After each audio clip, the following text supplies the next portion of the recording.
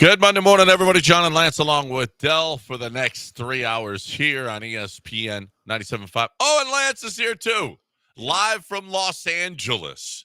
Lance Zerline coming to you where he will be talking draft all week on NFL.com. You need to NFL.com, right? Or anywhere else? Where is it? They're saying the NFL. Well, today is NFL Network. I'll be on Path to the Draft today, tomorrow, and Wednesday. You'll just have to check for listings, but I'll be on with Cynthia Freeland and Rhett, and I think Bucky Brooks. Maybe just me, Cynthia, and Rhett today, and then Mark Ross will join us. Formula of the Giants, and then today we talk live to Quinshon Judkins. So I don't know if he's coming in studio or if we just have him via remote. Probably via remote. So it'll be a good show today. It'll be Monday, Tuesday, Wednesday, and then Thursday, Friday, Saturday live draft coverage. I'll send out a link of how you can find it as we get a little closer. Yeah, but I'll be doing analysis of every pick. So NFL Network to watch all week, and then probably NFL.com to see your work, right? Yeah, NFL channel. Well, NFL.com is where you can find all my scouting reports. Once somebody from the Texans is picked or your favorite team, you can just go to the draft tracker and go read my scouting report. That's what I do for about, I'd say starting primarily, I started in October, but pretty much it really gets cranked up in early November, and I'm up there 7 days a week. So November, December, January, February, and then it slows down a little March and April. So that's, yep. Well, speaking of slowing down, how about the Rockets offense? It was some good. It was pitiful. Some good stuff. It was here in LA. We're Pacific time, so it seemed worse here. It seemed slower. Is it the same in Central time? Can they not shoot in Central time also? I don't think that the Fred is bad time was zones. Jalen is bad in Central times. Central time zone. How about Fred? Pacific? How about that's not? That's no, not I said Jalen and Fred. I said Jalen and Fred. Jalen Trust me, I led with Fred. Dell already knows what I think of Fred before he got on so Fred plays 40 minutes. I mean, I saw Alprin sit down for a while. I saw Jalen sit down for a while. But I didn't see Fred sitting that much. I mean, goodness gracious. It just is amazing. So, Fred runs they scored 85 points. Fred runs the offense. Fred was terrible. Fred was just awful. The veterans are supposed to be here to tell the young guys how to play in the postseason. If that's how to play in the postseason, then we got to get some new veterans because that sucked. That was 34 first-half points. 34 first-half points. That's ridiculous. That was embarrassing. 13 second-half points. 21 and 13 in the second. Holy crap. I know Golden State can play defense, but that was ridiculous. Well, it was a lot of settling for bad shots, too. But it was good defense. It was. But it was settling for bad shots. You really saw after the first, you get off to a good start. And then, about 3 minutes left in the first quarter, it starts to go the other way and even out a little bit. And it's like, okay, well, that's fine. That's fine. Good first quarter, lower scoring, but probably want that if you're the Rockets. Then you get to the second quarter, and it becomes a nightmare. But Golden State extends on you. You start seeing that. Forget the 3 points Steph scored the other day. The reason he's the greatest shot maker in the history of the game and the greatest shooter and one of the greatest players ever to play was on full display last night. He got to the rim and made finishes in different ways. He was outstanding. Steph Curry was outstanding. You wouldn't even know that Amen Thompson or Dylan Brooks was on him yesterday. You wouldn't even know it. No. He was so good.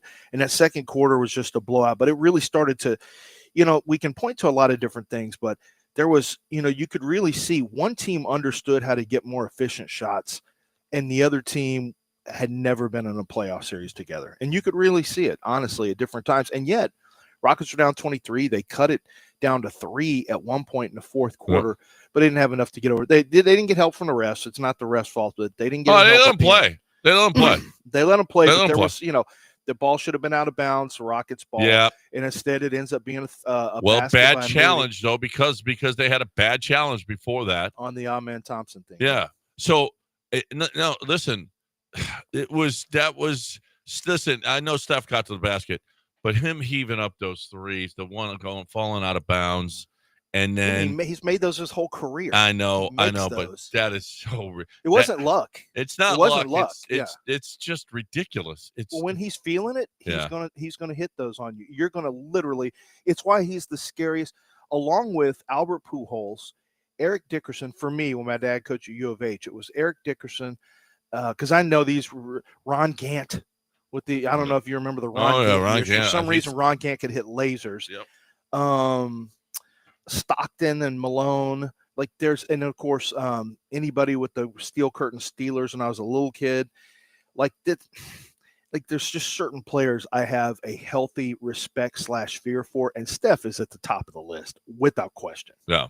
Oh, Pujols is right there. It's Pujols and him or one. Yeah, right. Like because you keep getting beat by the same guys over and over during a stretch where you got a good team, and it's frustrating, but it's one game. It's one game. I'm not ready to just. I think the Rockets, they played really miserable. They did not play, other than offense. The only thing that kept them even from getting the blowout treatment that everyone else got yesterday. And let's face it, they did lose by 10 at home. It's like every game was double digits yesterday. One was 51.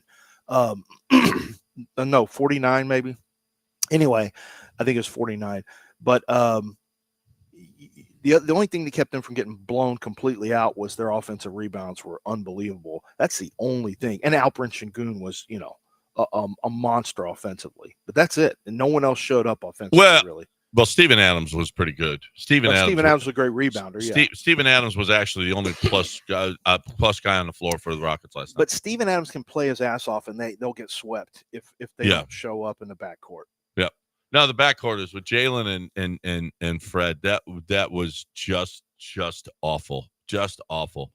The different. I mean, they had Steph Curry and the Rockets didn't, and that's the difference in the game. But you got 85 points. 85 points. Are you kidding me? Listen, they played their poorest game, and you're right. They were within 3 in the fourth quarter, and it was like, let's go. They could actually win this basketball game. And then here's the deal is you got to make plays down the stretch. You got to make the plays down the stretch, and they don't do that. And just horrific shooting. That was ridiculous. That's the lowest total of the season for them. That's the lowest total since 2018 that Golden State has given up. The lowest total since 2018 in the postseason. So, I mean, that is just ridiculous what they did. That was awful. And they started out so well, and it just fell apart in the second quarter. They were, the whole place was on fire. They started out, hot, and Alpe's dunking over Draymond. And it looks like, you know what, they've got that same swagger that they had. And then just when they fall apart over a stretch, it's unbelievable how they just can't get out of it. Yeah, and it's because you just don't have shooters. I mean, you're not an efficient team. And this is not new. Nothing that we're saying is new. We've had this discussion throughout the year. So it's not new. We know this going in. It's not a new revelation. The Rockets are spotty when it comes to playing free-flowing basketball. They have big swings back and forth. They're not a good half-court team. They don't have. They still have a little issues with pecking order, I think, which is natural. With but it's not debilitating to the point that you can't win. It's just you don't have a set pecking order because sometimes it's Alperen, sometimes it's Jalen. Every once in a while, other guys will get shots, but those are the two primaries. But I mean, the problem is, they ended up shooting way more. They're a bad 3-point shooting team, and they ended up with 17 threes from their backcourt. Like, you just can't. Like, you can't shoot 17 times if you only make 2. You just can't. You've got to remember when the Rockets shot and missed 27 in a row or whatever it was.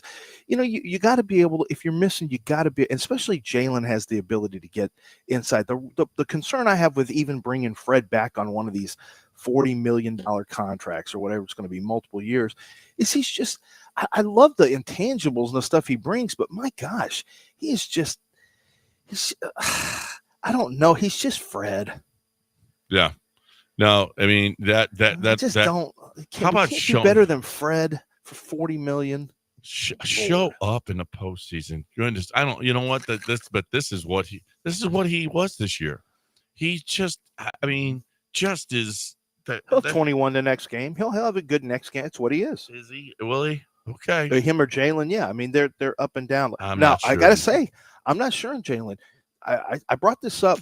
We went up and down this. I'm pretty sure you were on. I don't think you were on. Or it may have been the day that you were on. I was here. No, I'm talking about when you had your issues. Remember, you had your issues that one day? Yeah. It may have been then. I can't remember. Did you hear me reading the splits? I think you were on the Rockets against Golden State Warriors, and I came to a realization: holy crap, their splits in 5 games aren't great. The worst team for Jalen Green, he averaged under 13 points a game against the Golden State Warriors this year. This isn't new for Jalen Green. This is a concern for me. This is now 6 games. And he averaged under 13 points a game this year against Golden State. His worst team to play against was the Golden State Warriors. And what's crazy is it's Alperen. Now, Alperen had a great first game. Alperen averaged like less than 18 points a game against Golden State Warriors. It's hard to find Rockets who had big series, a big year against the Golden State Warriors, which is strange. But, I mean, I guess not. They only won 2 or 3, and a lot of them were not high-scoring games at all. They were lower-scoring games. So I think this is a concern. They're a good rebounding team, although we beat the brakes off them rebounding. They're a good defensive team. But I think it was I think it was Shaq that said yesterday, what makes Jimmy Butler so good is he doesn't take forced shots. He goes and gets high efficiency shots, and that's something that but that's something Steph does, whether you know it or not. They may not look like high efficiency shots, they go in. They don't have wild gunners out there on the. We've got some guys who don't shoot high efficiency shots, and it's not stopping in one series. You're just going to have to overcome it. You're going to have to get makes. Yep. Really, that's all. Get some makes. That was just so brutal to watch. The 47-34 at the half. You know, the under over was 213. 213, which was the lowest by far of any game of all of them, and they never threatened it. 47-34 at the half. Just ridiculous. We'll hear from all of them throughout the show this morning. 713-780-3776. You got some thoughts, you're more than welcome to get in. You got, what did you learn this weekend in one sentence? That'll be coming your way at 7:45. We got John Daspit coming your way right now. Yeah, John Daspit is the personal injury lawyer. I remember I was talking to Money Smith out here. He does radio here and he does a lot of Matt Money Smiths all over the place. And he's got a personal injury lawyer out here named Sweet James. I said, how do you get a nickname like, he goes, because we were talking about Daspit, and he said, oh, our Daspit has got him Sweet James. Sweet James is on billboards all over the place, this, that, and the other. I said, and he was telling me about him. I said, okay, that's fine. I said, John is one of those guys that it's really less about coming up with a gimmick, and it's just more about being the best at what he does. The best at what he does is just, you may see his face on some billboards here and there. You'll see different athletes that he has NIL agreements with or had NIL agreements with, and you've seen commercials and things like that. But for the most part, what John Daspit is, hey, I want to hire a bunch of lawyers across the state of Texas. And I want to make sure that every person who comes to me for, slip and falls, boat accident, accidents out on the water, offshore accidents, refineries, car, injuries out on the roadway, people who have been injured due to someone else's negligence, they are going to be treated fairly by the insurance company, because the insurance company is looking to squeeze you. That's, they're looking at their bottom line, their profits. They're not looking to give you a fair settlement. So don't just sign on the dotted line and take a check that is well below what you should be paid for someone else's negligence, because, a lot of the pain and suffering for some people, some of the injuries, they're never going to go away. You're going to have that with you forever. So you're going to wish that you had John Daspit on your side if you end up signing a bad agreement. Let John Daspit consult with you and decide whether or not you've got a strong case. And it's just a phone call away. 713-CALL-NOW. That's 713-CALL-NOW, or go to DaspitLaw.com.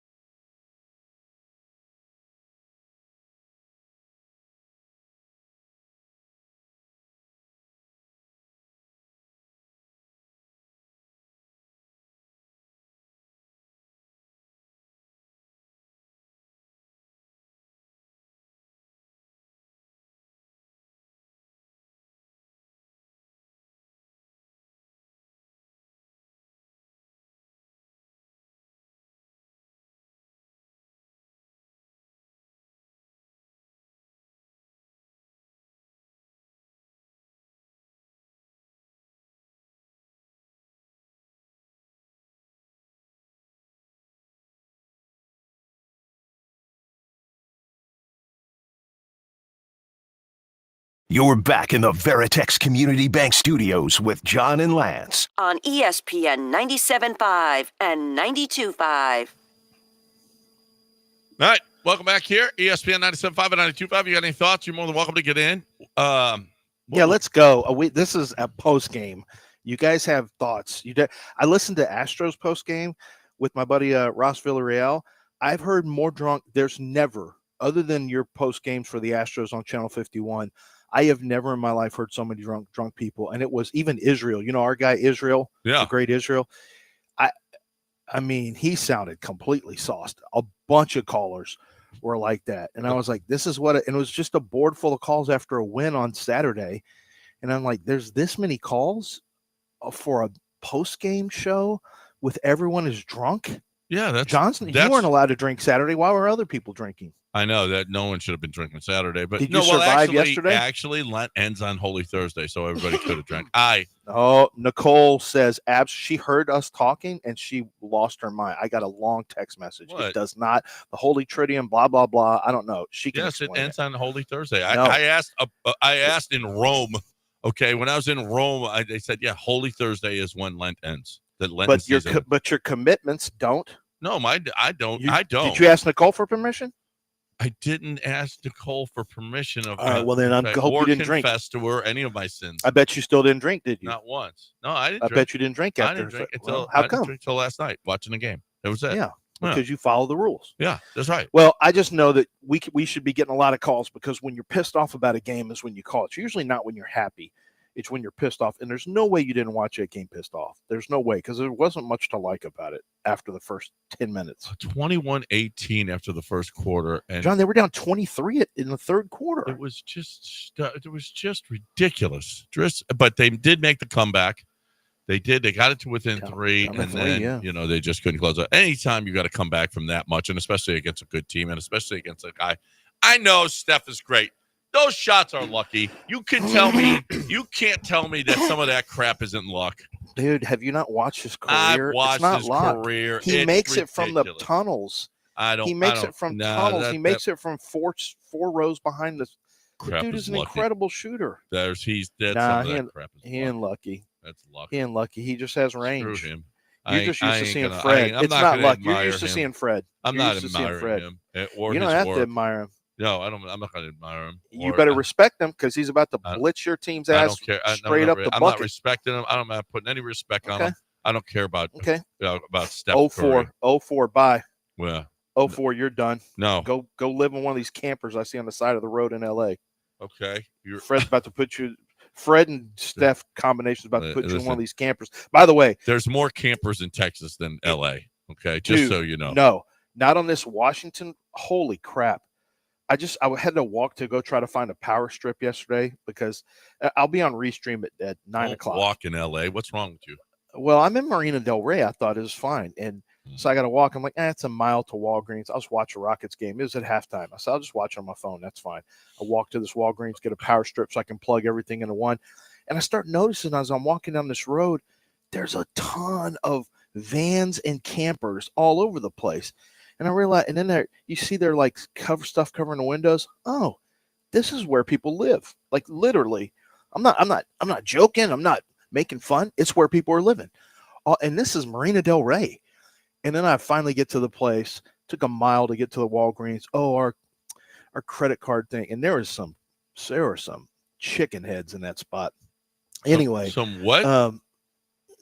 There was all kinds of heads, crackheads, chicken heads, just all kinds of. And so I get into the spot, and he's like, our credit card machine is down. Do you have cash? I'm like, no, I don't have cash. Why would I have cash? So now I got to get a power strip from the hotel at 9 o'clock, 7 my time. But anyway, then I started walking back, and I'm watching the Rockets, and I end up going to the wrong hotel. I put the wrong one. I hit Marina Hotel instead of Marriott, Marina Del Rey. I go a mile the wrong way. Coming back, it was taking me a different way. I'm like, how did you not notice you were going the wrong way? It was telling me to go a different direction, and I'm like, oh, it's taking me to the other street, and then this is the most wait a minute. Story ever. No, it's 100%. And then I realized, wait a minute, this doesn't feel right. And so I type it in. I'm like, please don't. And the hotel says Marina Del Rey Hotel. I'm like, wait, it's a Marriott Marina. And I type it in. Oh, you got 1.9 miles to go. I had to walk another 1.9 miles watching the Rockets get their nuts kicked off. Well, not really. They were actually making a comeback at this time. So I just had an hour and a half walk. Oh, nice. No big deal. Watching the Rockets lose and didn't even get the power strip. And I had to fade a couple of bundles of homeless people too that were, had some questions for me. Apparently you didn't watch Bosch because a guy walking through the homeless area got stabbed to death. Okay. So I'm aware. Yeah. Oh no, I'm aware. That's why I said it was, there was, I was scooting pretty quick. I had my eyes on a swivel now. My head on a swivel, my eyes were darting around. I'm like, let's just get through this little patch. And it's not like it was just a patch of like 5 guys, and it was not like it was, a huge encampment. Well, it was a mini encampment. We got one. Not something you see on a college campus encampment, just right. Small sidewalk encampment. All right, we asked for calls. We got Juan here. He wants to talk about his Rockets. 713-780-3776. We'll get you in right away. Juan, what's going on? What did you think of your Rockets last night? And I got a question for you guys. Were we out-coached by Steve Kerr? Was Ime out-coached by forcing Fred in there for 40 minutes dang near and not allowing any of the bench? We got Jabari coming off the bench on fire. We could have had his threes in there. Uncle Jeff has the experience, not 1 minute off of the bench. What happened, guys? I would not have put Uncle Jeff in there. I mean, no. He's not. That's when things are getting bad or somebody's hurt or you're winning easily or you're into the year. They could have used Cam Whitmore last night. That's for sure. Yeah, could have used really some instant offense. Jabari was great. Jabari came in, actually made some free throws. What the bleep is with the? I know that's the worst free throw shooting team in the league, but holy crap, Amen. 0 for 4. Holy crap.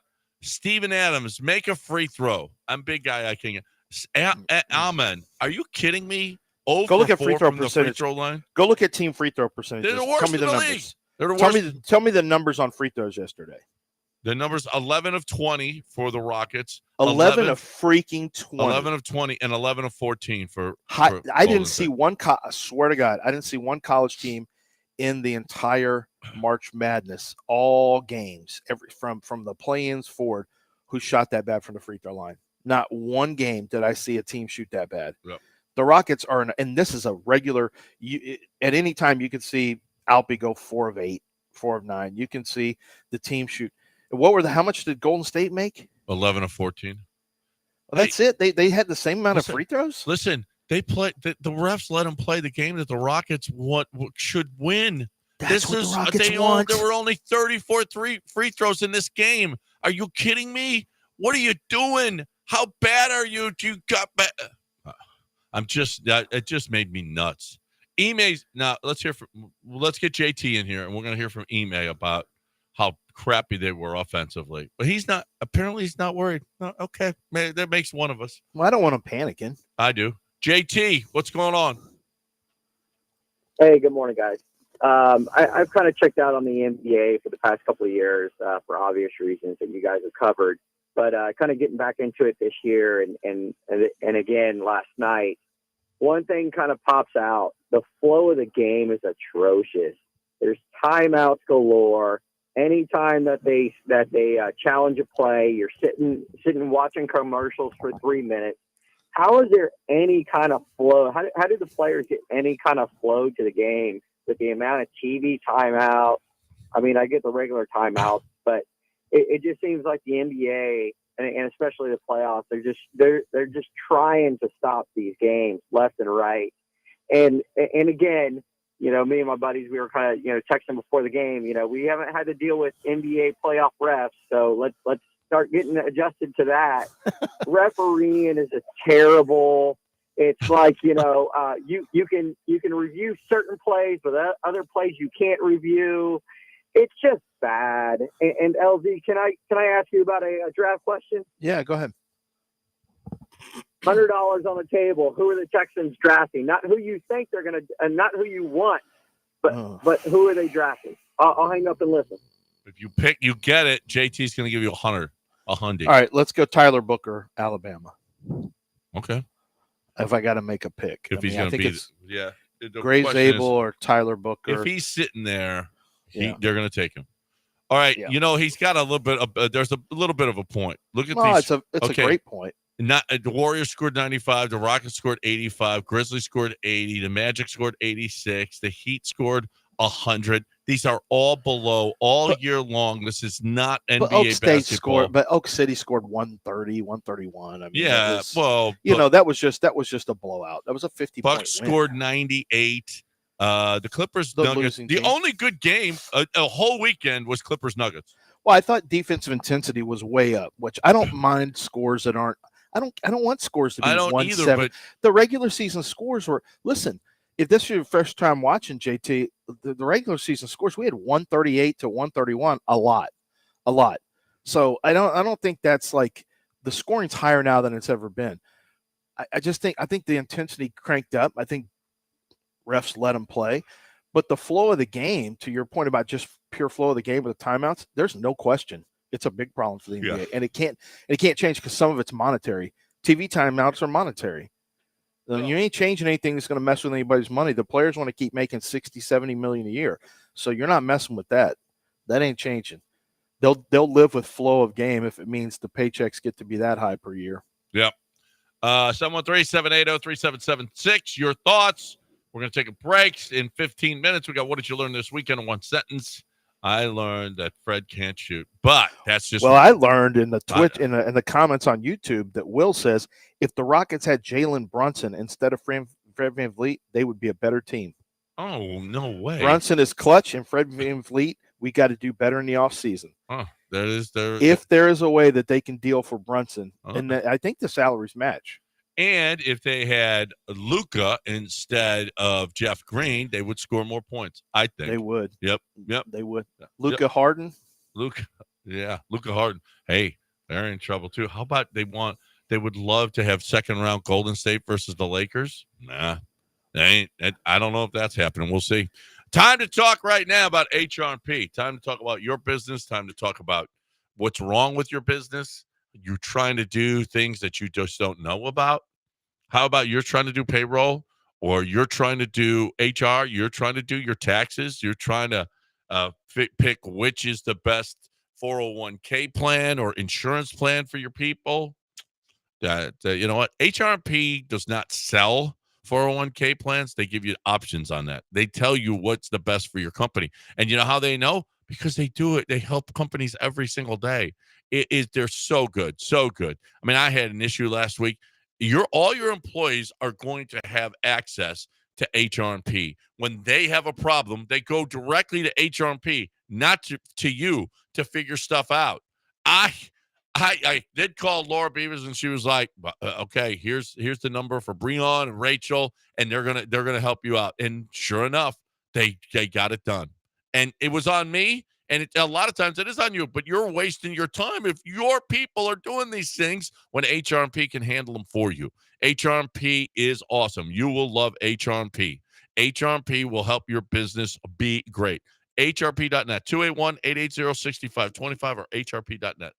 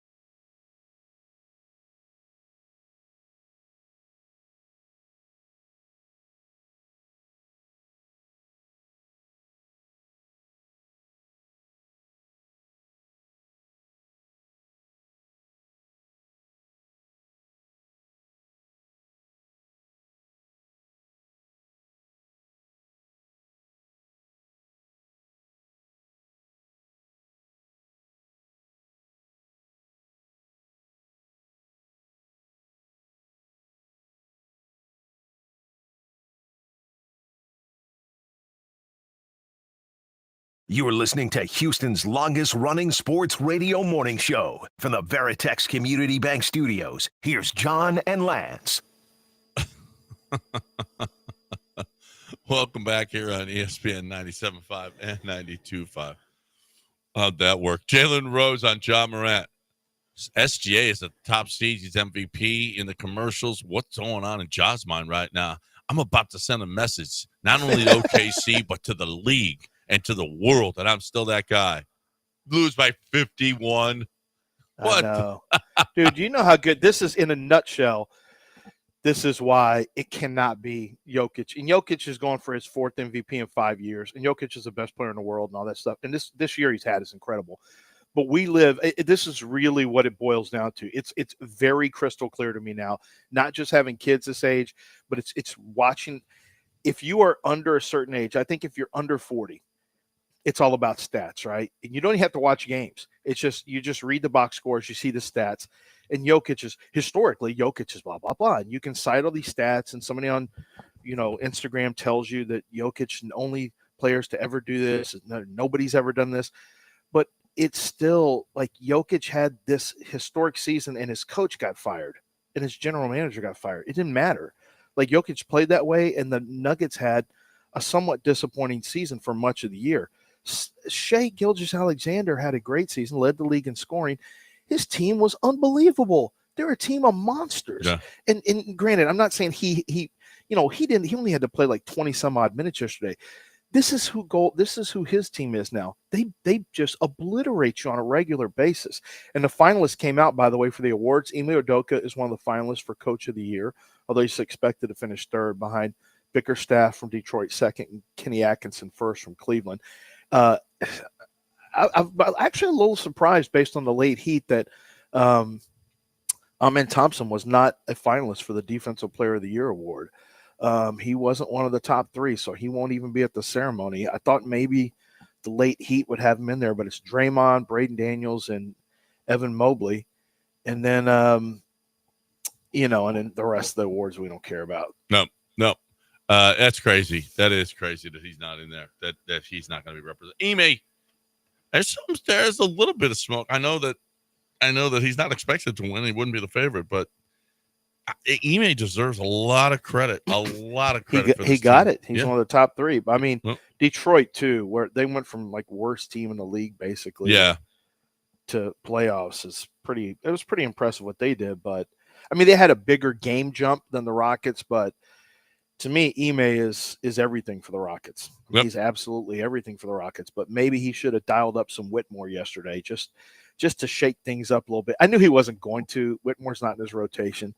But, man, wouldn't it have been great to see Fred or Jalen just grab some bench and just say, let's see what we can get with Whitmore. Let's see if Whitmore gives us a little spark here in the 3rd. Oh, a 3rd or in the 2nd when you need just any kind of basket. Just 6 minutes. Let's just see what happens for 6 minutes. Holy crap, was that awful? That stretch, they go through such a drought. And it's just, if they could just come up with a basket every once in a while. Not the drought that we saw the Pistons go on, though. Did you watch I was watching that game. I don't know why. Knicks Pistons. A 21-0 run. 21-0. It was incredible. They were doing they were hanging in there. They were winning. They were winning the game. And then all of a sudden, and they just couldn't do anything. They couldn't. Every time down the floor was a turnover. They didn't get up shots. They just turned the ball over. They put up the worst shots. The Knicks clamped down defensively, and then Jalen Brunson just went. Now, so you're saying if the Rockets had Jalen Brunson instead of Fred VanVleet, that they would be better? That's what somebody said? That's what Will said, and I tend to agree with him. Yeah, if they had one of the best guards in the league instead of Fred, yes, I agree with him. I agree with him wholeheartedly. Just awful last night. We'll see. Here's Ime talking about the offense. Here is Ime Udoka on last night's offense. Not our best, obviously. We only score 85. It's not a great offensive night, and the numbers show that, but I think it was 6 for 29 from 3, 11 for 20 from free throw line, and 17 turnovers that gave up 25 points. So not our best offensive night by any means, like I said. hold somebody at 95, you'd expect to win if you have a decent offensive night. And not only his shots, but like I said, turnovers playing in the crowd. The misses in the crowd are the same as turnovers, basically. So had our chances. Got it to 4-point game with 2:34, I think, and gave up a 3 there, but guarded well enough to win. Yeah. I mean, I don't want my head coach freaking out. We're freak out people. That's why we could never be a coach. He's not a freak out guy. He's going to keep it steady, Eddie. And look, they may not win this series. I thought it was kind of crazy to have them, Golden State 2-1, but obviously playoff experience means a lot. But I don't think this is over. I think the Rockets will win at least a couple games, but it may just be one. It may be a big learning experience on your way to much bigger things. I do feel very confident the Rockets are headed in a very good direction. With that said, yesterday is not a complete surprise, just because we have seen this version of the Rockets before. And you're playing a team that has Steph Curry and Jimmy Butler and Steve Kerr, and they've been there a long time getting it done at, on the NBA level. And we got guys who, Fred had a couple of moments in that series. People want him deported now on the Twitch. That's terrible. We're not deporting Fred to Canada. He's not originally from Canada, I don't think, right? He played in Toronto, he should have citizenship, or at least he should have a green card there. But can't we send him back? He's supposed to get due process. No, you can't send Fred back. He's on a roster. I think he judge would side with us on this one. He just missed shots. Not a judge. Cannot just Fred. Not a judge from the Golden State area. He said no. Keep him go. here. Well, Golden State. Not from the Oakland, San Francisco area.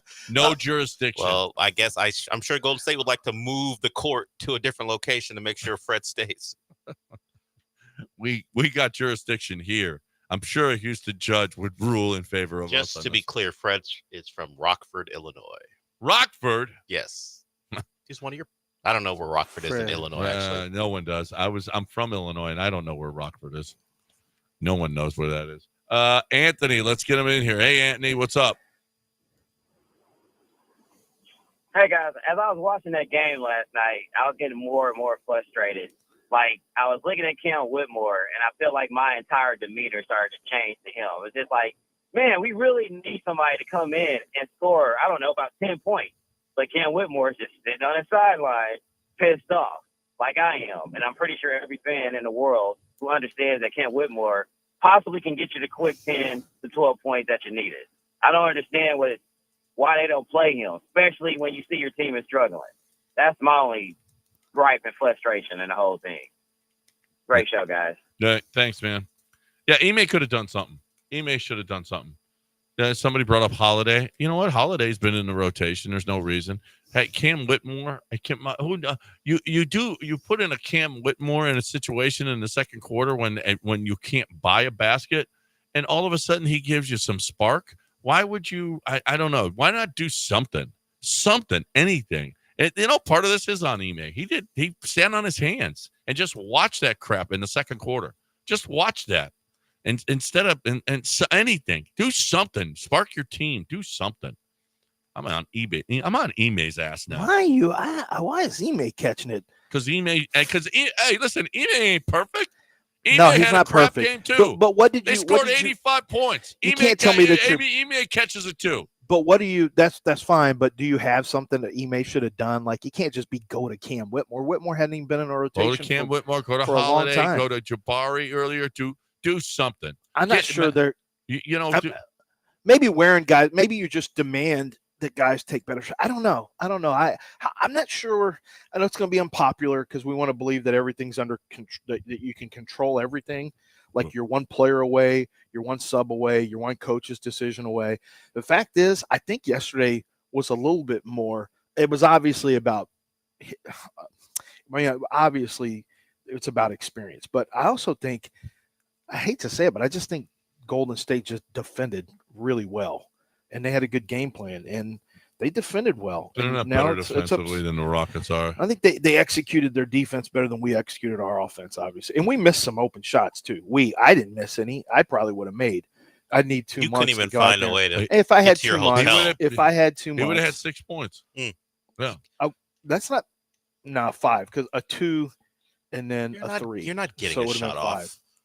You're not getting up and down the court. In the corner? You're not even. No. In a driving you walked kick? the wrong way. You're not If getting. Jalen Green had kicked out, You're You not couldn't getting, even well, find the first of all, that's court. not happening. And All you're, right. you're not getting a shot off. We got a break. What did you learn this if weekend? Alpy found me in the corner, People, Stop. You're not in It's the going in. corner. Which corner are you in? There's no and then they're going to corner. run out of me the next time on a closeout. I'll pump fake. They'll go flying by. I'll step inside the 3, and I'll shoot 2. There's Yep. my 5. You are losing an Achilles. What did you learn I don't want to this defend. I weekend don't want to defend. in one sentence? 713 You don't play for Ime if you don't defend. 780 That's right. 377.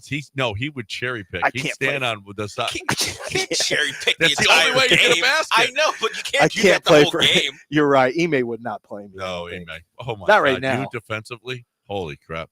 Yeah. 713-780-3776. What did you learn this weekend? You get one sentence. You get one sentence to tell us what you learned this weekend. 713-780-3776. Soon as somebody gets off, you get in. But fill up the board now. 713-780-3776. Right now, Lance is talking a little underdog. Yeah, underdog fantasy. So yesterday was a booster. It was a big 40% booster. I've told you about the playoff extender. So you want to get in there, you play, and every day they'll have a new, when you play the extender, you have a chance. If you play it consistently, your boosts keep taking the next step up in every level. So you got a chance to make, it's just not, usually if you pick 3 different players to go higher or lower, or you pick 2, just pick 2 to go higher or lower on the statistics, points, rebounds, assists. I had lower on points with Amin Thompson, but I had a loser on another one. But I figured Amin's going to really defend well against Steph. He's going to be really busy. He's just not going to score this many. And I was right. The game went a different way than I thought. But, it usually pays off at 3-1 for 2 players. You go higher or lower. Not with the booster. It's an increased payout. And that's my point. You make 2, 3, 4 selections. You can go up to 5. I had one yesterday that was 248 to 1, 248 to 1, and you can put as little as $1 on it. That's unbelievable. It's a great opportunity for you to play along with the games you're watching, and we'll win real money. You can win up to 1,000 times your original play. It's going to take some effort. It's going to take you knowing ball. But are you a ball knower? If you're a ball knower, you got a shot. So watch these playoffs, play along, and these playoff extenders, they're going to extend the bonus. The bonus is going to go higher in each round. So don't miss out on your opportunity. Underdog Fantasy, download the app, use promo code Lance on your first deposit. You use promo code Lance, and they're going to have up to $1,000 in bonus cash waiting for you when you make that first deposit. But you must be 18 or older and present in a state where Underdog Fantasy operates. Terms and conditions apply. If you feel like you have a gambling problem, call 1-800-GAMBLER or go to ncpgambling.org.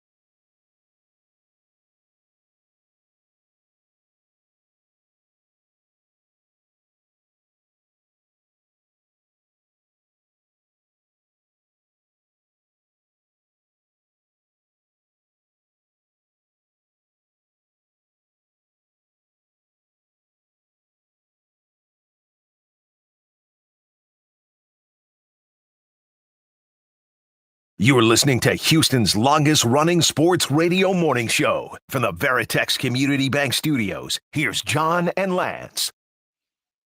All right, welcome back. It's what did you learn this weekend in one sentence? Give a call in. We got a spot open, so hurry up. 713-780-3776. Pope died. 780-3776. That's what did you learn this weekend in one sentence was. Didn't you just learn it this morning? I did. I learned that the Pope. Well, I did learn this. I learned that the Pope sent a replacement to see J.D. Vance. Well, probably because he wasn't doing well. A day later, ended up. Was it because he was ill? Maybe he's on the verge of death. I don't know. All I know. I don't want you to draw a correlation between the two. That's all I'm saying. What are you saying? I'm just saying. Nah, go to the next one. This one could end. This one could end very poorly. It feels sacrilegious what you're doing. What you're doing. I would go to the next. What else did you learn? They're just facts. It's just the facts. What else did you learn? I don't. So what else did you guys learn? You know what? The Rockets played the Warriors last night, and the Pope died. They're just facts. Mm-hmm. Just facts. Those are facts. Those are facts. Know. Okay, they're just facts. I don't know. The Rockets lost to the Warriors, and then our great pontiff died. How about I had a chance? I was first up on I had to spend these plus points for being, you get these plus points or whatever with United. It makes you think that you got a shot at getting upgraded better. It puts you higher on the list. I'm sitting there on the upgrade list, number 1, and there's 19 booked. And I'm like, I'm going to get in 3.5-hour flight. I'm going to get up first class seat. And then at the very end, I look like, full. I don't even know how it happened. Somebody must have bought an $850 upgrade to sit in first class because I saw the guy and I know which seat it was. And I saw this guy. This is what did you learn this weekend in one sentence? Okay, so you're Damn, that's way too many sentences. I just saw him and I hated that guy. 780-3776. You learn you have irrational hate, is what you're saying. I have irrational hate. Yes. Okay. All right. I learned that. Thank you. 713. What did you learn this weekend in one sentence? 713. 780. He doesn't ever know how to play the game. Never, ever know. It's been years of this. I mean, it's been years of this. Mistake. Tongue Dart Chris was first up. Tongue Dart, what'd you learn this weekend in one sentence? I learned that if the in-laws start talking about the serial killer in LaPorte, Texas in the 70s and 90s and all the terror he spread, and you respond with, God forbid a guy has a hobby, not everybody's going to like that response. No. Well, that's not one sentence, it feels like, but fine. Yeah, there was a comma. There was a comma. I don't know. It was way better than if Lance's he did one that sentence. comma, yeah. There was a comma and another comma. Okay. I mean, it was a run-on sentence. That's for sure. Do you think at any point they've liked Tongue Dart Chris, the in-laws? I don't. Like, I think at Tongue what Dart point, Chris might be a little much for them. Like, at what point did they ever like him? Yeah. I don't know. I think Tongue Dart Chris. It's hard when Tongue Dart Chris makes his first and second and 80th impression that they're going to go that they can forget those things. I mean, I don't know if there's children of there are. I'm sure he's a great dad and all that stuff. But at some point, they're like, "Really, is this what our lovely daughter wound up with?" A hobby. A hobby. Okay. 713-780-3776. You learned something this weekend. And you can bring it to the show. 713-780-3776. Ocho, what'd you learn this weekend in one sentence? I learned that the NBA playoffs have started, and I still don't care. Oh, he doesn't care about the NBA playoffs. I actually sat down and watched. I watched a lot of NBA basketball. Yeah. Nuggets and Clippers was entertaining thanks to Russ and all his nonsense. Saturday was better than Sunday. Yeah, Sunday you had the 2 8 seeds who had played on Friday, and they looked at basically had one really good game, and that's it, really. And that's kind of sometimes how it goes. I mean, we assumed Lakers would be good, and it wasn't because the Lakers played no defense. Yeah. There's only a couple evenly matched teams, actually. Yeah, you have particularly in the East. Yeah, with the top 2 against the bottom, the 7 and 8, not even close as far as teams. Yep. 713-780-3776. Dell, what did you learn this weekend in one sentence? What did I learn? I have to think about it. I don't think I learned much. You didn't learn much of anything? No. I mean, I guess if you protect yourself at first base, you may horrifically injure someone. I did learn that. Well, he didn't. He kind of... That forearm. Look, he's one of our guys. on my initial reaction to seeing the replays. Yeah. If you don't know what I'm talking about, Luis Arias, the Padre, Astros take 2 out of 3, finally won 2 in a row, but did not win yesterday. And Dubon was at first, and there's a tough play, and the form's a little high. That's all I'm going to say about it. And he was standing directly on top of the base. Yeah. Yeah. I mean, as opposed to, stretching and trying to get out of the way of the runner. Yeah, I don't know. It was, Arias was down for a long time. Yeah, he's stable now, but he had to be, stretchered off? Yeah. That was ugly. Tom, what did you learn this weekend in one sentence? Morning, gentlemen. I learned that apparently Easter weekend is the time relatives like to hit up family to sponsor their wife's citizenship. Their wife's citizenship. Huh. A lot of people. That story's a different kind of story. I've never heard that one. Sponsor. I didn't know you had to have a sponsor. Yeah. I didn't. You had to have sponsors of your family for citizenship. Yeah, I don't know what it is. I don't know what that. I don't think it has to be family. Easter weekend, any weekend is good to sponsor somebody for citizenship, right? Or is that just Easter? Is it? We feel better because it's Easter weekend. We feel like I don't know. I know some people have complicated lives. I would say, guys, keep your circle small. You limit complications if you keep your circle small. But I hope everything works out for whoever is in need of a sponsorship. Yeah. If somebody needs a sponsorship, would you sponsor someone if they were trying to get? I absolutely would sponsor somebody. I would. I'd love to. You know what? Who are people you wouldn't sponsor? Criminals. Yeah. That's it. I ain't sponsoring anybody. I don't know well. Why am I putting my name on if I know you, I'm only going to. I'm not putting my name on you unless I know you. Yeah, right. Right. I'll get you in touch with my dad then. I would sponsor, like, is there somebody super? I don't think so. I would sponsor your dad. Yeah, absolutely. Yeah, Lance, I wouldn't let you because of your impression. Yeah, your dad. Disrespectful. Would go. I would sponsor Dua Lipa. Oh, she doesn't need. She might. She's English, right? Isn't she English? Penelope Cruz, if she needs some help. Maybe she does. Maybe they don't want to be Americans. I don't know. Right. Well, let's what ask. about? You want to put her up in your home? Penelope Cruz. Who's the Selma Hayek? Has Selma Hayek? Yeah, you're right. She is from London. Yeah. I thought Dua Lipa was from somewhere else. Well, like I said, if she needs, just get at me, girl. If you need a sponsor, you want to put her up in your home as well? How far is this going? If she needs a place to stay, get at me, girl. Get at me, girl. If Dua Lipa needs a place to stay in Houston, we have a day bed. She could stay on the day bed in there. Just take the clean clothes, folded clean clothes that my kids haven't put away yet. The giant pop star just sleeping on your day bed, huh? So or she could sleep in Marty's bed, and I'll make Marty sleep in the day bed. You're in LA, and you know that there are clothes that the kids haven't put away. Oh, it's a lot. Yeah. What did I learn this weekend? It's always the same. There's always clothes that the kids haven't put away. It was a very contentious house this weekend. Really? Very, very contentious. You learned this weekend that you had a contentious house. I learned this weekend that it's going to get this way and be this way. It's the new norm. Yeah. Because my kids are at a certain age and there's certain dynamics that are not going to change until people go to college. Oh, I learned that 63% of the people at Minute Maid Park do not want to see the wave. They had a poll and it said that. Yep. Stop doing the wave. That's what I learned at Minute Maid Park. 63% of people don't want to see it. What's the percentage of people who do it in the crowd per game? Because it feels like those numbers don't make sense. If it's I'd say like people lean 62%. into it. If they see it, they join in. 63% said they don't want to see it. Understood. Yeah, but I think about 63%. But I think the people on television can vote too. That people Maybe are watching that's on what TV. It is because no. Because you got it's the one where you have to scan the QR code in the stadium. Oh, because that doesn't match up with what happens when the wave begins. Yeah, no, they feel like they're forced to. I don't know. All I know is that was the crappiest. Oh, this is a good. Weekend. Well, here's a good one from Ryan. This weekend, I learned that if 3 chicks in their younger 20s lose their bags of cocaine in their car that is parked outside of your house, you get to hear them screaming at each other about it for 45 minutes at 2 a.m. on a Saturday night. That is technically one sentence. That is technically. That's what Ryan learned. It's a good one. I've learned over time now that Game Day Men's Health is awesome.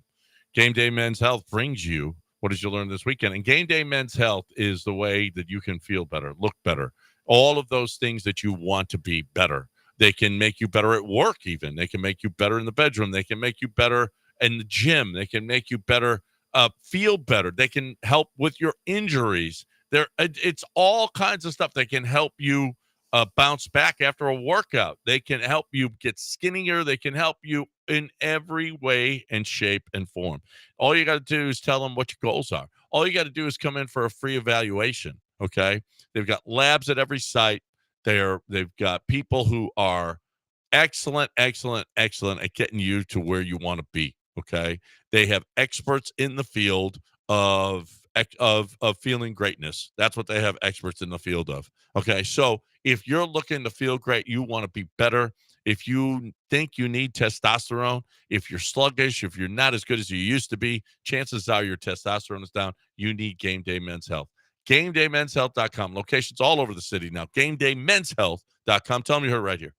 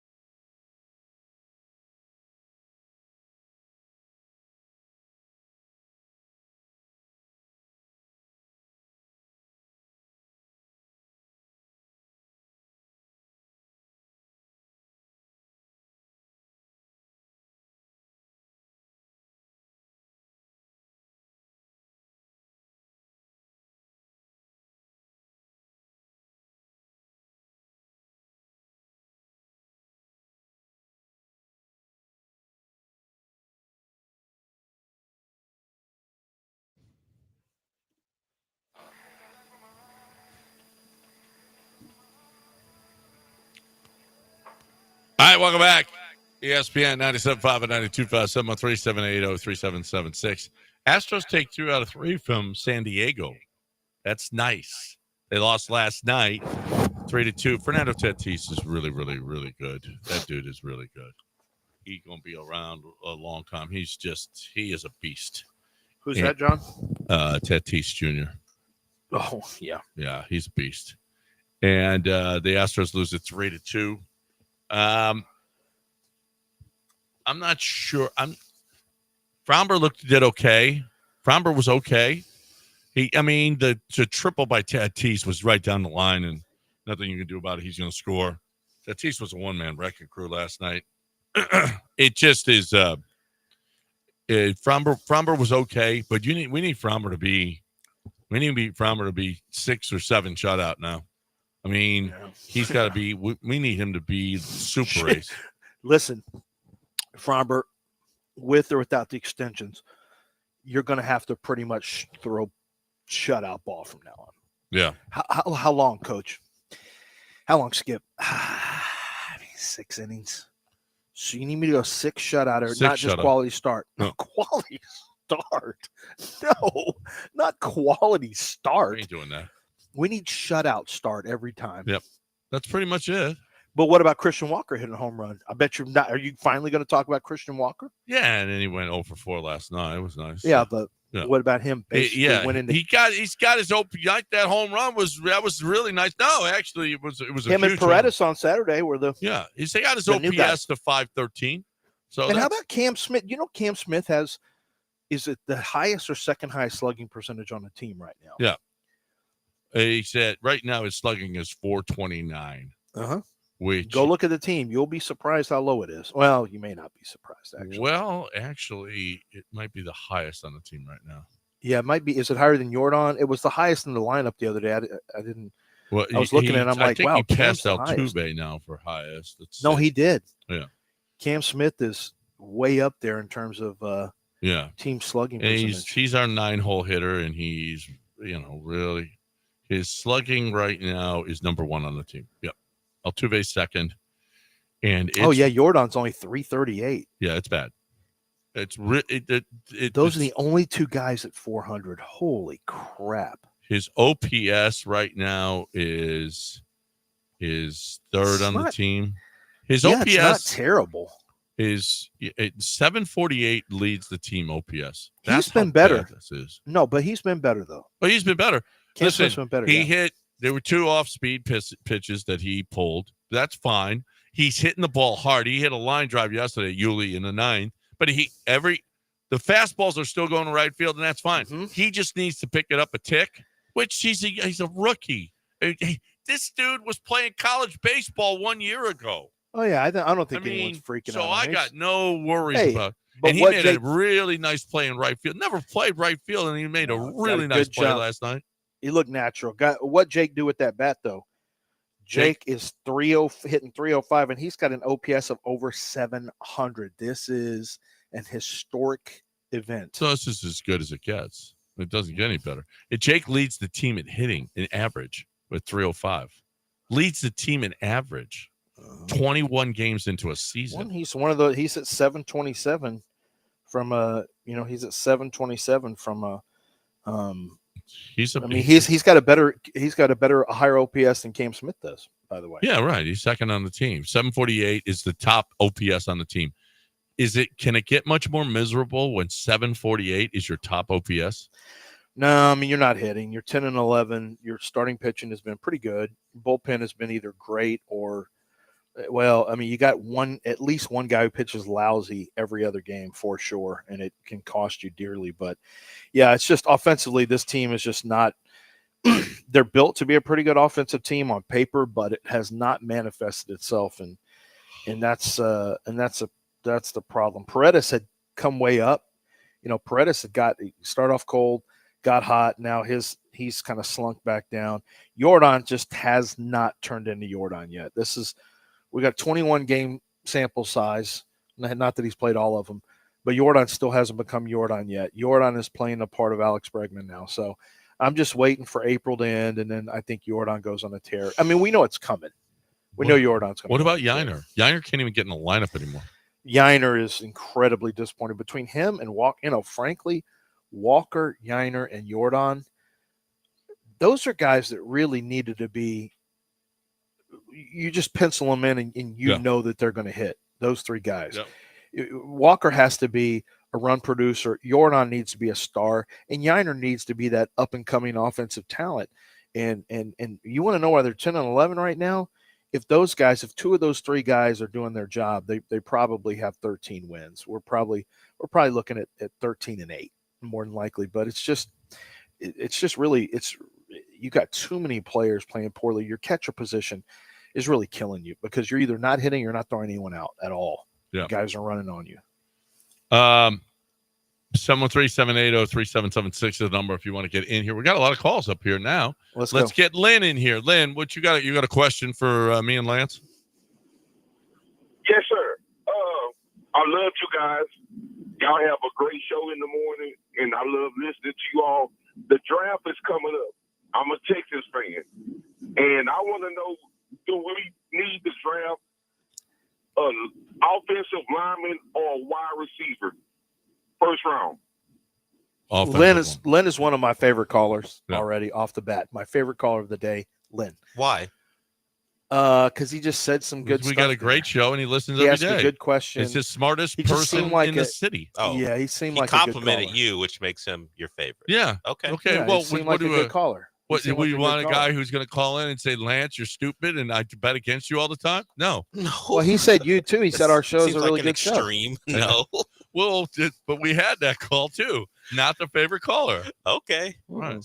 Hey guys, as long as you compliment them, these two That's are right. putty in your hand. If you compliment us, that's a coincidence, Del. It just worked out that way. But I would say, no, I think they do need to draft O-line or wide receiver based on the board. I think if you really want to know the truth, I think there's 4 players: Emeka Egbuka, wide receiver, Ohio State; Tyler Booker, Alabama; that's a guard; Gray Zabel, center or guard from North Dakota State; and Donovan Jackson, guard out of, some people will say guard tackle, but I think he's just a guard out of, and he's here in Houston. He's going to join our show tomorrow at 9:00. We have Donovan Jackson on the show, a potential target for the Texans at pick number 25. For me, I've got him rated higher than Booker, very slightly, and higher than Gray Zabel. I think Donovan Jackson is the top-rated guard in this draft. But those are the 4. I would say you probably come out of there with one of those 4 players is my guess, because they all have what I like to call swarm. That's what D'Amico calls swarm. What does that mean? Something having to do with work ethic, and I can't remember what the acronym is, but trust me, it's good. yeah, it just you means got to that be all in, and that's what they You're want. a football yes, guy. And your that- answer, it's Lynn, tough. is wide receiver. It is offensive lineman over wide receiver. I would say now, so, if right, John? Egbuka is there and they take him, I'm not going to be mad. No, they've done a lot of work on running back too. They brought a lot of running backs in for the 30 visits, including Quinshon Judkins. So I would not be totally shocked if the second round pick, or maybe if they traded back in the early 3rd round pick as a running back. It looks like that's one of the things they really want to highlight. So I'm thinking on day 2, 2nd or 3rd round, that running back is a pick for them because they've done some work on it. All right, we got the exact opposite caller, Israel, here. We had a caller that really likes the show, and now we got Israel. So the polar opposites on the same segment. What's up, Israel? Well, Lynn wanted to thank you. I wanted to leave him on because he wanted to thank you. wanted guys. to thank us? Okay. Okay, thank you guys. I appreciate it. Thank you. Thank you for listening, Lynn. What a being polite, a great caller, listener. a good caller, a guy who really adds a lot to the show. And now Israel, is what who Lynn also does. adds a lot to the show. Not something Lance likes what he had. Lance doesn't always like what he has In the past, but right, that's fine. But this is a new day. Yeah. What's up? Hey, Israel. Yeah. Hey, all right, fellas. Hey, Big Cam had a couple dingers over the week. He on a 6-game hitting streak, brother. And listen here. He is proving everybody wanted to be down in the minors. He's showing that he belongs in the majors. Who wanted him in the minors? Who said Nobody that? wanted him in the minors. Okay, yeah. All right. Well, even on defense, is he's going to be able to handle right field? Yes, he is. And also, with the draft, guess who is the face of the draft on ESPN, ABC, the new Gatorade commercial? It's Shador. So corporate don't care what you rate them, Glance. He is the face of there's no question. 2025 draft. There's no question. He's a winner. He's a winner. Well, Thank you. they're doing that. They're doing that because he's the most. Cam should be the face of it. He's going to be the first pick of the draft, and he's a quarterback. It should be Cam Ward, but it's Shador because Dion. I mean, it's the. I don't blame the story about it. There's Well, no story. Cam's going to be the first correct. pick. There's Correct. a lot of intrigue about Shador because no one knows where he's going to go. But it's like Shador. I was reading Adam Schefter was talking about. He talked to a GM who had no quarterbacks with a first-round grade. I don't have any quarterbacks with a first-round grade. Technically, I've got a second-round grade on Cam Ward. It's not an exciting quarterback. No. You insulted him a little bit. You got a little out of order yourself. I just saw Damian Woody say there would be 4, and it's a fact, 4 quarterbacks drafted in the first round. There would be 4 what? Quarterbacks drafted in the first round. In this draft? Yes. I think under 2.5 plus 275 is a very interesting play. I'll just put it that way. Yeah, I talked to a GM over the weekend that I had not spoken with, who said their team has a second rounder. They have a second on Shador, a second/third on Jackson Dart. He doesn't think there's more than 2 that are going. He said, Lance, when it's all said and done, he goes, you watch all these guys. Do any of them strike you as a true first rounder? I said, Cam. And I said, I think Shador should get pushed into the first. Yes. He said, okay. He said, do you have a first round grade? I said, no. He goes, at the end of the day, when you watch these guys on tape, coaches and general managers are going to have to say, I'm willing to get fired for this pick. He said, if you were the picker, and I told him, I said, you can't go to me. I don't really have a team like you guys have to do it. He said, well, I'm just going to tell you this way. If we pick a guy in the first round that's a quarterback, we have to be willing to bet our jobs on it. He goes, I don't know a lot of guys that are going to bet their jobs on Jackson Dart or Shador Sanders. And I thought that was interesting. It certainly runs contrary to your boy bet his job on Anthony Richardson, and I thought it was one of the dumbest moves ever. When he'll be gone after this year if they don't win. Yeah. I mean, that's just the truth. You have to, but he had to. He got to a point where he had done Phillip Rivers. He had done all these other older quarterbacks, Matt Ryan, and this is the only time he had a top 5 pick ever. Yeah. And he had to talk himself into Anthony Richardson, and I didn't like it. He was a developmental quarterback with high traits but low floor, and it's just the truth. Brian Billick said it years ago. You draft a quarterback, the hourglass is turned over on your job. So now I do think there is a decent chance. I'm hearing from many places. Many places are saying that Mike Tomlin wants a quarterback and he wants Shador Sanders at 21. So I'm going to plug him in there. All right. In my final mock draft, I'm plugging Shador Sanders in at 21. But there's no question. The guy that is the hot topic is Shador Sanders. Yeah, it's because the lowest. It's the low-hanging fruit, though. Yep. It's just for the basic, for the average fan. That's what ESPN does, though. That's ESPN's gig. Yeah. You just go low-hanging fruit. Like, you're not going to talk about the guy. Travis Hunter is the most intriguing prospect in the last several years. Yeah. He plays 2 positions don't care about that. He's extremely well, but he's a he's a given. Like you said, he's a given. He's a top 3 pick. But, all right, we got to talk about a top pick in the city of Houston for you. Like, it's raining out there today. There might be some of you that would have maybe a leak. And if you have a leak and you haven't done anything about your roof, then guess what? The insurance company's not going to pay. You got to be preemptive on this stuff. You got to have Brinkman over to your house to give your roof a clean bill of health. When was the last time you looked at your roof? When was the last time you did anything about your roof? How long have you been in that place? 5, 10, 15, 20 years, and you haven't done anything about your roof? You need to have Brinkman out to your house. The insurance company is going to go, nope, we ain't giving you nothing for the damage that you got because you haven't done anything to your roof. How long have you lived here and you haven't done a thing? Get that clean bill of health, or make sure. And if you got anything wrong, I let the people that have been doing this for 50 plus years take care of it for you. Not these guys that knock on your door and then let me climb on your roof. No, you know what? And Brinkman ends up with more business from that because those guys screw it up. Here's the deal. You're looking for the best way, residential or commercial, 50 plus years of experience. They know everything about it. BrinkmanQuality.com, BrinkMann, Brinkman with 2 N's at the end, BrinkmanQuality.com.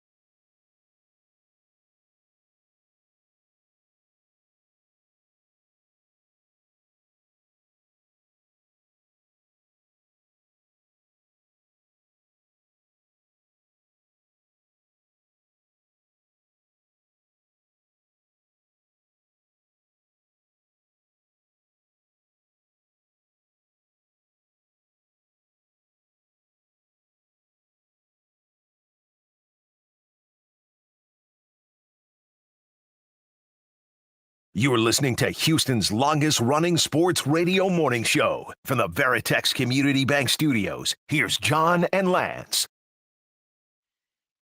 All right, welcome back here on ESPN 97.5 and 92.5. 713-780-3776 is the number. You want to get in? Anybody wants to get in this show? It's all yours. What you want to talk about the Rockets? Let's go. 713-780-3776. Yeah, let's talk about the Rockets. Let's go. We were negative in the first. We weren't negative. We just talked about how the game went, which was accurate. It was a good. It was a defensive-minded first quarter. Rockets took a lead. They were up 13-7. I thought, you know what? This team's too fast. They're too young. They're too explosive. The Golden State Warriors aren't ready for this. And then, like, by the time I finished unpacking all of my bags, the Rockets were down 12. And I was like, holy crap. Yep. That was seemingly fast. The Rockets went on one of their yucky stall-outs and where they just couldn't score. What needs to happen? What do you guys think needs to happen to turn this around? We can make easy. I mean, there's easy. I want to go beyond just make shots. Like what needs to happen for the Rockets to I think it starts with you can't let the Steph energy get going. I really think that's the thing. The downfall, and we've seen it dating back to 14. The downfall of the Houston Rockets versus Golden State is when Steph starts making shots, they turn into daggers, they turn into momentum that carries his teammates with them. It turns into negative. It turns into negative momentum for the Rockets where they start playing tight. Like you have to keep Steph from getting on a roll over any 3 to 4 minute stretch. I think that's essential to keep that Golden State energy at check. I think Ime would tell you, even judging by his post game, when they give up 95 points and Steph is shooting the way he did and Jimmy knocked down shots to close it out, that's the game plan. Sure, Steph will have moments where like, I can't believe he made that shot. There's one of his threes was in disbelief because he's all over him. He still knocks it down from like 31 feet, but that's just who he is. I don't want to just say make shots, but your backcourt has to play better in all regards. Even if they're not the one shooting, get guys easy shots. And I would say use your size. You are bigger and stronger than them. The Warriors can't play big. They don't have the ability to, particularly if they're not going to play Kuminga. We went double big, by the way. They did play that. Jabari Smith needs more minutes. It was effective, too, because when Steven Adams for a was while, in, they took Steven Adams out, and the Warriors kind of pulled away. They got a lot of offensive rebounds out of that. There was one. What about the sequence where he grabbed Brooks misses a layup. He grabs the rebound, dishes it out. They miss a three. He grabs the rebound. And Fred drives and hits the layup. But the problem was he had a couple turnovers and they just weren't scoring offensively with the double big lineup. And that's when the run started for Golden State. Not because of the double bigs. It didn't matter who was in. Second quarter was a disaster. But I do think you're right, Dale. I think they'd much rather have Jimmy shooting mid-range than Steph draining threes. No, but even how the Rockets are going to play going forward, you saw Jabari Smith get into the mid post and in the lane and use his size over smaller Golden State defenders. It's not just about Steven Adams. You have functional size in a lot of places that the Warriors don't. So I would use it. They tried to get Steph on Jabari. I think he made him pay a couple times. So I would say lean into your size because you're more athletic, you're bigger. If you play small, I think you're playing into the Warriors' hands. And you know what? If you have to sacrifice one of those backcourt guys for a bigger player, so be it. Because what you saw last night is going to continue throughout the series. But we talked a lot about how hard the Rockets made it on Steph. We didn't really talk about what the Warriors would do to a Rockets backcourt that's inefficient as anyway, and then say, we're going to put this game on you guys and see if you can beat us. At least through game one, those guys weren't capable of it. Do you guys think the Rockets, John, you think the Rockets win if one of those players, Fred, now, based on the way the game went, if Fred or Jalen has, instead of a bad game, has a good game, not a great game, but a good game, the Rockets win that game? I don't know that they make the plays at the end. I'm not sure that last night they make the plays. I got to see it. You score 13 points in a quarter in a playoff game. Yeah. I think if one of those guys If they don't combine, let's say they combine for 7 of 34 and 2 of 17 for 3. I think if one of those guys has an average basketball game, let's say Jalen scores at his number. Jalen scores 21 points.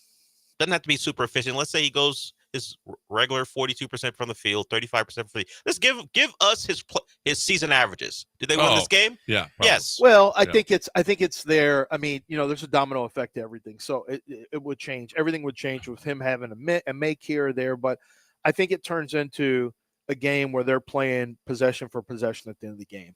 And I still think that's going to favor Golden State. Like, you don't want to be in those games. But the difference is, how do they go down 23 and get back in the game and cut it to 3? It's because this is why this series is not over. They can make Golden State have issues shooting the ball. They can limit their offense. It can be tougher for Steph than it is against other teams. I wouldn't don't just write this series off. It's just, unfortunately, the offensive stuff is going to be with them for the rest of the year. They drafted a shooter in Reed Shepherd. He's going to have to get on the court next year. Like, I don't know how they're going to do it, but they're going to have to get somebody that has some range on that court. It's just too erratic. And Amen Thompson, his entire offseason needs to be working on his shot. His entire offseason. He's got to add 33% from 3 to his bag this year. He just has to turn into a star, a true star. I'm not sure. I don't know. We got to see them in a tight game against Golden State, making the winning plays at the end. Yeah, it's hard. That's hard. That's going to be because Golden State knows how to win at the end. This young team, this may be a stepping stone. I hate that. This team is really too good to be. But listen, everybody knows they kind of got screwed. This is the best 7th seed. It's the best 7th seed we've seen in forever. Honestly, Golden State was the second best team in the West since Jimmy Butler. Right, but they didn't get screwed. Well, they got screwed because they're a 2nd seed and they got bad luck. Yeah, a really good team. They're playing they're not playing a 7th seed. If it wasn't for Jimmy Butler, they would have been play-in. They would have been a 10. They were playing. They were playing. They were a 10. Well, I mean, they would have been the yucky play-in.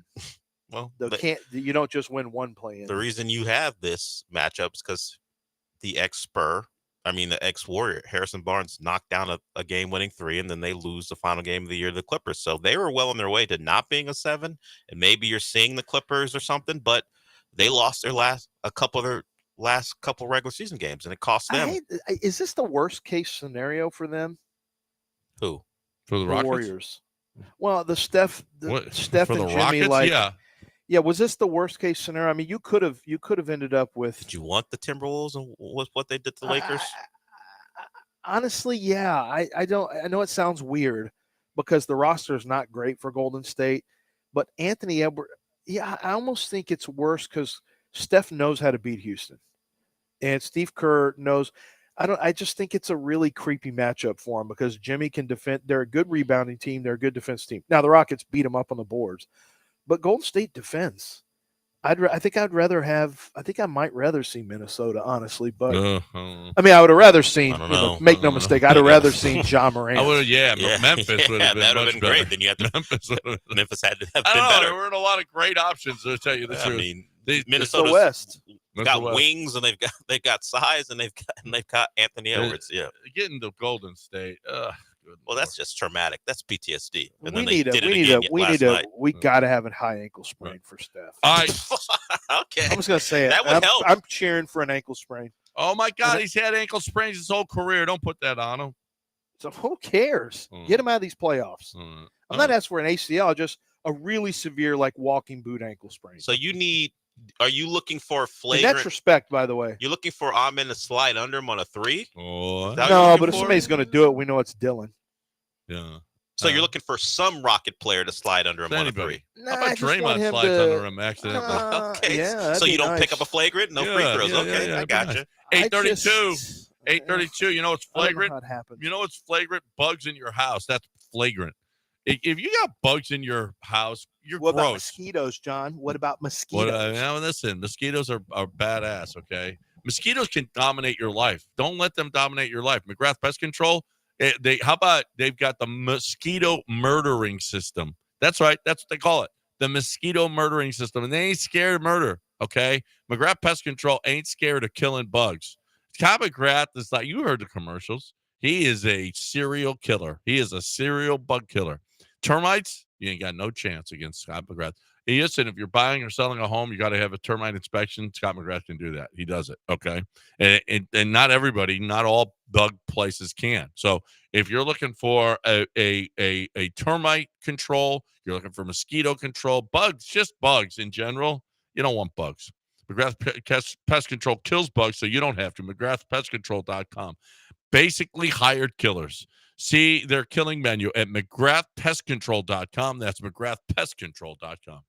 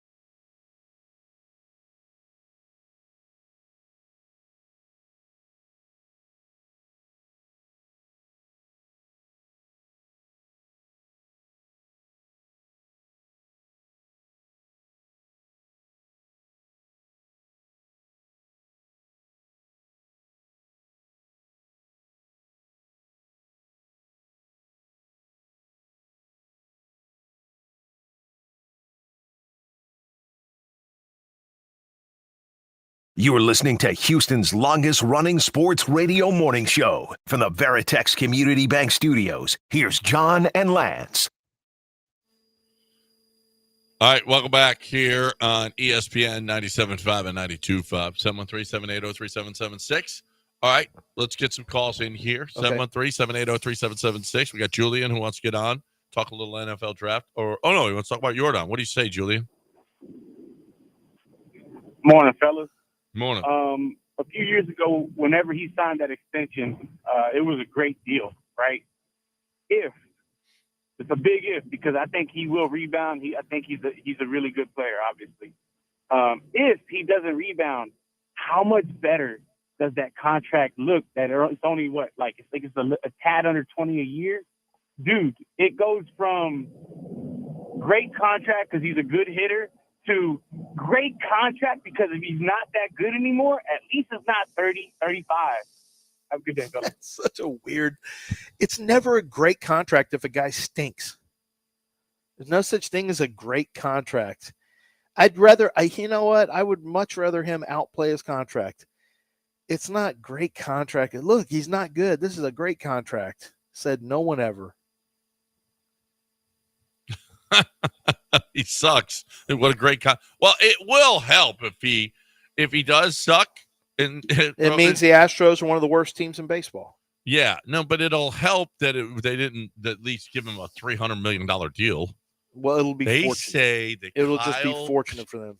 Right now, Kyle Tucker's, if he continues like this, if he has a big year that he's about to have, his average annual is going to be bigger than Soto's. Yeah, I mean it's gonna be in the 60s. I mean, holy crap! And listen, I know price for everybody's sports pissed. is going. It's moving too fast, man. I don't know how the fans are going to get bludgeoned on these deals. Golly, he's just going to pass the deal. It's just going to pass down to you in tickets. It's ticket prices and concessions. That's it. The fans are going to. How in the world are these teams going to be paying? I mean, the money's got to come from somewhere. It's going to be. You expect TV deals to just take off on baseball anytime soon, John? They have a hard time. No. Baseball. ESPN was happy to get out of their deal. Yeah, it was rough. Where's the money going to come from to pay these $60 million a year deals? Yeah. The difference is you have to be good. This isn't football where they give crappy quarterbacks a ton of money, or basketball where you can be all you have to do is score points for a bad team and you can get max dollars. In baseball, if you are not truly one of the best, you don't get paid like that. You ever notice that? Yeah. Like, you don't just, it's his turn. No. No, you got to be good. You got to be good. Yep. Let's get Chris in the Woodlands in here. Hey, Chris. Hey guys, love the show this morning. Hey, so I'm not a Steve Kerr fan. I'm not a Warriors fan. I hate them. I love the Rockets. I was gonna say, I'm not a basketball guy per se, but in the second quarter, first and second quarter, it felt like Amen wasn't guarding Steph right when he got the ball from the backcourt all the way up like he did the other game. And then the other thing I noticed, and you guys can correct me please, but in the second quarter, the Warriors, I felt like flipped to a 1-3-1 defense, and it really threw us off. And I know Ime's a great coach, but I'm sitting on my couch screaming, why are we calling a timeout? It felt like none of our guys knew what to do in a 1-3-1 because they had Podzinski at the free throw line kind of moving back and forth and block. Did you guys notice anything? I felt like Steve came with a completely different game plan, and we were ready for what he did a couple weeks ago. And kudos to him, even though I don't like the Warriors. But did you guys feel like there was a complete defensive shift from what the Warriors did a week and a half ago to what they did yesterday? And I'll hang up and listen. Thanks, guys. Yeah. I mean, yes, they gave up 85 points. Yeah. I didn't know that the 1-3-1 was the killer. I don't know. I don't know. I do know. I know that they missed a lot of open shots. There was a lot of turnovers too, man. There was a lot of turnovers too in that second quarter. They tried to drive the lane too, and they stuffed they stuffed it inside. There was nowhere to go. I mean, the Rockets did miss layups, so holy crap. It was really physical, but they just missed shots too. I mean, Warriors did a great job. Great job defensively. Yeah, it's they gotta get a second guy going, and it's probably got to be Jalen. More than likely, it's got to be Jalen. Dell, did you notice the Warriors do anything different with Steph Curry? I didn't know. I just noticed that Steph was really, he didn't wait too long. Steph seemed to get into action quicker and just work off the bounce. Like he was really dead set. He didn't hit his first three until I think late in the second quarter was his first three. I just think he was dead set on getting off the bounce and into the paint for some floaters and layups and some of those shots. I didn't notice them doing anything different though. I don't really remember the first game too much, so I can't say. Well, I'm talking about the 3-point. I'm talking about the game. I should have said first game. I can't remember much from that previous game, so I can't say definitively. I just know he made it a point to get in the lane early.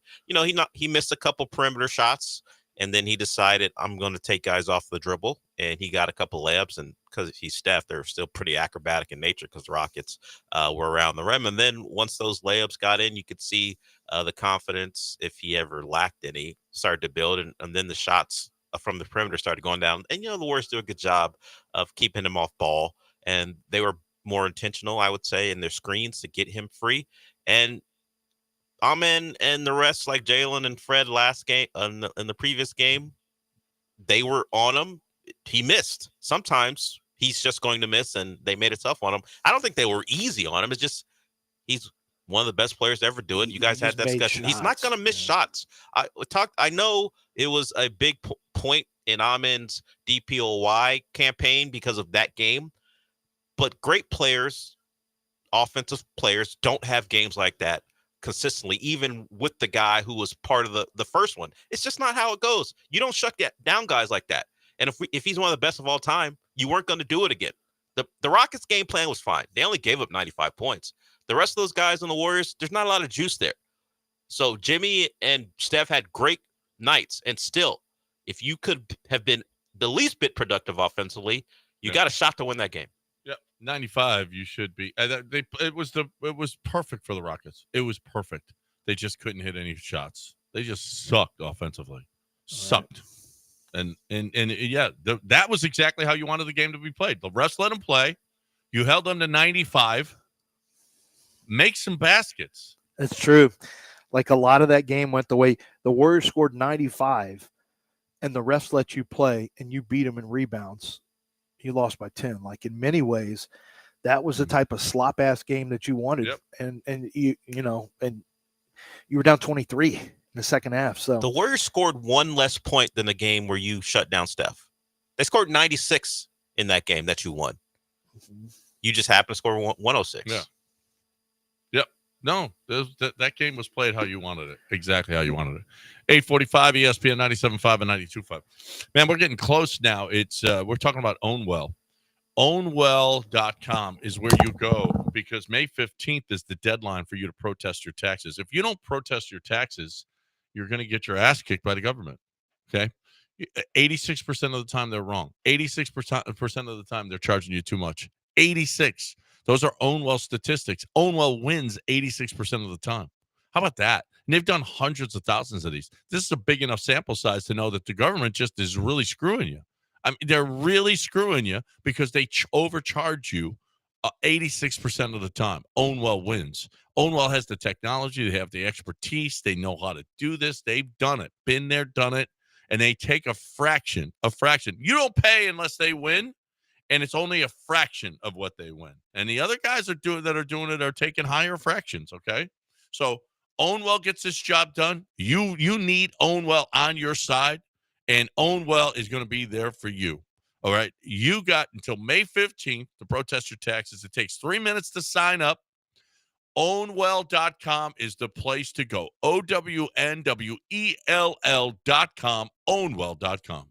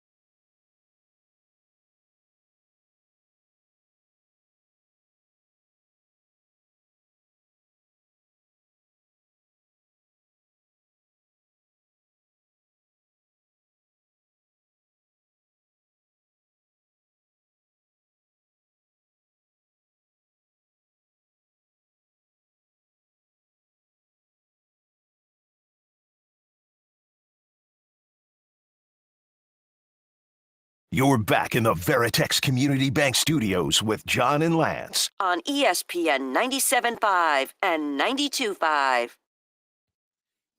All right, welcome back here on ESPN 97.5 and 92.5. Crappy night last night. Crappy night. Astros lose 3-2, and the Rockets lose 95-85. Bad night for the Houston area, sports-wise. 713-780-3776. What did you want to talk about today? If you missed what did you learn this weekend, you can jump in with what did you learn this weekend. You're more than welcome to do that. We've got some sound from last night. Ime, we heard from him, not going to overreact. Steve Kerr met the media as well. And listen, it went well for them. But Steven Adams, the Twin Towers worked for the Rockets. The only guy on the floor for the Rockets last night that was positive was Steven Adams. And the Rockets won when they did the double big. They won the night when they did the double big. And it got more physical. Here's Steve Kerr talking about a physical game last night. In many ways, they're in the image of their coach. You know, Ime was a grinder as a player. He was, tough and physical, and that's what Houston is. And in this series, you can see they know where their advantage lies, and it's playing Adams a lot, sometimes playing him with Şengün, having everybody crash. So it felt like 1997 out there to me. It's completely different NBA game than what we're used to, and we've got to be ready for that. This is what this series is going to be. So that was 90s basketball, bro. It felt like 97. That's true, though, because it was really physical. Dude, they let them play. Was 50. It was 50. The Rockets had 53 points in the fourth quarter. Yeah. It was awesome. I mean, that was so nice. I watched the whole game. I was going, man, this is a throwback game. Holy crap. It really was. That's how basketball used to be. Your kids don't know nothing about that. They've seen videos. They know. Yeah. Snacks used to watch Bad Boy Pistons videos, so they know how it looks. It wasn't that bad, but it's just it was a bunch physical. of plumbers fighting. They just think it was just a bunch of bricklayers and plumbers and I will say this. Pipe fitters fighting each other, and then Michael Jordan would dunk on all of them. I will say this. There are some great shooters in the NBA right now. Yep, I mean, I'm watching game after game after game, kicking it out to guys who are just knocking down shots. It's like it ain't nothing and not even, it doesn't have to be Steph Curry or it doesn't have to be a great shooter. I mean, they're hitting guys on the move, on the run. They don't care. Got a fast break. We're gonna hit somebody who's open for a three and take it. And they're knocking them down. It is really the shooters today are way better than they were in the past. Way better. Mm-hmm. I don't even know it's close. What's not close, and it was it's not close, and it's because it is, it's the same way home run hitters in baseball. Like they know launch angles. They know they're just familiar with. They start at a much earlier age. It's crazy going to high school games, going to little Pee Wee League basketball games, watching 10-year-olds make threes from college, from the college three, and high school three, watching 11-year-olds. It's not a big deal for them to shoot that shot and make that shot. It's just expected now. You start way, way earlier. You learn to shoot from far away. Your muscle memory clicks in. It's just something it's coveted and it's prioritized. Well, and you can't get around it. The shooting's way better. It seems like a bad time for me to be saying how great the shooters are when we watch the Rockets just suck at shooting the basketball last night. And especially one guy. I mean, two guys. Fred deserves his Fred sucked. Fred was terrible. But so is Jalen. And Jalen does not play well against this team. Here's Jalen talking about his lack of execution last night. I just think just the physicality, executing. I don't think we executed enough. Spacing. We talked about it over with the guys. Spacing, execution, the main things. We just gotta take our time. How important do you feel like it is for you in particular, being the team's leading scorer, to give them, more points alongside singles? Yeah, I gotta be better. It's my first game. I'm not too worried about it. We got a chance to, shake back and improve from the game. So, I got a taste of what it was, and now I just gotta answer back. And he do you see? So he said, my first playoff game, I got a taste of what it was. How much of the Rockets do you think bounced back after they got the first round under their belt, got punched in the face a little bit? You think they come back? And I think there's a chance that after that first game, they are more settled. I think there's definitely a good chance that happens. Yeah, I think they'll be better. I think they got to come out with that white hot intensity, only keep it. I do. I love the way that they started the game. I don't know how you can. Well, they maintained that during their streak a couple of weeks ago when they were playing Oklahoma City, and they kept that same. And the difference was they made shots then, and they didn't make any shots last night. Ime, was he worried about Jalen? Now we heard Ime not worried about, the offensive struggles that the Rockets had last night, right? We saw that. Here is Ime talking about Jalen and his struggles. I mean, they went after him some, but played in the crowd a little bit too much. It's not like I said, it's not really the turnovers as much as he only had one. But those shots in the crowd where you got to find your outlets, and so this is a team that's loading up. When he has his isolations on, whether it's up top or getting to the lane and attacking the paint, you got to find your outlets. That's going to be a big key throughout the series. That audio sucks. That audio just really sucks. We didn't go collect it, so there's nothing we can say about it. Yeah, I know, but Did you go to the game? Well, no, but didn't BMAC go to the game with your jersey on? No, my jersey's still here. Oh, I thought BMAC was wearing your jersey. I sent a picture of me in my jersey. Sam goes, Lance, I've already posted it. It's too late. Oh. And I just said, you're welcome. Golden State, I referenced this before. Jalen Green has 5 games this year against Golden State. 31.4 minutes a game. He averages 4.6 makes to 14.6 shots. He's shooting 31.5% from the field against Golden State. It is the worst percentage of any team other than the Miami Heat. And who knows, he may have played against Jimmy Butler in that one. Golden State, his 3-point percentage is 25% this year in those 5 games. His turnover total is 3 turnovers per game versus his assist total, which is 3. So it's 1-to-1. But if you go back to 23-24, it ain't a lot better against Golden State. Now, he had only played in 3 games there, but he averaged 38.3% from the field, 27% from 3. Over his 8 games, not counting the playoffs, and it was a bad playoff game, over his 9 games against Golden State during the Ime Udoka era, it hasn't been good. He does very poorly against Golden State. So that's a 9-game run. It's not the end of the world, but it's a decent sample. Well, now it's a 10, and you can add a 3 for 15. No. It's 9. I'm 10. It was 8, 5 this year, 3 last year, and I'm adding to 1. 9. So, of those games, he's had like 1 really good game. Yeah. So it's a big problem. He doesn't play well against his team historically. I'm sure if I went back another year, probably in very good in 22-23, but that was Steven Silas Rockets. I don't even count. I try not to even think about that.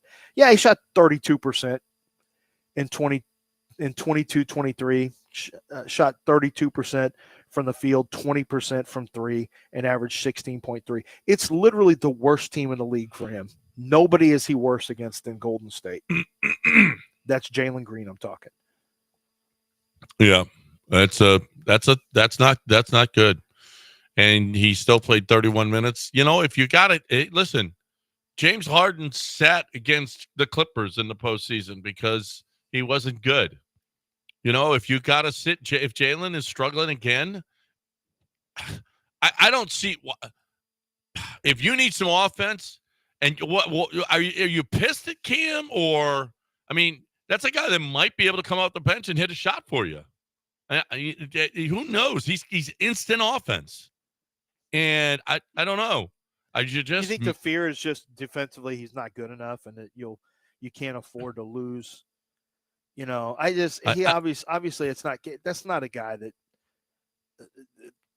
Or then go with Aaron Holiday because we know he can play defense. Yeah, but these guys aren't really in the rotation. Aaron Holiday has seen minutes in big but time my minutes. team is on the court. Norman Dale just told you that his team is on the court. Yeah. Okay. Well, your team sucked last night. They just couldn't shoot. Yeah, but I don't think he's going to. I don't think he trusts Cam Whitmore defensively. And if you can't defend, come sit down here by me. Well, I know this. If you put Cam in the game, he gonna focus defensively because he knows. He had 1 minute against Golden State in that win that they had where Steph had 3. He had a minute in that game. Well, because obviously because he doesn't play. Yeah, but I mean, I don't think he's gonna start playing now. You know what I mean? Well, it's not like he hasn't played. The dude can come off the bench at any time. He has. He's not. But he's not. But like Ime, you think Ime is going to do that? You know what? If Ime doesn't, if they go down and lose again and can't shoot, and he doesn't use all his bullets, and if he leaves bullets on the bench, then that's on Ime. It's an 8-man rotation: Jabari, Tari, and Steven Adams are the 3. Now, Aaron Holiday did get 11 minutes in that game that you referenced. In the game I referenced, the win at Golden State, he did get 11 minutes in that one. So he got 11 in that one. I mean, he was -2 in the game. He scored 3 points, whatever. It was 11 minutes. But it's not unusual for most playoff rotations to be 7 or 8 men. That's why I don't see Cam Whitmore being a factor in this one.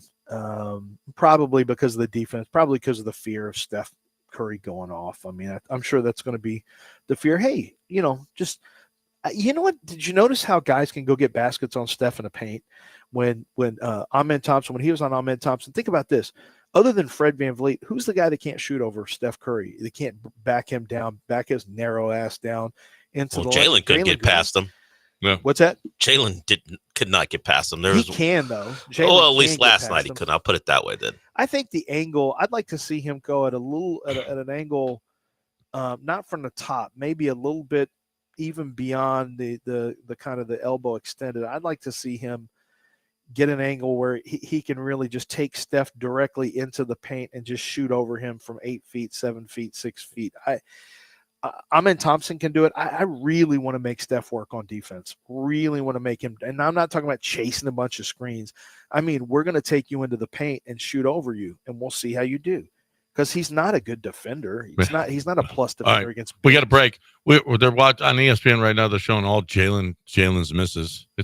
That's rude. More impressed by the Warriors or disappointed in the Rockets? For me, disappointed in the Rockets. Yeah, I mean, they played the game that they wanted to play, and they just weren't good enough. I was impressed with Steph Curry, but I mean, I'm more disappointed with the Rockets. Yeah, you got to talk right now. Are you happy or are you sad about All-State Windows and Siding? I'm happy about All-State. I'm very, very excited that what All-State Windows and Siding are doing for Houstonians is something that saves you money. I mean, I'm happy that you can get a product that it saves you money in a couple different ways. First, let's start with energy efficiency. Brand new double pane windows that are made here in Texas for our weather with good materials.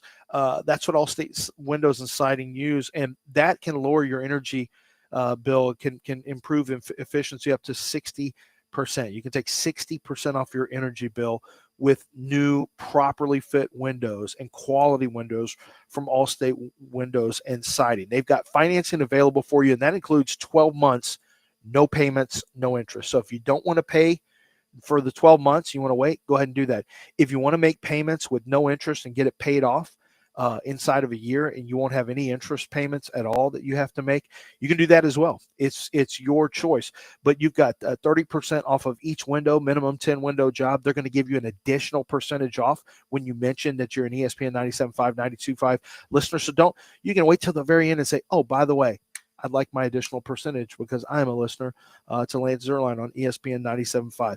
$2,500 off of complete siding jobs is something that you can get. So when it comes to upgrading the look of your home, the energy efficiency of your home, the protection of your home, nobody does it better than Allstate Windows and Siding. 832-204-1936. That's 832-204-1936.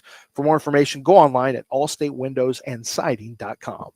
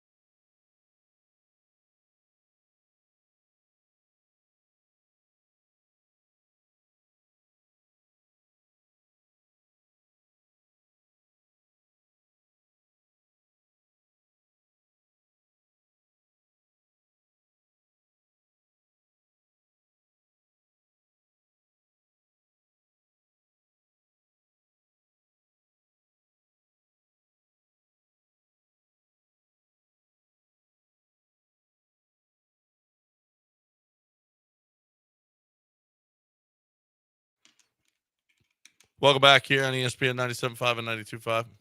Did I tell everyone you're a bad person?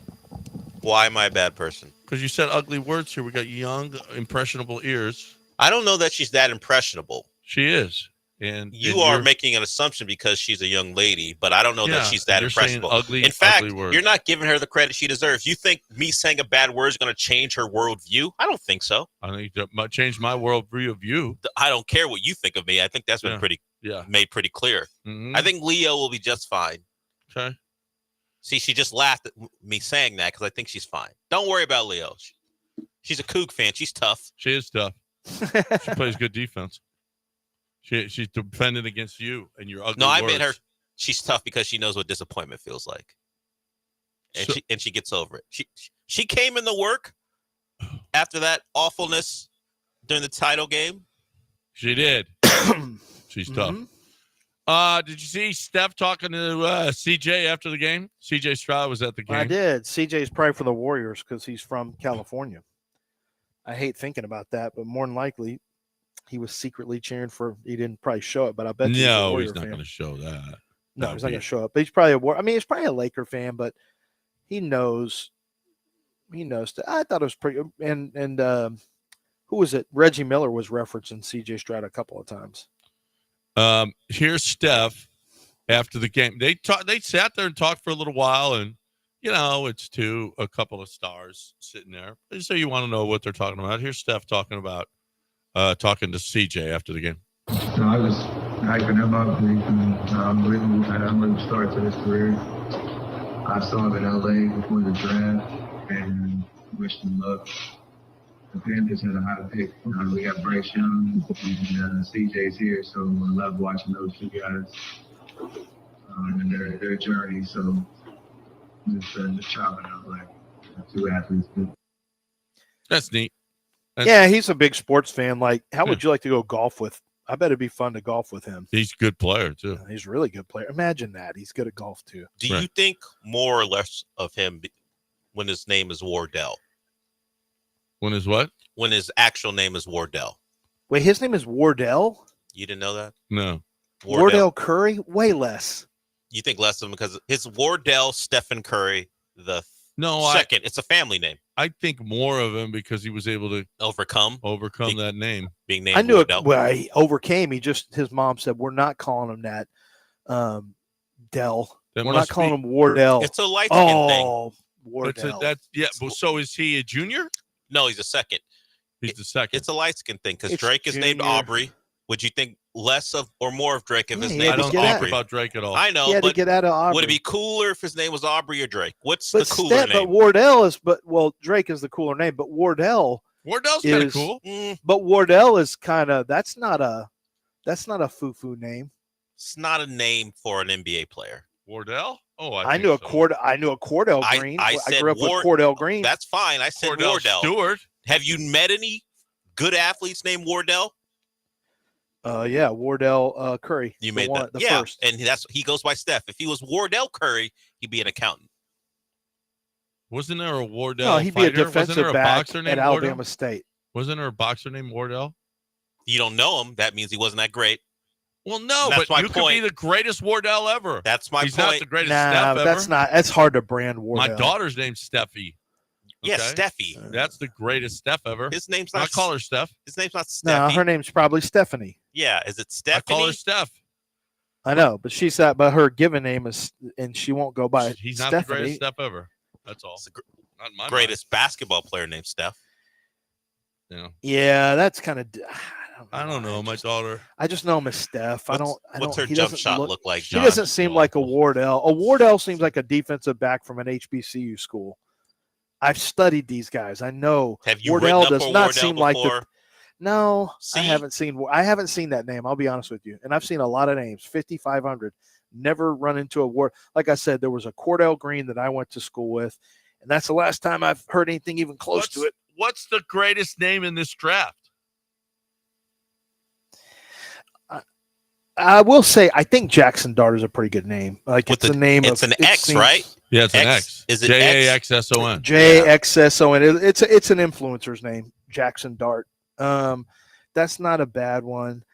I got to think about, because there's some pretty good ones. Xavier Restrepo was a pretty good name until he ran a 4.8. The name doesn't Now he's change not because he's draftable. slow. Now he can't get drafted. That doesn't matter if he's good or not. Xavier Restrepo that's a pretty good name. That's not a bad name. A little 250-pound wide receiver from Miami. It's just what he seems like. A little squatty, strong guy. I don't know. There's got to be. I mean, Omarion Hampton is pretty. Quinshawn. What about Quinshawn? Quinshawn's First a good time I've name. ever seen a Quinshawn. Quinshawn's a pretty good name. Yeah. Could I interest you in a Will Campbell? No, you don't. You're not even interested in Will Campbell. Will Campbell's That's so pretty- boring. That's a boring name. What That's about a boring Jihad name. Campbell? It's got a little It's more seasoning aggressive. to it. It's got a little more seasoning. Have you got when you have Holy War Campbell? Have you got the pronunciation guide? Is it jihad or jihad? What do we say? I think it's jihad. Jihad, okay. I need to look at the pronunciation. I think we do have it somewhere. I need to look at it, but 'Cause we jihad is really, really aggressive. He That is- means holy war. We might. He is the what is he, a linebacker or something? Linebacker from Yeah. Alabama. Uh-huh. Jihad Campbell, I think is what he goes by. Yeah, I'm pretty sure it's jihad. I'm pretty sure he goes by jihad, but you don't know. Where's You don't Jihad know. going to be drafted? You don't know. Did he enter the draft this year? Yeah, he's in the first. Oh, he's a first rounder. Jihad. Yeah, his first 20 picks. Do you think More than likely. someone has advised whoever drafts him social media team to not make any references to war? Oh, when I he's can drafted? I already talked to another draft guy who said, "Man, I'm just so dying to say this phrase, you know." And I'm like, "You can't say that." He goes, "Oh, I know. And yes, people are well Like aware. if he's drafted, don't try to make jokes. can the Do not try to Pittsburgh make Steelers jokes. account say we go to war with Here it this is. guy anytime? Can The they pronunciation say guide is right here. It's jihad. that? Jihad. Yeah. So he feels like an AFC North Steeler Raven to me. Mm-hmm. Will the Ravens or Steelers account say we got our guy? We're going to go to war with him. See, they could unwittingly, and then people will make a huge deal about it, and then they'll have to come out and apologize, and they would have gotten fired 3 years ago. Now they'll probably save their job. Remember when we were going to shoot that horse with a water gun? And the Rockets took out the Mavs. Yep. And the Rockets took out the social media director. Like, in hindsight, that social media director was ahead of his time. Yeah. No, they're way worse than that. Oh, now. Speaking of which, how happy was Nico Harrison watching Luka go down in game 1? I don't know how much joy. Oh no, he was happy. He's loving it. He was happy. No question. It's a slight bit of joy after watching his how's team. that working out for you? That little trade, Lakers. Well, I mean, he did score 37. Going to cost you $800 billion. I mean, if we're being honest, LeBron was a problem that night. Yeah, they were all. Yeah, LeBron is showing his age. Luka went for nearly 40.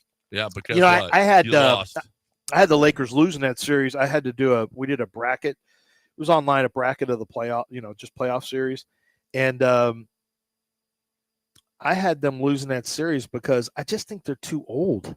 I mean, I don't know. I don't trust Luka. I think they're too old. And young Ant's a problem. Playoff Ant is he's a real problem for people. I mean, he's legitimately, when he cranks it up, Well, man, you that guy remember is a we monster. saw this team.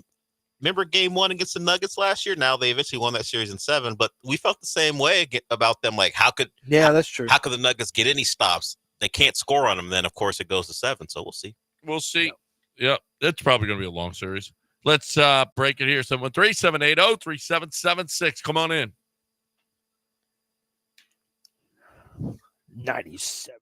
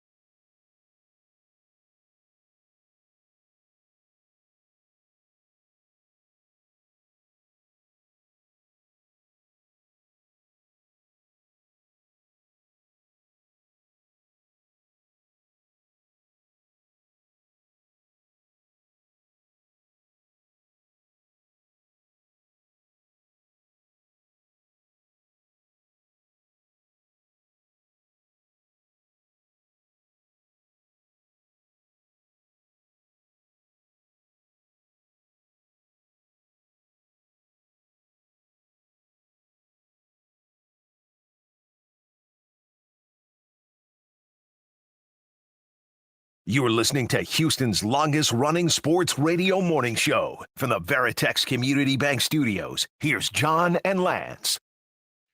Lance, Mel Kiper did something interesting. He does it every year. His best prospects by position. Not necessarily the best guys that are at the position, but guys who could surprise you, underrated ballers. He has Dylan Gabriel at quarterback, Dylan Sampson at running back, Savion Williams from TCU. He's got him at wide receiver. Guys that could surprise. Guys that could. Savion Williams is one of the worst route runners I've seen in history. Really? But he's like Cordero Stewart. TCU just tried to get the ball in his hands because he's big. He's a dynamic runner. He did some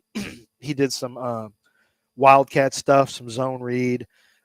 He's just one of those guys that I don't know how we're going to get him the ball, but we want to get him the ball. Cordero Patterson, you mean? Remember him? That's what I said, right? Cordero Stewart. Patterson. You said Cordero. Oh, no, I'm sorry. It's Cordero Patterson. Yeah. So he's a lot like that. That's his comp. A lot like that. Just different ways. Just got to get him the ball, but he's a bad route runner. I do love Dylan Sampson. Who else some of your guys that are underrated and you really like them? Okay, Demetrius Knight, linebacker out of South Carolina. It's considered a bad linebacker draft. Carson Schwessinger, who is a one-year starter out of UCLA, who used to wreck. Now, he's a second rounder, so I don't know that he's underrated, but a lot of you may not have heard of him. He's this white guy with blonde flowing hair. If you saw him, you just think surfer or influencer. And this dude has insane instincts and is all over the field making plays. And the word was that Chip Kelly, he used to wreck from scout team, would wreck Chip Kelly's offense.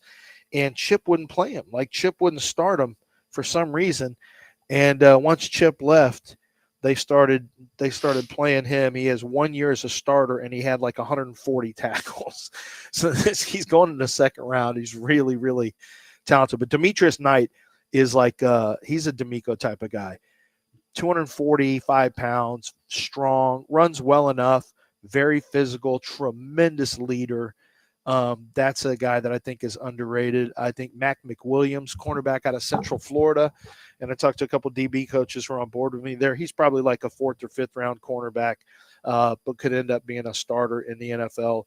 Dylan Sampson, I think, is a little underappreciated. I do think there's an outside chance he can go in a second, but he's probably going in a third.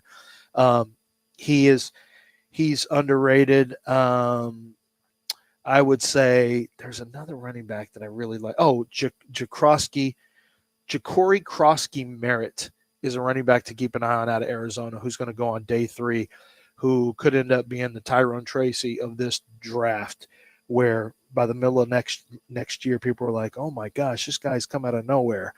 I would say tight end, Mason Taylor. It's not like he's underrated, but I've got a first-round grade on him. I think he should be talked about with Loveland and Warren, maybe a step below. But to me, if you don't get one of those two and you get Mason Taylor from LSU, you're in really good shape. That's Jason Taylor, former Miami Dolphins player. That's Jason Taylor's son. His uncle is Zach Thomas. And so that guy's got NFL Hall of Fame bloodlines. And he is a competitive, good player. So it's not like LSU players don't come out and play well in the NFL draft too. So, in the NFL. So he's one there. Pass rusher Braden Swinson from LSU, I think, is a little undervalued, underrated. Those are some of them in the offensive line. I think Ozzie Trapillo, right tackle from Boston College, Bill O'Brien's guy.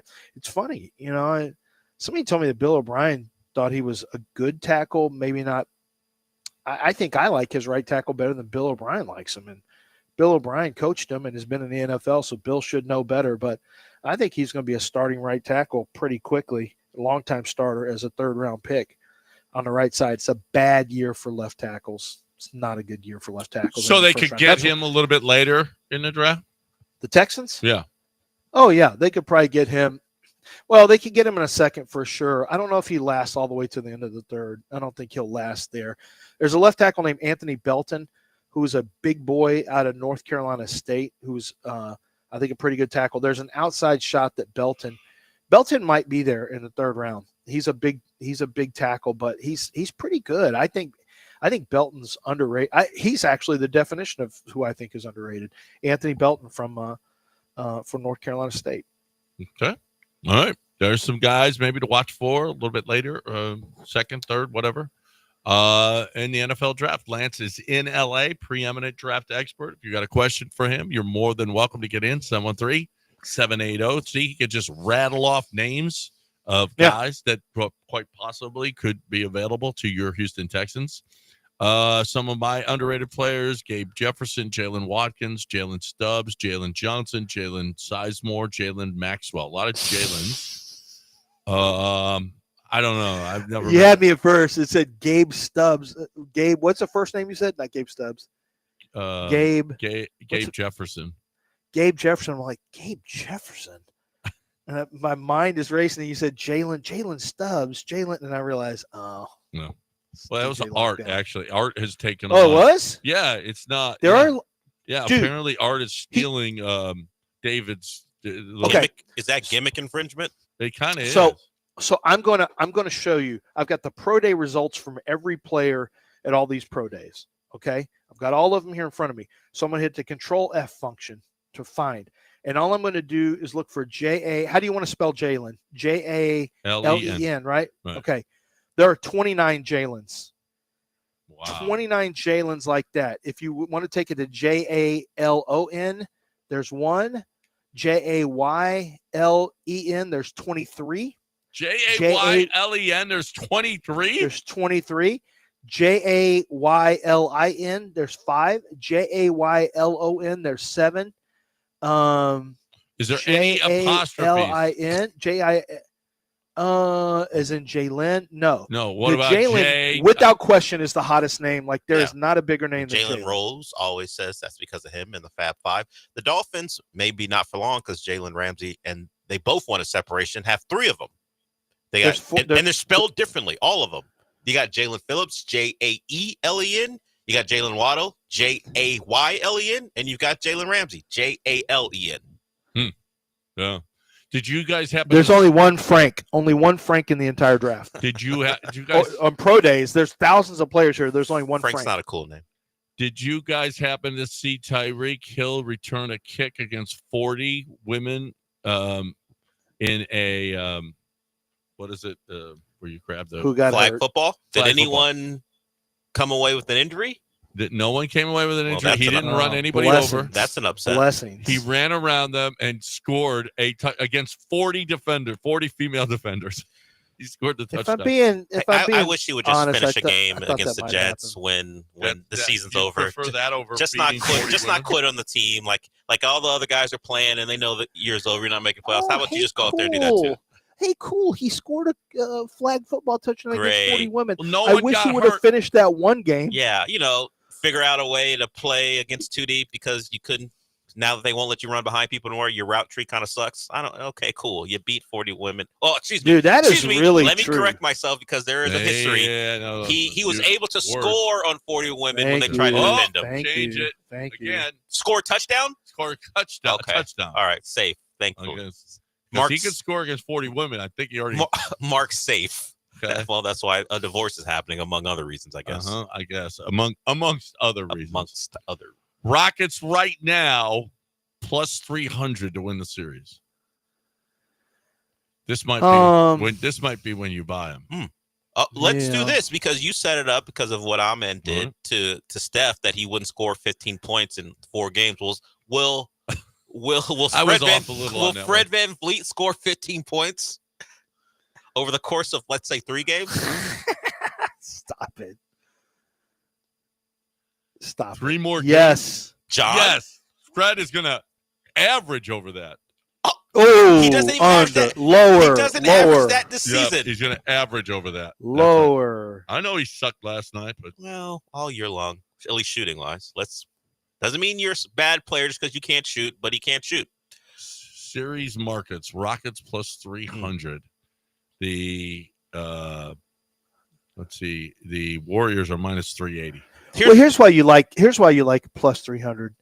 Yeah, you play $100 on it to win 300. If the Rockets win this game, game 2, and somehow if they win game 2 and somehow pull off game 3, all of a sudden you're looking at probably a pick 'em in the series. Yeah. And you can play the other side and you got a middle. Well, that's not a middle, but you got a hedge. So what you're saying is if they win, then we're going to get worse odds. Okay. Well, you got a chance to play both sides is what I'm saying. Yeah. Does underdog have higher or lower on Rockets backcourt points per game in the series? They don't.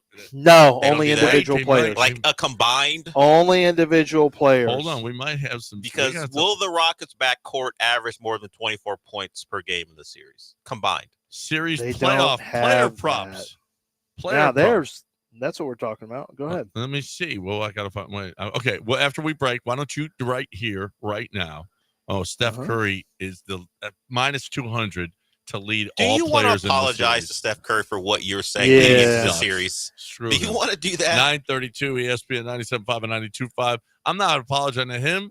I'm not apologizing to Craig DeSurf either.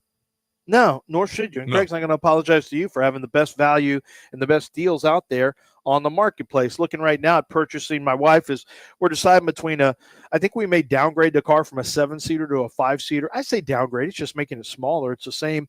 We got same engine size, same great interior features. Everything's great about it. It's just going from, I got to convince her to go from 7 to 5. We don't have that many kids at home after Mason leaves, and he's got his own car right now. So, well, he's got Grandpa Zerline's car, and it's all fixed.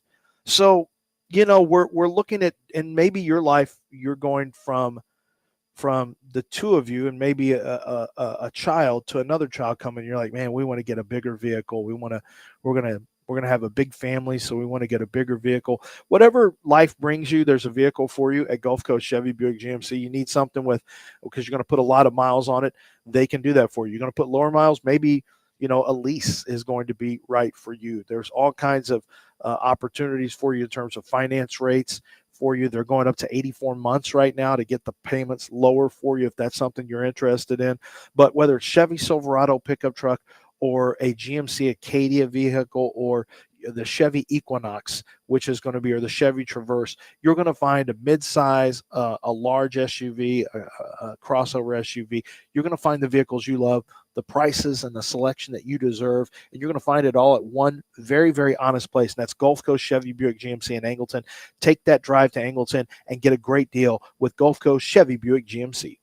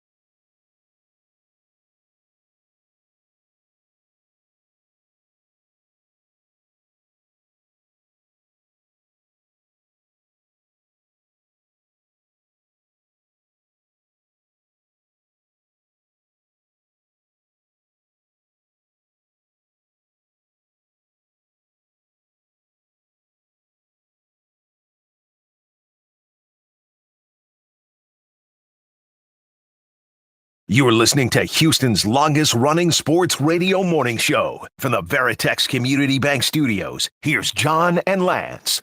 All right, welcome back on ESPN 97.5 and 92.5, 713-780-3776.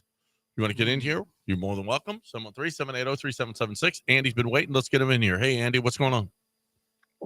Hey, guys. Hey, I'm pretty stuck with the Texans getting a receiver late in the draft. So I've been kind of looking at guys.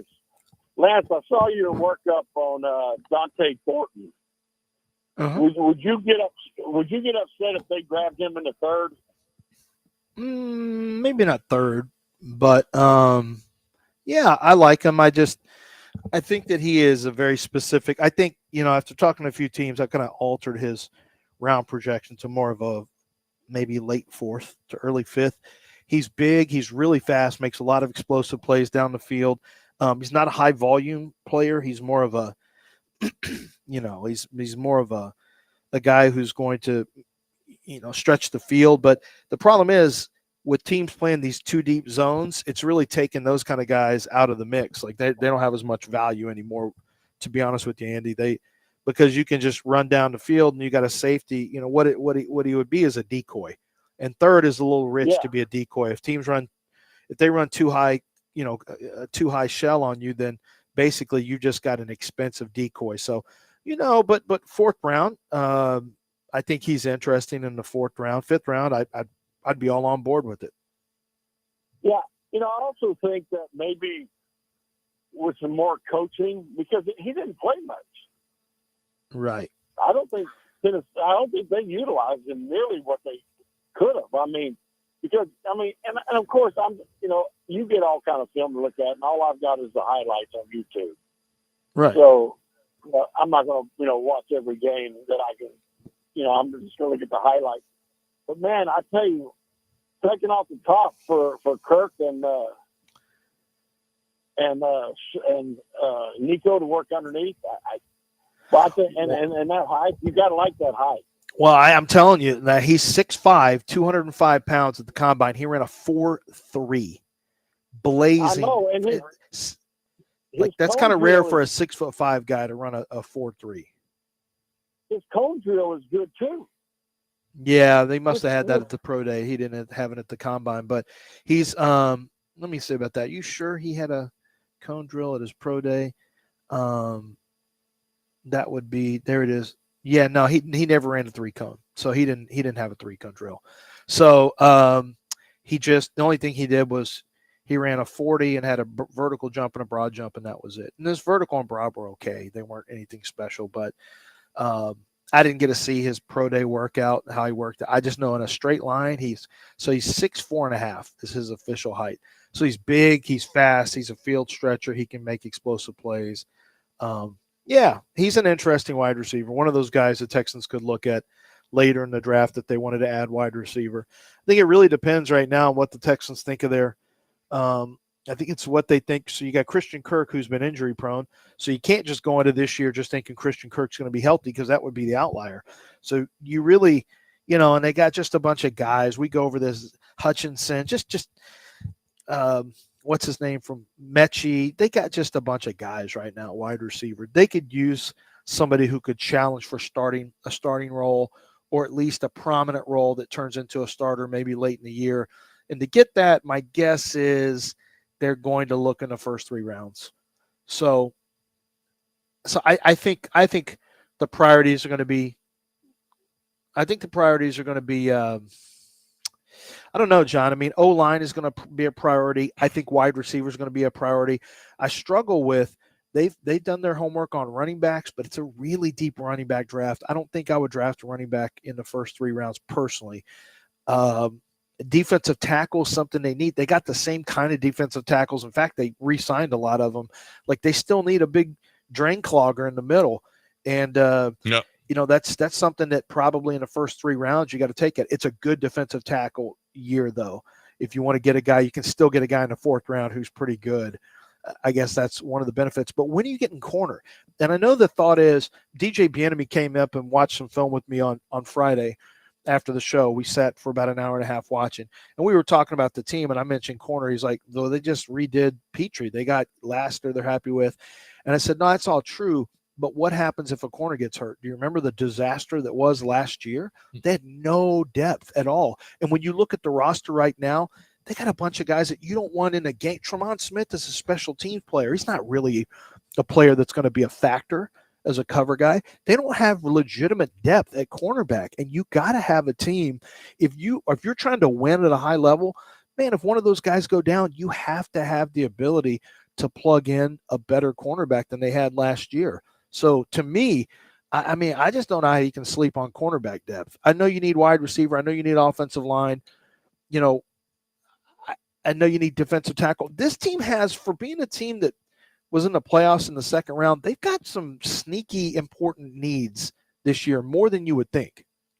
I mean, yeah, we're in the playoffs last year. They sucked on their offensive line. They lost wide receivers. They lost Diggs and Tank, so they got to replace that. And the offensive line is they've got to replace defensive linemen, interior defensive linemen. They ran out of cornerbacks. I mean, yeah. And yet they won 10 games. And, 11 games, you count the playoffs. Well, yeah, they won a playoff game as well. So yeah, but they got to get better against a run inside. They got to get depth at corner. And sure, maybe you do that on day 3. But, I mean, I don't want crappy cornerbacks. I want guys that can play a little bit. Yeah, no. I'd much rather have good players, players than crappy players, especially a cornerback. Yeah. Hey, by the way, speaking of good players, before you go, Endell, I want to remind people tomorrow, if you didn't hear, Donovan Jackson from Ohio State, who went to Episcopal here, he's been in town. Him and Jaden Blue and Cam Ward are all in Houston for some reason. And Donovan's from here. He's a guy I really like. He's going to join us tomorrow at 9 a.m. We're going to give him, I sent Dell his phone number. We're going to give him a call. So you might want to text him just in advance and just remind him. But I would be very excited if the Texans ended up with him. What were you saying, Dell? Oh, I wouldn't say anything. But Jaden Blue is from Houston as well. He went to Klein, so that makes he was here. Makes some sense. And Cam spends plenty of time here as well. Cam was at the Roughnecks game the other day, right? I'm sure he's probably training. Yes, Raheel Ramzanali. Yeah. Well, he was there scouting for Xavier Restrepo in case Restrepo and let him know, hey, no, I'm just saying, if Restrepo goes to the insulted him a little bit. Miami's all-time leading. Miami's all-time leading receiver. You're just throwing shade for no reason at all. That's fine though. He ran a 40-40, but I think Andre Johnson. I didn't say all that. But you said better than Michael Irvin. He is stats-wise. Michael Irvin. That's better. Data dredging. That's data dredging. No, they're just numbers. I'm not dredging anything. The numbers are the numbers. But Cam was at the Roughnecks game. Raheel is there. In-stadium entertainment host, I guess that's what his title is. Whatever the title is. So he got to interview Cam Ward, took some pictures with them. And so Cam, the number 1 overall pick, he's going to spend at least a weekend here every year for the next however many years. Because they'll be a Titan. In spring football. Who, Cam Ward? Why would he be in spring football? To see Xavier. You keep throwing shots. If the Roughnecks draft him. Yeah. Sure. The Roughnecks would be lucky to have Miami's all-time leader receiver. Lucky. All-time greatest receiver. I didn't say all that. I said all-time leader sure receiver. That's what you meant. Nope, that's not what I meant. Okay.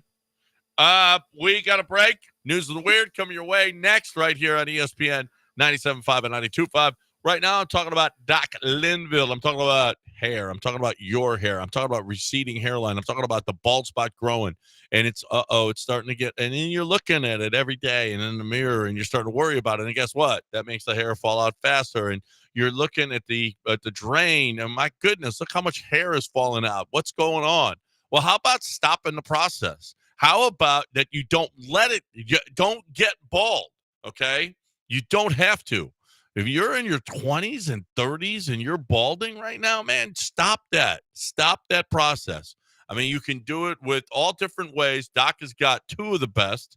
One is the PRP that stimulates the growth in your hair, okay? And also, the second way is the neograftic, which moves the hair from the back and side to the top of the head. And that's awesome. And both processes are awesome. Both are effective. The doc is seeing amazing results. You, my friends, need to benefit from what Doc has done and is doing in the city of Houston.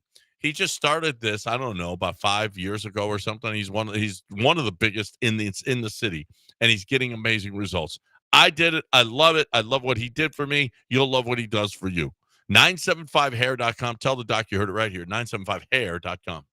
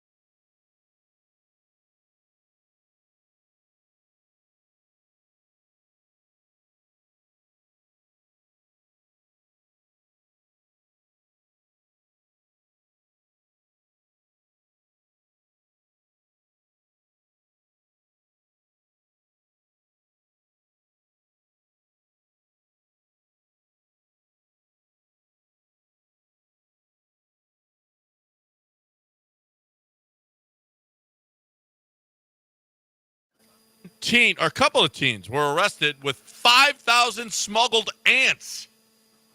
I mean, what happened to good old-fashioned smuggling cocaine, smuggling Ant heroin? smuggling. Regular ants? This is Gen Z for you. We got ant some smuggling. exotic ants that go Why for are we pretty pennies. smuggling ants? Back in the day, it was plata o ploma. Now it's ant. Well, There were thousands of ants packed in test tubes in what Kenyan authorities said was part of a trend in trafficking smaller and lesser-known species. Who wants to buy ants? Are the ants coated in drugs? And then once you get the ants, you have to extract the drugs from the ants? I don't know. Why are we? I don't know. I don't think that has anything to do with drugs. It's just they're just smuggling ants. They're smuggling species out of the countries for what? Why? What's wrong with people I'm sure anymore? it's just greed. Apparently, spare human bodies are being grown in artificial wombs in labs, and that they're called bodyoids. We don't learn our lessons. No. What? Sci-fi movies and TV shows have taught us these lessons for I years. This know. is going to go poorly, and we don't learn our lessons. We're literally speeding yes. up our own extinction. It is the wildest Because when thing those to things see. gain consciousness and decide we're much better than the regular humans, they're going to take us all out. I mean, we And won't that's be when around we're for all it. living on campers outside in the streets because AI has taken every job. I'm sure we're probably 70. We're worried about like immigrants coming and taking the migrants from Mexico. They're taking jobs. We're actively getting AI cranked up to take over everything. Well, John, you'll be dead. Lance, you're dead in 2 years, so you don't have to worry about it. As I enter and leave this mortal coil, it'll probably be picking up where synthetic humans are taking over, and we're just like, hey, welcome. We haven't learned anything from movies. Well, is this what you used to work on? Sam Altman admits that saying please and thank you to ChatGPT is wasting millions of dollars in computing power. Should we stop being nice and respectful to ChatGPT? No, absolutely not. You not a teach chance. it, learns it. it learns behavior. Well, If you give it good behavior, it's going to learn good behavior and it won't slaughter us. You do not want to start the trend of treating AI rudely because Skynet is just right around the corner. Do you really want AI learning to act like Twitter or chat or taking Twitch? offense to what we're doing? Do you Yeah. want that? So they have No. they harden their hearts against human beings? Nope. Thanks so much, ChatGPT. You've been an amazing help. I love you, ChatGPT. Thank you. That's all. That's what you say to avoid catastrophe. Well, apparently we're wasting millions and millions of dollars. And we waste stuff on sending like random women who are no longer popular up into space. Who cares what we waste stuff on? And a New York City woman dies after Teenage girl. a New York City woman dies after an unlicensed surgeon tried to remove her butt implants. Do you think you could remove butt implants? Nah. Nope. I'm not interested in that. I They don't would wanna die in even my give it a hands too. try. I don't want to give it a try. I'm not trained for it, John. You're not, well, I mean, I'm I not could trained land to a plane. I'm not I know trained what to to- manipulate butts. yeah, I could do it with 2 months. With 2 months of training, I could. No, do it, you but I can't. don't want to do it. You couldn't walk yeah. from your hotel to a Walgreens in 2 You'd months of be training. Yeah, from you the bottom went the wrong and- way back. You couldn't even Yeah, remember but that was which way you a came. stupid computer. That was because stupid AI. Watch yourself. Stop talking about him that way. Okay, you put in the wrong hotel. Yeah, he's blaming AI. You put in the wrong address. No, Marriott. I knew where I was going. I said Marina Del Rey. It knew where I was going. Shouldn't your phone have I'd already known put where it you in came from? Yeah, it does know where I came from. It And knows then you everything. gave it the wrong name. It gave me. Typed in. I'm not talking about this. The computer screwed me. Okay. The phone screwed me on this. Yeah, the computer made a mistake. It wasn't you. That computer, that damn computer keeps making mistakes. Mm-hmm.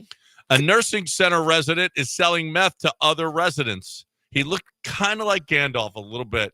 I think we got to give him the benefit Which of the Gandalf? doubt. Gandalf the Gray or Gandalf the White? Gandalf the Gray. I'm not buying anything from Gandalf the Gray. Well, no, actually more white. Oh, well.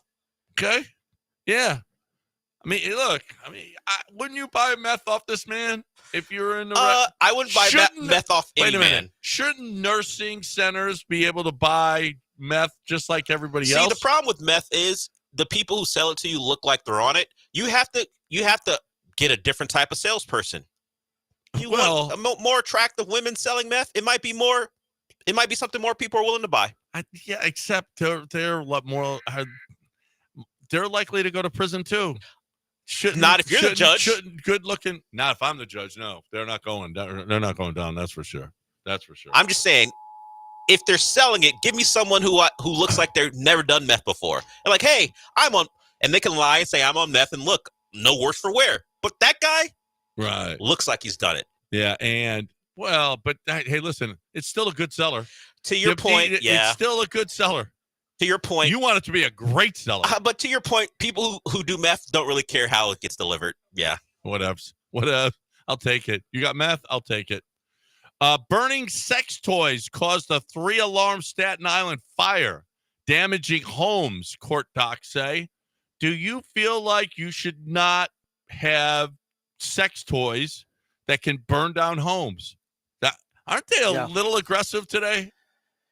Yeah, you don't want. Yeah, I mean, yeah. I mean, when they ask you when you fly, do you have any gracious. lithium batteries or sex toys that could catch on fire? Yeah, that can burn No, down ma'am. houses. I just feel like we're getting a little too aggressive with our machines. sex toys. That's machines. I mean, blow-up dolls never caught fire, right? No, this was battery operated stuff. Stuff. Yeah. I mean, that's pretty powerful. And your girl needs a lot. Trip to breaker, my sex toy. That's man. If she's using that much power, easy. Watch it. You can't compete, is what you're saying? That's what I'm saying. You gotta get out of there. No, give me one of those lower powered ones. Don't buy her the high powered one. Yeah. Why are you setting yourself up the for failure? expectations are way too high now. You just screwed yourself. Yeah. Well, there you go. And now she's doing. There you go. That's pretty much the way this show ends, and that is the way it ends right here on ESPN 97.5 and 92.5. Thanks for joining us this morning, Mopey and Mapes. Next, right here on the show, I'm talking about Chastain Ford. I'm talking about how much I love Chastain. I am. You cannot deny my my undying love for Chastain Ford, because I bought 4 vehicles from them. I bought 4 vehicles from them, and I will continue to buy vehicles from them. And that means that I really love the way that they do business. That's what that means. I really trust them, and I really feel like you can trust them too. I do. I feel like everybody who goes there can trust that they're going to get a great vehicle at a great price. How about employee pricing? Because that's what's going on right now at Chastain Ford. It's going to last too. But here's the deal: take advantage now because they still got 2024s on the lot. If you're looking for that F-150, F-250, whatever it is, or SUV on the lot, if they've got 2024s, not only are you going to get employee pricing, but you're going to get an incredible deal. Why not take advantage of a new car just because it says 2024 on it? It's still brand new, and you're getting it at a better price than people who bought them in 2024. I'm sorry, but you are, because they got to get them off the lot, and they're doing it with employee pricing. So you're getting the best deal that you're going to find. Right there at Chastain Ford. I love how they do business. They're not going to add on. They're not going to mark up. They're going to find out where your payments have to be and get you there. ChastainFord.com on 610 at Homestead, not Hempstead, 5 minutes from downtown Chastain Ford.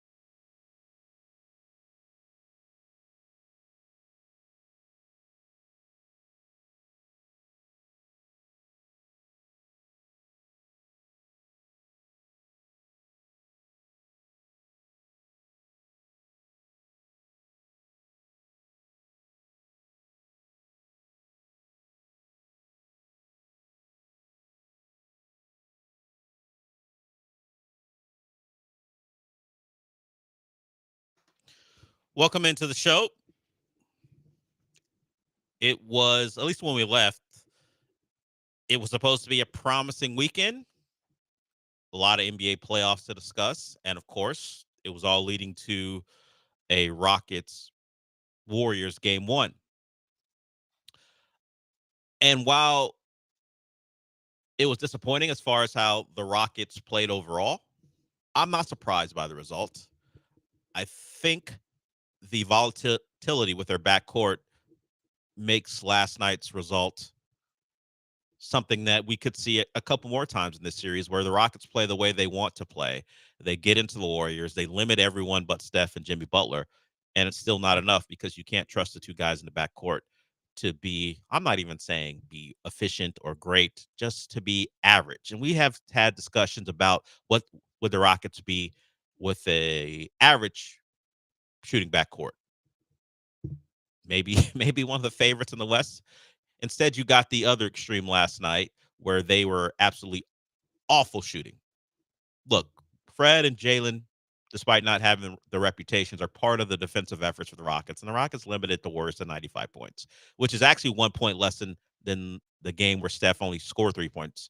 The one people have pointed to as why this Rocket team can compete, because they had the couple victories over the Thunder and the Warriors, and Amin Thompson, his DPOY campaign was bolstered by that game. Of course, he's not even a finalist.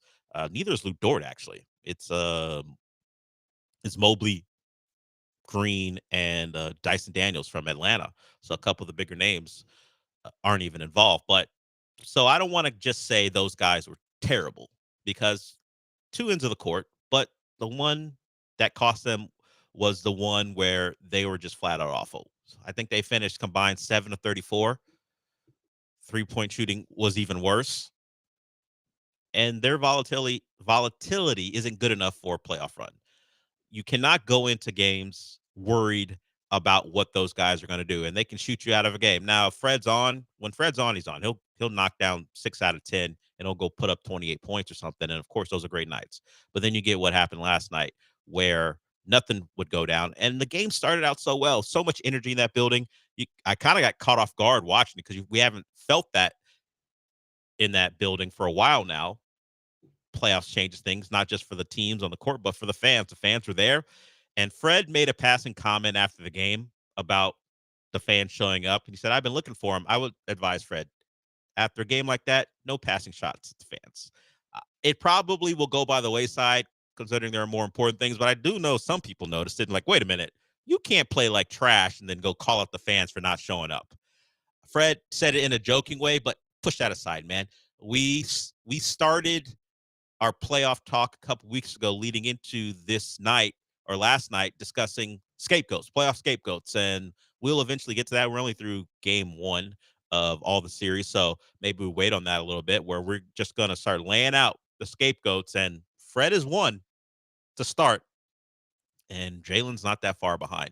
You know it's bad when the memes have begun, where Jalen Green and Fred VanVleet are wearing Amazon uniforms, or for some reason wearing pilot uniforms. That's not so insulting. Both of them are pilots, but it's pretty much Fred and Jalen in the playoffs, and what they should be.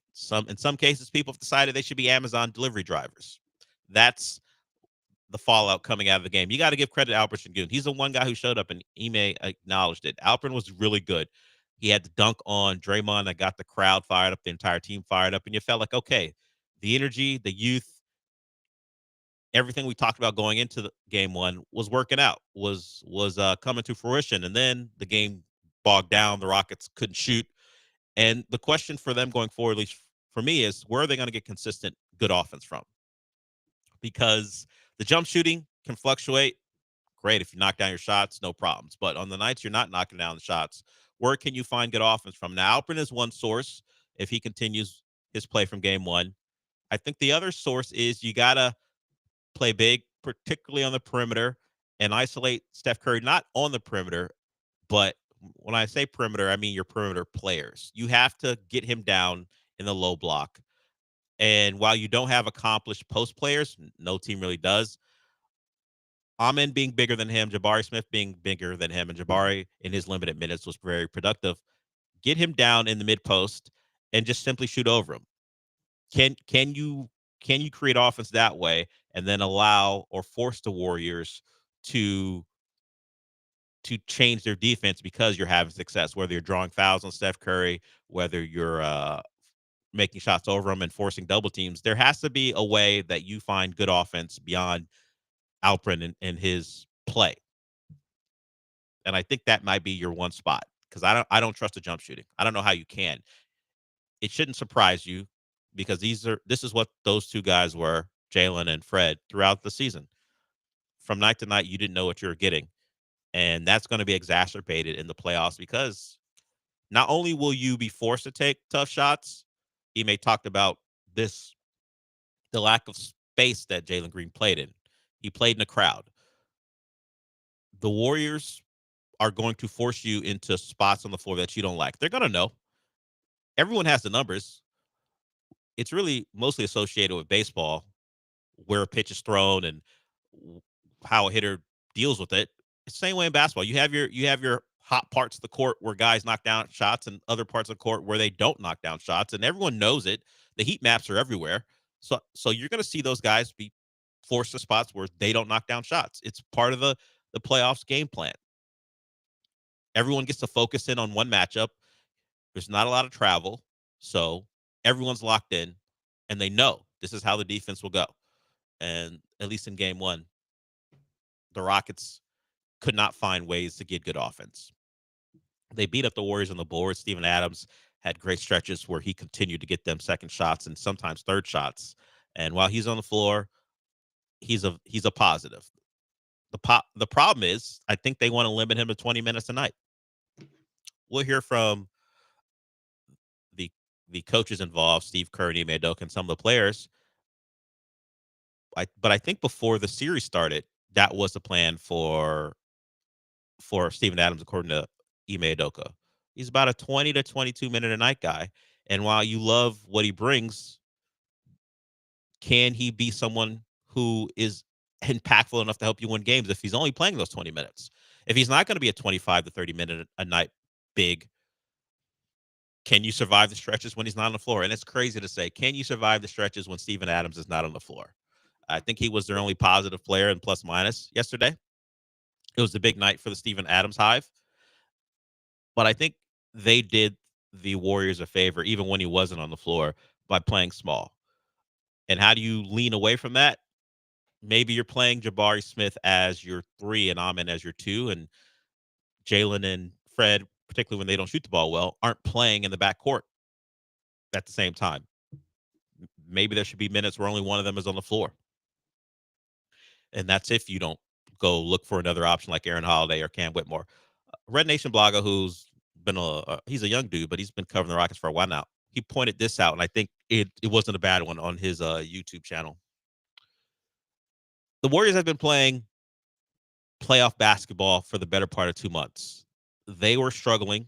They traded for Jimmy Butler, and while they still made the play-in, they were one of the best teams in basketball down the stretch with Jimmy Butler on the court with them. They have been trying to fight their way out of the play-in spot for a couple months now, and it looked like it carried over even from their Monday game, where they have been in playoff mode for a while. While the Rockets, sure, they've been fighting for the 2 seed, but for at least the last 2 weeks, they've been coasting. And were they ready for the moment? It felt like it early. I won't say they looked soft. I just don't know if they were able to maintain the energy they put out there early.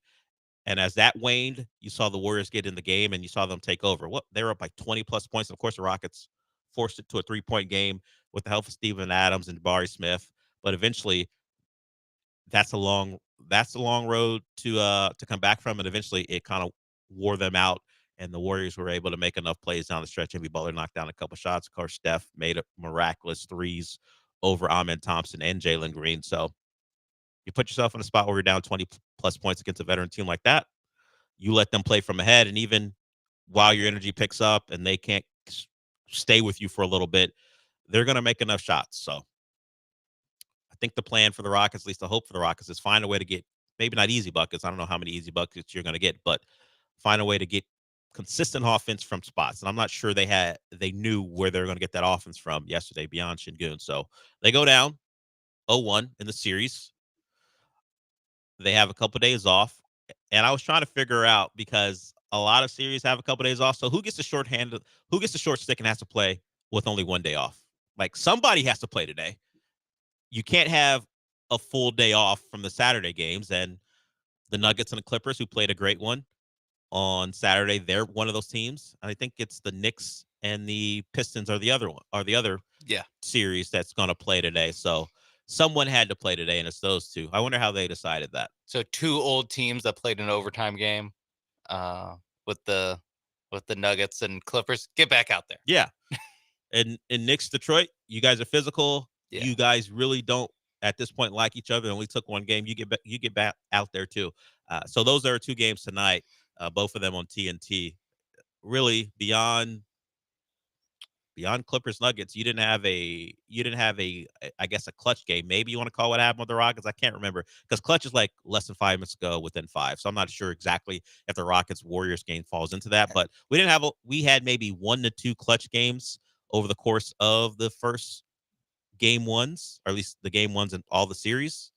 And I'm not surprised by it, particularly when you include that the Grizzlies and the Heat played on Friday. I didn't expect very competitive games with the other teams having a week off, and in some cases, considering they weren't playing their guys, even more than a week off as far as playing competitive basketball. So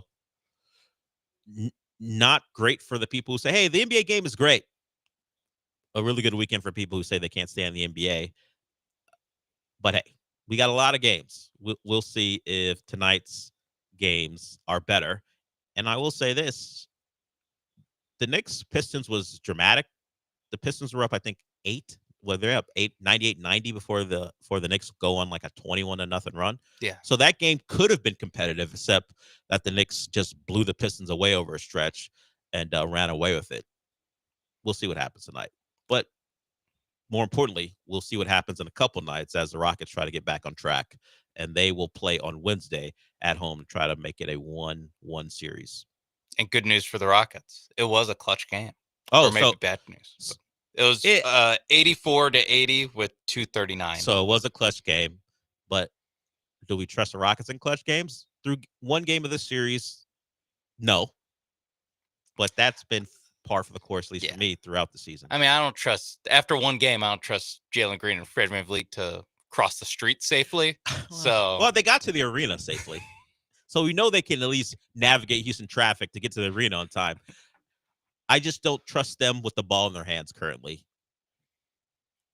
But I'm not surprised. Once again, not surprised by that. It's just who they are. It's who they've been all year long. It's just one thing to get the basement game from both of them in game one. Yeah, at the same time. Yeah, where it's like there's not even one, because there's a stretch in the second quarter where it was as the Warriors were going on their run, and it was with Steph on the bench too, and the Rockets lineup out there didn't have Şengün, Green, or I think VanVleet on there. It was Amin Thompson and guys that you don't trust with the ball in their hands to create offense. And it's like, yeah, no wonder they're turning the ball over every time they come down the court. Like, there's no one there to help.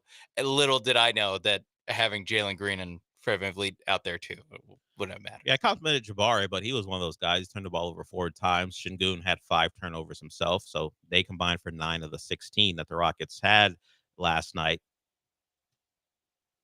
They're just a team that doesn't know, at least right now, how to get consistent offense.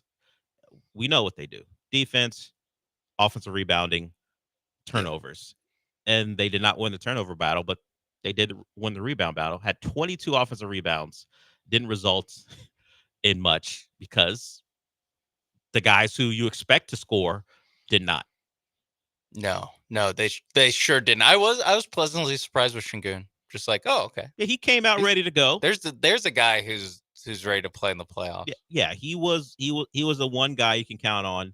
And as far as playoff debuts, a clear number 1 when compared to the rest of the young guys and really the whole team overall. I know there are some calls for how come this guy didn't play, how come this guy didn't play. I'm not not surprised Cam Whitmore is not playing. He's not a rotation player for the Rockets right now. And it's just a wing and a prayer to go, hey, put Cam Whitmore out in his first playoff game when we don't even like playing him in regular season games and say, hey, maybe he'll knock down a couple shots. Now, I know Cam Whitmore would take shots. He's not fearful of that. He's not in fear of taking shots in those moments. But Ime Udoka not playing him, I'm not going to criticize Ime for that. He's not a rotation player. No, the one guy is like, are we sure we couldn't find 6 minutes for Aaron Holiday? If your two guards are gonna shoot 7 for 34, I don't know. Maybe put him out there just to see.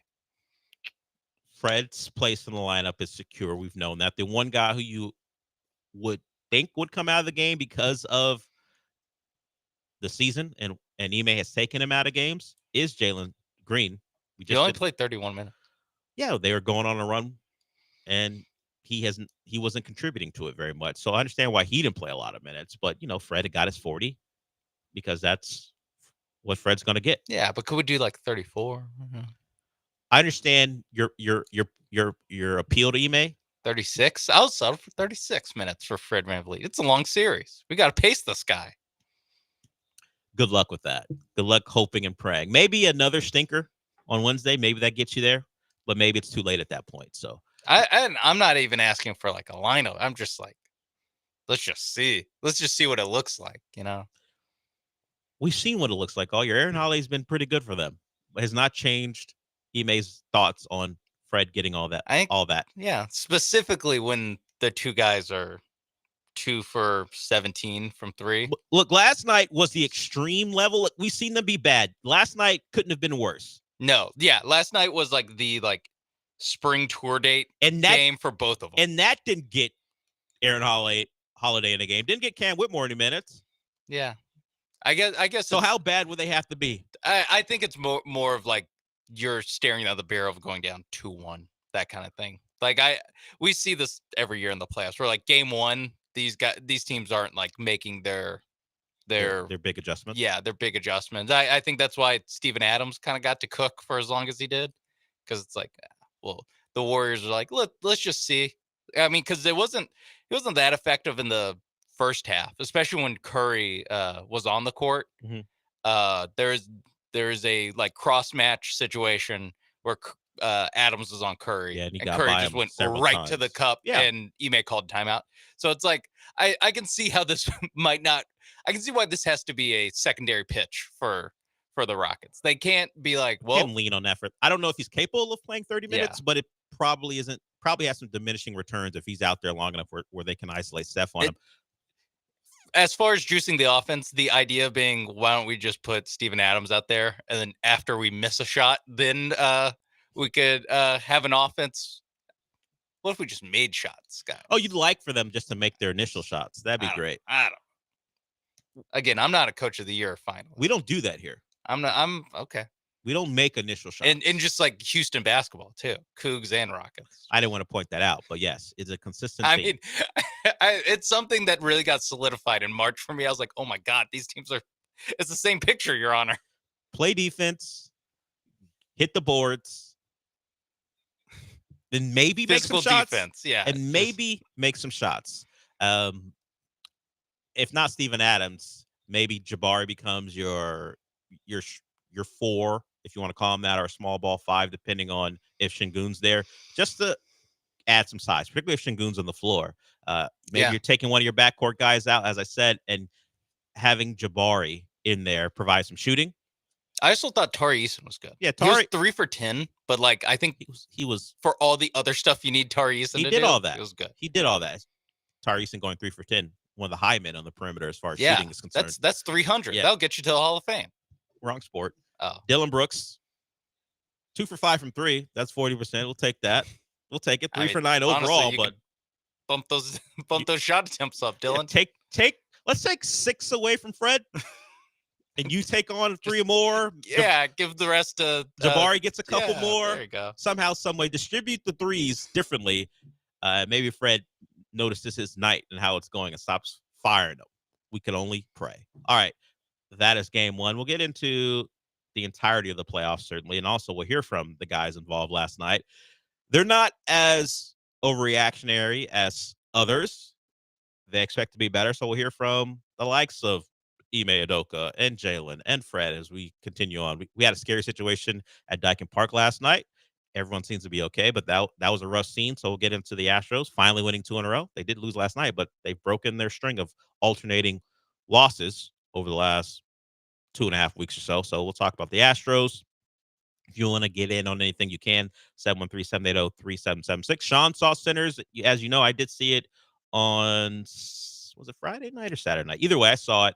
So I kind of betrayed myself because I can't believe I like this part of the movie. I like the movie. It was a great movie, but there's a certain part of the movie where I've been steadfast in my dislike for something, and Ryan Coogler got me again. So we'll talk about that at some point today.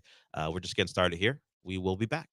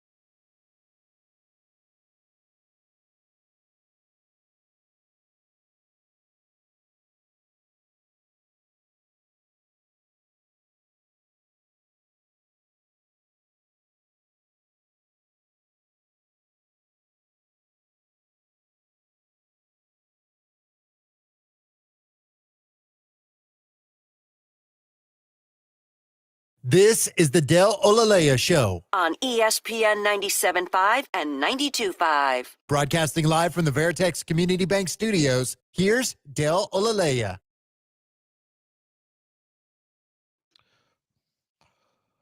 All right, welcome back to the show. Sean and I were discussing our favorite parts of Sinners. I mean, there are a lot of parts. You guys should go watch it. Did well in the box office. Rated R vampire movie with the musical snuck in there. It was a good time. Theaters, people liked it. From my experience and Sean's experience as well. We love that type of stuff. You guys should go see it if you haven't. Did pretty cool. Oh, so plenty of people did see it. Yeah. Houston was one of the top cities for it. Really? Yeah, and sometimes they break it down by theaters as well. It was like the Regal. I forgot its full name. Was the one in town that had the most people go see it at.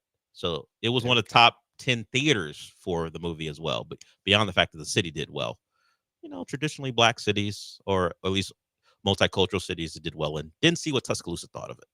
No, Birmingham. Didn't see that, but the big cities, and of course, said Mississippi. I'd love to see what Jackson thought of it. Well, we'll see. But as you might think, the metropolitan cities, the big cities where a lot of theaters are, the movie did well. All right, so Rockets, Warriors, still talking about that. Let's hear from Ime.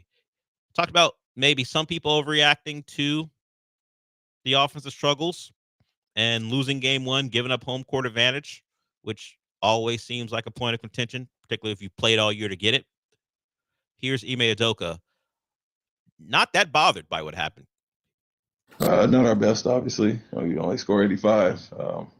It's not a great offensive night, and the numbers show that. But I think 6 for 29 from 3, 11 for 20 from free throw line, and 17 turnovers that gave up 25 points. So not our best offensive night by any means. Like I said, hold somebody at 95, you'd expect to win if you have a decent offensive night. And not only shots, but like I said, turnovers, playing in the crowd. The misses in the crowd are the same as turnovers, basically.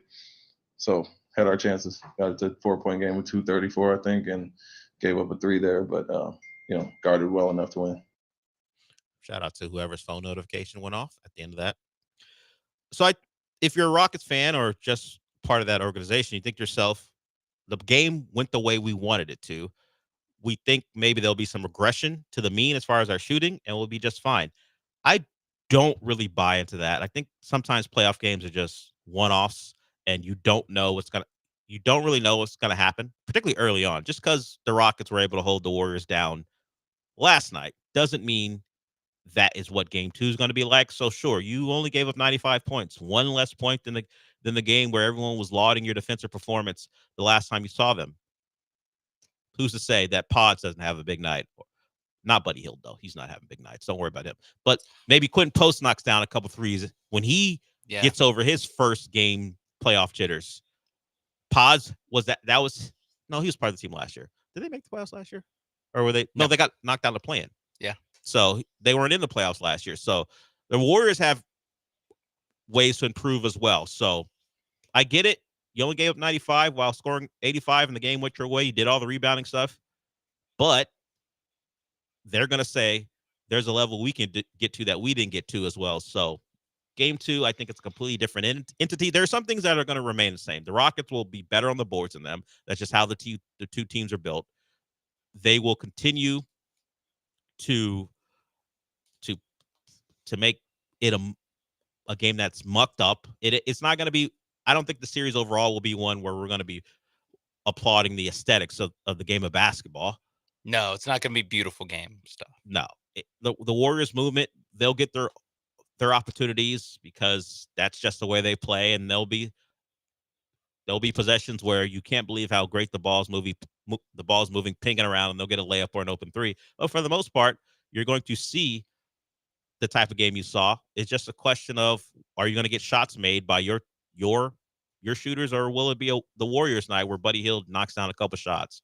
So I don't think much of what a series will be until we get into like games 3 or 4. I don't want to be the Barkley where the series doesn't start until the home team loses. Caesar's, but the series started. It started for the Warriors and the. We've had 2 series start, I think. Who's the other home team? Oh yeah, the Lakers. The Lakers and the Timberwolves and the Rockets and the Warriors. Those are 2 series that started if we go by Charles' tried and true saying.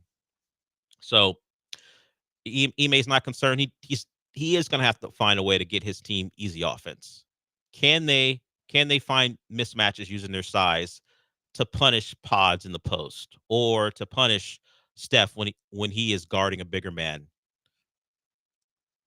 Pods and Steph aren't going to have a real concern guarding Jalen or Fred in the post. It's just not their games. But you can upsize your backcourt depending on who you throw out there, and that might be an option.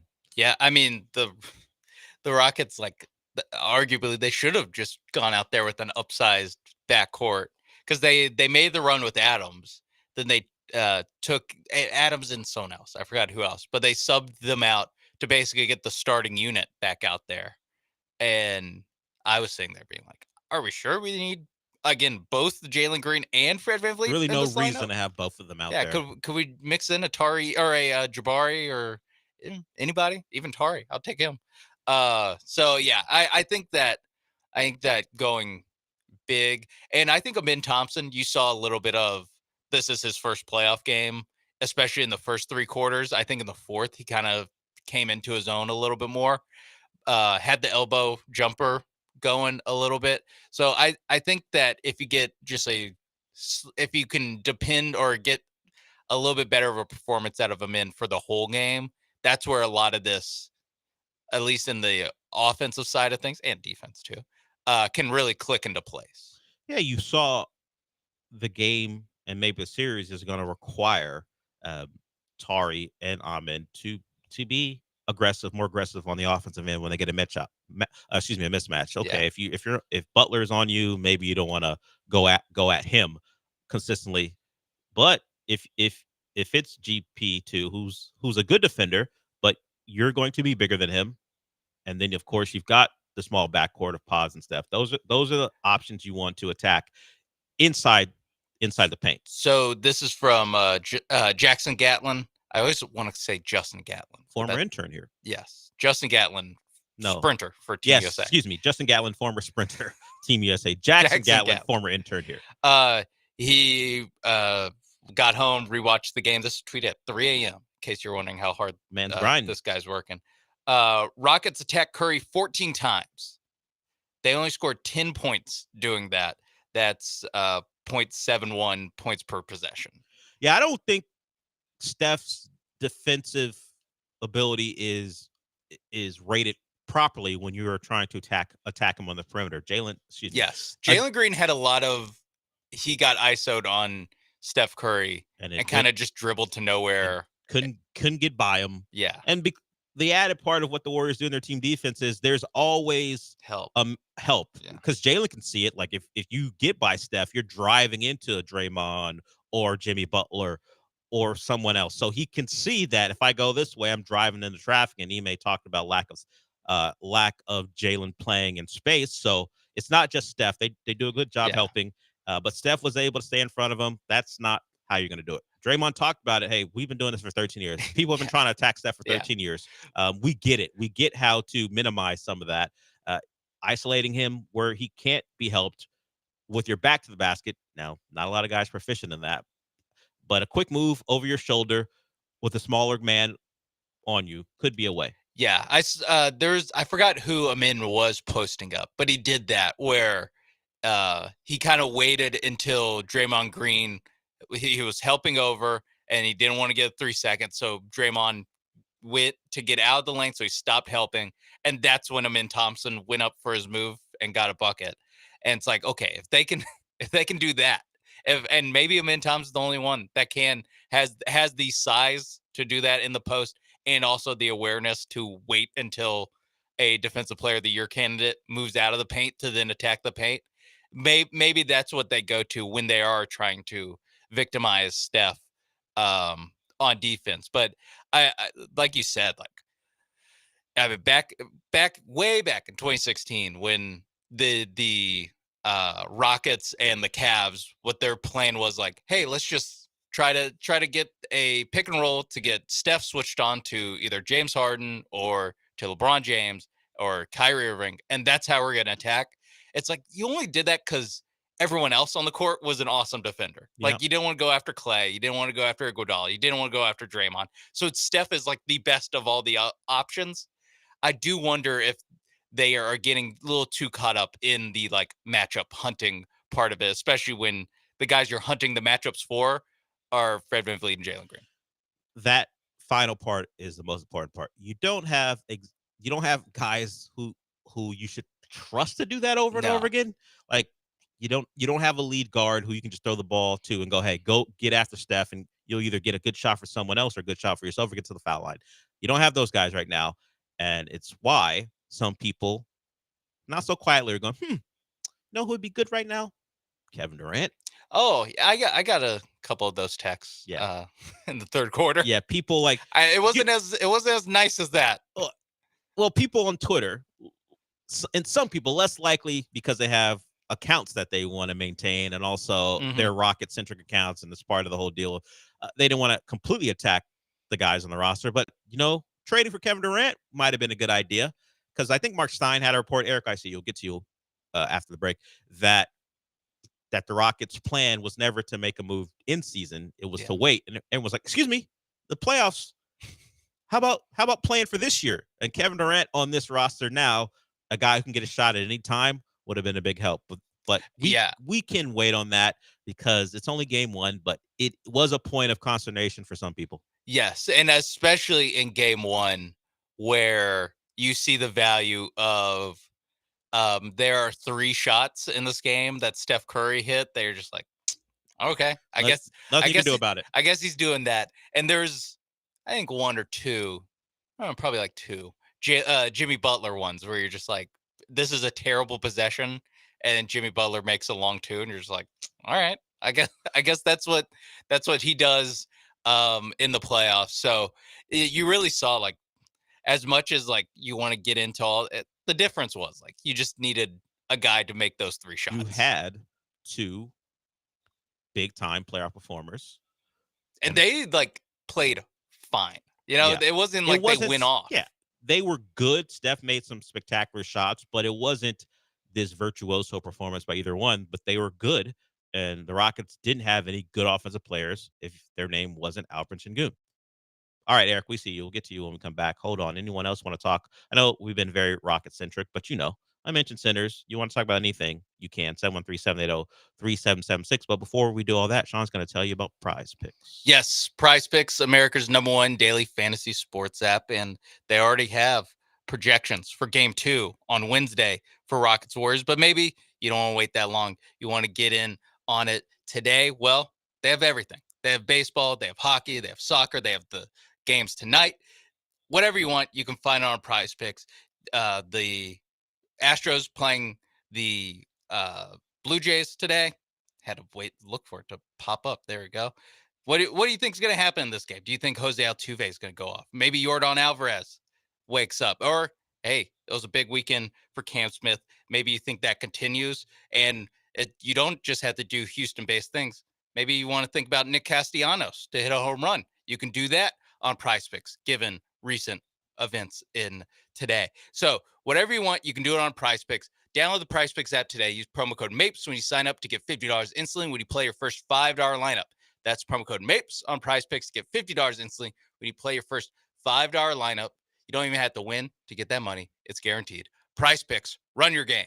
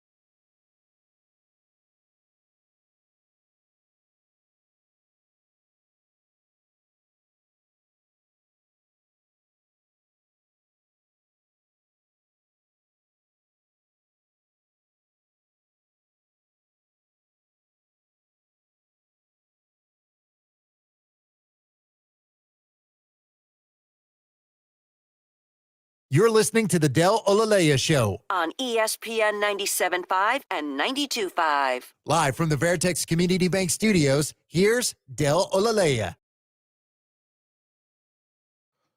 So I mentioned it earlier in the show. We will do our scapegoat of the playoffs. The rankings will be fluid. Just depends on what happens in the game. We're not going to put anyone on the list right now because it's only game one. Eric, we'll get to you. But we're not that far away because we have game 2s tonight. And, of course, the Rockets play on a Wednesday. So Thursday's show, if they go down 0-2, we're going to have someone at the top of the scapegoat rankings. Sean, can you give people a taste of what that might sound like as we get ready for our scapegoat rankings likely on Thursday? Yes, I can. Okay, he didn't have it ready. No, I have it. I had it pulled up. I just didn't have it actually ready to play. Here you go. Every team needs someone to point to when, well, things go wrong.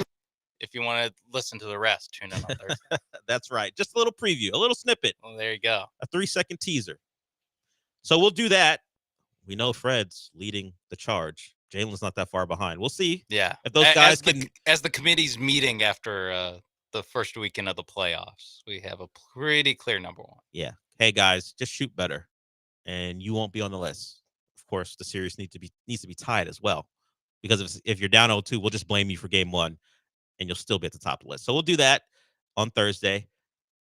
But I really don't want to break it out for a Rocket. Not this early in the playoffs. That's really early through 2 games. No. Can we do it for Michael Porter Jr., please? Can we do Yeah, for someone. Can we do it? I mean, if the Clippers blow another game tonight, maybe we break it out tomorrow. I don't want to do it for the Rocket. No. Certainly not a Rockets player. All right, let's get to Eric here. He wants to talk about what Eric wants to talk about. Generally, it's nothing about what the show's talked about, but who cares? What's up, Eric? I got a shortest wait times in sports show history. Okay. Yeah. And this is the reason. Why did the Rockets trade for Jimmy Butler during the offseason? I know there's numerous reasons, but I think this is the time where Jimmy Butler would come in handy to help the Rockets win. I mean, they could, trade a number 1 pick or number 2, but what are they waiting for to get Cooper Flagg in this year's draft? And also, finish was okay. It was pretty long, but I thought it'd be better than it was. I'll hang up and listen. It's a real shame, Eric. Your first point, I recognize and will acknowledge, and we'll talk about. Your second point, no. Get out of here with that. Only positivity about a movie where it's a musical and I actually liked it. I'm not going to hear that from you. Everyone has their opinion. Vampires singing, take it or leave it. As far as the Jimmy Butler point, it was all year, not necessarily about Jimmy Butler, but pretty much just a point we figured out the Rockets are going to be good and make the playoffs. There were questions about what they're going to do to add to this team, and could they add a veteran piece? Jimmy Butler was out there. Some of the early reporting was that he was interested in Houston, just that the Rockets weren't very interested in him. And as I said earlier, Mark Stein said the message from the Rockets was they weren't ever going to make a move during the season. That was going to be pushed back into the offseason. And that came to be. The Rockets weren't serious about acquiring a Jimmy Butler or Kevin Durant, according to the reporting. The dream has fluctuated. At one point, it was Kevin Durant, and then it became Devin Booker. Now, it's just, hey, we'll see how the playoffs go. The absence of a legit guy who you could throw the ball to and not just knock down a shot, but to get good offense, that was felt last night. The Rockets didn't have many places to create open looks for the on-ball guy or guys off-ball, and it's going to be a struggle. It was a struggle all year long. It was going to be a struggle in these playoffs where, for the most part, they're going to be playing half-court basketball, even with how frenetic they want to play. They're not going to get up and down. They will have their moments where Tari's stealing a ball near half court, forcing a turnover, and he'll get a dunk. Those things will happen because of how aggressive they play. But consistently, they're going to be in a half court. And when your two guards aren't really playmakers and can't knock down shots consistently, you're going to have nights like tonight or last night. And then maybe on Wednesday night, it flips and they can't miss and they blow the Warriors out of the gym with their athleticism and their shot making. That's Rockets basketball this year.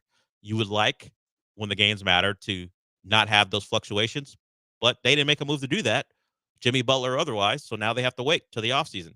And if they get, I guess you would say, embarrassed in this series, and it's due to their offense, while patience has been preached by some, I don't think the Rockets will do that if their glaring weakness is not having someone who they can rely on in these moments. That's what these playoffs series are for, to find out about guys. And I don't really disagree with waiting, because I don't think this team, as it's presently constituted, should be winning a title. They're just too young. That's not how it works. Even adding Kevin Durant, I don't think they're winning a title. Maybe they get out of a first-round series against the Warriors, but winning a title, I don't see it. So let's see. Let's see who it'll be. And can Alperen be a guy you throw the ball down to in the post consistently? They didn't really try that yesterday. Late, I don't know if they believe they can do that. Now, his game or attacking the basket near from the free throw line in, hitting the floater, knocking down a jumper or two from that spot, I like it. But throwing the ball down there consistently against a really good defender like Draymond, even if he's undersized, may not be a way they think their offense should go. And when you're not making shots, it makes it very easy for the Warriors to then just double team and to make it all, and not even double team, to make it hard to even make the entry pass, because they can play so far off of guys. So it all just comes back to got to make shots. Got to make shots if you're the Rockets to have any chance whatsoever. Right? Yeah, it's pretty simple. It shouldn't be that way. You would hope that your backcourt's going to shoot as poorly as they did, but they did, and that's why you score 85 points. They sure did. They sure did. They were so bad. Yeah, and with all that said, it was still a 4-point game with 3 minutes so left. How do the Rockets feel? They probably feel we're not going to shoot as poorly as we did, and the game went our way. If you can get like a little bit better and hold, just honestly hold Steph and Jimmy to about what they did. Don't have a pods go off. Don't have Quentin Post make 3 quick ones or anything. Yeah, I think that we didn't get the others from the Warriors. No, for the most part. Pods, I think, was the third leading scorer. Yeah, and he didn't shoot the ball particularly well. The formula is there. It went the way they were hoping it would go, except for that whole thing about the guys who are on the ball the most not making shots. Yeah. Are you a man or are you a mouse, Fred VanVleet? What was he last night? He was very much a mouse. He was Ratatouille out there. Nah, Ratatouille. Yeah, Ratatouille got the job done. All the mouth, Remy, his fat useless friend. For the most part, all the mice you would name are ones who great mice in history. Yeah, you're just gonna name great mice. He wasn't one of those last night. Because who else? What other mice will we know? Stuart Little. Even he got the job done. The whole point of the mice is overcoming their stature in pop culture. You got to find a mouse who was just a drag, and I guess you named Remy from that movie. They had 2 Remys last night, unfortunately. Yeah. More Ratatouille, less Remy on Wednesday. Thank you, Rockets. Cook, in fact. We need you to cook on Wednesday. Yeah, Ratatouille. He cooked. Yeah, we need you to cook on Wednesday night to even the series. Okay, we'll go to break here. Thanks, Eric, for the call. If you want to get in like Eric did and insult the wait times, you can, or you just want to call in and talk about what happened over the weekend, you can do that too. The number is 713-780-3776. But before I go to break, I want to tell you about Monument Chevrolet. It's a place you go to where you're going to get a consistent experience, unlike the Rockets. You go to Monument Chevrolet, whether it be the website at monumentchevrolet.com, or you go on the lot, you're going to get great service from the people there. And once you get on that lot, you're going to see the great cars available for you. So think about this. It is Truck Month. That is still going on at Monument Chevrolet. It's extended through the end of April. And what does that mean? You get 2.9 APR on the Chevy Silverado 1500s. That's an unbeatable deal. And there is that one catch, though. The stock is limited. You need to get on out there and check them out. So they're selling record numbers, which means the Silverados are moving. So if you want one, go there. And if you're looking for a special truck, maybe that Trail Boss off-road with that blackout trim, or the sporty Z71 off-road, or that premium Texas edition, they're there for you, but you got to move fast. You don't want to lose out on the great offers from Monument Chevrolet. So it's not just the Chevy Silverado 1500.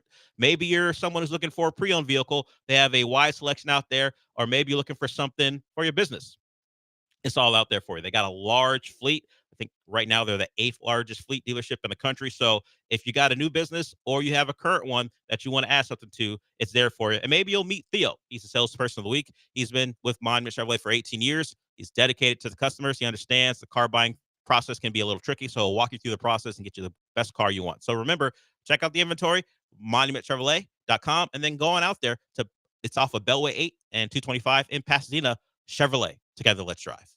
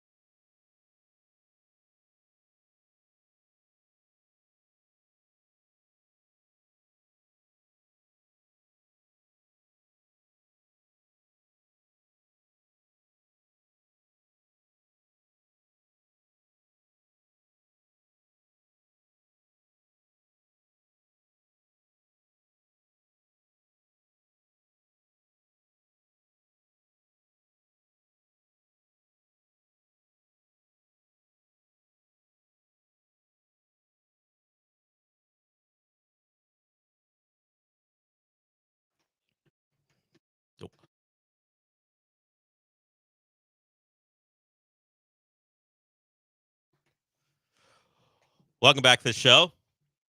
So we talked a lot of Rockets. There are a lot of other NBA basketball games, not great ones. But did you see the quote from Jaylen Brown? It's very Tatum of him. I did, and it was right before my eyeballs rolled out of my head because I was rolling my eyes so hard at this. If you don't know, Celtics star wing Jaylen Brown said this: "They the Magic, but they know who really got the magic over here. No Harry Potter." That's a real quote from Jaylen Brown. Celtics got to have the two corniest stars in all of the NBA. They know who really Like got the Tatum. magic. Tatum's actions are corny. Brown, you can please. I'm glad you're okay. You got your knee shot up and you appear to be fine, but cut it out. They the Magic, but they know who really got the magic over here. No Harry Potter. And you might think that's NBA Centel. No. Sports Center has it. It's real. He just be out here. Sometimes you just be out here saying stuff like this is the same guy who said he's going to win 7 NBA titles because he was sitting in front of Taylor Rooks. So maybe it's not a Taylor Rooks thing. Maybe it's just a Jaylen Brown thing. Can you just play ball? Like, I suffer through watching the Celtics win with their annoying brand of basketball. You're still the favorites in the Eastern Conference, despite the Cavs winning, at least having the best record in the East this year. Just no more quotes. Like, he's the same guy who said after the Heat went up a couple years ago, 3-0, don't let us get one. They did go on to win 2 more after they won that first one, and then it lost at home as the Heat went on to lose to the Nuggets in the finals. But Jaylen Brown, with the quote of the playoffs so far, other than Damian Lillard pretty much telling Tyrese Halliburton while Damian Lillard's in street clothes that he'll beat Tyrese Halliburton's ass. The Pacers had their way with the Bucks. We haven't even mentioned this, that Damian Lillard, the blood clot thing cleared up miraculously. So they think he's going to play in the series. I don't know what specific game he's going to play in, but they think he's going to play. And Tyrese Halliburton, who is a bit of a front runner, loves to talk when his team's up. And the Pacers play a brand of basketball where they can go up on you big, and the juice in that arena gets going, and they're free flowing and knocking down shots, and they want to talk trash. Lillard was chirping at Halliburton while Halliburton was at the free throw line, and several times said, "I'll beat your ass," pretty much. Now, he was in street clothes, so don't know what it means if you don't actually get on the court. But there's some animosity there because they played in the playoffs last year, and the Bucks were banged up last year too, and the Pacers ran away from them in round 1. And so far, it's going that way. They got the pace, but they'll see who really. They're the Pacers, but they'll see who really got the pace. No, Usain Bolt. I was gonna go name an IndyCar driver or something. Name a race car driver or something. No Pato Award. No Jimmy Johnson. No, they're the Bucks, but really got Bucks. No Elon Musk. Are you just rhyming now, or Bucks because he's rich? Okay, I got it. Over my head a little bit. Oh, sorry. Maybe I'm going too. I'm too. Good. You got to be. I need to be worse. Yeah, you're too subtle with this. You got to do like he found a magician. Jaylen Brown found a magician. You got to find either a race car driver. You mentioned the Pacers. You got to find an actual no Bambi. There we go. Like a deer, something like that. Is that's the only deer who has a name that I know. Yeah, I think he's the only one that has a deer. Only notable deer. Anthony Edwards after Game 1 in Los Angeles. Yeah, they're the Lakers, but we're Minnesota. But so we got the lakes. Yeah. No Lake Ontario. Yeah, whatever's lake. No Lake Minnetonka. Oh yeah, they're the land of 10,000. Yeah, that's what I'm saying. They're the Lakers, but there's so many that he could choose from. Yeah, just pick the one that Prince always talked about. They're the Clippers. We're the ones that really. I don't know. Got a ship. You want to make a? Oh, I thought you might make a barber reference or something. Either way, I did, and then you gotta think of a famous barber. Yeah. But then I was like, you know what? They have leaned into the more nautical meaning of. Well, that's Clipper. Where it's from, right? Yeah. So, and then I had to think of a famous ship. There are some. No Titanic.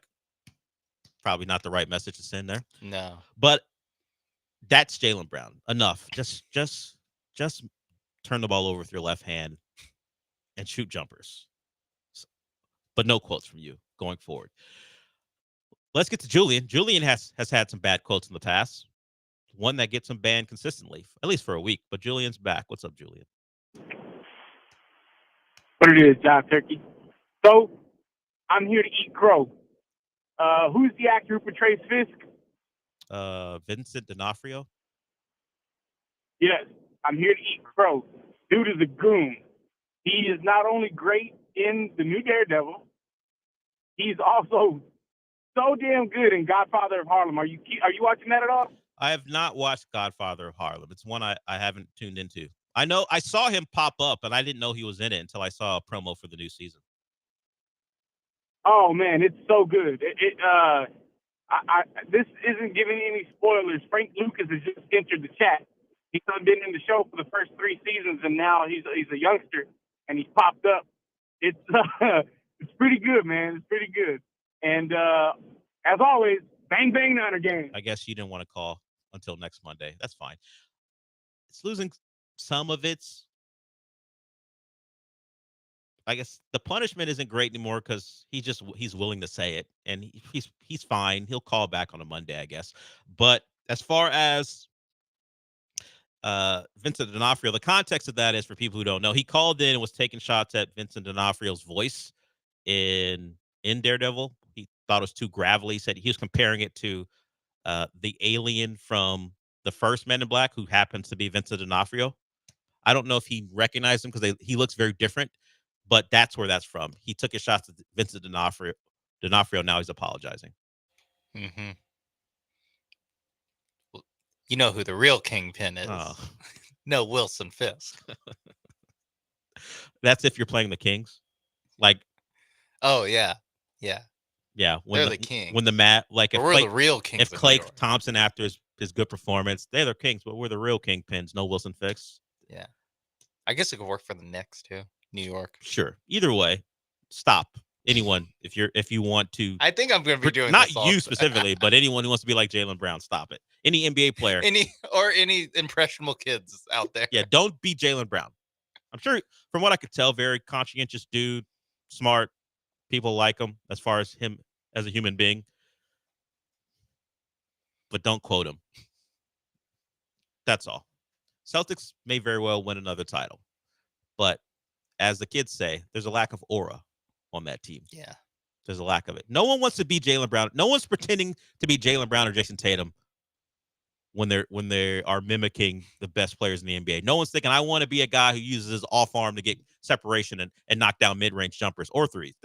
That game, though their 2 games aren't things like Steph Curry changed the game of basketball. People want to be Steph. No one wants to be Jaylen Brown or Jason Tatum. I've never heard anyone say, I want to be like those 2 as far as what my game looks like. Just sorry. Undeniable fact that I just made up.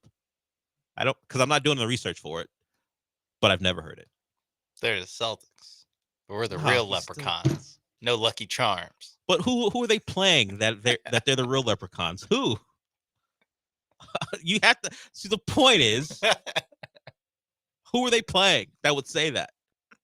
The Magic. The Magic when they win a game. But why would they want to be? Although leprechauns are inherently magical too. Now that I think about it. I just don't know if anyone. No Lucky Charm. I don't think you're going to ever hear the quote, "We're the real leprechauns," unless Notre Dame is involved. Even then, who wants to be a leprechaun? No one does. I think that movie has clouded people's judgments. No one wants to be one of those things. Leprechauns have no aura. No, but it doesn't take aura to win an NBA title. We saw that last year. Just have the easiest path ever. That helps your cause. It looks like the Celtics are going to have a more difficult path because guys are healthy right now, but you never know. You never know. They're a 2-7. They would see the Knicks or the Pistons if they win their series against the Magic. So far, no Knick is out of the series, and so far no Piston. Although Isaiah Stewart's limping around with the knee brace, but does that really affect his game that much? Probably not. Okay. Makes it harder for him to chase down someone. If someone shows him his own blood, yeah, it'll be hard for him to run them down. So there it is. Jaylen Brown's quote sucks. The Wolves go into LA and beat down the Lakers. Luka was good. No one else really was. Austin Reeves, you are who I thought you were, at least so far. I wasn't buying the Austin Reeves hype. There's a lot of conversation about him and Chad as who's the best white American basketball player. You can throw Hero in there as well because he made the All-Star team. Austin Reeves eats off of the energy that LeBron and Luka provide. And before him, Anthony Davis. I see you, Austin Reeves. You're not fooling me. You're a LeBron Luka merchant until proven otherwise. So they're going to need him though. They were bad defensively overall in that game, but LeBron didn't play particularly well. And once the Wolves get going, I mean, we had talks about who we wanted the Rockets to face. The Wolves are just at their best. They can be scary. Hell, Anthony Edwards didn't even shoot the ball that well, but their length on defense, the speed at which they play at sometimes. I know that they aren't the favorites, but they got the formula. Of course, the Julius Randle thing comes into question. You're not sure how he's going to do through potentially 4 rounds of the playoffs, but that's one of those teams who is a 6 seed who has some recent experience of making a deep run. They got everything, man. They can play big if they want to go smaller, and I say smaller. Naz Reid is still like 6'9", 6'10", and he can stretch the floor. But they want to be smaller and still play big because you have Randall and Naz. Really, the small thing comes with fact with Rudy Gobert not being on the floor. But you got the wings, you got your lead guard. They're tough out, and the Lakers saw that on Saturday night. But we saw that that team last year too. They made the Nuggets look like they couldn't stay on the court with them, and then that series went 7. So we'll see if we get any close games tonight. Nuggets, Clippers, Knicks, Pistons tonight. All right, we'll go to break here. We got some NCAA stuff to talk about and the Astros because NCAA, which we didn't get to last week, put in a new rule to limit. Did we talk about the limiting faking injuries on here? We might have mentioned it. I don't know if we actually talked about it. Maybe we didn't get into it, but there's a new rule in place to limit fake injuries.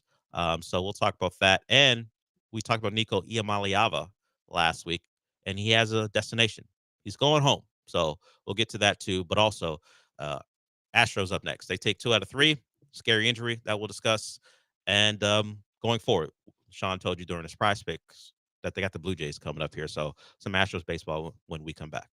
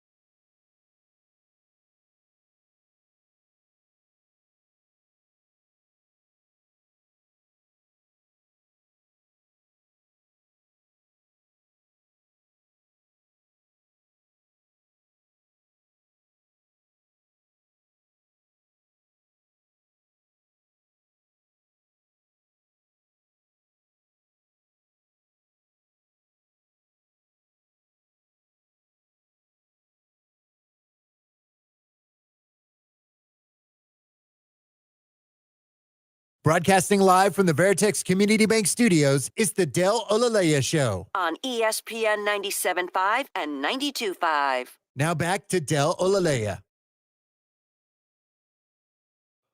Astros lose 3-2 yesterday. Fromber, nice bounce back from his previous outing. 6 innings, two earned runs. The bats were silent after having a pretty good weekend. The big news out of that game was Luis Arraez collision with Dubon at first. Dubon was covering first, came over. Maybe his momentum took him into the base path. Either way, Dubon, to protect himself, left his forearm up. It hit Arraez in the neck. He went down, had to be stretchered off the field. That stabilized him. He is out of the hospital. He was stable last night, out of the hospital now, but that was scary. It's bang, bang play. I mean, I don't think there's much in it because if you're Dubon, you don't want to get run over. So if you don't want to get run over, you do what you have to do to protect yourself. Unfortunately, that elbow hit Arraez in a spot that left him motionless for a little bit and down on the ground. But thankfully, he's okay. And that's the best news coming out of that. Of course, as I mentioned, it was the Padres bouncing back after the Astros did something they had not done all year. Win 2 games in a row. So that narrative and those tweets have to end. No more win 1, lose 1. Sorry. For the 20th consecutive time, the Astros did this. That's out. No more of that. This team can win more than 1 game. They can win 2. Can't get to 3 yet. Yeah. But baby steps. What happened to the team I love? That would alternate wins and losses. Oh, I thought you meant the team from 2022. I can tell you, a lot of those guys are gone. No, I'm not talking about the team that would win 105 games in a row. No. Oh, you're talking about this team. Perfectly balanced. Not really. 10 and 11. Still need 1 more. That's why yesterday would have made them 11 and 10. Yeah, no, and then they win. They win today. And then they lose. You want to go back to that? You want to be 81 and 81? That's what you're looking for? Perfectly balanced. When Thanos does it, it's cool. When a baseball team doesn't, it's sad. It's not. Yeah. It's not. It's only like if they won 60 games the year before. If they go with the Rockets' way of doing things when they're awful, and then you get to 500, that's cool. And then you exceed all expectations in the following year. I don't need the Astros going 81 and 81 and being perfectly balanced. I like some of their hitters to be more balanced at the plate. That'd be good. That'd be good. Cam Smith had a big weekend. He is one of the Astros' best hitters. And while the questions were, could he handle Major League pitching? Those questions remain for almost the entire lineup. He's actually better than most of them right now. He's not great, but no one expected him to be great. We expected the other guys to carry it, as he is their 9-hole hitter. Generally, it's been a disappointing year. But you take 2 out of 3 from the Padres. I think the Astros now have won 4 out of 7 series. The biggest problem is they got swept by the Orioles. The Giants. Excuse me. They got swept by the Giants. 4 out of 20 or 4 out of 7 series. Just keep doing that. Eventually, you'll get over 500. Win every series. Unless every series you lose, you get swept in. Yeah, don't do that. Don't do that. If you're going to lose a series, at least take 1. So either Sean gets this perfectly balanced scenario, or maybe you win 88 games and maybe that's enough to make the playoffs. So Fromber better, Taylor Scott not so. He is not the exact opposite of what he was last year, but pretty close. It has been a struggle for him throughout the early parts of the season, and they're going to need him. He is either your 6th or 7th guy in high leverage situations, 6th or 7th inning guy in high leverage situations, and so far, you'd ask him to pitch better. That's how I would place it. I put it, pitch better. He might not be in high leverage anymore. That too. I just don't know who they go to. Over.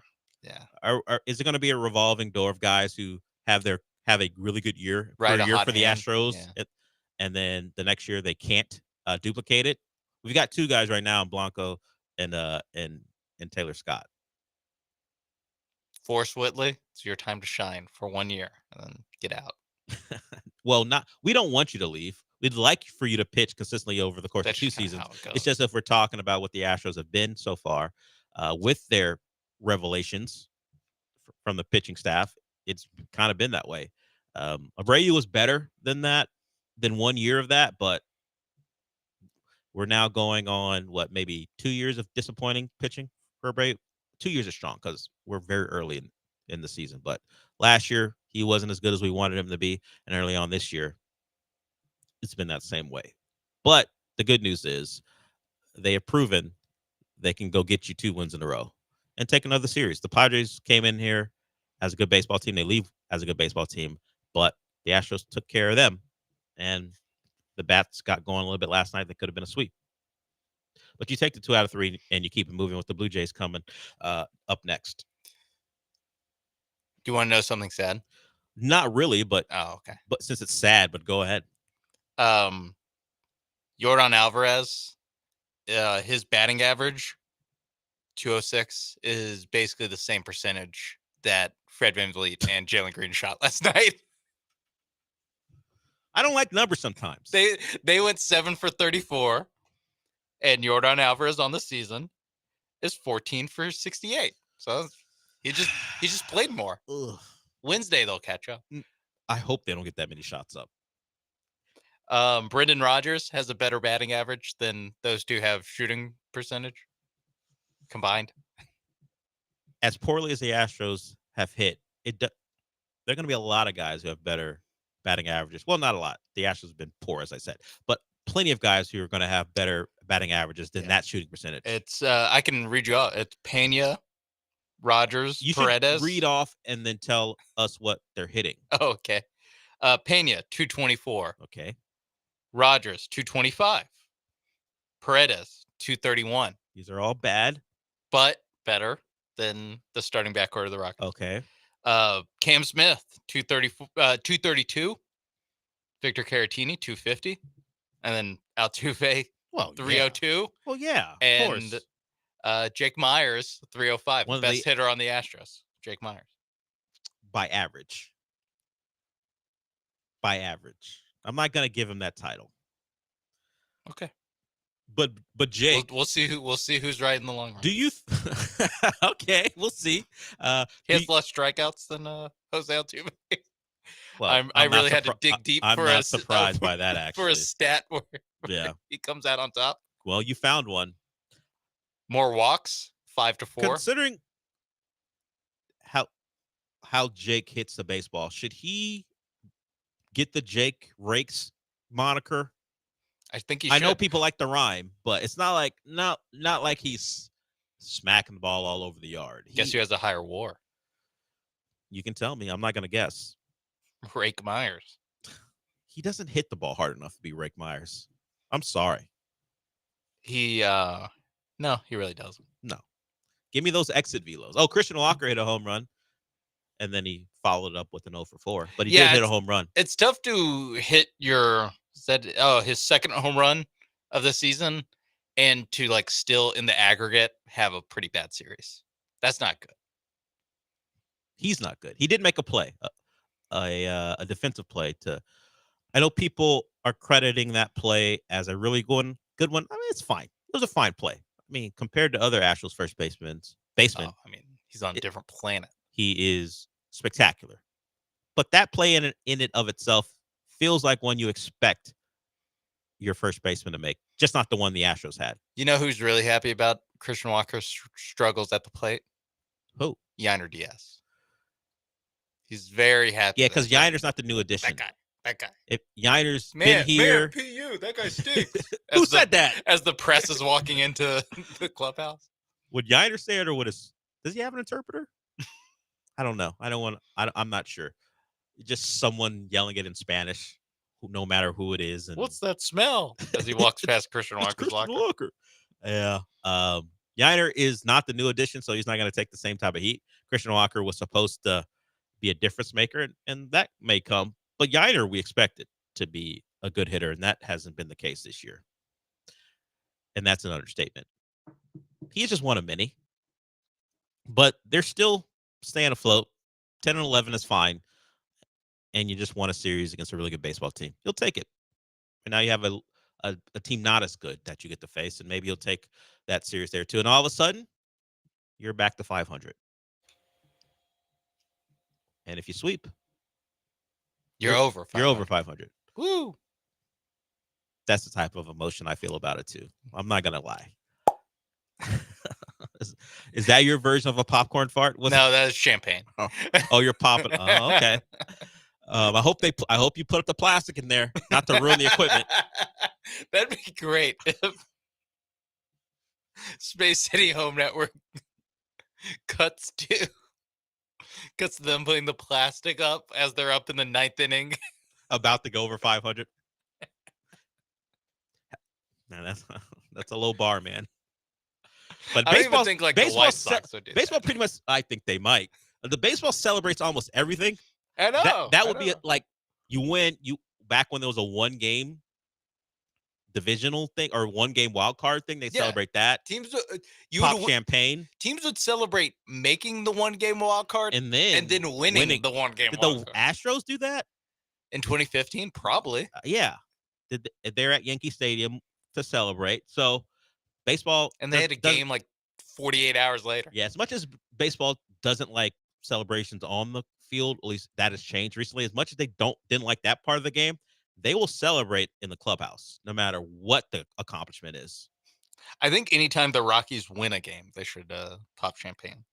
They're 4-17, in case you're wondering. Oh, you got to be Coors Light, just to lean into the branding.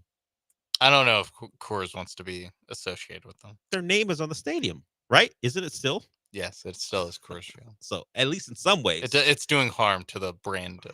And Granato's saving them though, so they don't have to worry about it. Although they are ice cold, so the mountains are blue. The Jaylen Brown thing has really influenced you today. It's a mistake that I brought that quote to the show. You are leaning into being Jaylen Brown. And we're the real Rockies. Nope. Go ahead. Oh, before we go ahead. No Balboa. No, but that doesn't work because at least he was talking about how they have the magic.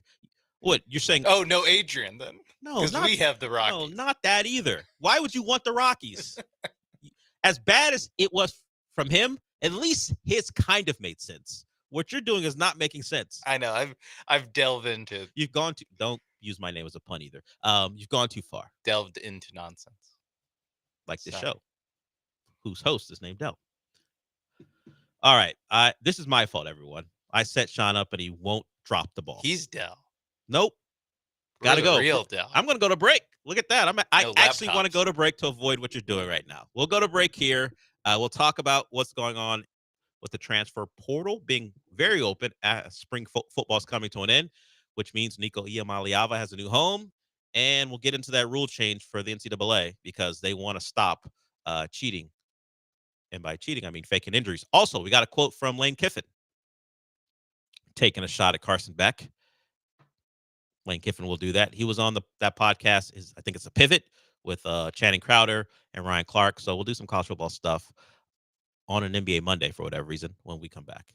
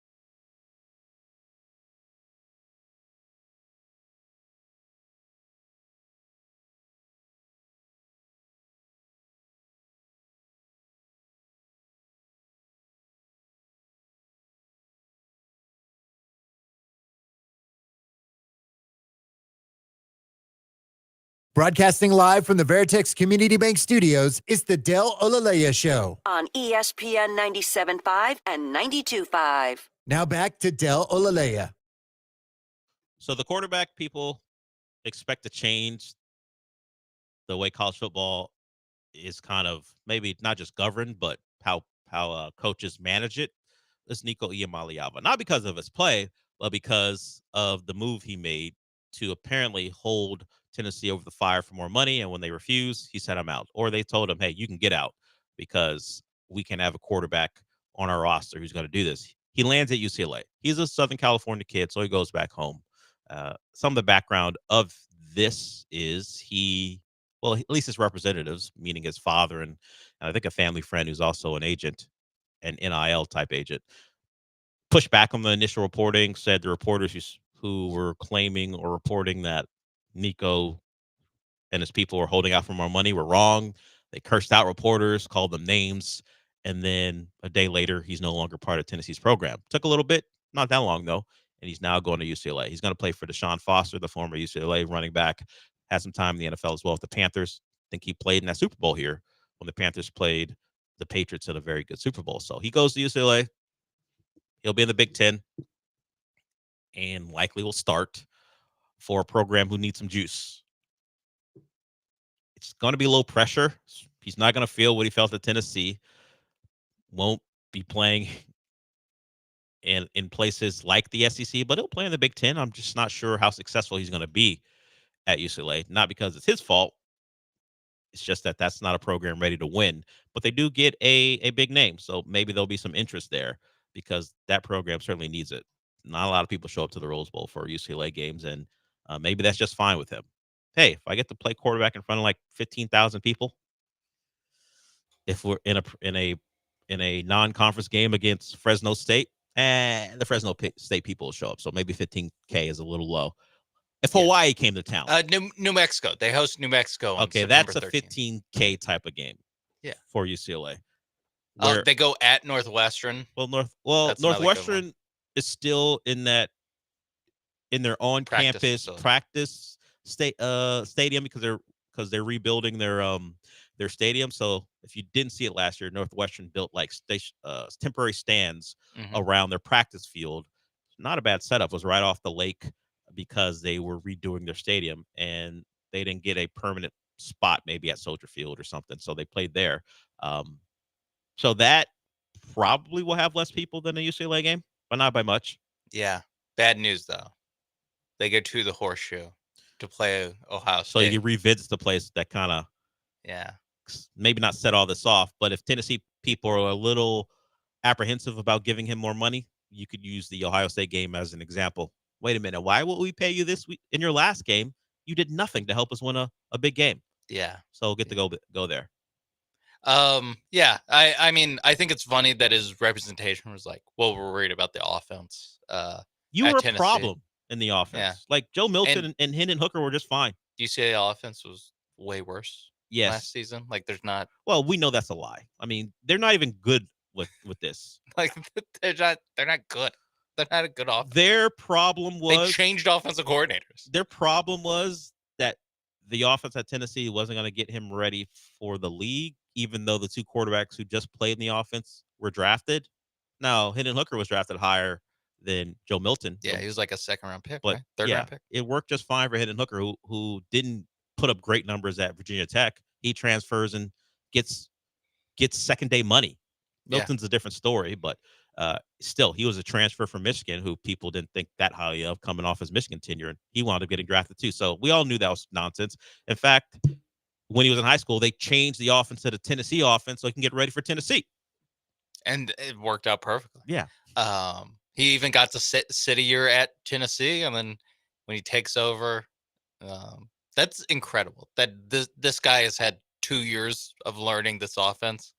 And then you see him on the field, and it's just like he can't throw a deep ball, or he can throw a deep ball. He can't throw it close to a receiver. No, he has plenty of arm strength. I will give him that, and that's a big part of that offense. They like to isolate guys one-on-one. They spread the field, and they're all open in that veer and shoot stuff. So, and they'll run a guy down there against a corner because generally corners don't get switched out of games. They'll just bring another guy over there and run him against that corner to see if they can get some separation, and he would just miss throws. Guys would be open, he would miss them, and of course, when he hit them, big plays would happen. But he didn't do it often enough, and you see the fallout there. Some other things going on. We got a rule in place to limit fake injuries. If you fake an injury, or even if it's a real one, and you fall down and say, "Hey, I need help," after the ball is spotted, it costs your team a timeout, and you can't return to the game in that series. That's what the NCAA is trying to do to limit what has become, you want to call it an epidemic, or at least a problem in the game. It gets to a point where fans will boo, but even the announcers are talking about it. So you get charged a timeout. And if you don't have any timeouts, it costs you 5 yards. It's a delay game penalty. It's generally thought of to be a pain for the defense. But if an offensive player ever does it too, you wouldn't think they should get penalized for it. But I don't think it's consistent with a defensive player. It's just anyone who falls down and needs help, pretending or otherwise, after the ball is spotted, it'll cost you a timeout, and you cannot play the rest of the series. I believe. So that's in there. Actually, you know what? You can come back, because you can't I guess you can't really tell if someone's faking or not. You can't punish a player that way, but it will cost you a timeout. So the player can come back, but it'll cost you a timeout. Let me clean that up.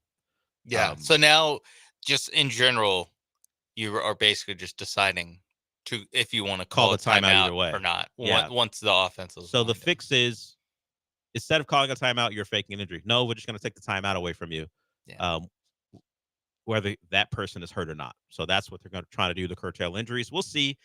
Ole Miss is a big offender. Yeah, I mean, they're one of the prime examples of an offensive player doing it. They had a running back. Yeah. Jackson Dart very obviously motioned him, put his wrist, and did the go down. And then they had a running back just boop, fall, instantly get hurt. Maybe Jackson Dart has the force. We don't know. We'll find out. I'm going to assume on Thursday when he gets drafted in the first round because he has the force. When he convinces the Steelers to draft him. We'll see if he has the force. He's going to be at... Waves his hand in front of Mickey Loomis. Goes to the Saints. My past 3 years of film it's not what you're looking for. He makes people think. No, that's not my film. Look at the CJ Stroud film. That's Bo Wallace. Yeah. That's Chad Kelly. If Jackson Dart gets drafted first, which appears to be a real possibility, good luck. Good luck to whoever takes him. Maybe he'll tell Jalen Warren to fall down if the Steelers don't have any timeouts left and a play's breaking down before the snap. The other thing, we mentioned Ole Miss being one of the prime offenders. Well, their coach will do a podcast or two, likes to talk. And while he is prominent in the NIL game, he took a shot. I don't know if this is strictly at Carson Beck or more at Miami for paying Carson Beck. So Lane Kiffin was on, I believe, the Pivot. Channing Crowder is in there. Ryan Clark is in there. And NIL is always going to be a big topic of conversation. Lane Kiffin ain't worried about talking about it. He's happy to, particularly if he can get a joke off. Here's Lane Kiffin on the reports that Carson Beck was making like $4 million to play quarterback for a year at Miami. It's crazy, Coach, that you bring up the NFL structure with college now because they're on the contract. They're making money. They're making millions of dollars. I think down in Miami, what's Carson Beck? 4.3. 4.3 million. I think my biggest year was 6. He's a college kid. So like you bring up the comparison of what they're doing. They're really getting NFL money. Miami gave him $4.3 million. That's what the evaluation says. Hey, do they watch this game against us? You don't have to be great, Coach.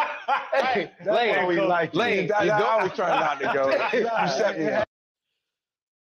The evaluation is just something a site like On3, one of the recruiting sites, will place on Carson Beck. No one really knows what Carson Beck is making. We know he got a lot of money to go play at Miami. He's coming off an arm injury. If we remember, he got hurt against, was it Texas?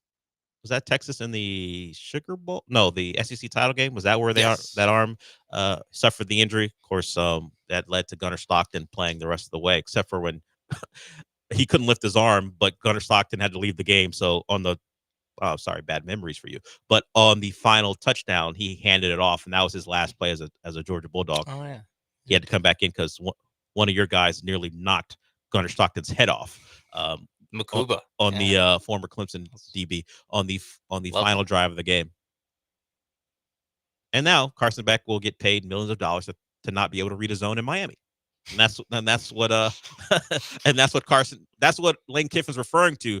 Carson Beck did have a good game against Ole Miss in 2023, but last year for Georgia, Carson Beck, I believe he threw 12 touchdowns and 12 picks against SEC competition. Not great, but against the likes of Clemson and Georgia Tech and UMass, he was great. 28 and 12 overall, but the picks, and there are multiple 3-pick games, came against SEC competition. So what did he do against Ole Miss? Which led to Lane Kiffin's joke? He lost 28-10 in that one.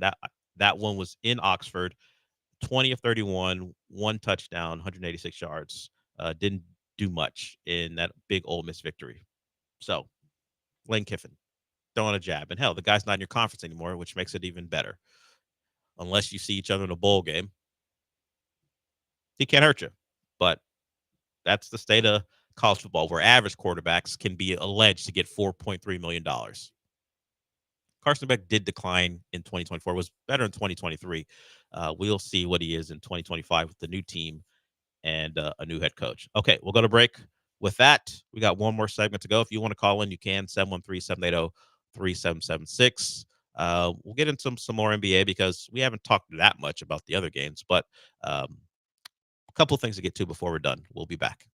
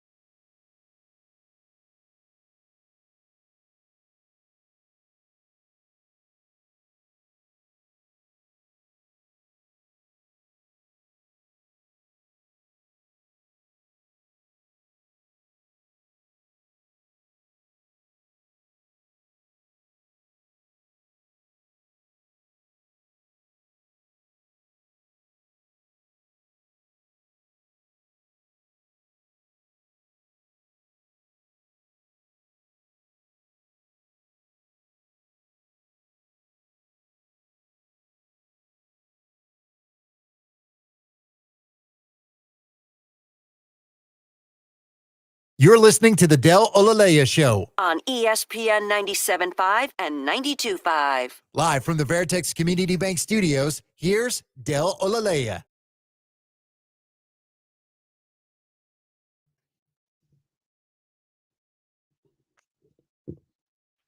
We are the show for this. Just got word that tomorrow we got giveaway. If you like Marvel movies, tune in tomorrow. We got giveaway for Thunderbolts.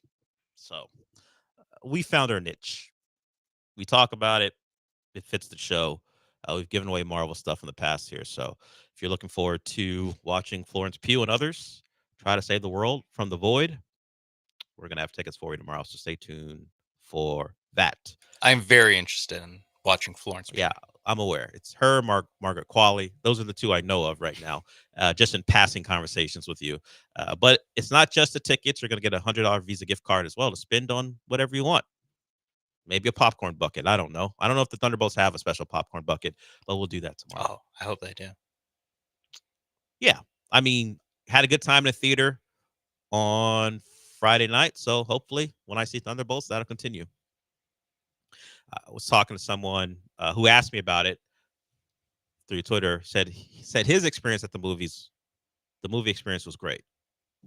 You were talking about that too. You said you had a great theater as well. Good crew. Good job. Good job, Marquee IMAX, 7 o'clock on Thursday. Good job, guys. High fives all around. Nice setup. If any of you out there are listening right now, good job. Good job by you. Good job by you, Ryan Coogler. Good job by you. Yeah, him too. Michael B. Jordan. Also, the people that bought tickets were in my movie theater. But yes, Michael B. Jordan, Ryan Coogler, Michael B. Jordan, Haley Steinfeld. Did you say Michael B. Jordan twice because he plays twins? Yeah. Okay. Just want to make sure Smoke and Stack get the recognition. Those are fictional characters. One of them is dead. The other one's, well, I won't give it away. They're both dead. The thing takes place in 1932. Well, one of them is undead. So is he really dead? Oh, whatever. See? We don't know. We don't know. Yeah, at last check, there's a thought he was dead, and then maybe he isn't. Just watch the movie. It's a good one, and the music is good. The original music is good in there too, and then there's some remakes done in there as well. So Tony was talking to me online about it through Twitter. Yeah, he enjoyed his experience in the theater as well. All right, so got the 2 games tonight, so we'll talk about that tomorrow. And with the 2 playoff games, of course, the Astros got the Jays tonight as well as home as they're trying to continue what at least so far has been a successful homestand, taking 2 out of 3 from one of the better teams in baseball. Did want to get to this before we go. Ime, Coach of the Year finalist. He along with Bickerstaff in Detroit and Bickerstaff replacement in Cleveland. Kenny Atkinson gets that. Amen. No mention of DPOY. He is not in the top 3. So the late push didn't work out for him. The Steph game, not enough. Lou Dort not involved either, which is a little surprising. Is it all bigs? No, it's all bigs and Daniels, right? Yes. Draymond, Dyson Daniels, Evan Mobley. Okay. Dyson Daniels winning it. He's been a good player. Would be a bit of an upset. And Ime talked about it. Amen has not been in the NBA consciousness for that long. Yeah. It's a reputation award. You got to kind of build that up, and maybe next year he'll be involved. But I don't know how Dyson Daniels makes it then. He's on a worse team. Never really been talked about other than NBA nerds discussing. Dyson Daniels pretty good, you know? Yeah, I mean, I think he got to 3 steals per game. That's like the first time that's happened since like the 80s that anyone's averaged 3 steals per game. So he has something. But yeah, like you said, I think locally we're like, yeah, Amen Thompson, obviously awesome defender. You forget that he didn't start until injury at the start of January. So for most of the national consciousness, like he was kind of like, oh yeah, that bench player. He probably was more in the 6-man kind of mindset of like he could have been a weird 6-man of the year type of contender until he got started in the lineup when Jabari went down and just kept the job for the rest of the year. We learned our lesson from the Harden debates. These awards are narrative based, and whose time is it now? Draymond, reputationally, is there. Evan Mobley, people have considered him a really good defender for years, so now it's his time. And then Dyson Daniels did something spectacular, not something we don't see. Yeah, he's kind of the Russ Westbrook of the thing, because Russ was a triple-double dude, and that's how he got his MVP. Of course, now, and someone pointed out very funny, I think it was Zach Lowe. Wait a minute, Thunder fans. When Russ was winning an MVP, you guys, hey, triple-double. That's all that matters. Guess who's averaging a triple-double who you're going to discount? It had never been done before. or it only done by Oscar Robertson. Now So it had been done before. Yeah, everyone's done So, it. Everyone's so it's done less it now. important now. Yeah. I think the best player in the world on a good team should win the MVP, which is Jokic. I don't care that his coach and GM got fired. Hey, good coach and GM got fired. Still won 50 games. It's hard. Has nothing to do with him. Nothing to do with him. But people are using that as a reason not to have him win it. They still won 50 games.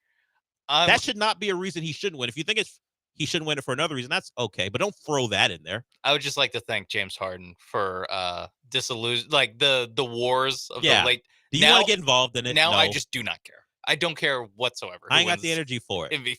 It's silly, but I think that reason in itself is the dumbest reason not to give it to him because his coach got fired. Well, they still won 50 games. You want to reward that behavior? Yeah, he was all in on getting Malone out of there. That seems like his personality. Clearly, that man doesn't care about horses at all. He just wants coaches to get fired. All right, we're done for the day. Gallant is up next. That'd be Paul Gallant, and he's followed by the Killer Bees. Since we're done, what does that mean? We did it!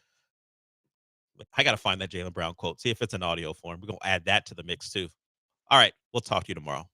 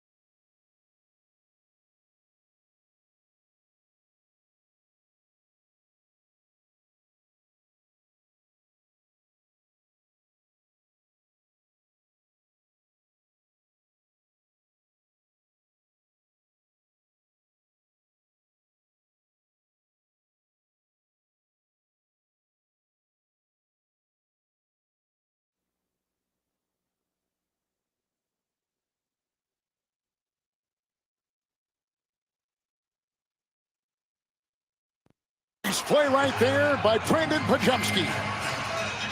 And the lead is 11. Another turnover. Butler the other way. And that puts an exclamation mark on this 10-point game. My goodness, what a flurry. The Rockets played their first playoff game in half a decade, and they lost to the Warriors again. But I'm going to quote a wise philosopher here for a moment. A wise philosopher who came up with these words in 2003. So I'm outside of the club, and you think I'm a punk. So I go to my loaded Tech 9 that's off in the trunk. I told that mother lover, I ain't never scared. East side, I ain't never scared. West side, I ain't ever scared. South side, I ain't never scared. North side, I ain't never scared. South side, I ain't never scared. East side, I ain't never scared. West side. Yeah, that's right. I just quoted wise philosopher Bone Crusher from his album Attention, the song Never Scared. Because even though the Rockets at times were getting stuffed in a locker by the Golden State Warriors, I'm actually not that upset or concerned about the game one loss. And maybe I'm crazy here, 713-780-3776 to call, to text on YouTube at ESPN Houston, on Twitch at ESPN 975. But I feel like the Rockets in this game played so poorly from a shooting perspective. There's no way they'll do that again. And when you consider that, considering a game where they had 16 turnovers, where they shot 55% from the free throw line, where they shot 20% from outside, where Jalen Green and Fred VanVleet were a combined 7 for 37, this team still had a chance to win with about 5 minutes to play in a game where Steph Curry went off. I feel pretty good. Again, you're down 1-0, but it's a 7-game series, and that could have been a lot worse. So I'm actually feeling pretty good going into game 2 on Wednesday night. I mean, Steph Curry is incredible. And in that game, Steph was shooting shots rolling to his right while falling down. Steph Curry was hitting shots from half court, and he's always capable of doing that. But do you think he's going to do that in every single game? I'm sure there will be a game where the Rockets are actually able to slow him down a little bit. I would imagine it happens later in the series because the Warriors, after the game, were talking about how much of an impact rest had on them, on how well they played, specifically in the last couple of minutes of the game. And I know Jimmy Butler played well, too, in his return to the greater Houston area, even though he refuses to acknowledge Houston as his hometown. He's from Tomball. His possessions slowed things down when they would turn it over to him. The Warriors would give it over to him. In the last couple of situations where the Rockets seemed to be clawing back in, they'd give it to Jimmy Butler. The pace would slow down, and Butler would generally do something with it. And there's a reason the Warriors are 25-8 since they brought him aboard. But in a game where Steph Curry played awesome, superhero level, where Jimmy Butler also played well, and where all Rockets starters, not named Alperen Şengün, who was great, especially early on, really struggled. It sucks that they lost, but I'm feeling A-okay going into game 2. And perhaps I'm crazy on that front. Clearly, they need a closer of some sort. They got to have somebody at the end of the game who can create his own shot. Jalen Green and Fred VanVleet are the only two guys on this team that can create their own shot. And hell, I'd say this about Alperen Şengün in this game. He was a little bit lucky that he wasn't called for, 5, 6 travels. The amount of pivots that he was doing on multiple feet, probably illegal. That's at least the way I understand travels in basketball in 2025. Could be wrong. But anyway, Şengün, he played well. Steven Adams off the bench, Jabari Smith played well. The Rockets, this is the edge that they have on the Warriors that actually has me feeling all right. They're way bigger than Golden State. I mean, Golden State doesn't have an answer size-wise for him. Draymond is the best they can do at 6'6". They just don't have that. And while the Warriors did play physical, there's no doubt about it, and the refs let them play, which I really liked seeing both ways. I look at that Rockets team who was saying, yeah, we could have been more physical in this one. And with the way that they dominated the rebounding glass, I feel pretty good. Maybe I'm crazy. Again, they won the rebounding battle 52-36. They had 22 offensive rebounds. I mean, that might be unsustainable. The 22 second chance points as well. I think it's the most the Rockets have had in a playoff game since 2016, which also happened against the Warriors. But there's a strength that the Rockets have that the Warriors clearly don't have. Can you just outsize them? Can you just outmuscle them in a series where it is going to be largely, I would imagine, defensive-oriented? Of course, you got Steph. Of course, you got Jimmy Butler. And the Rockets really have no one other than Alperen Sengun from an offensive perspective like that. But if you just body this team for a full series, are you going to see more of what you saw when Steven Adams and Jabari Smith were out there, along with Sengun? I feel like there's a good chance you would. So while you want a closer for next year, that's what you're definitely thinking going into not just game 2, but potentially into the offseason, regardless of whether or not the Rockets win this series, lose this series, advance far in the playoffs. You are wondering about finding that consistent guy who can actually get his own shot and regularly make his own shot. But I feel all right. I feel all right about where the Rockets are after one game. If you think I'm crazy, 713-780-3776 to call in, to text in, on YouTube at ESPN Houston, on Twitch at ESPN 975. Sean Mapes, the producer of the Paul Gallant Show. Am I crazy to feel like this game 1 loss for the Rockets, which at times was very ugly for them, is actually a not too bad sign about this series going forward? You're not crazy for that. I think that you're just like a couple notches more optimistic about it than I am. Just in the fact that this is kind of what we've seen from Jalen Green and Fred VanVleet. Well, there's that. Throughout the year. Like, this isn't a complete anomaly clunker. I guess the anomaly is that it's the worst game basically that you get from both these guys happening at the same time. That's a little bit of like, well, normally one of them's at least decent. But I think that for the most part, you do bring up good points of just like some of these shots that especially VanVleet was missing. Like, he was just open. Like, he was open, the ball didn't go in. He did force it a couple times late. There's one on I want to say it was second half, maybe the fourth quarter. It was the top of the three-point line where in he was transition. moving. Right. Where you're just like, it was like, dude, Steph is doing that. You're not Steph. I get it being confident about your shot and saying, hey, I could miss 20 shots. I'll still take shot number 21, even if I'm 0 for 20. I get that.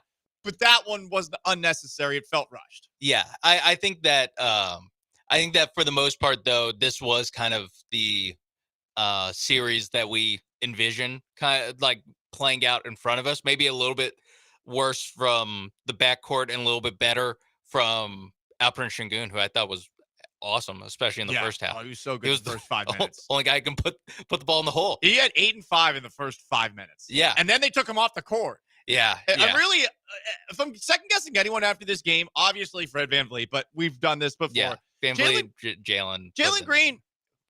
Quick note on Jalen Green. Green, I felt like had bad luck in this game. I know it's a weird thing to say, but I felt like he was getting the wrong end of the iron several times. Like, because he had open looks and it just wasn't falling. So hopefully, as he said after the game, that this to me, hey, it's just one game. I'm going to shake this off. Because I thought he did well on the other side of things at the very least. I thought he made up for it. I thought he did good on the glass. I thought he was pretty good defensively. The small things he was pretty good at. There's one, it's just Steph Curry's going to run off 10,000 screens. And he screwed up a couple times. Not the end of the world, but and Steph still had to make like a 35-footer to right, make, exactly. It was the one where Amin, he got mixed up with Amin. I think that Jalen Green, I think this was a bad outcome. Obviously, it was a bad game for him. I think the matchup hunting to get Steph on him, I think that's a little bit like, hey, listen, that's what the Cavs did with Kyrie Irving and LeBron James. Like, I don't know if we need to be doing that with Jalen Green. I think we can just run our offense here. I don't know if we need to slow it down this much, especially when Jalen Green wasn't like obviously cooking them. He was still getting contested layups or having to pass out while getting caught up in the air. So I think if he plays a little bit faster on offense, I think that would solve a little bit of the problems, because these Rockets possessions would just get so bogged down exactly because especially when the lineups where there's no Şengün. Like there just was no place to go for offense. They were saying after the game they need to get out and run more. And I mean, they had 4 fast break points all game, which is a very low number. And one of those was first quarter, Tari Eason. So clearly they need to shoot better. And yeah, there needs to be better offense and more pace. But I would say of the many things you could question last night, I would say Ime Udoka had a couple of head scratchers. First off, Jalen Green didn't play much early on. And I was wondering why. There was a moment where he had, by far, among Rocket starters, the fewest minutes. We're talking like 3 less than second to last, which was Şengün. He had 9 minutes for the first, I think, like 16, 17 minutes.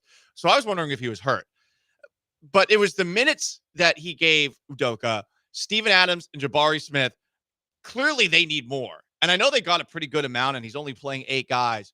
But to take Adams off the court for the last 5 minutes of the game when things were actually going really well for the Rockets with Adams out there, I get that Adams might be tired and all that, but I think you got to play to your strengths here. So really, if anything, I'm second guessing Ime Udoka after this one, where I know Van Vliet's going to have games like this. I know Jalen Green's going to have games like this. I need Udoka to adapt to what he saw out there. And after the game, he was asked about it. He was coy. He said, listen, guys are going to miss shots. You know, these things happen. I'm sure he's used to it with this team specifically.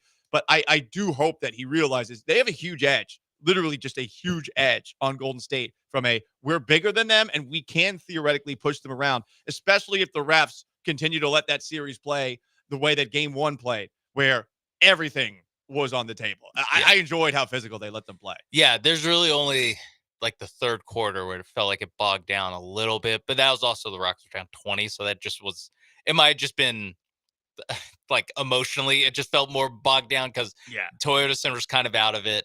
I was kind of out of it, and they're shooting a bunch of free throws in the third quarter.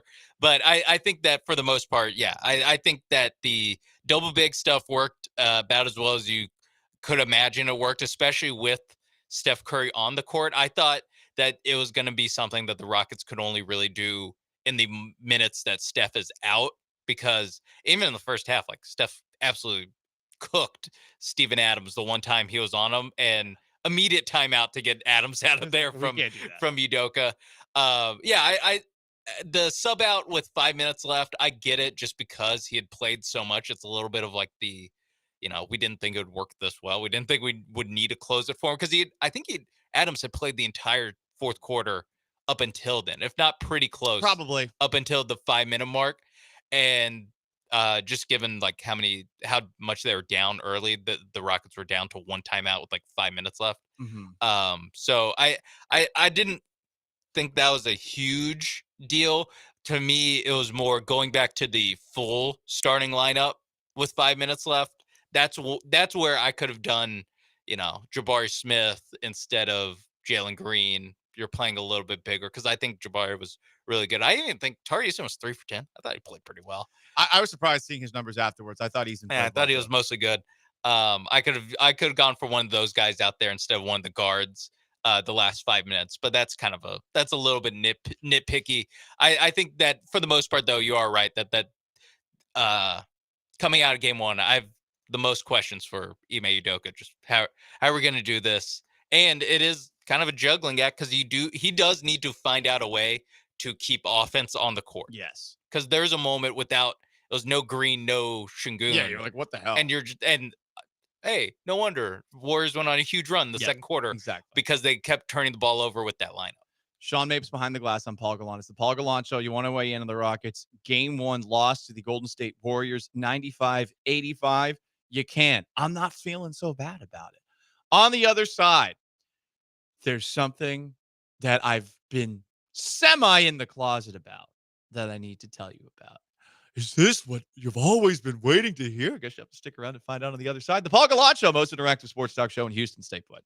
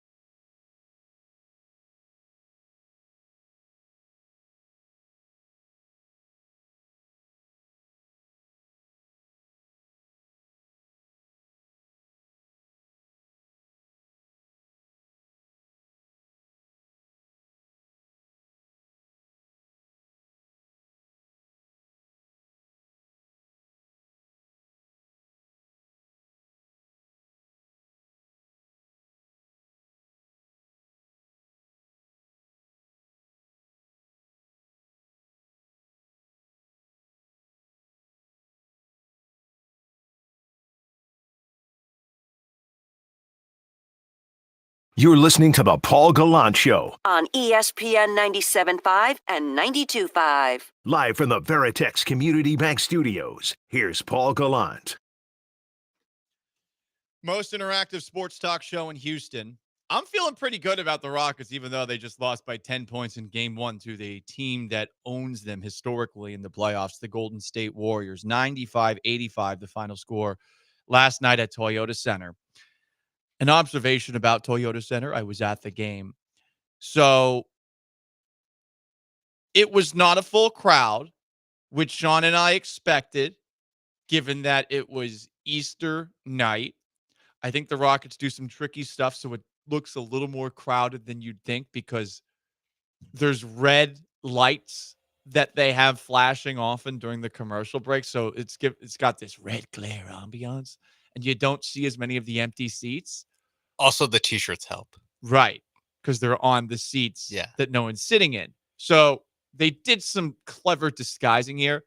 But all that said, the energy was great last night.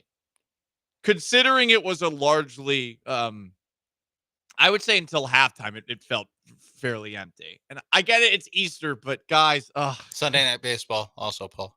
I didn't think of that excuse until last night. I mean, Sunday Night Baseball. I mean, head-to-head with the Astros. Sean, it's one of those things where I get frustrated often when I see the crowd and I'm like, do people even care about sports here? I do that every now and then. But the people who were there, you guys were loud. So at the very least, there was some good energy there. Unfortunately, the Rockets had a couple of stretches in this game where they completely looked lost. And a couple of guys, Steph Curry and Jimmy Butler, took them apart. A couple of texts in from Eric the Driver. I think he's tried to rhyme. Chicken fried, weak side, make Steph cry, Rockets in 5.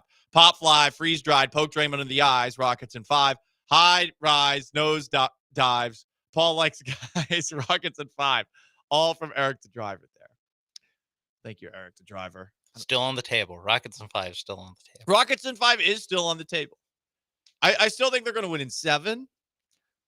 I feel a little bit better, all things considered, than in a game where they got every single ridiculous shot from Steph Curry, where Jimmy Butler played well, that they were hanging around at the end. I feel a little better. This was a better Golden State Warriors game. Someone texted in saying, didn't Golden State do just as bad as the Rockets? So they too can improve just as much, if not more. Okay, you're really expecting guy whose name I refuse to acknowledge, Mr. I am a white guy cosplaying as Patrick Mahomes. What's his face? Brandon Pajumski. Yeah, that effing guy. Like that guy. Hey, he was the third leading scorer. 14 points. Yeah, 14 loud points. Because the team is not good. I mean, I get it. They're Golden State, but this is not a good Golden State team. That guy's actually playing. So they have a shot. This is not the Warriors team of old. I'm not intimidated by a 10-point loss where, yes, the Rockets had awful performances from two of their most important ball handlers, but they still dominated on the glass. And I feel like that's going to add up over the course of a series, especially if it goes long, because I don't see what the Warriors do against those big bodies. And you hope that you get a little bit of playoff sea legs from Jalen Green, especially. He needs it the most. I think Amin Thompson, first 3 quarters, there's a little bit of, I'm glad you showed up in the second half. I'm glad the Amin Thompson that's been here all season finally got to the arena in time for the fourth quarter, because I thought he was bad on offense and only okay on defense early in the game. And I think he really he found something. Maybe it's just he got used to how they're playing, how the Warriors are playing him, got used to just the environment, because this is the biggest game he's ever played in. So I think that Amin Thompson again, I view it as just finding your sea legs as a first-time playoff participant. I think that he's I'm not even worried about it. It's just something I think will go the Rockets' favor, is that you'll probably get better Thompson. Some of this is also informed that his brother also played poorly in the first game. And I was like, Asar Thompson played poorly too. That twin. I know. The energy was just off. Twin connection. Yeah. Right. Someone pointed out on YouTube, Trill O'Reilly, Amin Thompson didn't look like himself at all last night at ESPN Houston on YouTube. Yeah. I'm with you. He didn't seem like the guy that we're used to. I feel better about it. Game 2 for Jalen Green. Game 2 for Amon Thompson. I don't think Green was a lost cause out there. And Fred VanVleet just has games like this. You just have to accept it. This is part of the Fred VanVleet experience, much like it was part of the James Harden experience back in the day. Occasionally, Harden would give you a clunker. Fred VanVleet obviously gives you significantly more clunkers than Harden does. Doesn't give you the upside. But you generally would get a 1 for 15 night from Harden. Once a month or so. Especially like a 3 for 19 playoff game. Like that is James Harden to the core. It's time, guys. It is time for me to get out of the closet. And I'm only halfway in the closet on this. If you've been listening to this show, you know already. I love Steph Curry. I don't care who knows it. Oh,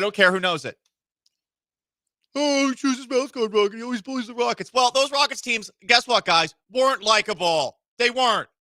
And Steph was. I have been in love with Steph Curry. Not like that. I have been in love with watching Steph Curry all the way back to 2008 in March Madness when he was with Davidson. I love watching that guy play. I hate that in today's basketball culture, there are so many people who root for one player. But if I had to root for one player, if you put a gun to my head and said you had to root for a player, I would pick Steph Curry. I wouldn't pick a Boston Celtic. I would pick Steph Curry. I love watching that guy play. I think he's one of the best to ever play the game. I think he's better than Kobe. Kiss my ass, Kobe stance. I love Steph Curry. Before the game, I'm underneath the basket, standing on the court, watching the Warriors do shoot around. Steph Curry is literally screwing around, dribbles underneath the hoop, throws a ball into outer space, straight up in the air. Bloop. It didn't even touch the net as it dropped through. And I saw that and I thought to myself, well, that's Steph Curry. This could be a bad sign. And then Steph Curry started doing Steph Curry stuff. I think this is maybe the best shot I've ever seen live at a basketball game.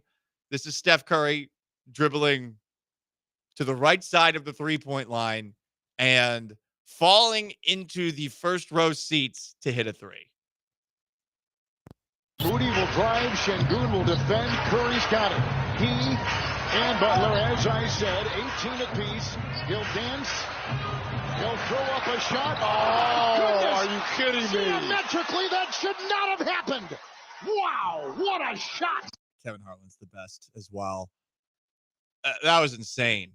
And I'm sitting there watching this with Ross from the Rockets flagship and with Brandon Scott from the Texans flagship. I'm sitting in between them. And we're both like trying not to be that meme of the guy who's falling forward after someone just got dissed. If you haven't seen that one before, I mean, we were trying. I was covering my mouth because I was trying to be professional. Yeah, no cheering in the press box. No cheering in the press box. But I mean, and again, it's happening against the Rockets, who I like. But I mean, good God. And he had multiple moments like this all night long. 31 points is one thing, but the way he was doing some of the stuff he was doing, this is the other moment. Steph Curry, one of two times where he is not quite at midcourt, but just decides to pull from near a logo that's either at midcourt or the Toyota Center logo, and obviously it's going in. It's a Curry three. Ring it up. Curry with a triple. He's having wars over here. Shot clock at 6. Curry just runs into a 30-footer. Just think about that. I did think about that, Reggie. I thought about it long and hard. I thought about it long and hard all night. Yeah, I'm obsessed with Steph. And everyone should be allowed to be obsessed with Steph Curry, even if he's doing it to your team. You're allowed to like him. Oh, but he chooses mouth guard weird. He's kind of cocky. Yeah, I would be too. If I'm shooting like that, you know? Oh, my God. The stuff that he does as a scorer, never saw it before. Not sure we'll ever see it again. I see Mega's in here doing his 90s, but they don't play defense. Okay, good luck. Good luck. Good luck, old school. Old school would be shocked and awed if this guy came in a time machine and showed up and just started bombing from everywhere. No one did that. Yeah, I was going to say they only play defense from like 20 feet and in. Hell, he might get benched by some random coach from the 90s. It's like, what the hell are you doing? I love watching it. Hell, I'm even going to allow this Jimmy Butler quote. Jimmy Butler's been saying some strange things about Steph Curry. Generally, they're all related to Batman and Robin, and Jimmy Butler's okay being Robin, which is a weird thing to admit. To Steph Curry's Batman, even though obviously Steph Curry would be Batman on any team. Here's more Jimmy Butler making Batman comparisons. There was one 3-point shot that Stephen made. He was like floating off in motion, and we panned over to a shot of you, and you're just shaking your head. I mean, the man continues to amaze, doesn't he? He does. Like I always say, Batman comes out of nowhere. You never see him coming, then he just falls from the sky, from a building, behind the door, and does some incredible things, man. He's going to be the reason that we do win it all. We all know that, but we got to protect him at all costs. Congrats on the first road win. Thanks, Jimmy. That is accurate. That is how Batman be. Batman do be like that. Just coming out of nowhere, chopping down. And that kind of was what Steph did. Like, it was a 31 point. It was what, 5 for 9 from 3. It's ninja sniper bleep. Yeah, but it wasn't like a dominant. Like, no, there wasn't a run where he went on where it's like 4 straight times down the court. It was like whenever the game was starting to teeter for the Warriors, it was just boom, like ridiculous 3-pointer. The stuff he does when he does it is jarring how awesome it is. Yeah. I mean, hell, there was a time where he's 2 times where he split defenders and just dribbles through the lane, easily gets a layup. Oh, but in the 90s, he get dunked. Okay, cool. Cool, man. I love this. Oh, the 90s are different. No, Steph would have played well in the 90s, just like LeBron would have played well in the 90s. We got to stop acting like the best players from today could not go back in time and play in that generation. We got to stop with that crap. What's he going to do? Is someone going to go Tanya Harding on his leg? Like, is that what's going to happen? Like, that's the implication that's going to happen out there. That's what drives me crazy about the people that like, oh, Steph's not one of the greatest. Why? Because he's skinny. Is that why? Are you skinny, sis?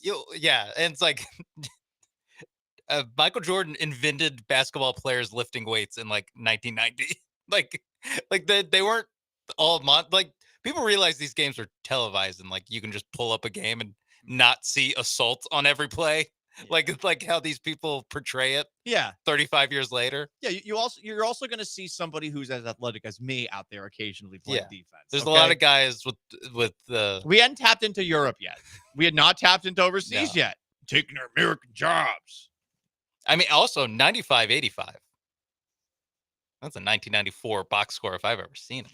One team couldn't make threes. This was a 90s basketball. The Rockets played a 90s basketball. I figured Meg on Twitch would understand what 90s basketball looks like. I don't know. I guess he just doesn't know ball, but it's fine. It's the Paul Gallant Show, most interactive sports talk show in Houston. 713-780-3776 to call, to text, on YouTube at ESPN Houston, on Twitch at ESPN 975. We'll take a look back at what happened with the Astros this weekend. I went to the game on Friday and saw something that should have all of you as excited as I am when I watch Steph Curry. You know what else gets me excited? A brand new sponsor on the Paul Gallant Show. Rise. RIIZE. RiseHealth.com.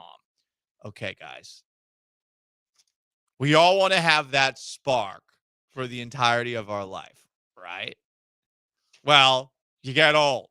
Sometimes things don't exactly work the way that they want.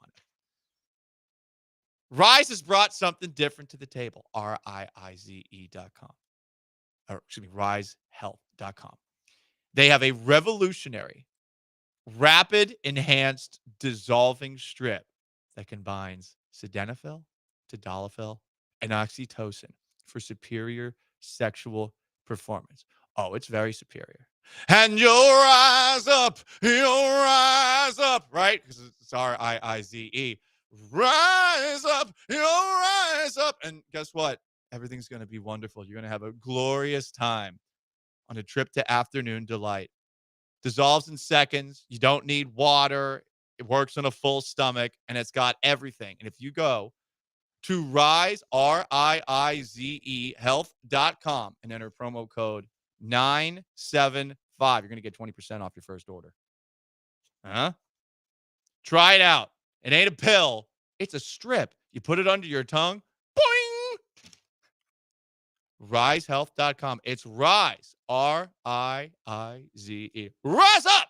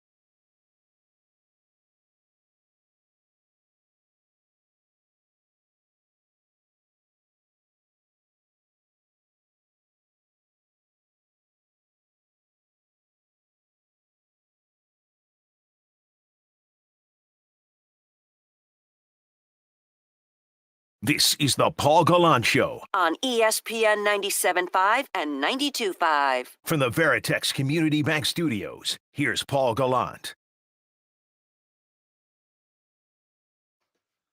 I demanded a sweep out of the Houston Astros on Friday. I demanded a sweep. Sean Maves behind the glass shaking his head. Sean, they almost gave me that. Yeah, they let you down on Sunday. Here's what's happened with the Astros in my weekend demands the last 2 weekends. It's like dating somebody who takes forever to get ready. You tell the person to be ready by a time that you know they won't be ready at. And then you guess, based off of the time you've given them, how much longer, how late they will be relative to that time. Every guy has done this, right? If you have dated somebody who is slow to get ready, which is literally all women, I mean, no offense to the ladies out there. I'm pretty slow getting ready myself. But you ask for something that's impossible, and generally you're going to be met somewhere in the middle. It's a compromise of sorts. And the Astros have compromised with my weekend demands the last 2 weekends. I asked for 15 runs Friday, last weekend. And guess what? Friday, I got 15 runs in the Space City jerseys. This weekend, I demanded a sweep. I got a gentleman's sweep, right? 2 out of 3 against the best team in baseball. So there's still a game under 500, but they finally got 2 wins in a row. And Friday night, I actually went to Dyken Park.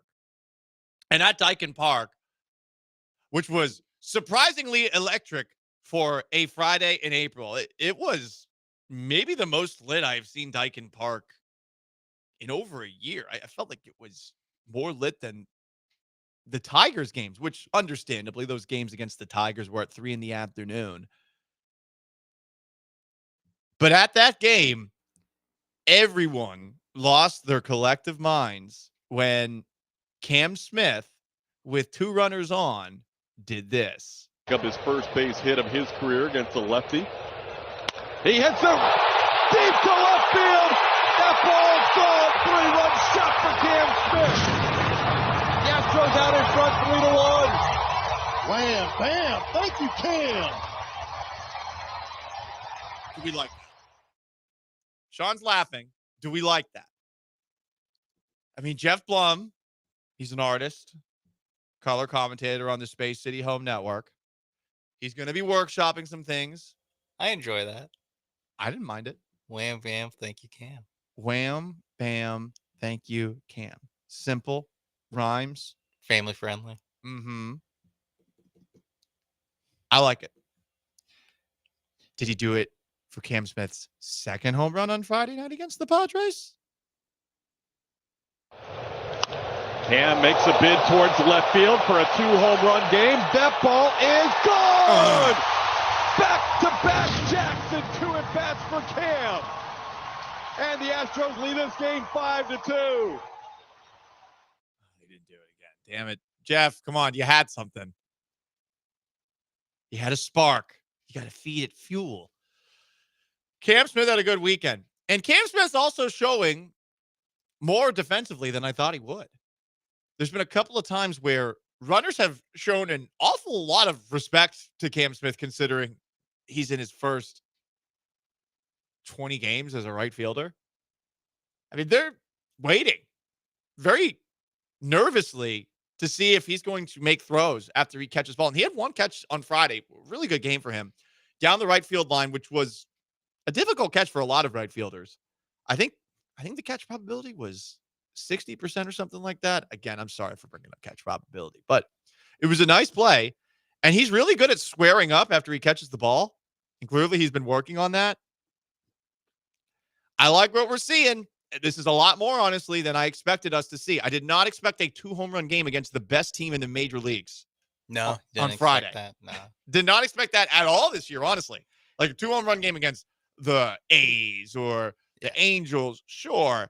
2-home run game against the Padres in front of a jacked crowd at Dyken Park. All right. And especially seeing it this early. Like, I can live with the ups and downs of Cam Smith if you're getting these kind of ups this early. Like you said, game 20 of his MLB career and game 20 of his right field career, maybe like 25, because he played a handful of right field before this year, but not much. I mean, I know that it's going to be rough around the edges. I know there's going to be some at bats where it's a ugly strikeout or just it's stuff that he hasn't seen before and it looks like it. But I mean, not just him at the plate, but also, like you said, the plays that he makes in the outfield. It is a little bit of like, okay, like right. Weirdly, he does the hard stuff very well. I don't know if he's making easy stuff look hard or whatever, but he does the hard stuff and we're like, okay. And then some of the more fundamental stuff, you're like, all right.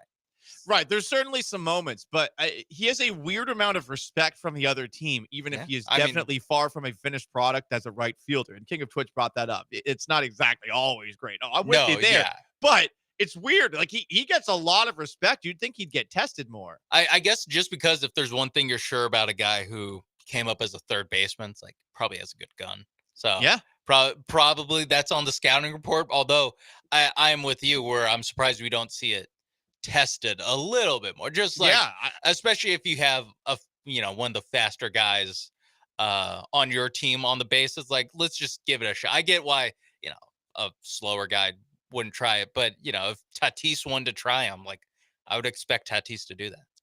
Cam Smith, 2 home runs on Friday. The Astros take 2 of 3 from the Padres over the weekend. Smith's on a 3-game hitting streak.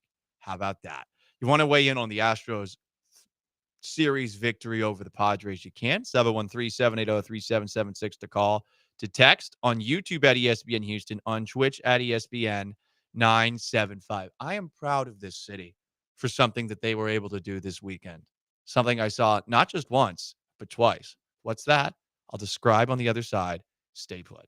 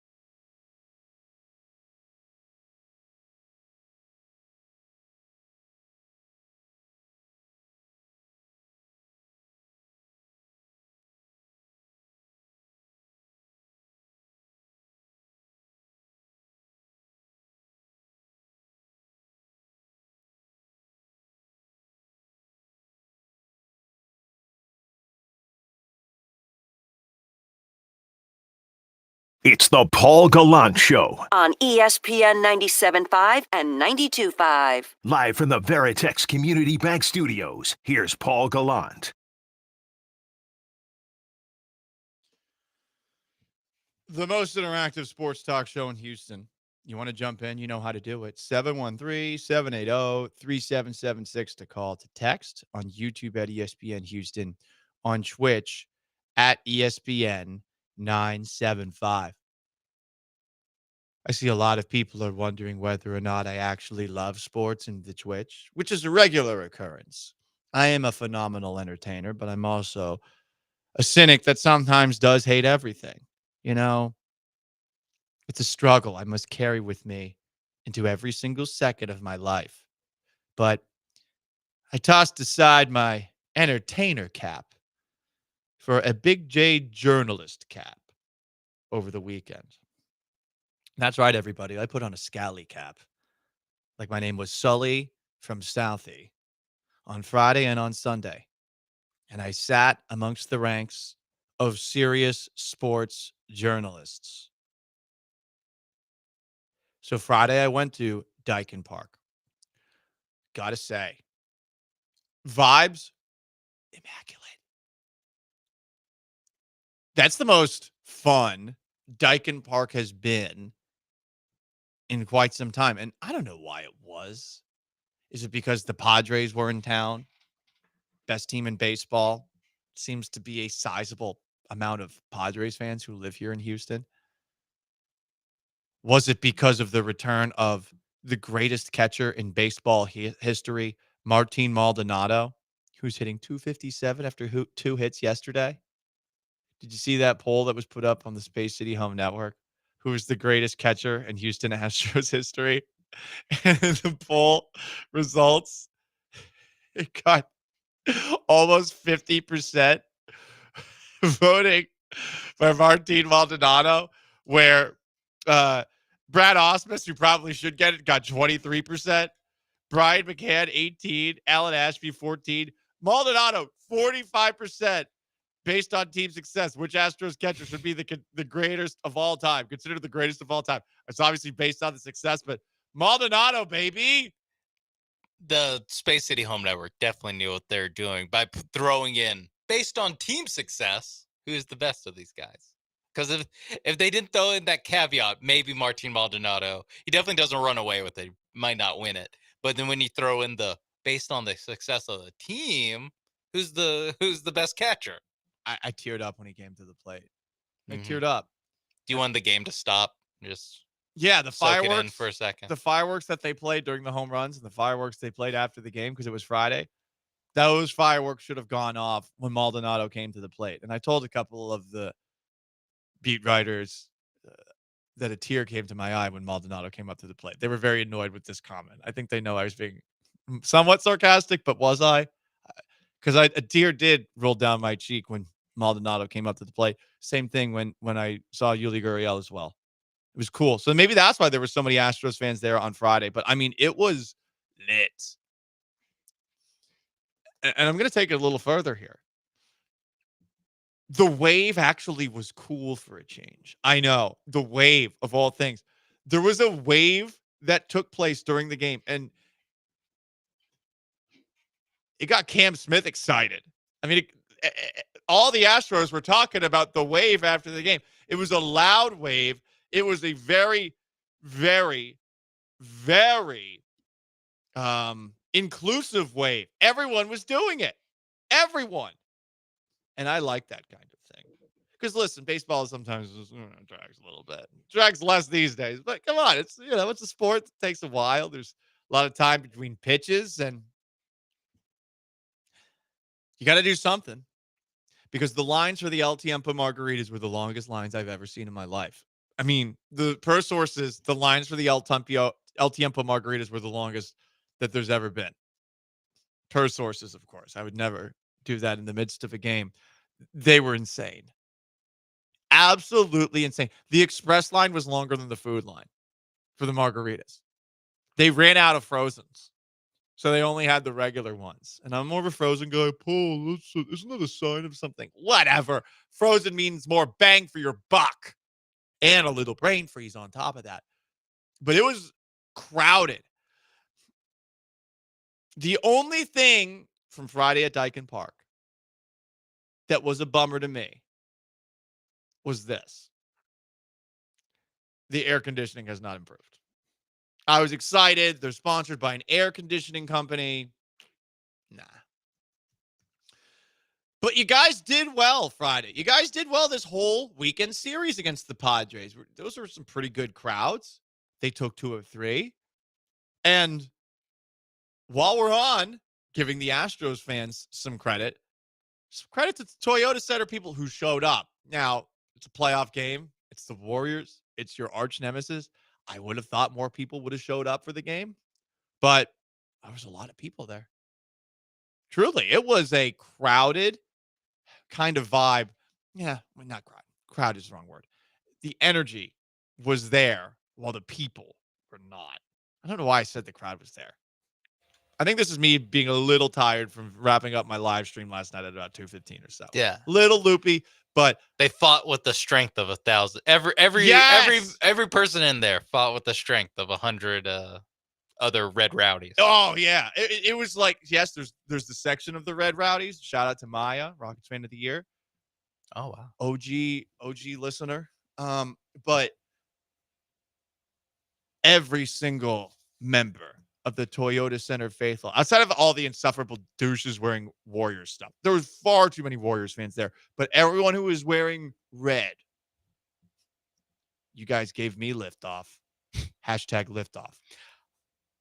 How was the participation with the playoff T-shirts? Because this is something I've noticed this year. A lot of people were wearing them.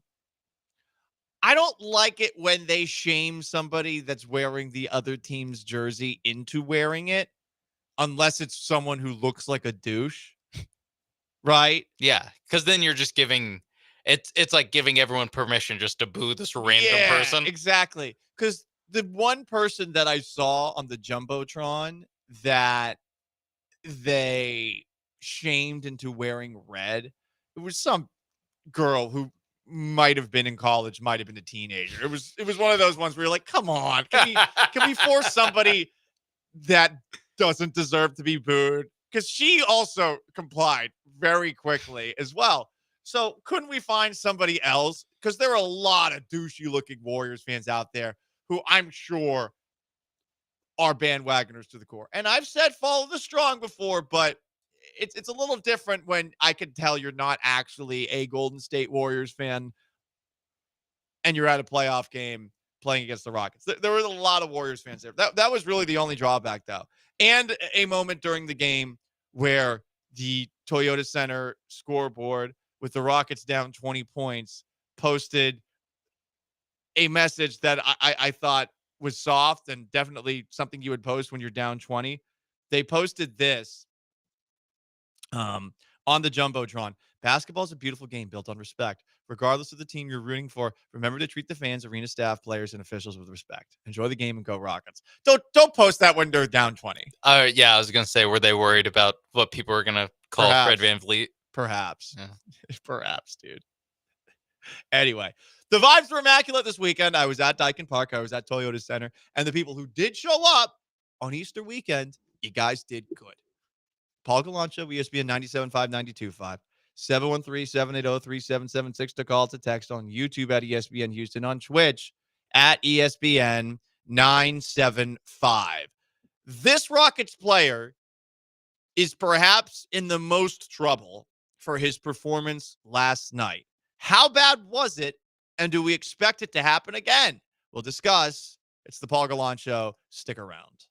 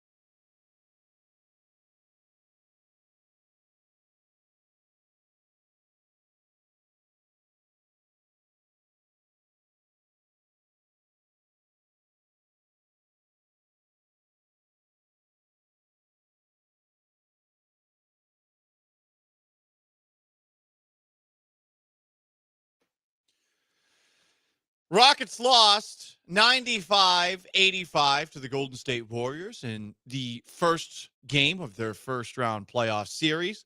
The Astros took 2 of 3 over the weekend against the San Diego Padres, if you want to weigh in on both of those things.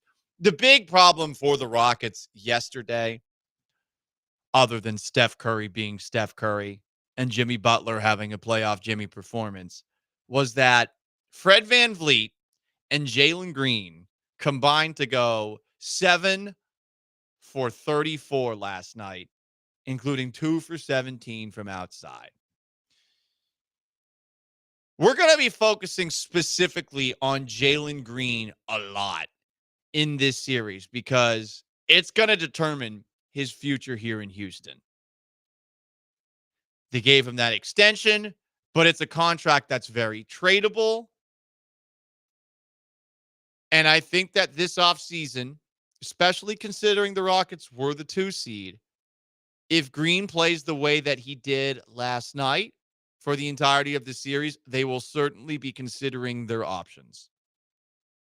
After last night's game, Jalen Green, whose numbers were not bad when it comes to not shooting, he did have 8 rebounds. He had a couple of assists. But he was 3 for 15, 0 for 4 from outside, and he missed a free throw, which was a problem for the Rockets last night. 55% from the free throw line. Guys, what the hell? Especially when you lose by 10. Come on. Here is Jalen Green after the game talking about his issues. Yeah, I got to be better. It's my first game. I'm not too worried about it. We got a chance to, shake back and improve from the game. So, I got to taste it what it was, and I just got to answer back. What was it about the way they defended you and the adjustment that you got to make against them? I got to take my time, make the right reads, get the spacing that I want. Got to take my time. I feel like for the Rockets, taking your time isn't necessarily going to make things better offensively, considering this team is at its best when they are running, and they only had 4 fast break points last night.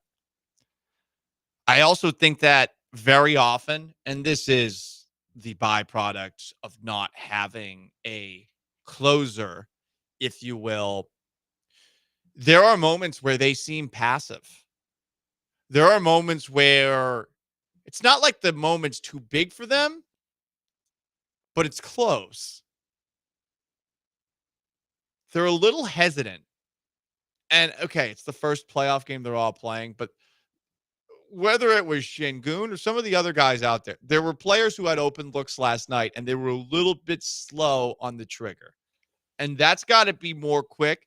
So Green saying, I got to take my time, I don't know. Maybe take my time in terms of don't dribble yourself into traffic and get caught like you always do. Like we're used to it by now. You're going to get it at least 2 to 3 times a game where Green violently blasts through the lane and is stopped by a collapsing defense, maybe even gets called for a charge like he did last night. Like we're used to that.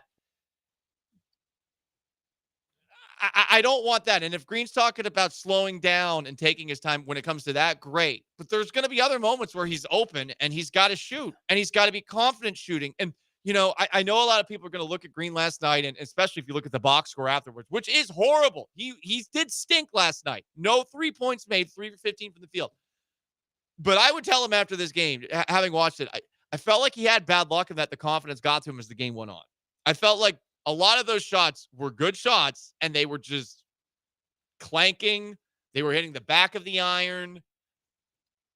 They were not as accurate as they need to be, obviously, but I didn't feel like he was taking bad shots. I feel like the execution or whatever the hell it was just wasn't very good out there. Yeah, for the most part, I'm good with the decision making. Like you said, you're always going to get a couple of the kind of more reckless drives out of Jalen Green, and some of that you don't want to coach out of his game because that is, he's an explosive athlete. Sometimes that's just going to work out for him. He had one like crazy layup that he made, like a reverse crazy layup, a lot of spin off the glass. That was good. But yeah, I agree with you. For the most part, I kind of want him to play faster. Right. Especially in those situations where they're trying to get Steph Curry matched on them, like just blow by him. Don't try to like dance with the ball. Like just take 2 hard dribbles and try to blow past a 36-year-old point guard. He's 37. 37-year-old point guard. Honestly, it blew my mind that he's older than me. But he's 37 It years is crazy old. that he's older than Yeah, he's a year older than me. I thought he was my age. Honestly, I looked up his age just now. He's 37. Take him every single time. Yeah, and like again, just decisive, fast. Even if you are dribbling into a collapsing defense, like that's where you then either dump it off to the big man, either Adams or Şengün, or look for a shooter on the outside. And hopefully it's not Fred VanVleet, based off last night. I thought he handled that situation right there, being asked about his struggles, pretty well. I mean, it's my first game, just getting a taste. And I hope he's right. I hope he is. But on that same note, Alperen Şengün, I mean, that was easy for him. I mean, second play of the game, dunked all over Draymond Green. That posterization, Sean, is what I keep thinking about as far as why I think the Rockets still have a very good chance if they do what they do best. And what they do best is against a team like Golden State, matchup-wise, it is bullying them. Yeah. They are just bigger, and I get you're going to have limitations for Steven Adams, but we've seen the numbers for that lineup that they put out there with Şengün, with Adams, and with Jabari Smith. It is literally the best in the NBA in terms of all the metrics in the limited minutes that they've played together. And against Golden State, this is the one matchup where you're like, make this happen a little bit more. It's really good out there. Especially with the team that is so small in the Warriors, with Draymond Green at center. You only got 10 or so minutes from Looney, who's like the only other big body. And the rest of it was Quint Post and a bunch of wings masquerading as big guys, where even a guy like Jabari Smith, who's not like the strongest dude, his game isn't predicated on like beating guys up down low. Just the size that he presents, either rotating to help. He had a block on Gary Payton II, where he just comes flying in from the other elbow, and from the right elbow blocks him on the left block, where it's just the size. Same thing with Tari Eason that they can throw out there. Like even with their small lineups, they're going to be as big as the Warriors, if not bigger. Exactly. And so that's something that they need to lean into, that and the athleticism, like you said, getting this into a full court game, running up and down. Jimmy Butler is 35. Draymond Green is 35. You could run these guys to death because the rest of their team are guys like Brandon, Podziemski, Moses, Moody. Who the hell is Gui Santos? Gary Payton II, not his dad. Not the mitten, not the glove. Buddy Hield. I mean, remember when that guy was supposed to be like the next he was best awesome. shooter? Awesome in college. This is not a good team depth-wise. That's not to say that they're not good, because the guys that I mentioned, the old men, I mean, they're OGs. Yeah, I mean, but they lost because of those guys. This adds up. And to bring it back to Jalen Green, Green's athleticism in this series is a huge strength. The Warriors were throwing a lot at him in this game. I'm not panicking about it, but I did think it's worth noting. This is from Chris Mannix from Sports Illustrated leading into the series. He did an interview with, I believe it was on the Hoop Collective with Brian Windhorst, which is a podcast. Oh, no, it's the Open Floor NBA show. Sorry, got to give my credit where the credit's due. Here's what Chris Mannix had to say about Jalen Green and his half-court offense. Like, Jalen Green has to be able to score in half-court offense. And I'll go as far as say, if Jalen Green can't do that in this series and they wind up losing, Jalen Green won't be here next year. Jalen Green will be gone. He'll be part of a trade package to go get a Kevin Durant or Devin Booker or somebody of that ilk to bring back to Houston. Jalen Green has to perform. This is Jalen Green's moment in this particular series. It's funny because we were just talking about how good the Rockets can be in transition and how they had 4 fast break points last night. But Mannix is right. It's going to have to come in a slower situation, and Green is going to have to find a way to not just create shots, which he can. He has the athleticism to separate. he's also going to have to hit him. I thought he got looks. I'm not panicking about Jalen Green's game one performance. For the person who's texting in, never let Fred VanVleet shoot again. Yeah, I'm with you on that after last night. But that's who Fred VanVleet is. You just have to accept it, VanVleet is going to have a night probably where he shoots very well. This is the same guy who helped beat the Warriors in the playoffs before, in the finals with the Raptors way back in the day. Different player, but hey, he's done it. If anyone's confident enough to do it in this series, it's going to be VanVleet.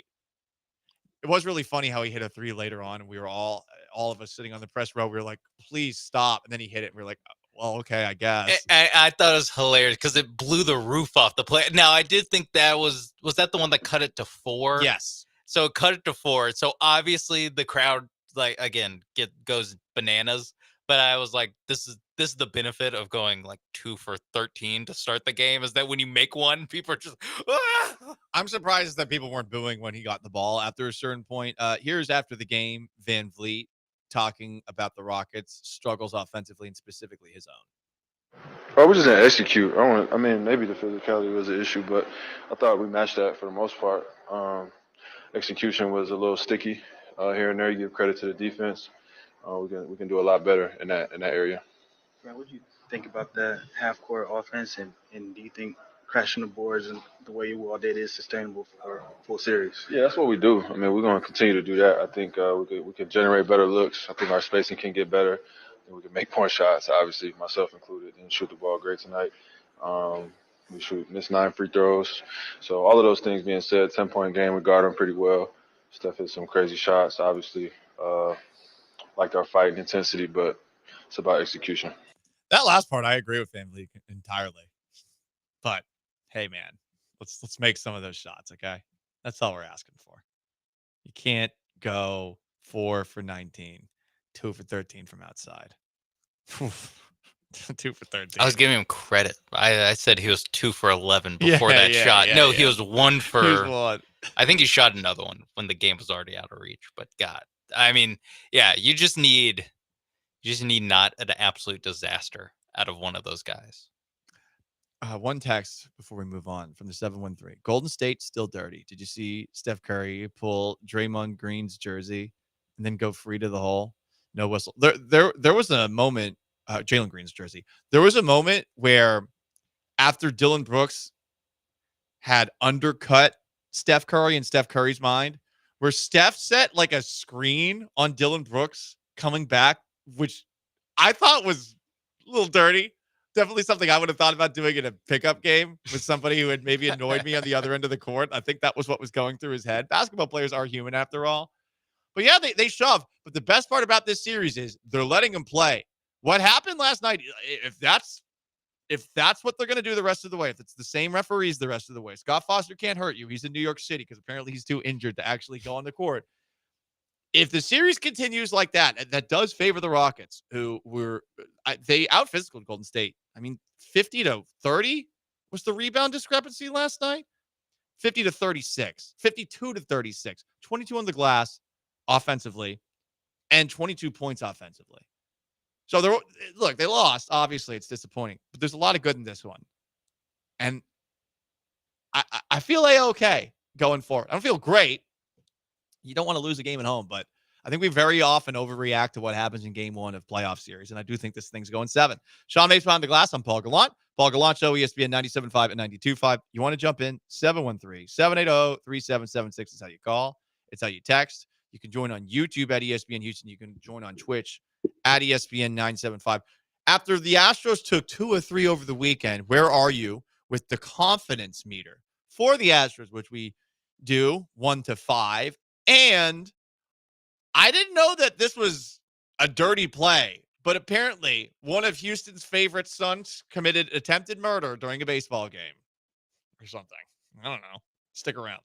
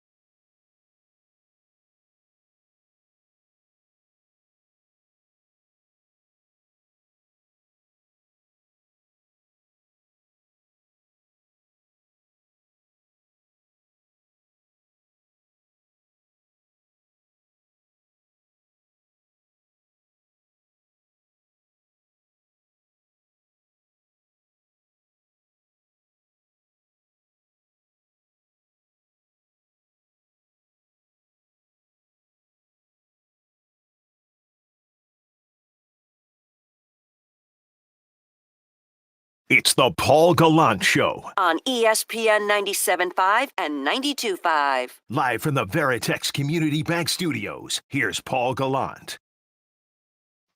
713-780-3776 to call in to text, and you want to weigh in on Jalen Green, his future with the Houston Rockets. You can also do so on YouTube at ESPN Houston or on Twitch at ESPN 975. YouTube, a couple of comments about how old some of the Warriors are. Steph Curry's 37.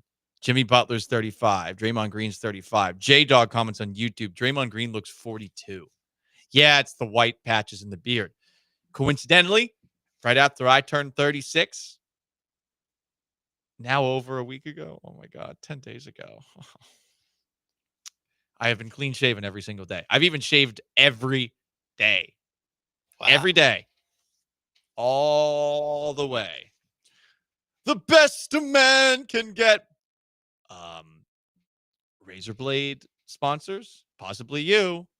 We got a new sponsor in the Paul Gallant Show family, Rise. Don't you know? RiseHealth.com. RIIZE health.com. For those strips. Spoing. Anyway, hey. I'm not going to act like the Astros, from a confidence perspective, have me going spoing right now after taking 2 or 3 against the Padres. But I feel pretty good. I'm at a 3. I'm at a 3 out of 5. So we've been at a 2. 1 is Michael Cera. 2 is Jonah Hill. Ask me about my wiener. And 3, forget what we established as a 3. But 3 is right in the middle of the road. I'm at a 3 right now for the Astros coming out of this weekend. The offense is still struggling. That's the big problem. The runners in scoring position woes that the Astros have. 5 for 23 with 20 left on base. And, you know, it's not a great sign when, of all people, Jose Altuve is effing bunt singling to lead off a game, you know? Christian Walker is getting moved down the lineup. I like moving Jeremy Pena into the cleanup spot because he's been showing some power. But yesterday, Christian Walker, after he had the clutch home run on Saturday, he goes 0 for 4 with 3 strikeouts. So the offense has got to pick it up, and that's what's holding me back. But I thought the pitching did a very good job this weekend, all things considered. It wasn't Fromber's best start yesterday, but Ryan Gusto, he hung in there. And I also thought Hayden Wisniewski hung in there. Taylor Scott had a nice performance, too, on Saturday's game, 2 innings of work. I don't know why they brought him in yesterday, where Fernando Tatis, who was awesome, was really good in this series. I think he was 5 for 15 with 2 home runs and a triple. I don't know, maybe throw around him. Yeah. Maybe throw at him. Especially not like, hey, can we not do middle against this guy? Yeah, I agree that I'm not really sure what Taylor Scott was doing out there and then doing with that pitch.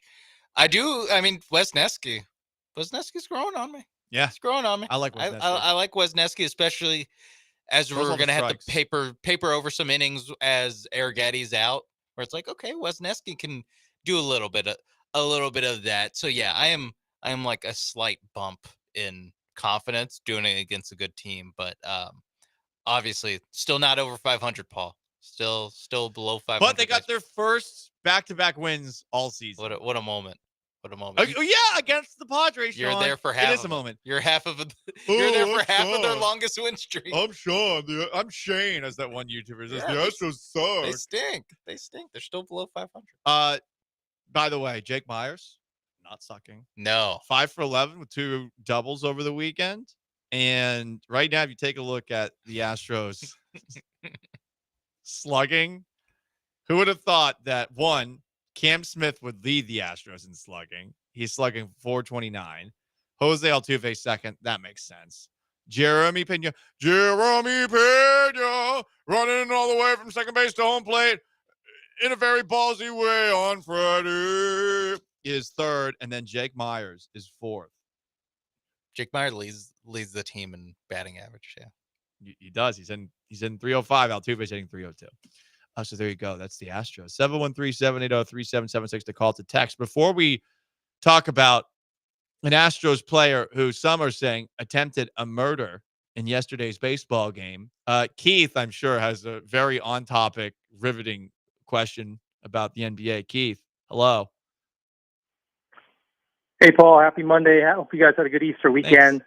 All the game ones were done in the NBA playoffs. Had an NBA question. Did the Bucks officially lose the Kyle Kuzma for Chris Middleton trade after Kyle Kuzma seemingly played 20-plus minutes and recorded the Tony Snell stat line? Thanks, guys. Yeah, they lost it as soon as they made it. Kyle Kuzma. Imagine bringing him in and thinking that was going to go well. If Kyle Kuzma is your answer, I don't want to hear the question. Yeah, exactly. I mean, 22 minutes, zeros all across the board. Yeah. That's like actually hard to do. That a rebound didn't like bounce to him. Do you see Damian Lillard talking trash to Pascal Siakam? Yeah. Bro, you're injured. Also, you just got mollywopped. You lost by 19. Get this. The Rockets game last night was the second closest game of the first round thus far. Yeah. It was a close. I mean, it's 10 points at the end, but even 10 points at the end yeah. is still the second closest of all of the first round games. Yeah.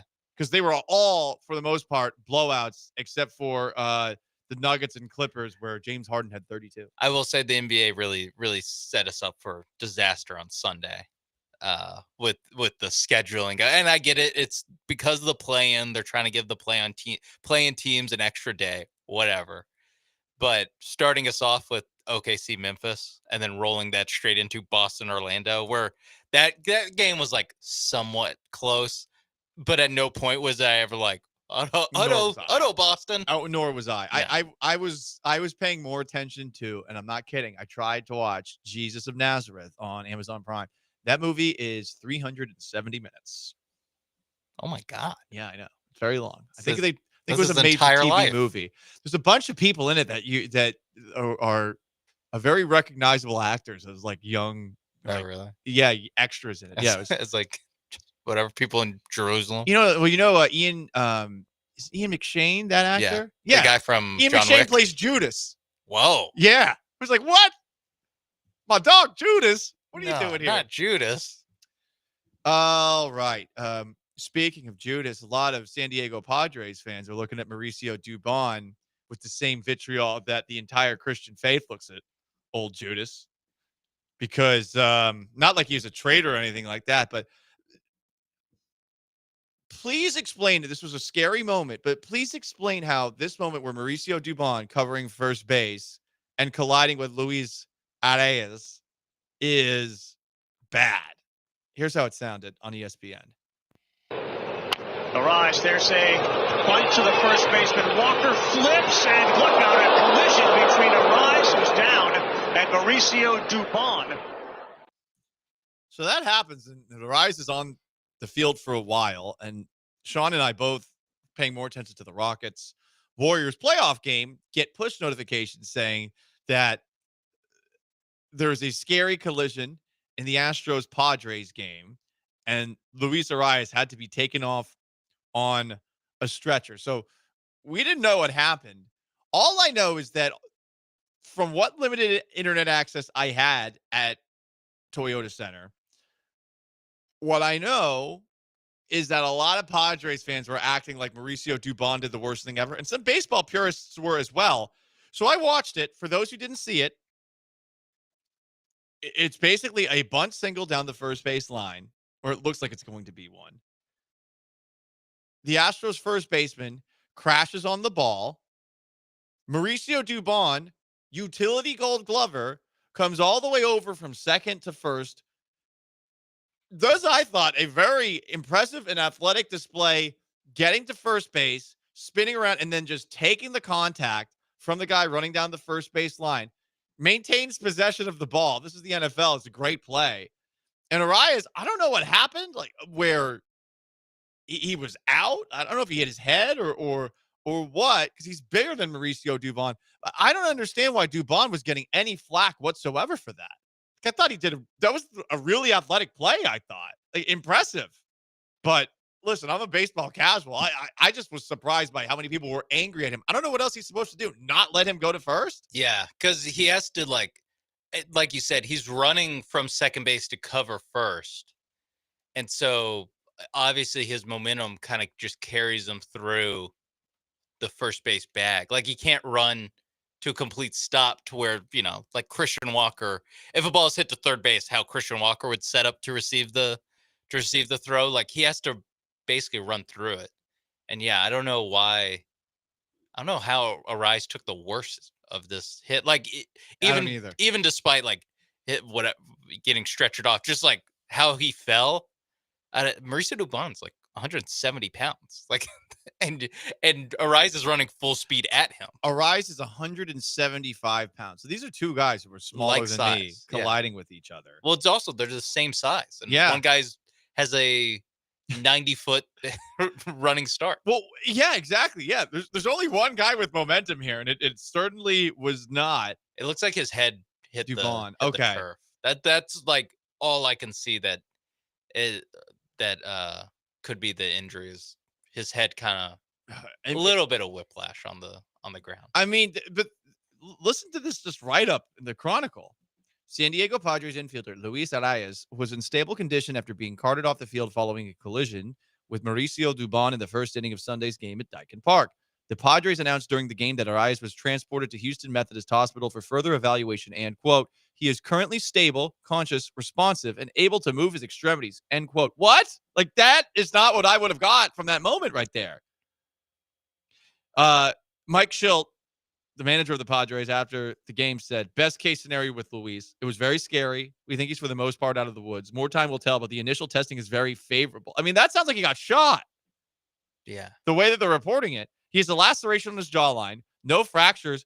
He had a period where he wasn't aware of where he was, so that's clearly concerning, continued Schilt, the manager of the Padres. So it must have been a concussion of sorts and a really, really bad concussion. Yeah. It's so weird. Yeah. I guess the issue, just judging by the comments, is that Dubon like didn't stop before. Like how he the hell is kind he of supposed to stop? Like that's what I don't get. Like his momentum is going towards first base, and he did what he's supposed to do. I don't see how Dubon caused this. I could see how Arias accidentally, because of this collision, ends up getting, injured or something like that. But I don't see how this is Dubon's fault. I mean, he got the out. Isn't that what you're going for? Are people going to be like, oh, I know the rules of the game, like the unwritten rules? You don't do this in the regular season. You don't do this in April. Like that's what I'm lost by. Yeah, no. And Dubon felt horrible about it. You see afterwards, Dubon goes up to him. He's trying to help him up. Like Dubon felt bad clearly about it. Dubon's a good dude. I don't get this. Yeah, no, I don't. I mean, it's such a weird play. It's again, we see. I guess these guys are wearing helmets, but like we see collisions and heads hitting the turf 10 times worse than football, right? Yeah, I mean, even basketball, like guys head hit the hardwood. Yeah, and they don't get stretchered off like the guys who were doing the break dances during commercial breaks at Toyota Center yesterday. I was thinking about the amount of impact that they get on their back is probably more than what that guy got on his head. But again, we hope Arias is okay. All I'm saying is I am. It's a weird play. It was a strange play, and I'm still confused by the backlash. I don't know what Dubon was supposed to do there. Sean Apes behind the glass. I'm Paul Gallant. It's the Paul Gallant Show, ESPN 97.5 and 92.5. 713-780-3776 to call the text on YouTube at ESPN Houston, on Twitch at ESPN 975. The most insufferable person in the NFL spoke. Oh, what a shocker. You'll hear what he had to say about his future next.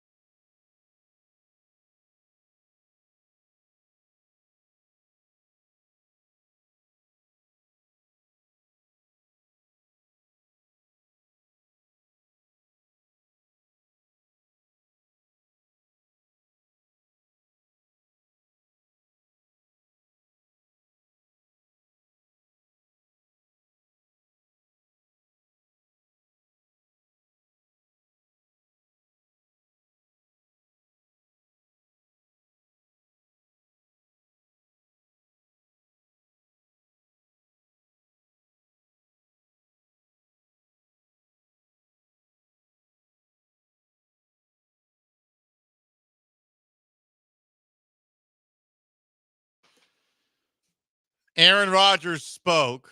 We missed this on purpose on Thursday. We thought it was more interesting to talk about Brandon Jacobs regretting the first person he slept with or to play Kadarius Toney's rap music. But since it is such a slow day in the National Football League as we are closer and closer to the NFL draft, we did hear from Aaron Rodgers.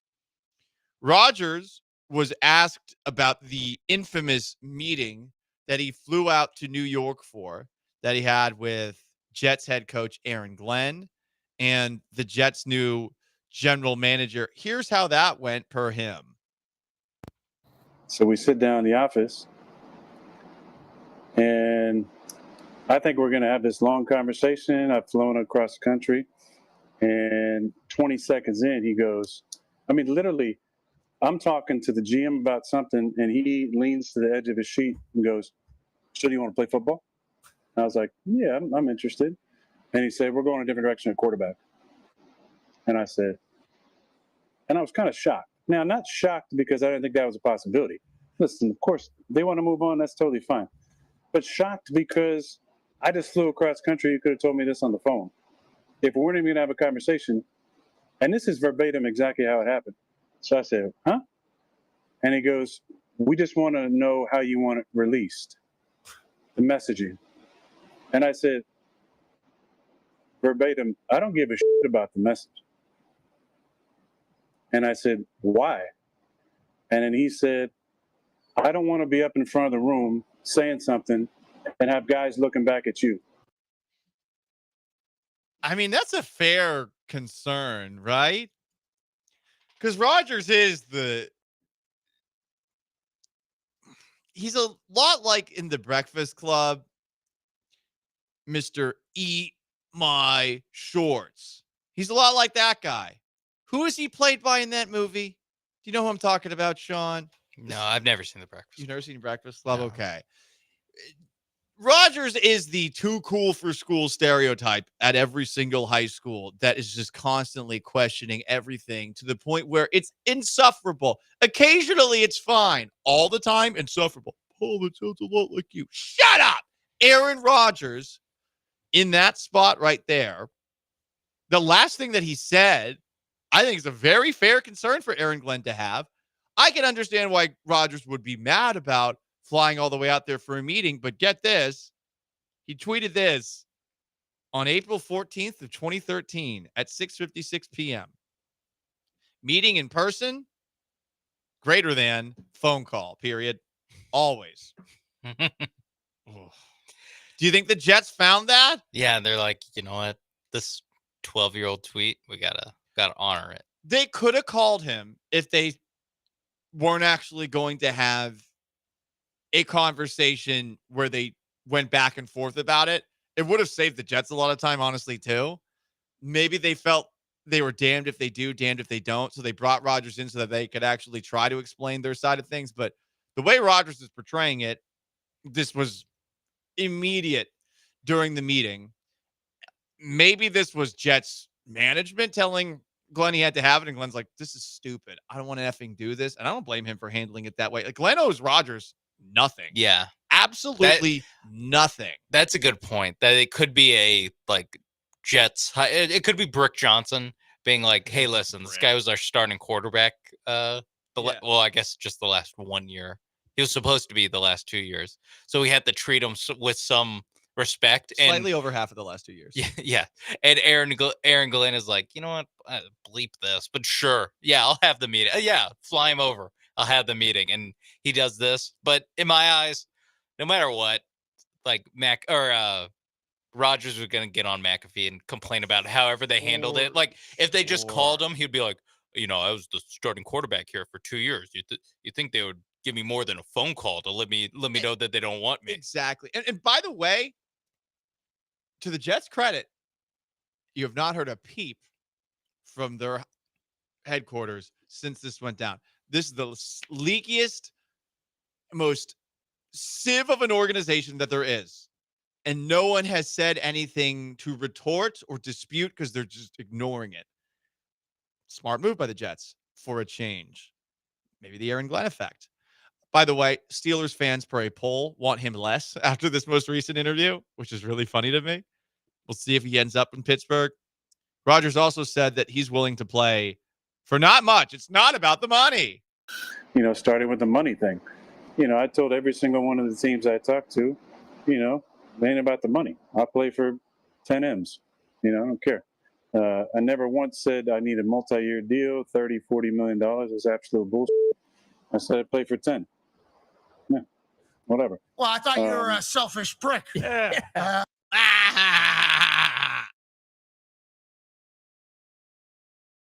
I hope he retires.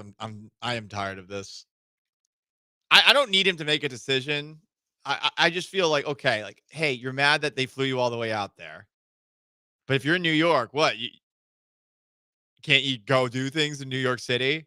It's not like you got flown out to Buffalo. It's not like you had to connect or something like that. I mean, you got to go to New York City. I like New York City to visit. Maybe not the warmest time of year to do it, but oh god, they flew me out. Make the most of it, dude. It's a free flight. Yeah. Oh, but I'm a millionaire. Probably just blah blah blah ayahuasca. There's none there. Okay, fine. God, I'm tired. I'm tired of him. I'm tired of him. I hate that he has more MVPs than Tom Brady. It drives me crazy. Like, I could understand Peyton Manning having more. I'm not the biggest Peyton Manning fan. Brady beat Manning regularly, but Rodgers having more. Get the F out of here. Talk about like one of the worst in terms of like leaders ever. That's Rodgers. As far as guys who have won a Super Bowl that are considered to be the best in the game, Rodgers, like his predecessor Favre. Ugh. Anyway, Paul Gallant Show, ESPN 97.5, 92.5, 713-780-3776 to call into Texan. Texans draft just a couple of days away. This position of need is going to get a little juicy. Thanks to Lance Zierlein on the other side. We continue our unintentionally erotic Houston Texans big board. Stay put.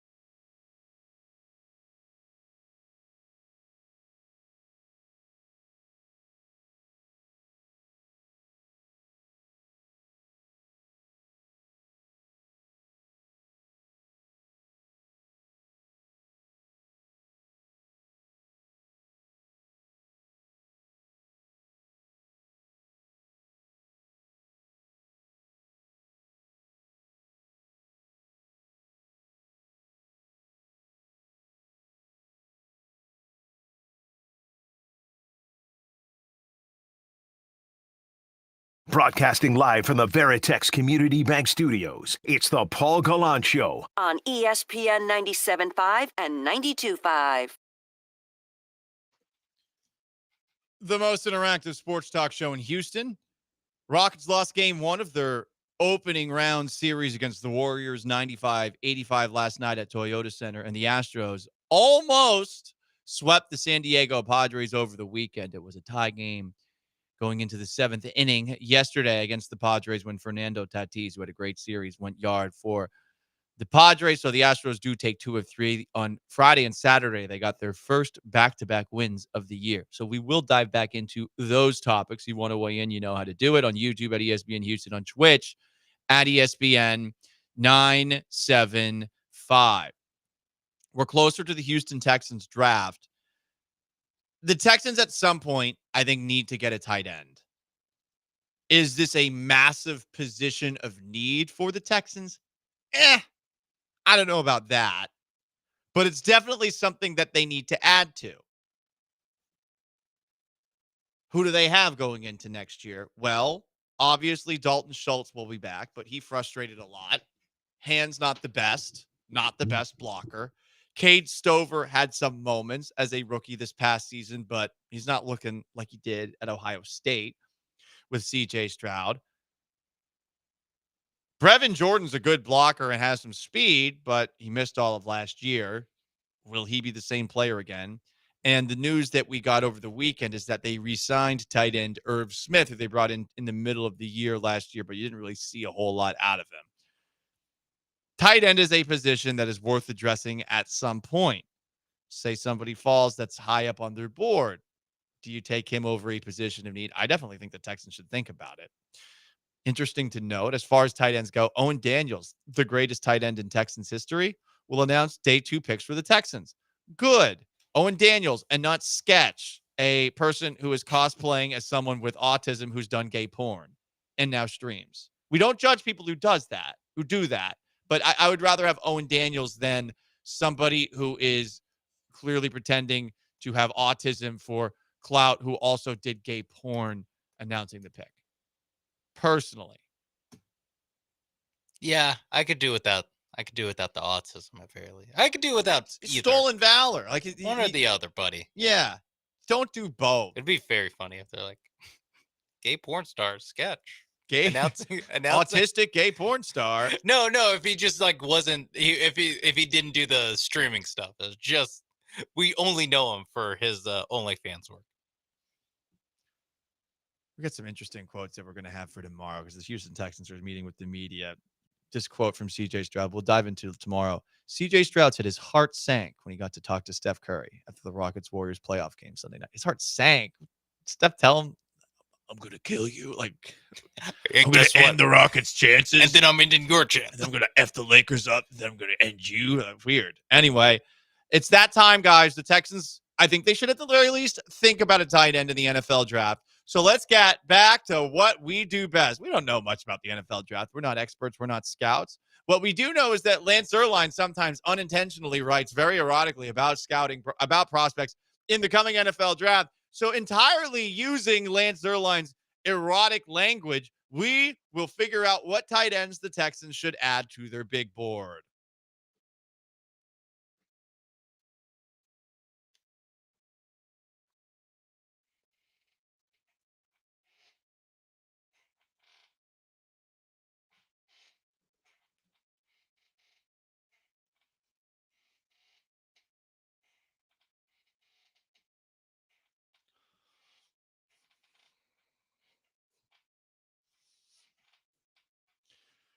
Goodbye horses slaps.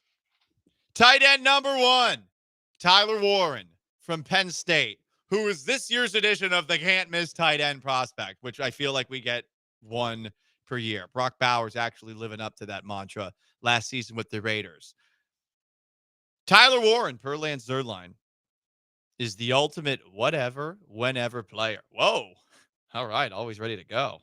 Sounds like he's taking some Rise, R-I-I-Z-E.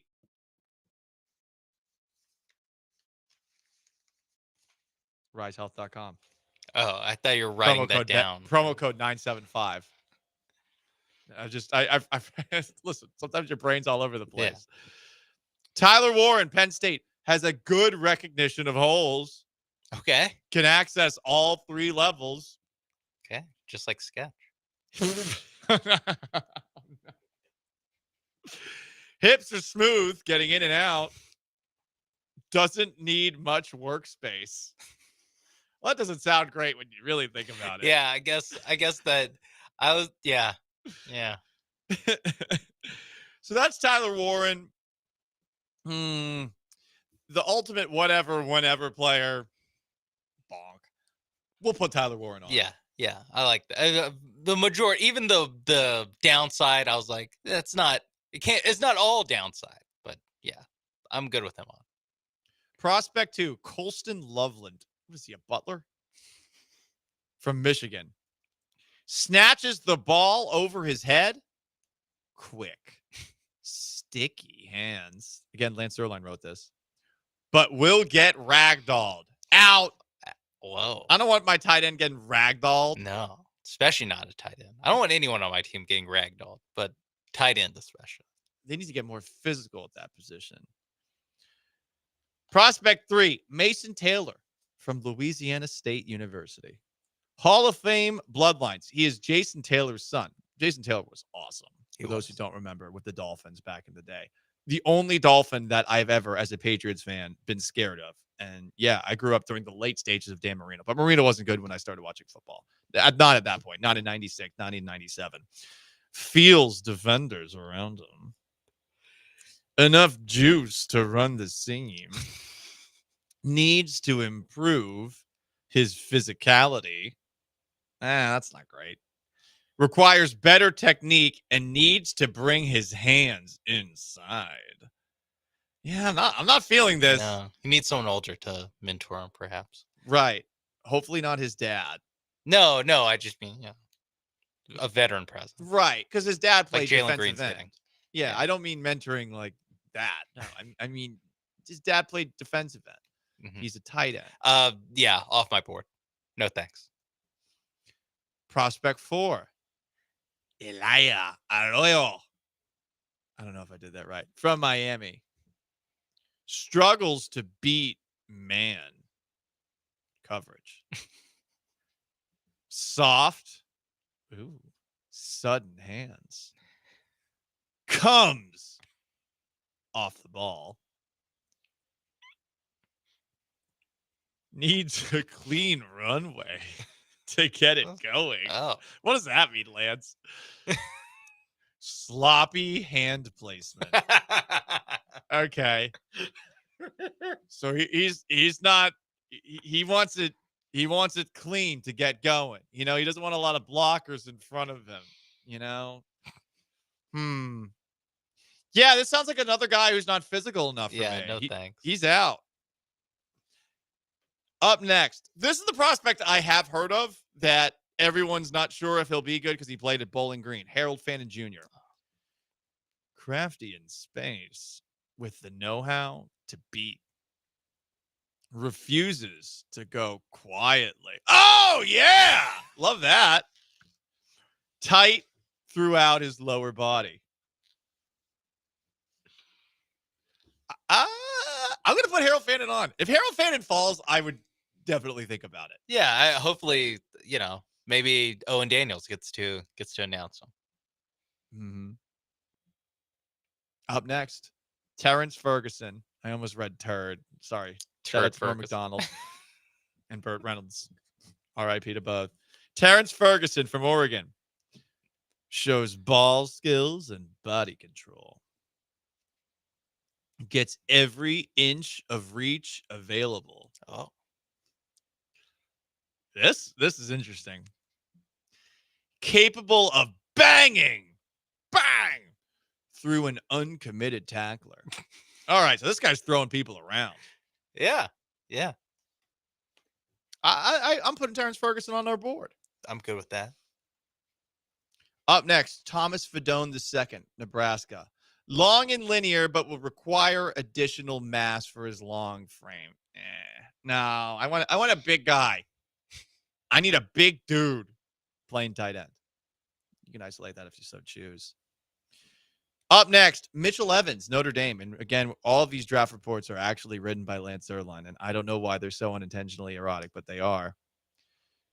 Mitchell Evans' size and has dual capacity on all three. Whoa, what? Willing to get rough with handsy people. Okay. We'll put him on. Gunnar Helm, Texas. Sean, first off, he played for your boys. Yes. Non-unintentionally erotic thoughts about Gunnar Helm. Pretty good. Would more like third, fourth round type of guy. Right. But yeah, steady. He's like a classic kind of tight end where it's like you feel good. He's obviously the security blanket for Quinn Ewers back in the day, 5 months ago. Man, that's how willing to put it in the past you are, because you're upset, of course, about what happened, huh? Yeah. Yeah, I'm sorry, bud. I mean, every time we do one of these position groups, we have another Texas. We have guy, a Texas right? guy in here. Yeah. Gunnar Helm's profile: need to thicken his lowers and improve his hand usage. Too passive coming across to wham the edge on a split zone. Wow. Yeah, not a great blocker. Okay, out. Yeah. Last one. Jackson Hawes, Georgia Tech. Thump and drive. Salty demeanor. Oh. Dips and explodes hips into targets to dig them out.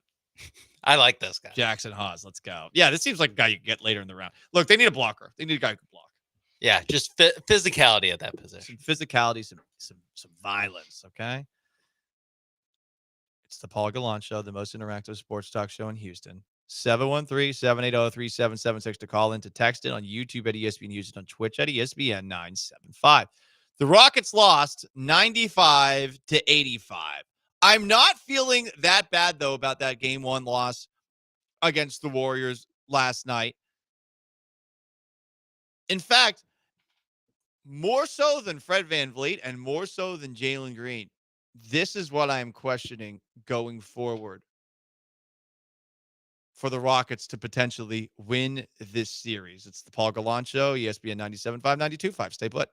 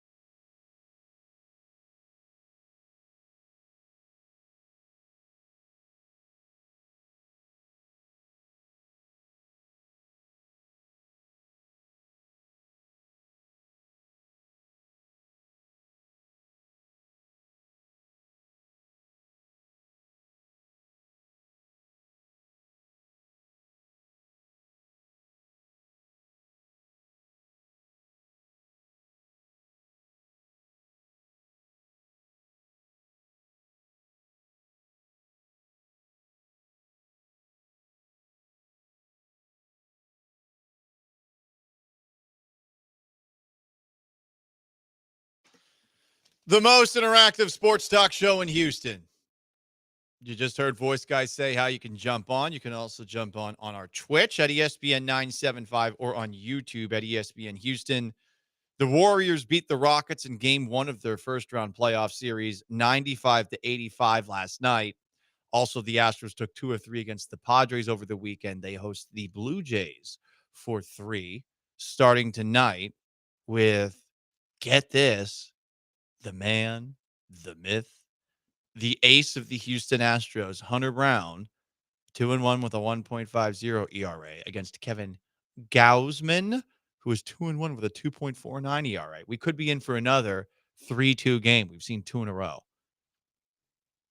A little tired of the pitching duels. Can we get another spanking? Can the Astros put up some runs? We shall see. Of course, they changed the lineup up a little bit over the weekend to try and get Christian Walker out of a funk. He did respond with a clutch 2-run homer on Saturday, but he was 0 for 4 with 3 strikeouts yesterday. And if you want to get a feel for where the offense is at this moment in time, Jake Myers has the best average on the team. Cam Smith leads the team in slugging and is in the midst of a 3-game hit streak. Did have 2 home runs on Friday. That was very cool to see. So the Rockets lost yesterday, and the person I have more questions about than Jalen Green and than Fred VanVleet, because I know who they are the rest of this series, is Ime Udoka.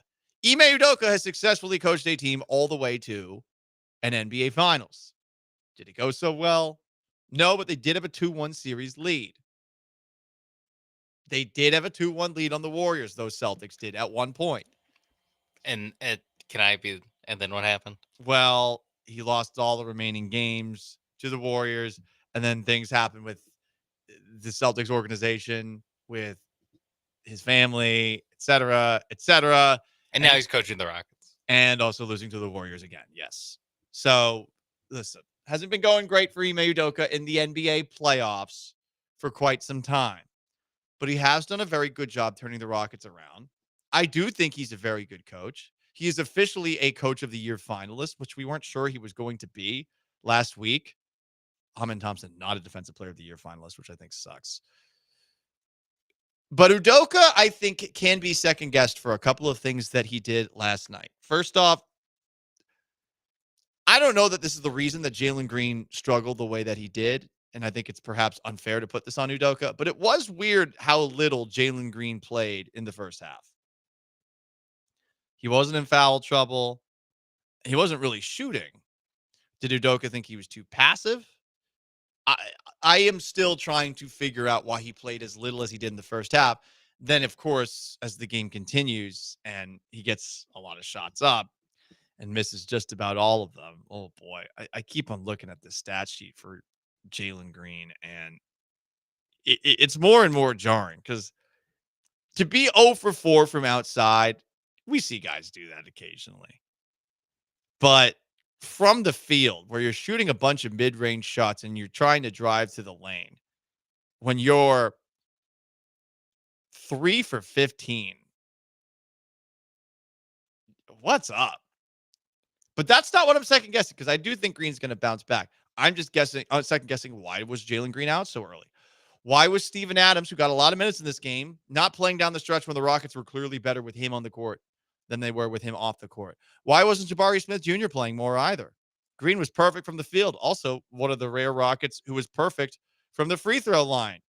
The only one, because they missed 9 free throws yesterday. I got to see more Steven Adams and Jabari Smith Jr. going forward. He was asked if we would see that going forward and was very coy about it. Udoka was. But the Rockets have something on the Warriors in this series. They don't have Steph Curry. They don't have Jimmy Butler. They don't have a closer, but they have the size advantage. And size does matter in a sport that is dominated by large human beings. The Rockets dominated the boards in this game. A rebound discrepancy of 52-36. The Rockets had 22 offensive rebounds to the Warriors 6. They got all sorts of second chance points, 22. It's the most per Ryan Hollins that they've had since 2016. So perhaps that's unsustainable. But I feel like this size advantage is the Rockets' strength. It's what they do best. Beat up on teams that are smaller than them. Obviously, their defense is great. Their pace when they are moving, see less of that in the NBA playoffs, also can be great. But this is, of all the strengths that the Rockets have, the fact that they have a guy as good as Alperen Şengün, who was great the first couple of minutes and throughout the entirety of last night's game, that they have a Steven Adams who is so damn big and so hard to move around and so good at getting offensive rebounds, that they have a Jabari Smith Jr. who is so damn long. This is an edge that you got to play to. And now that you've seen it in action again, obviously every game in the playoffs goes a little bit differently, but I need to see more of that from Udoka and from this Rockets team going forward. Will we see it? Honestly, I have no clue. Really have no clue. I'm hoping for it, though. Play to your strengths. Yeah, I think you can probably get, because the thing is just with Adams is probably gonna have some upper limit of minutes that he can't get to. Sure. So you can't really, it can't be your main thing. He also does need to be the center when Şengün is off the court. So that's probably like 10 minutes right there. If you're going to assume Şengün's going to play 38-ish, 10 minutes, you can go with Adams, and then that probably leaves you another 10 minutes that he can still play with Şengün for a 20-minute night, which is about all we see from Adams most nights. Maybe you can you get that to 25 perhaps? Maybe you can find some rest for him and run no big or neither Şengün or Adams on the court and go with Jabari Smith at center for a spell just to kind of maximize the minutes that you're using Adams for the double big lineup. But honestly, even without the double big lineup, I think they're going to be able to rebound against the Warriors. There is a little bit of, the playoffs are such a matchup game, an adjustment kind of game where after each game, it's not going to be the exact same game plan for both teams. At the end of the day, I'm not really sure what the Warriors can do to stop the Rockets from hitting the offensive glass. I Ron DeSantis shoes. yeah, maybe it's some Tom Cruise lifts, perhaps. Break your legs and have rods surgically implanted into your legs and heal very quickly. Perhaps in, I don't know, a time machine to the future and then come back to the past. Yeah, it's physically not possible for them to get bigger. I mean, I guess they could play more big guys, but then that is going to bog down their offense and becomes easier for the Rockets to defend them. So I do think that as much as anything, the offensive rebounding can be portable. I'm a little bit concerned about the double big lineup. Just, it might not get like figured out, but especially with Steph Curry, like there's just some things that are going to be hard for Steven Adams to do on the court while Steph Curry is also on the court, mainly guard him and run out to 3-point shooters, including Steph. So you're going to be playing a lot of zone in that situation. Don't really love the zone against Steph Curry. So there is I have some concerns about the double big lineup long term in this series. But like you said, at some point you would expect that the shooting for the Rockets would bounce back, and that can kind of help buoy some lineups that did not work at all in game one just because guys are missing shots. Sean Mapes behind the glass. I'm Paul Gallant. It's the Paul Gallant Show, most interactive sports talk show in town. Rockets down 0-1 in their first round series against the Warriors. I'm not panicking. I actually don't feel bad at all about that game one loss. But if you feel differently, if you think I'm crazy, 713-780-3776 to call, to text, on YouTube at ESPN Houston, on Twitch at ESPN 975. Talk some sense into me. We're debuting a new segment up next. Who has the worst case of the Mondays on this Monday, April 21st of 2025? In the world of sports, we'll discuss. Stay put.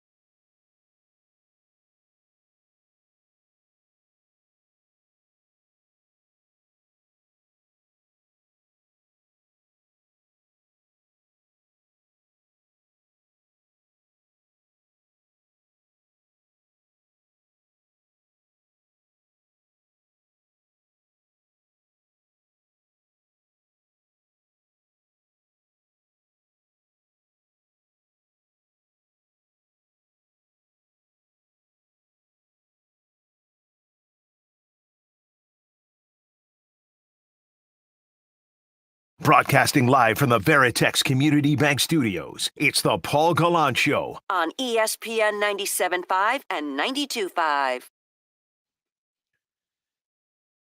Warriors have a 1-0 lead on the Houston Rockets after their 95-85 win at Toyota Center last night. I was there at the Toyota Center. Also, the Astros took 2 of 3 against the San Diego Padres over the weekend. You want to weigh in about either of those things on the most interactive sports talk show in Houston? You can at 713-780-3776 to call, to text. Damn it, mofos asks on Twitch, are the Warriors going to sweep? Tony the Hansen thinks the Rockets will win at least 2. I think it goes to 7. I would not confidently put money on this series, except for on one thing. I am taking the under every night. And I felt very good about that after last night. I felt great about that. I mean, there was a moment in the first half where I was like, are either of these teams going to get to 45? And then the Warriors had a little explosion at the end of the second quarter. I was going to say, because it was 21-18 after the first quarter. Yeah. that is a crazy low score for today's NBA. The total for Wednesday night's game is 205.5. Okay. Under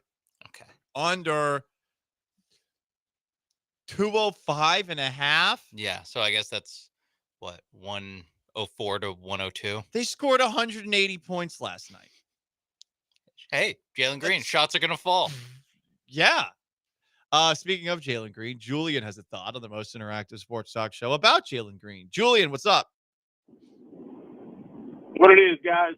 So, Flau'jae Green, he is having the worst case of the Mondays because he had a chance to solidify himself as not just an up-and-coming guy, but the guy for a team that has a number 2 seed. Instead, he is consistently crappy against the Warriors as opposed to trying to break the inconsistency that he's played for his whole career. Have a good one. Appreciate the phone call, Julian. For what it's worth, the last game that Green played against the Warriors, he did have 20-plus points. He played pretty well in that game. So, consistently struggling against the Warriors, a bit of a reach. Calling him Flau'jae, like Flau'jae Johnson, the LSU basketball player and rapper. That last part, annoying. That's a little too far. I get it. He paints his nails in the Josh Christopher video. I get all of that. Let's be fair to the guy. I forgot about the Josh Christopher. Thanks for bringing it up. Let's be fair to the guy. Tweet that out. I don't think he was that bad last night. I don't. I know he missed a lot of shots. From the stats side of things, it looks bad. I felt like he had open looks. I felt like he had bad luck. I know that's a weird thing to say. I get frustrated by Jalen Green often, but last night was not one of those games, even though he was awful shooting, as was Fred VanVleet. That wasn't one of those games where I was pissed. I was more like, oh, come on. One of these has got to fall. I was feeling that more than I was feeling like, ew, why'd you do that? With VanVleet, especially towards the end, I got to the point of, please, for the love of God, stop it, big dog. Julian said that Jalen Green's probably having the worst case of the Mondays. We're doing a new segment now. We're going to do this every Monday at 2:15. It's a way to reset and maybe to appreciate that as bad as you might have it, it could always be worse. Who's got the biggest case of the Mondays today?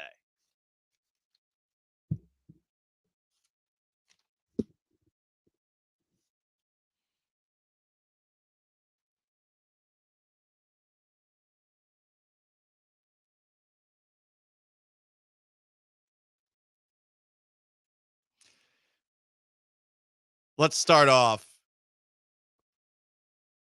with all Houston Rockets fans who saw CJ Stroud chopping it up with Steph Curry after the game. I saw that. Did you see that too?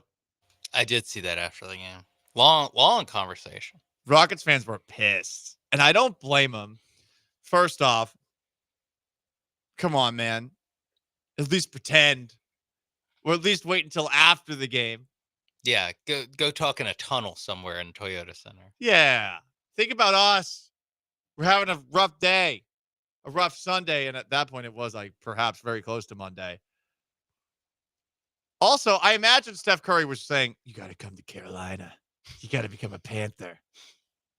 Curry is a Panther fan for what it's worth. So definitely Rockets fans who saw CJ Stroud being a little flirtatious. Yeah. They're having a rough Monday.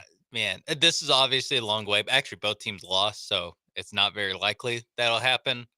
But Rockets Lakers, CJ might just wear a Lakers jersey in Toyota Center. He definitely will. I don't think he cares all that much. He might after the backlash to it, but he also might be turned off by the backlash and perhaps ask for a little extra in that next contract extension to keep his loyalty, he said in quotation marks. Who's having a case of the Mondays? Nico Harrison. Just when you think the guy can't take any more L's, you can't possibly take any more. The Mavericks had an end of season press conference that was televised. In said press conference, and we'll play a lot of this tomorrow when we get the audio, Nico Harrison said he was surprised by how much Mavericks fans were pissed about trading Luka. He thought there would be some backlash, not this backlash. Someone asked him why he shouldn't be fired. And also a story came out from Tim McMahon from ESPN.com that highlighted that Patrick Dumont, the owner of the Mavericks, is pissed at Nico Harrison for not telling him how pissed the fans would be about trading Luka Doncic. This is really funny to me. It's tough. He's had a case of the Mondays since what? I guess 2 months. He's had 2 months of Mondays, basically every day since he made that trade. He's had month days of Mondays. Yes. Oh, damn, Paul. That was so good. Who had a case of the Mondays?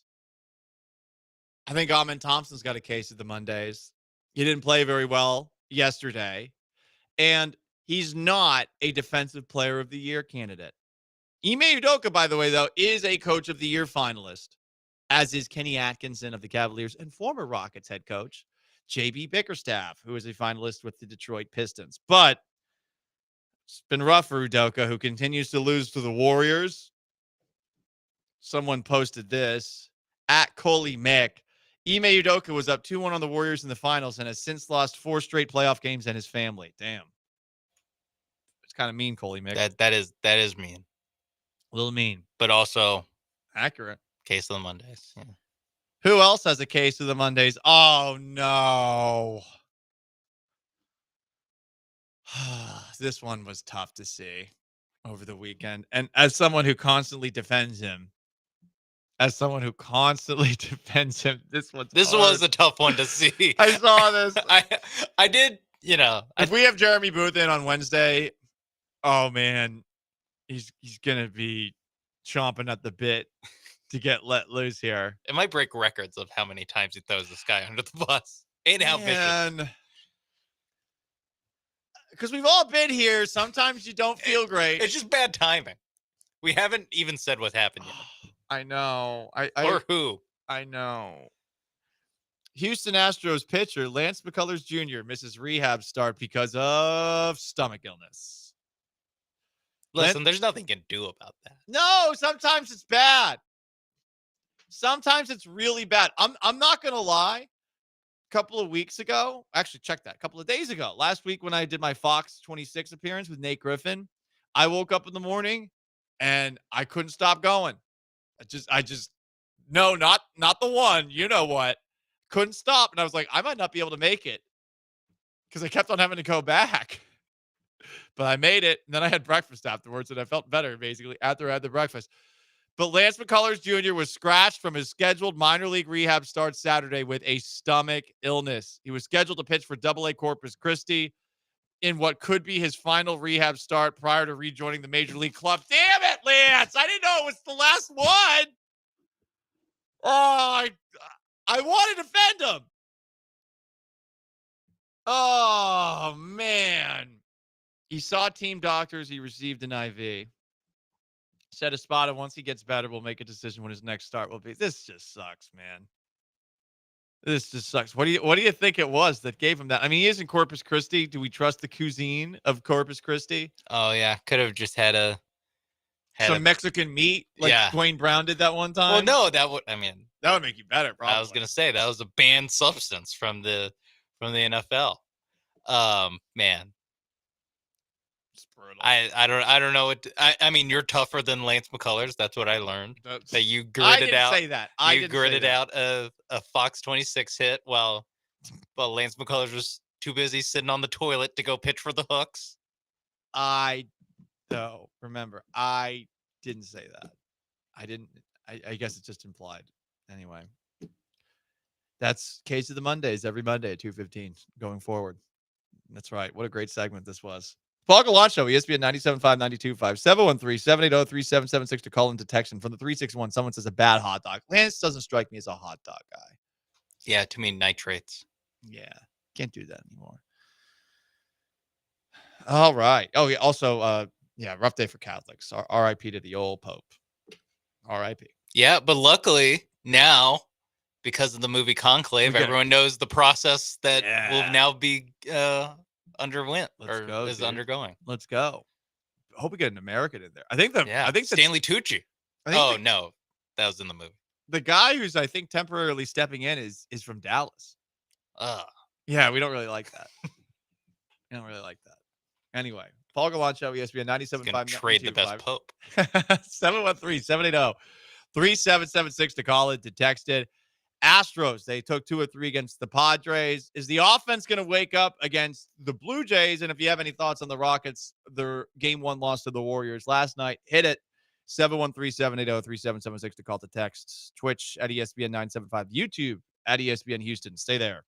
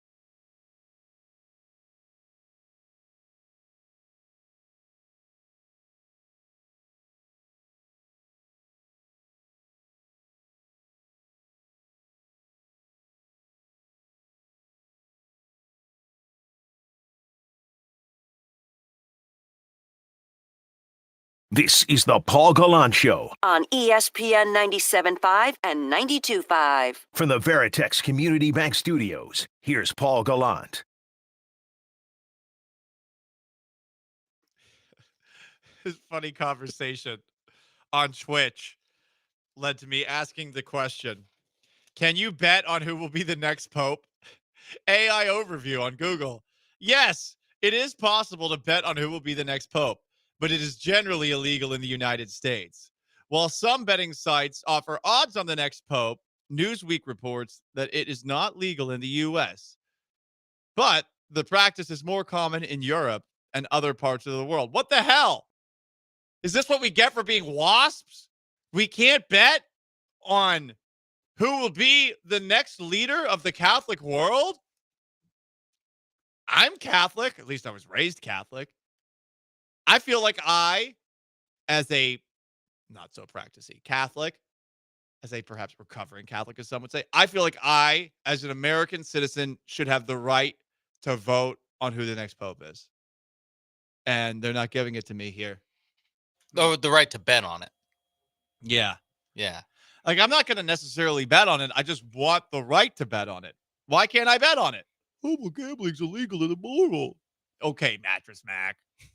Sure. I mean, if there's anyone that would frown upon it, it would be that would call it immoral. It would be the Catholic Church. Mm-hmm. Like, the hey, church ain't stopping it, though. Hey, don't do that. The church is a worldwide institution, and it's only illegal in the United States, a country that is definitely very Catholic, but I don't think it's necessarily majority Catholic. Maybe it is. Good question. I don't know. The betting favorite is Pietro Parolin. He's plus 350 at oddschecker.com. He's the Vatican Secretary of State. He's been in that position since 2013. He's from Italy. Of course, an Italian. I know. That seems like that's bias because, we're the Vatican City. No, you're in the middle of Rome, which is in Italy. Luis Tegel, a 67-year-old Filipino, is the second favorite at plus 500. Angelo Scola and Canadian Mark Oulet are plus 700. Any baptized Catholic male is eligible. Oh. So we're both eligible. Oh, let's go. What would they say our odds are? That's what I would want to know. It's very small. I have the demographics of religion. Protestant, number 1, 40%. Catholic, number 2, 19. I guess religiously only unaffiliated. 19. That's surprising. I guess religiously unaffiliated would technically be second, 29%. Okay. Either atheist, 5%, agnostic, 6%, nothing in particular, 19%. That is in quotes. Nothing in particular. Just, that's fun. Yeah. Nothing in particular. Okay. Man, 19%. I would have thought it would be higher. Anyway. Yeah. Hey, you're just living in that Catholic echo chamber. I guess so. I mean, if I think about it, most of the people I knew my entire life were Catholic. Growing up in Massachusetts, lots of Catholics. Yeah. Lots of them. And I mean, I know that, and we're generalizing here and we're going down a dangerous road, but yeah, I feel like there would be more than less over the last few years, if that makes any sense. 713-780-3776 to call and to text in. Sorry, we were just curious about betting on the Pope. If you're a real degenerate, I bet one of the gambling sites that I used to endorse, I bet that they would probably have the odds to bet on him. So it's been a rough Monday for the Rockets, who are sitting in a loss to the Golden State Warriors, 95-85, where, I mean, 9 missed free throws, wretched performances from Jalen Green and Fred VanVleet, at least statistically, 7 for 34 from the field. I mean, it's rough. It's really, really rough what we saw and what we specifically didn't see from those guys. But I'm not without hope for this series. I still feel pretty good about it. As far as the Astros are concerned, I'm feeling better right now about their chances. I'm at a 3 on the scale of confidence, 1 through 5. That said,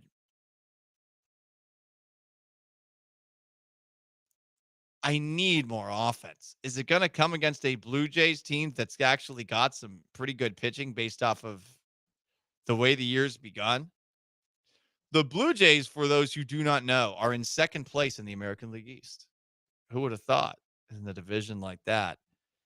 But they are in second place in spite of having just scored 86 runs on the year and a -3 run differential. It's early, so there's some wonky stuff going on still. And for context, like the Astros have just 77 runs. But the next 3 games, the Astros will face Kevin Gausman, 2-1 with a 2.49 ERA. Hunter Brown's on the hill for the Astros tonight, so I feel pretty good about that one, at least as far as runs allowed, but runs scored, who knows? Chris Bassett gets the start tomorrow against Ronel Blanco. Blanco's 1-2 with a 6.48 ERA. Bassett, meanwhile, 2-0 with a .77. Oof. And then Wednesday, Ryan Gusto, who did look pretty good Friday against a loaded Padres lineup, goes up against Bowden Francis, who's 2-2 with a 3.13 ERA. They got good starting pitching, it seems. And of course, they gave that big extension to Vladimir Guerrero Jr. So I would imagine the vibes are pretty good in Toronto right now. Tomorrow, we're going to have to play the Blue Jays song.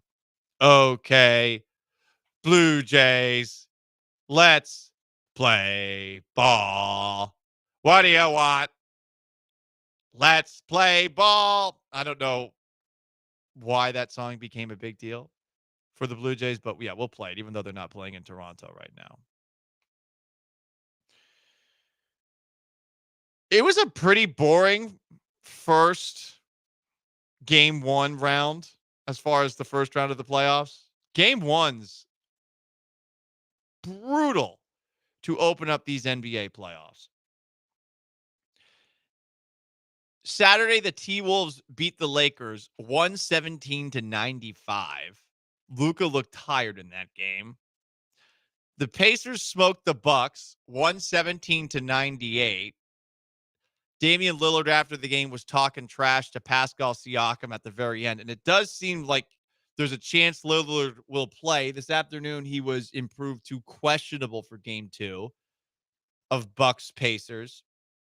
The Knicks popped the Pistons 123-112. Jalen Brunson at 30+. And I'm sure everyone in New York's like, bing bong! We're going to be so good these playoffs, forgetting about the teams that they can't beat in the East, the Cavs and the Celtics. And that they're down in the fourth quarter. Yeah. They were? Yeah. The Pistons were leading going into the fourth. And then the Knicks ripped off like a 27-5 run or something. And the Nuggets beat the Clippers 112-110 in overtime.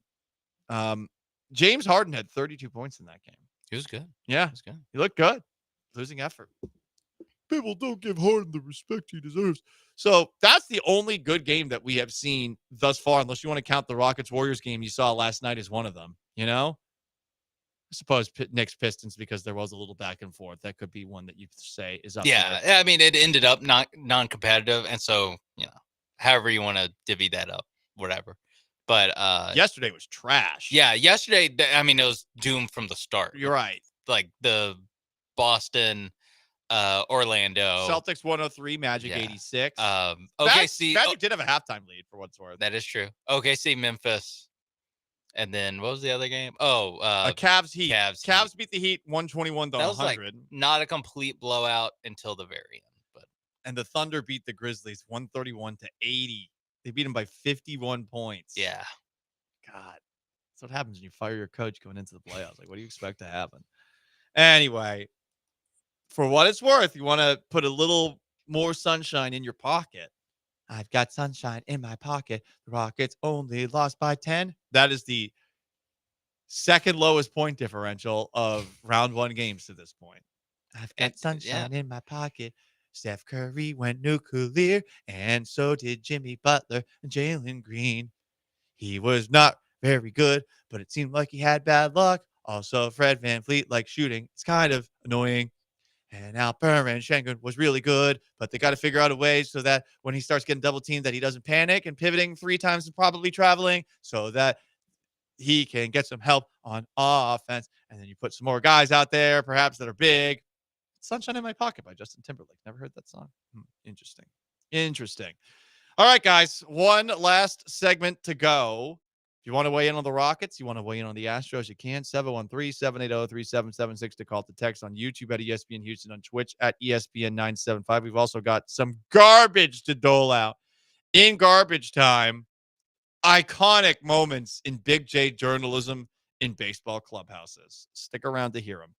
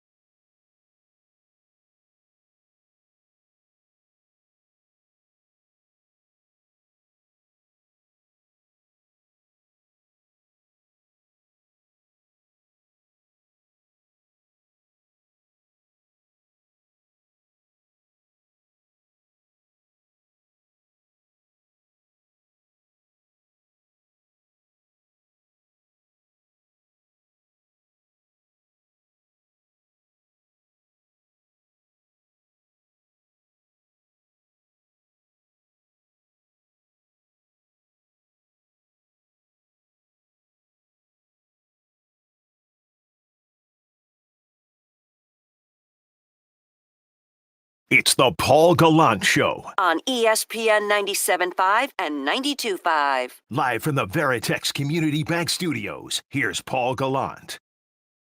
Last chance to dance. The Paul Gallant Show, the most interactive sports talk show in Houston.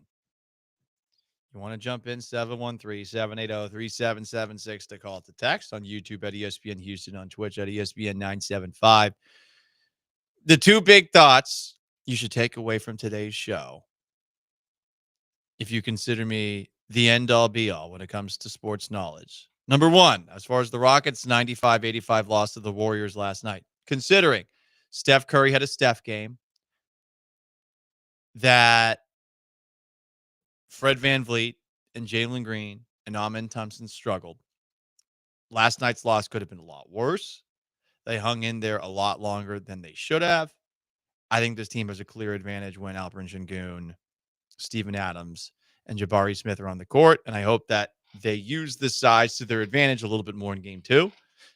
If the refs call the game the same way that they called game 1, I feel like it lends itself to more physicality. Very curious as to how the NBA views what that game was. I know people like scoring. Is there going to be an overcorrection in game 2 where there's a lot of fouls called? I don't know, but they really let things play last night, and I liked seeing it. Şengün had a couple of moments where he did his Şengün thing where he was bitching and moaning about calls not happening, but it didn't ever, I think, lead directly to points like we used to see during the Silas era where all of these guys would be complaining. Hey, man, it's the playoffs. Lock in. As far as the Astros are concerned, I asked for a sweep of the MLB Best Padres over the weekend. They compromised. They did get 2 out of 3. I'm happy they got the 2 out of 3. As far as what's next, who knows? Truly. I don't know what to expect out of them in this in this week series against the Blue Jays. The Blue Jays have good pitching. I'm waiting for the bats to show up. I am waiting for Yordan Alvarez. I am waiting for Christian Walker. I'm waiting for more out of Isaac Paredes. I am waiting for a lot of things. I think we're all in the same boat together. Yainer Diaz, too. Really annoying to see Yainer Diaz struggling while Martin Maldonado is actually off to a pretty good start with the Padres. So figure it out, guys. But I am feeling better about the Astros after this weekend series. That's for sure. The pitching has done a really good job to open up the year. Time for a little garbage time here at 2:50 on ESPN 97.5 and 92.5.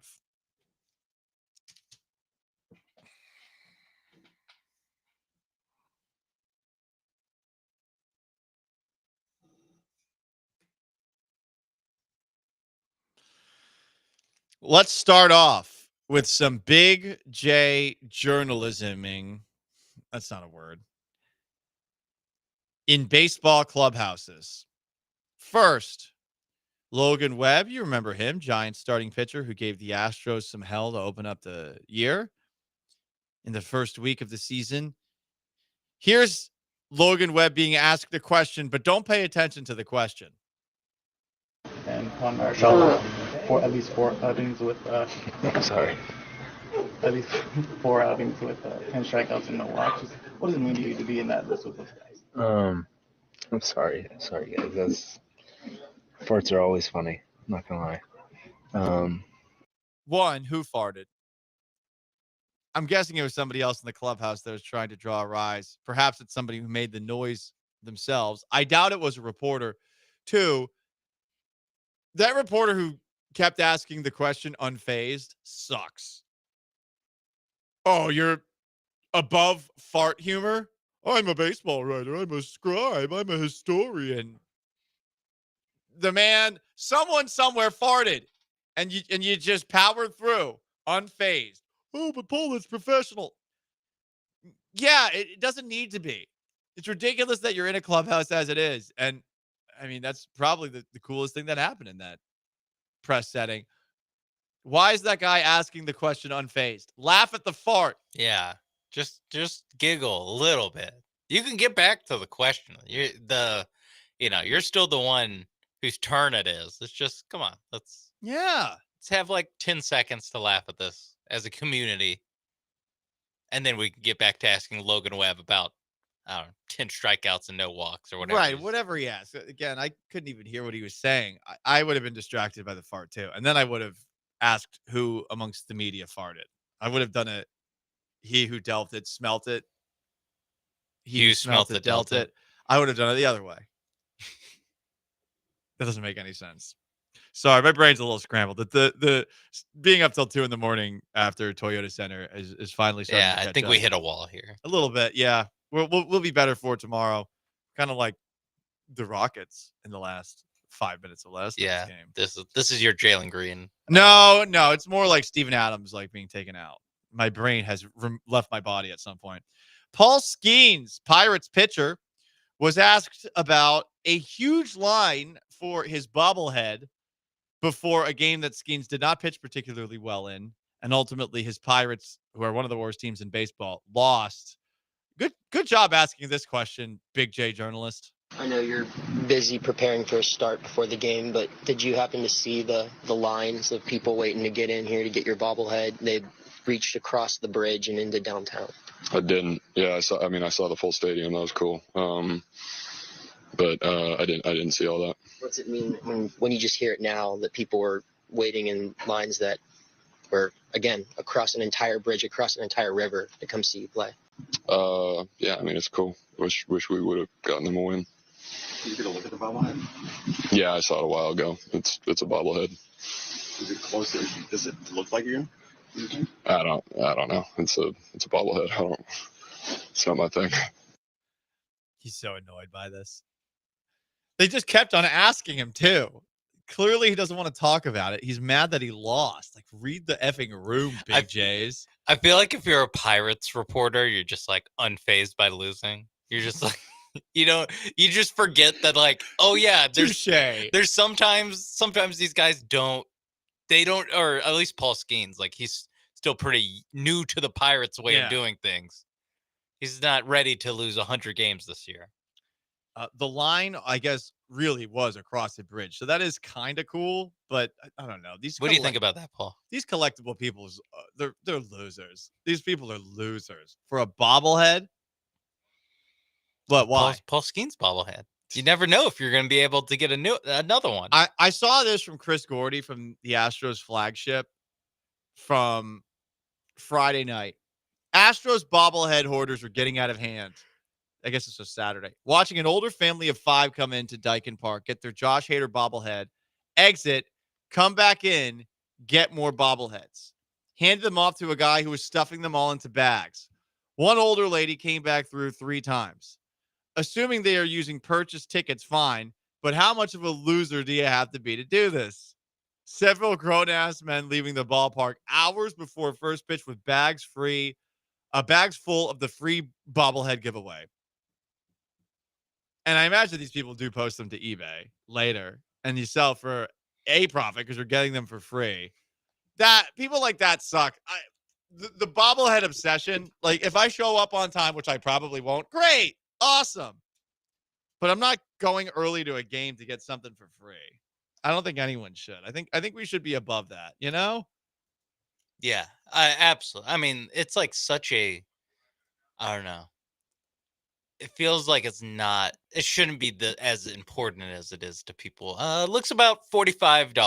The Josh Hader bobblehead on eBay. Oh my God. That's still ridiculous. The one from Saturday, right? The Yeah. fireman.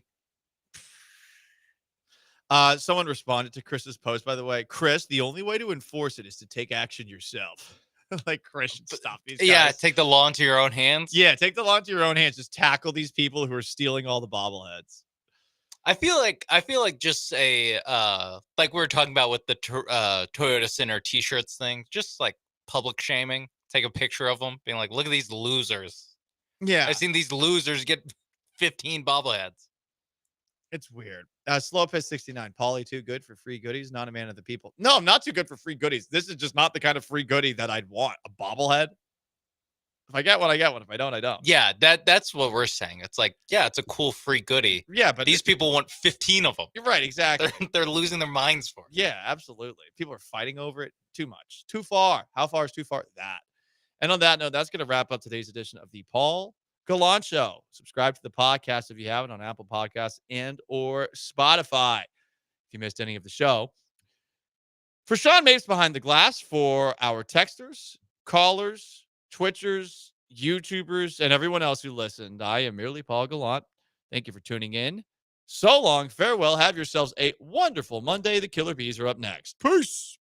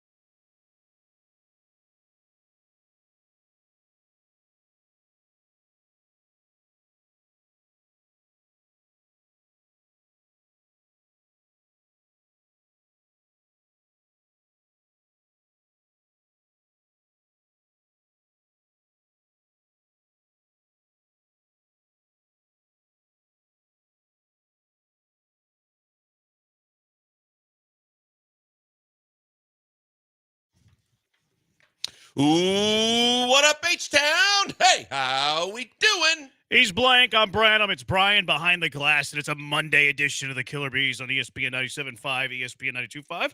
How's everybody? Everybody good Easter? Everybody Easter? good. How about you? Good Easter. Thank you. Good Easter, Brian?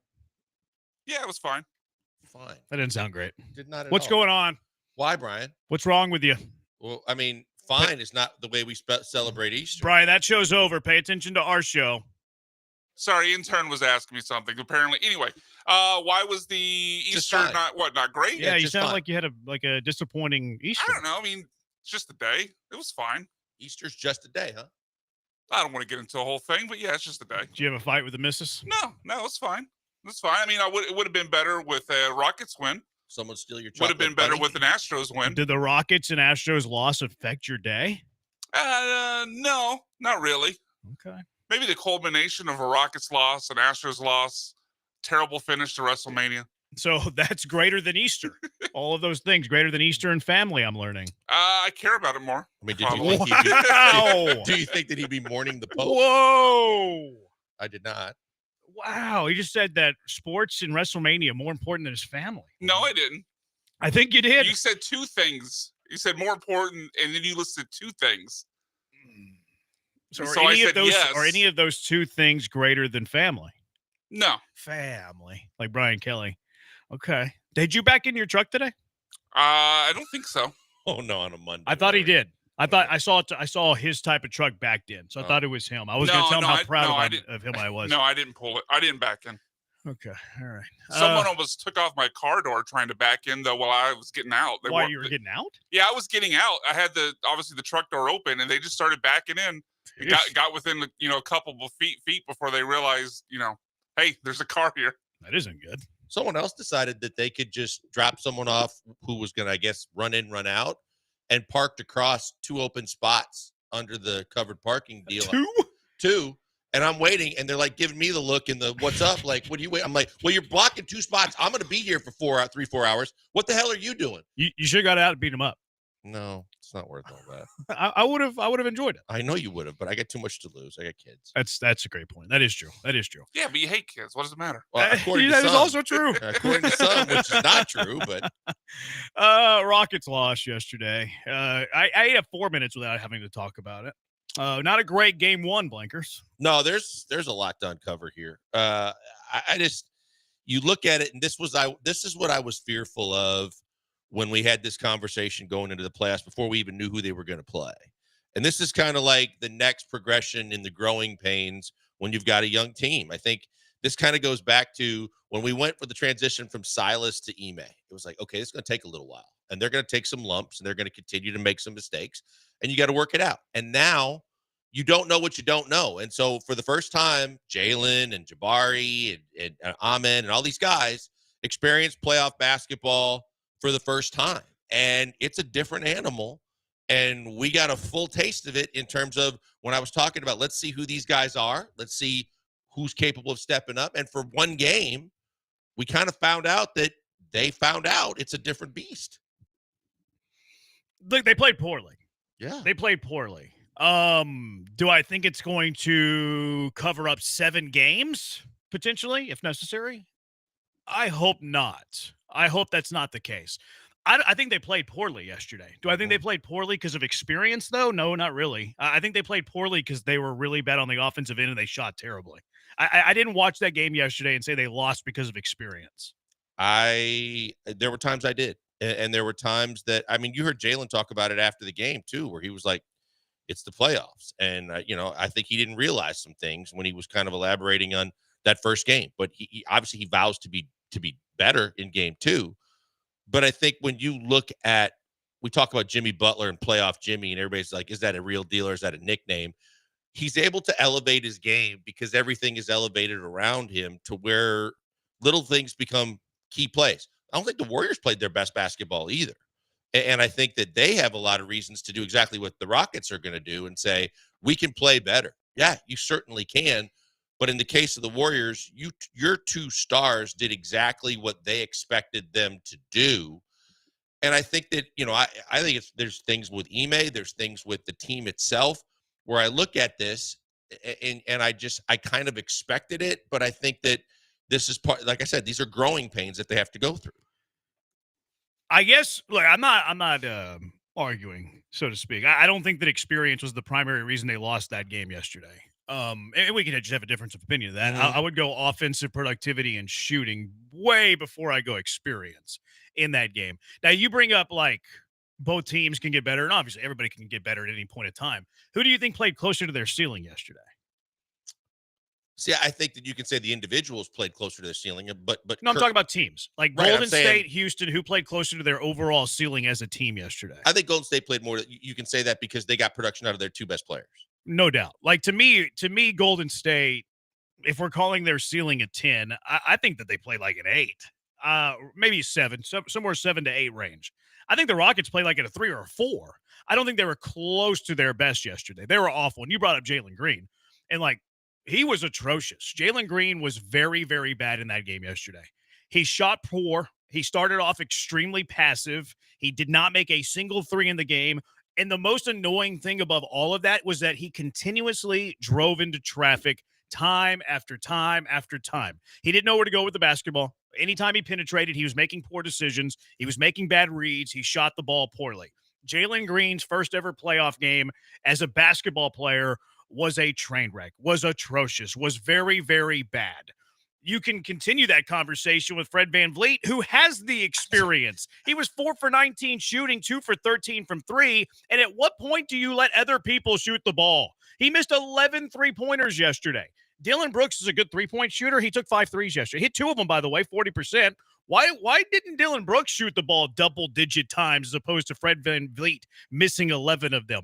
Jabari Smith is a pretty good shooter, right? Like, we all think Jabari Smith's a pretty good shooter. You know how many 3-pointers he attempted yesterday? He shot 1 3-pointer. One 3-pointer. Made it, right? He made it out of the corner. Brought it, like, cut it to like 3, I think, at the time. He did. So you have, look, this is not a good shooting team. Like, that's been a conversation with the Houston Rockets all season long. They are not a good shooting team. You shouldn't have one singular player missing 11 3-point shots in that game. You should have the feel of, okay, it's not my night.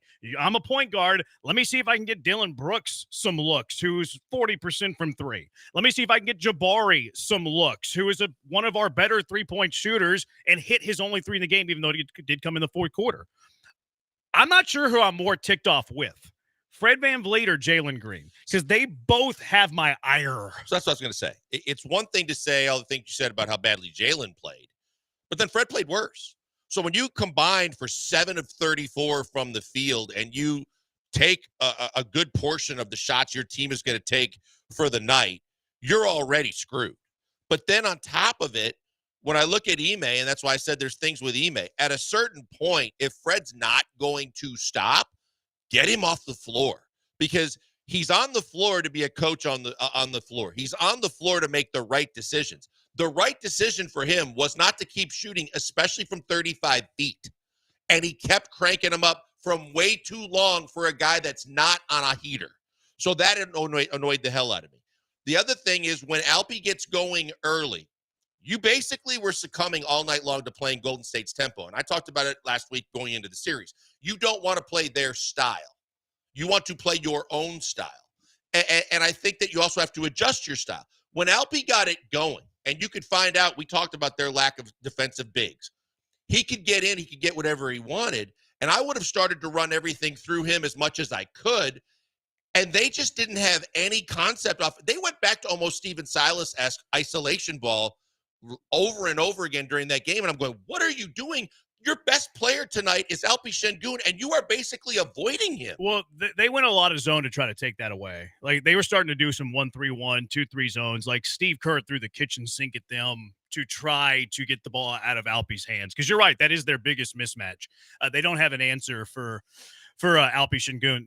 Draymond Green probably going to win the Defensive Player of the Year. He got abused by Alpi Sengun yesterday. Like, Alpi Sengun had 0 problem scoring on the Defensive Player of the Year. A lot of that's because of the size. Like, Draymond doesn't have the rim protection to be able to stop Alpi Sengun. So that has to be a priority. You have, to me, the bigger thing going forward is because they're Golden State running that zone defense, and it's hard to score in the lane whenever you're going up against the zone defense, especially with the 1-3-1, is you have to figure out a way to counter that, attack that, and beat that. Because if you don't do that, you're going to get beat in 4 or 5 games. You have to have the answers. And I think it was Kelly Eco on The Athletic today, who we had on last week. He showed different plays on his story today where the Rockets have beaten it this season. Like, he showed very specific, similar plays that happened in the regular season where the Rockets had the spacing, point of attack. Jalen Green gets rid of the ball, creates a 4-on-3 advantage for the Rockets on the offensive end. So they're capable of doing it. They have to do it, though. If they can't beat the zone, this is going to be a short series. Yeah, and I think that you touched on it. It's tougher to beat the zone when you don't have shooters. You got scorers. You got a lot of guys that can score. Fred's supposed to be a shooter. He's not anymore. At this point, he's too inconsistent. But you're not going to play Reed Shepherd. So we said the bugaboo for this team over the last couple of years has been a lack of pure shooting. They just don't have that. So you have to find ways to create lanes out of the 1-3-1. You have to find ways with ball movement and body movement to try and quickly move the ball to try and create open opportunities. And maybe that's not threes. Maybe that's just the fact that you get the best shot available. And I think that to the experience point that I was making too, Ahmed looked very, very tight all night long. Jalen was forcing stuff like this was all night long, like this was a different animal than he had ever experienced. So that's where I thought the experience paid off for Golden State in the fact that they knew when to slow it down. They knew when to attack. And that offense doesn't change, right? That's something that they run no matter what and who's in the game. And I thought that the Rockets kind of had to get their feet wet to figure it out, that this is a different level. No doubt. I mean, Golden State has the experience advantage, and in those areas of the game, they have the advantage there. But it wouldn't be a top 2 thing I look at as to why the Rockets lost yesterday. They just played horribly, right? Across the board. I thought they played fine defensively. Like, I know Steph Curry went off and had 31 and was knocking in everything, and in playoff Jimmy had 25. You hold Golden State to 95 points. That's a good day on the defensive end. Steph made 3 just hoping to Hershey. Unbelievable. I mean, he was the guy. I don't know anybody else in the league that's making those shots. Like, if you would have told me the Rockets are going to give up 95 points to the Warriors every game in this series, who's not signing up for that? Right. Everybody's signing up for that. This wasn't even about the defense. This was more about the fact that offensively there was no continuity all night long. No, that's my one thing. The one thing, why did the Rockets lose game 1? The offense was atrocious. And you might even be able to use my second reason as like a sub point to reason number 1. Poor shooting. Like, a lot of times you have poor offensive execution and you can get bailed out with good shooting. Half of Steph Curry's threes weren't these unbelievable great offensive sets. You mentioned the one where he's falling out of bounds and heaves up a 3 and makes it. Was that a great offensive look? No. It's just you have a guy who's the best 3-point shooter of all time that can bail you out of poor offensive execution. So the Rockets, 1, had terrible offensive execution yesterday, and then secondly, did not have the shooting to overcome poor execution. Yeah, no, and I think that the other thing too, like when you do find things that work, you had a massive advantage in the paint, but I think that they went away from it. They got careless, and again, well, zone would do that to you though. Yeah, but also the fact that they got stuck kind of in the laundry up on top too much, and then the shot clock went down, and then they were forced to take a lot of bad shots off of that too. And then the other thing is Steven Adams. We talked about this going into this series. You can't do it for like the whole game. But Steven Adams was massively effective and affected the game positively when you knew other guys weren't having their best night. After he and Jabari brought you back, you took him out with 5:19 to go in the 4th quarter when he was a problem. Yeah, he was gassed though. I think he was gassed. He was gassed. But you never brought him back. Yeah, that's fair. And that's my biggest problem. I don't disagree that he was winded, right? Because we said there's only so much you can get out of Steven Adams. But you got to try and give him one more shot. And when you get it down to 4 late in the game, simply because he's going to get you a second chance when you miss a basket. Yeah, I'm good with that. Like, the double big was interesting. And they didn't really go double big in the second half when Steven Adams was having his success. Like, Alpi was off the floor, actually. I thought in the first half, the double big got him in trouble. Because, like, they were up by 6 points whenever they went with the double big. And they had Jabari playing the 3. Jabari, it was their jumbo and, lineup. Amen. It was just like the biggest lineup you could put out there. And they lost the lead. I mean, they went from being 6-point up to like 6 or 8 points down with their jumbo lineup. So, like, Steven Adams was critical in the second half outside of the jumbo lineup. Which, look, the jumbo lineup has some issues if you can't shoot the ball. Like, we know Jabari is a pretty good shooter, but he had 1 3. Tari's capable of making threes. He was 0 for 4 yesterday. Alpi and Steven Adams are not three-point shooters, although Alpi tried a heat check early first quarter from 3. And Amin Thompson's not a good three-point shooter. So, like, that lineup is going to have trouble shooting the basketball, scoring the basketball. So, like, that's a huge area of concern. There was one thing that you mentioned, tempo. I have a counterpoint to that. We'll hit that on the other side. A lot of the Hivers want to chat about this game too. I imagine we'll chat about this game in great detail. Also get to the good, bad, and the ugly a little bit later. Mailbag Monday coming up as well. And it's also NFL draft week. We'll get to some of that as well. 713-780-ESPN, the HRP listener line. We're on Twitch, twitch.tv/ESPN975, but not for long. We're on YouTube at ESPN Houston, Twitter, ESPN975, Blankers at Pac-Man Joel, Brian at Sacked by BMAC, I'm at Jeremy Branham. We are the Bees, ESPN 97.5 and ESPN 92.5. It was a bad night for the local basketball teams, bad night for the local 9. Don't let it be a bad day, month, year for you by overpaying on your property taxes. Being a homeowner comes with great costs, including those property taxes. Don't pay too much. Ownwell is here to help you take some of that stress, though, off your plate. You don't want to do the petition process. You don't want to have to do the whole kit and caboodle. I understand that. Don't do it. Let Ownwell do that. A lot of homeowners overpaying on property taxes should not be you. Head to ownwell.com right now. Sign up in less than 3 minutes and get their experts fighting for you. Their cutting-edge technology can start saving you money with no upfront cost. That's right. All reward, no risk. There's no risk for you to sign up, and it takes a very little amount of your time. So go sign up, Ownwell.com, 3 minutes, and you could potentially save big money. Here's some numbers. 86% of Ownwell's customers receive a reduction. Of that 80%, the average customer saves over $1,100. So what are you waiting for? Why would you not go to Ownwell.com, sign up in less than 3 minutes right now, and get their team fighting for you? Now, the deadline to protest, May 15th, so don't run out of time. You have a few weeks left here. Save money on your property taxes with Ownwell while you might have 3 weeks. Why not do it now? Sign up in less than 3 minutes. Start that protest today at Ownwell.com, OWNWELL.com, Ownwell.com.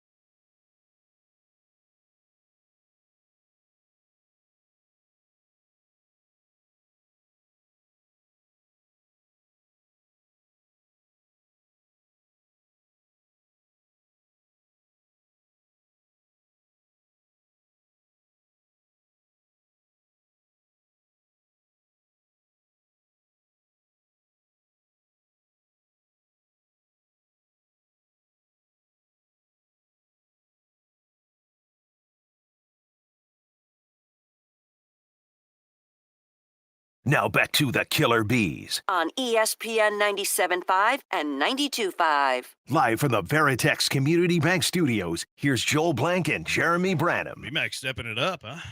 713-780-ESPN. Our Killer Bees love you. We always say that, and you might think, they're being hyperbolic. They really don't mean what they say. Well, today we're going to put somebody else's money where our mouths are at. We're going to give away a Visa gift card a little bit later and also a chance for you to watch a new movie. That probably has Brian's interest. No doubt. I already have tickets to it. And Michael. Yeah. Michael Carroll's in there with Dell, probably. So this is Thunderbolts is the movie here? Yep. Comes out the first weekend in May. An unconventional team of anti-heroes. They're not super, they're not heroes, and they're not giving up. We'll be playing Man of the People later. One buddy, somebody. Thought that was the Killer Bees. One buddy will be teaming up with Blankers. One buddy will be teaming up with me. And then whoever wins between Blankers and I, our teammate is going to get cash. I need 10%. I need 10% to sign up to this game. I want a finder's fee. I want an agent's rate. If one of my guys wins, or ladies wins, I want to, hey, maybe you get 2 tickets to this here, Brian? I believe so. Yeah, wins a pair of tickets. It's in the read. Read the read, dummy. I want to be the +1 if I win. You don't even like Marvel movies. I don't, but I will. It's the invitation. In fact, don't like people. In fact, it's another good point. I like people. I just don't really like talking to people a whole lot. At least you're at a movie where you don't have to. I just want the invitation. I'm going to say no. So just lob me the invitation. I'll be like, thanks, no thanks. It's a very Larry David take. But I do want 10% of the Visa gift card. It's going to be tough to do that. Maybe you just Venmo me the money and you keep the $100 gift card. But we're going to play that a little bit later. So we're not going to tell you when. We want you listening to the whole show. And we're not going to give away all of our secrets. But we'll do it later, some point later. 713-780-3776. Okay, my counterpoints to tempo. I actually want the Rockets to be the high-tempo team in this series. I think tempo fits them more than it fits Golden State. I understand that. But I think that there's 2 things to counter that, which is, one, Golden State also wants to play that tempo. Because I'm not sure that this roster does. I think they can play it better. Like even Steve Kerr was talking, like, we don't need to get out and run. You don't need to, but when you do, you're fully capable of doing it better than most teams. 1, because you have Steph Curry, but 2, because you don't have a lot of bigs anyway. So Jimmy's playing bigger. Draymond's really good getting up and down the floor. He has no problems with that, to where you can. But my bigger problem with tempo last night was when Şengün was going early, Draymond got the quick first foul. I would have liked to seen maybe attack him, try to get a second one on him too. That block charge was underrated. Yeah, you're right. That could have very easily been a block. Yes, you're absolutely right. But at the same time, like Alpi was having his way with anybody they went inside with. And I would have flipped a switch if I'm Ime going, we can still play up tempo at the right times. But for right now, especially because they're kind of on their heels a little bit, let's just keep feeding him. Look, I'm not even sure that the Rockets are better than Golden State on the break. Like, I'm not making that claim. But my point is the Rockets need to get more easy buckets because they're not nearly as good in the half court as Golden State is. Like, Golden State doesn't need to be dependent on them getting out in tempo and scoring on the break because they have 2 elite level scorers and they can score in the half court. The Rockets really struggled in the half court yesterday. Fewest points at the half. Was it the fewest total points they've had in a game this year too? 85. Yeah. So like they struggled so much scoring the basketball, which was a topic. Like that was a point of conversation going into the playoffs was how will the Rockets look in the half court in the playoffs when the games get shrunk down, when the games become more of a half court style of game because you're not getting the easy buckets that you would over the course of 82, over the course of a regular season. So that's why I think the Rockets need to have more tempo is because their ability to score in the half court's not as high a level as Golden State. I think that when you know what playoff basketball is, I think that's where the adjustments are like on steroids, right? I think a lot of times we talk about, well, you make halftime adjustments and then you come out of the second half, maybe you change things, you do things differently. I think you also have to have a read on your own team, realizing, hey, we want to play up tempo. But if we got guys that just don't have it tonight or haven't found a groove yet and they're still a little on edge for whatever the reason, I'm going to feed the guy that's doing well, right? And then when my other guys kind of get comfortable, now I can flip the switch. I could maybe catch them off guard because maybe they start doing things differently to combat what you're trying to do. And now all of a sudden you can go back and do it. But isn't that when you go up tempo though? Like, isn't that whenever you try to get out on the break and run a bit, whenever you have struggle offensively? Like, let's go get some easy buckets. That way we can try to find ourselves and find our rhythm offensively. But Alpi was getting those easy buckets. That's what I'm saying. Look, I understand. I mean, the Rockets in the are first, not the second. But in the first, when he was rolling, they still kind of went away from it. And I'm like, okay, no one else seems to have a groove going, and they're making bad decisions. They turned the ball over 11 times, I think it was in the first half. where it was just ugly, ugly, ugly basketball. The one thing working, you kind of went away from. And I'm like, that's my biggest point of contention. But that's because of Golden State, though. Like, you have to give them credit for taking that element of the Rockets out of it. Like, they started to do more zone. They stopped allowing the Rockets to get the ball in the paint. But Alpi, just by kind of the way they made their passes and a quick screen or movement, allowed him to get at least to the free throw line. And then on first ball fake, a lot of the Warriors spread out to where he could still get inside the free throw line. And they went away from it. They went to what I was talking about, where they went to kind of getting the ball kind of to stick at the top of the key and get congested. And then all of a sudden look up, go, well, we're under 10. We got to go. And then they started taking really even worse shots than they were taking early on when they were missing everything. How much of the credit do you give to Golden State defensively? They're a good defensive team. I think that this was like the feeling out the first round of a prize fight. Like, they're both trying to say, okay, for all the prep we did going in, what are they going to do and how do we combat it, and vice versa. And I felt like they did a fine job defending for game one. But I think that, again, a lot of it is going to can be pointed back to the fact that the Rockets just was completely out of sync offensively all night long. For sure. Yeah, I mean, it was more Rockets being bad to me. I think Golden State did a good job of counterpunching, and the Rockets really didn't have the counter to the counter. Because I don't even think that's an Ime thing. I think it's more like, okay, this is the stuff that we've been doing. Okay, they have an answer for this. How are we going to respond to that? And they struggled really bad in that response, at least in the second quarter. You can't just take away the second quarter from a game. We know that. But if you just take away the second quarter from that game yesterday, Rockets win going home. So there is that. I'll be honest with you, though. I don't think Ime likes running the offense through Alpi. That's a bold statement. I know it is, and I thought about it before I made it, because I thought about it all last night watching the game. Because to me, to the point you made, they want to play up-tempo. So when they play up-tempo, they normally want the ball in a guard's hands. And so when I watched last night, I was like, maybe there is something to this, where I understand when Jalen was out for an extended period of time last season, they had no choice, and they started to facilitate things through Alpi. But I think that in order to play the tempo that he wants to play, I don't think he likes facilitating through Alpi. I won't go that far. I think that Ime will do whatever it takes to win. Yeah.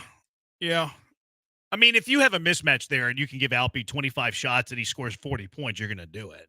Like, I mean, I don't think he had any problem going to Alpi yesterday. He had no problem going to Alpi. He mentioned in the postgame, he's like, Alpi had it going. We were trying to give it to him as much as possible. Like, if it is the best matchup on any given night, and I think it's going to be the best matchup this entire series, I don't think that Ime has a problem giving the ball to Alpi. Now, his style of play and like what he could build if he could have like anybody in the world, I don't think that Alpi would be his center. I think he likes guys that are more athletic in that spot. They can switch from that spot. I don't want to say that like they're trying to make fetch happen with Alpi, but I don't think that Ime Udoka's ideal center is Alpi Shingu. No, I don't either. But I also think that when you're in a playoff game like that and you're at home, and home court is part of this equation as well, where you're trying to find what's working, and he was working. That you got to try and roll with that. You got to adjust on the fly and go, okay.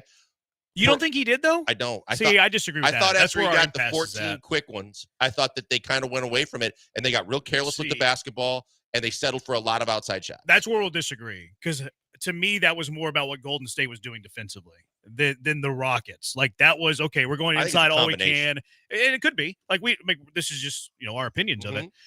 To me, it was, we're going to go inside early. They're going to have lots of success. Then Golden State switched up what they were doing defensively, took the Rockets out of the success they were having with Alpi. And Alpi had some moments there in the second half as well, but they weren't as much volume as we saw in the first quarter. So I think it was more of what Golden State was doing defensively. I think the type of touch that Alpi gets also matters, because to me, what worked for him so well in the first half, especially the first quarter, was he was getting the ball on the move off of some type of action in the paint and destroying Draymond. But later in the second half, when he would post up outside the paint like a traditional post up and try to back Draymond down, he couldn't back Draymond down. I disagree there. There was a lot of times he was getting in the middle of the paint, just a little baby hook right over him. Like, I disagree there. Well, yeah, in the middle of the paint. What I'm saying, there was a few times in the second half where they would try to go to him like like where Hakeem would post up, like kind of that, outside. You'd back him up. You'd back him into the I, lane. I, I Just saw body several him. times where he tried to back Draymond in, and Draymond didn't budge. To me, it looks like Alpi was more effective when he was able to get on the move, and Draymond couldn't stay with him, couldn't move his feet. I don't doubt that second point. I think that when last night when Alpi was at his best, it's when he's in the triple threat position or he's got a step or two and he is right at the free throw line with some space or coming downhill, getting into the paint. Because now Draymond's in no man's land. Because Draymond does have enough like sand in his pants to be able to hold his own on the block with Alpi. Alpi's not going to overpower Draymond. He's just taller and he's more skilled fluid offensively than Draymond is, no matter how good a defender he is. But I think that there are times when you draw the double. Golden State was throwing the kitchen sink at him. When he went down to the post, the reason why that wasn't effective was they sent a second defender from the weak side, which means you got to kick it and look for the open guy. And now you got to live and die with a guy that's probably not one of your not going to make a good percent of his shots. 713-780-ESPN. Let's talk about the physicalness of yesterday's game. Who punched who in the mouth? 713-780-3776. Killer Bees, ESPN 97.5, ESPN 92.5.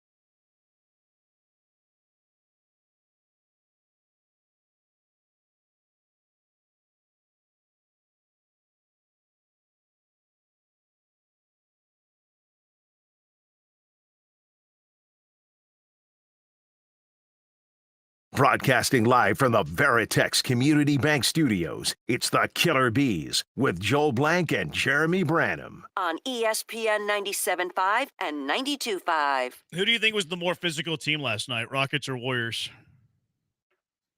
That's a good question. I do what I can. I think the Rockets should like the way that game was officiated.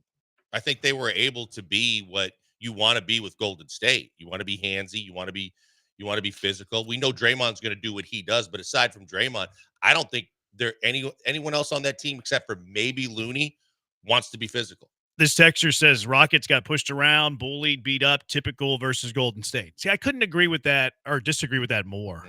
The Rockets had 22 offensive rebounds. The Rockets out-rebounded Golden State by 16, 52-36. They had more points in the paint by 20, 54-34. Like, those are usually stats that are a correlation of physical basketball. Watching that game yesterday, never once in my mind were like, oh, the Rockets are getting out bullied. They're getting out toughed. They're getting pushed around. If anything, it was the opposite. I thought the Rockets were the more bully of those two teams last night. Curry even said it after the game. Like he did the no bleep moment with the reporter, basically saying, with the Rockets being physical, did you tell your team? Oh, you mean Kerr? Kerr, yeah, I saw that. And Kerr was like, I'll be sure to talk to my team about that next game. Of course we talked about it. We know that's how they play. That's how they want to play. That's how they were allowed to play. And the fact is that because of what we were talking about and just the lack of just flow and continuity offensively to get anything going and get guys going, they couldn't take full advantage of what otherwise would have been the ideal way to call a game for these two teams. Yeah, I never thought that the Rockets got pushed around. No, there wasn't much in terms of like chippiness or dirtiness in that game yesterday. Just the skirmish was the one where Draymond got to the free throw line and kind of elbowed Alpi a little bit. Not even, it wasn't like a physical elbow. It was more like a nudge. But good on the officials for not calling anything there. Some Rocket fans wanted a tee on Draymond. They were begging it on Draymond. If anybody deserved to get it, it would have been him. Oh, for sure. But I like the fact that Alpi didn't back down, and he also was able to respond quickly to send the message. You're not doing that to me. Mm-hmm. And then he posterized him in between. And then when he went early. Yeah, it was early. But then when he went to the free throw line, he just basically said, you're not going to punk me. No, I liked it. And I love that. Yeah, I'm with you. I don't think that should have been a technical. I don't either. And I like the way that Alpi handled it. Draymond was trying to get into Alpi's dome a little bit. No and Alpi just kind of, smiled it off. I thought that whatever. Like that's who Draymond is, and I thought that Alpi handled it pretty well.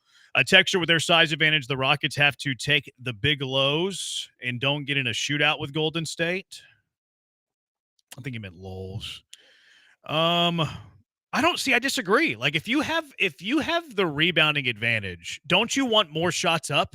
Like if you can get a ton of offensive rebounds, don't you want to shoot as much as possible? Like you mentioned the turnovers yesterday. 17 turnovers in that game.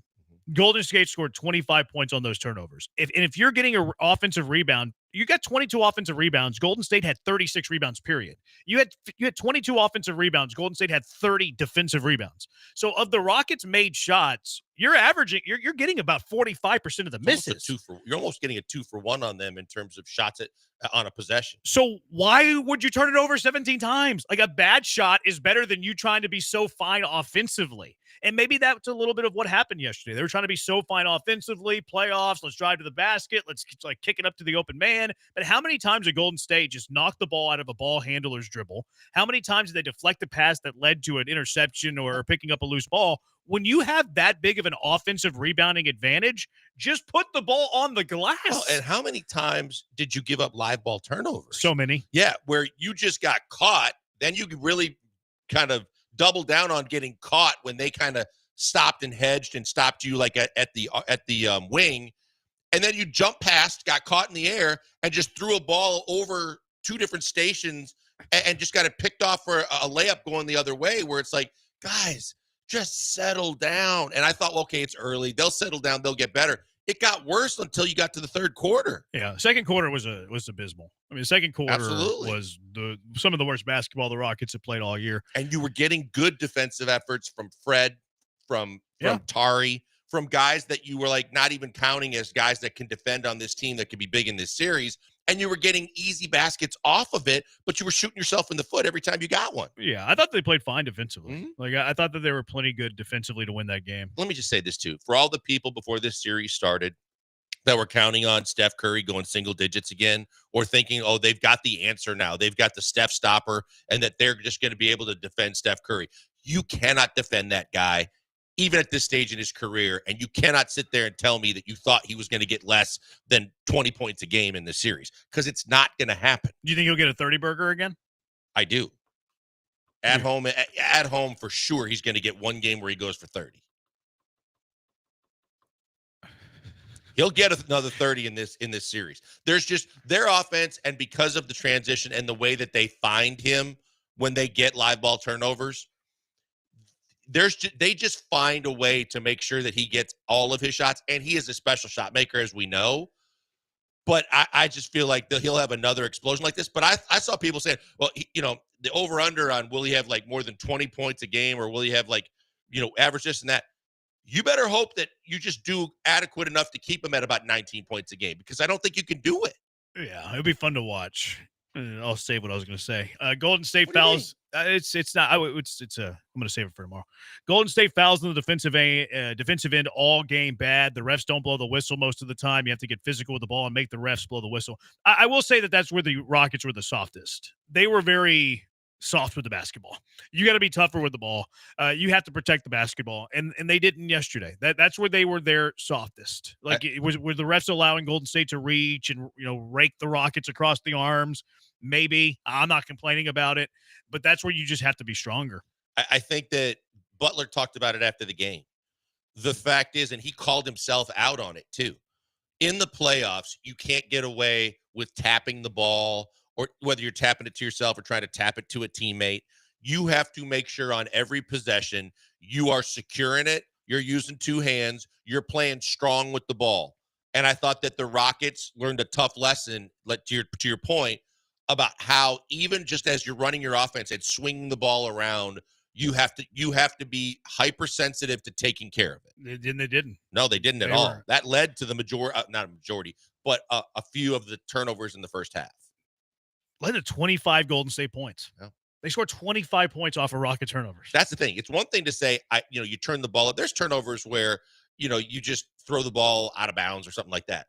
But when you give up a live ball turnover, it's almost like a double negative, because now you turned it over and you're allowing them to do what they want to do, which is get a man advantage and go the other way with speed, because now they're going to kill you. Warriors delivered the first punch. Now the Rockets will respond and should dominate the rest of the series. LFG, !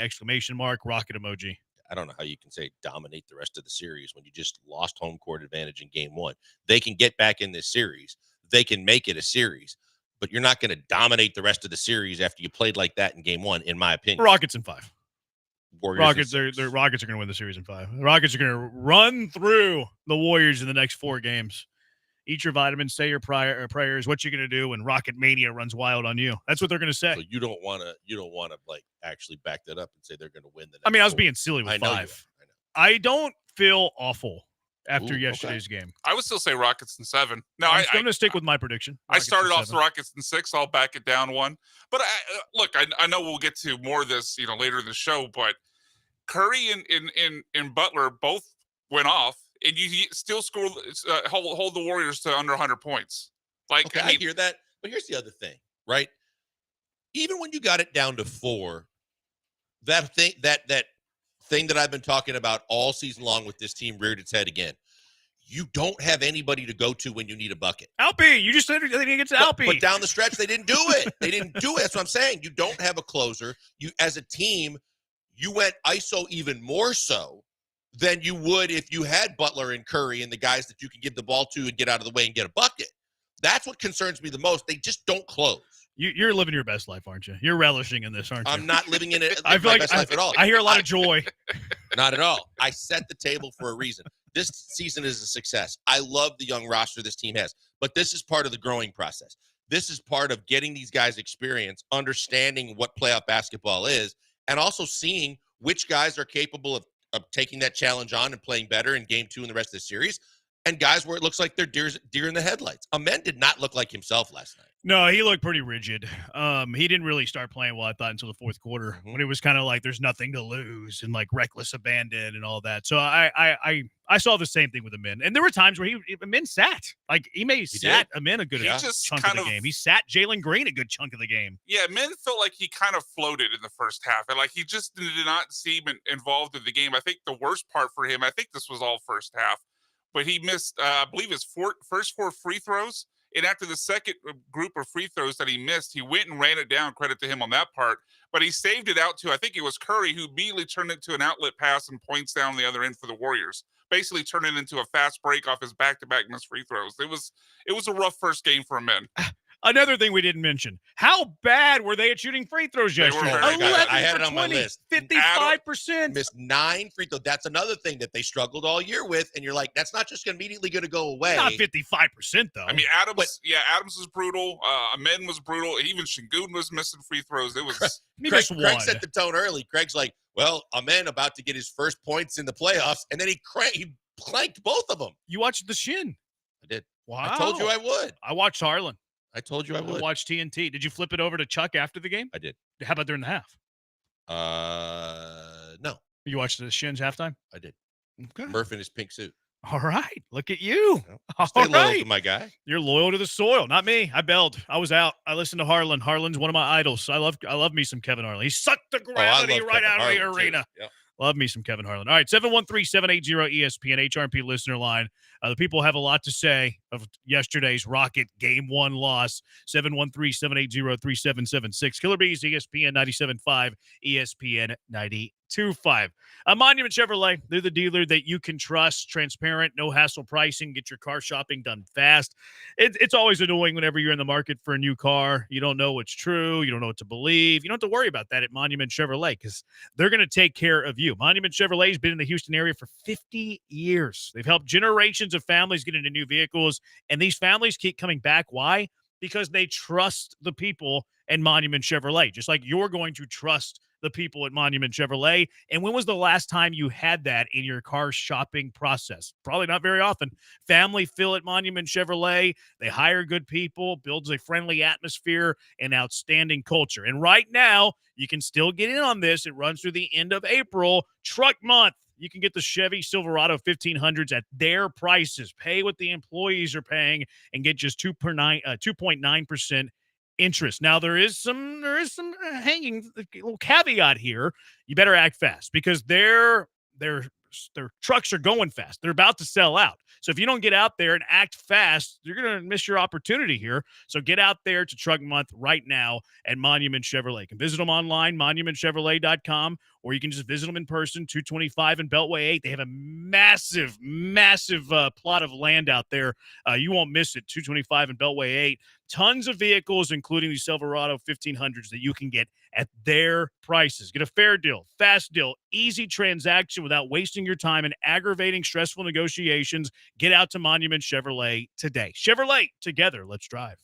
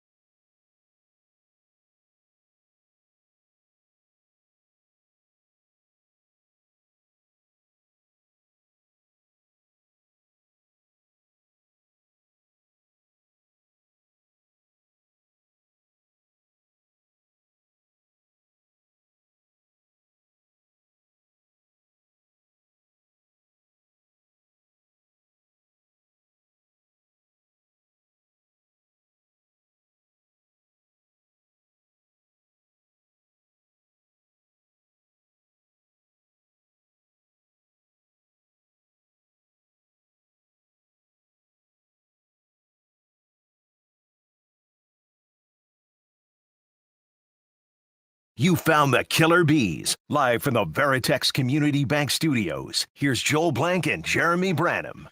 Rhino's asking if the Killer Bees are going to have the preeminent NFL draft expert on. That's a question for Brian. Brian, did you book the legend Lance Zierlein? I have not, no. That's a miss on your part. Strike one for the week. Strike one for the week? Okay. Yeah. What happens at 3? We'll figure that out later. I haven't thought about it. Undetermined punishment? I'll probably just roast you on air. I mean, you're going to do that anyway. That's true. Yeah.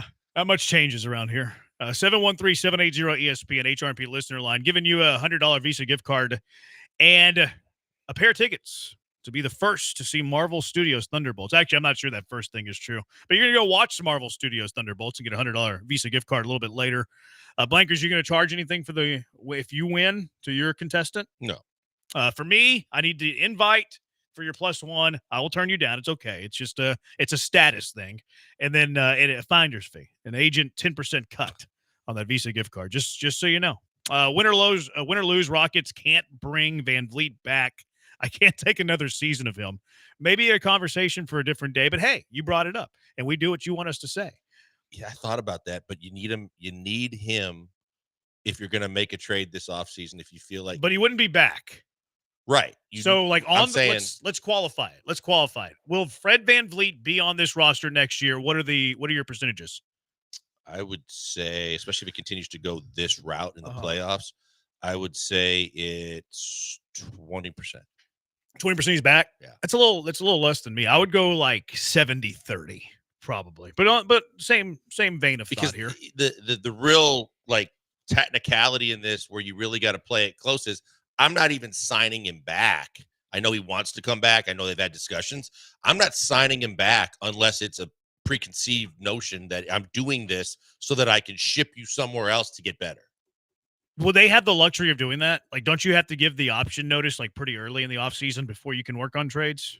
Memories failing me. The dates have all changed now. Yeah, I know. When they can do things. So yeah, I don't want to misspeak. I just feel like I don't want him back. I don't care. And it would, he's discounting it. How much? Because I don't think there's a discount big enough for me to take it. No. I'm only bringing him back if it means I'm bringing him back short term so that I can spin him around and in a trade to get somebody better. Yeah, it's an option to keep the salary so you can move Correct. it for a bigger contract. I'm with you. That's what I hope happens. Yeah, because it's not just the shooting; it's also the decision making. I mean, that pull-up 3 he had in the fourth quarter, where and he's done that, throughout the season. Just these random moments where he decides he's going to heat check while he's 1 for 10 from 3. I can't live with it. And beyond that, I mean, obviously we've spent a lot of time this season. We spent a lot of time today talking about the Rockets' need for a go-to scorer, a closer in the final minutes. But also at times we talked about how poorly the offense ran in the half court. They need a guy to run the offense better. I mean, Fred's not getting. I mean, we can blame, I guess, the other guys on the team as well. But it's outside of dump the ball to Alpi in some sort of action or in the post, the offense does not run well, even with Fred out there. The fact that he tried to clap his way into his good graces after taking that horrendous shot from 35, 40 feet was even more annoying. Like he couldn't hit the broadside of a barn all night long. And then he decides to pull that one. Especially as they're getting back into the game. And then he's like, hey, guys, come on, man. I'm your guy. I'm still here with you. Your ass should be sitting on the bench.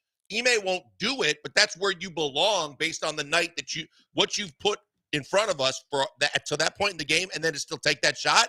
I'm sitting you down. Is he the most selfish Houston Rocket? He's definitely selfish at times, because there was another possession. It was first half. It was in the midst of Alpi's great first half. But I know what you want me to say. It's more leading the witness than like trying to get you to say anything. But like he's not he's you just look at the season averages. Fred VanVleet, 34.5% three-point shooter. Jabari, 35. Jalen, 35. Dylan Brooks is your best shooter that plays routinely at 40%. So like all those guys are in the same window between Jalen, Jabari, and Fred VanVleet. So if all those guys are in the same window, well, like those guys should all have an equal distribution of who takes the shots, right? And you can say, well, Jabari can't get his own shot, so he's going to have less 3 points attempted per game. Jalen can create his own shot, so he should be up there. Why in the world's Fred VanVleet taking 13 threes? I don't know. 13 threes? He's not one of your top 4 3-point shooters that play on a consistent basis. Dylan Brooks is your top one. Jalen, like I'm not counting Cam Whitmore, Aaron Holiday, and Jock Landale because they're not rotational players, at least in the NBA playoffs to date. Dylan Brooks, Jalen Green, Jabari all have better three-point percentages than Fred VanVleet.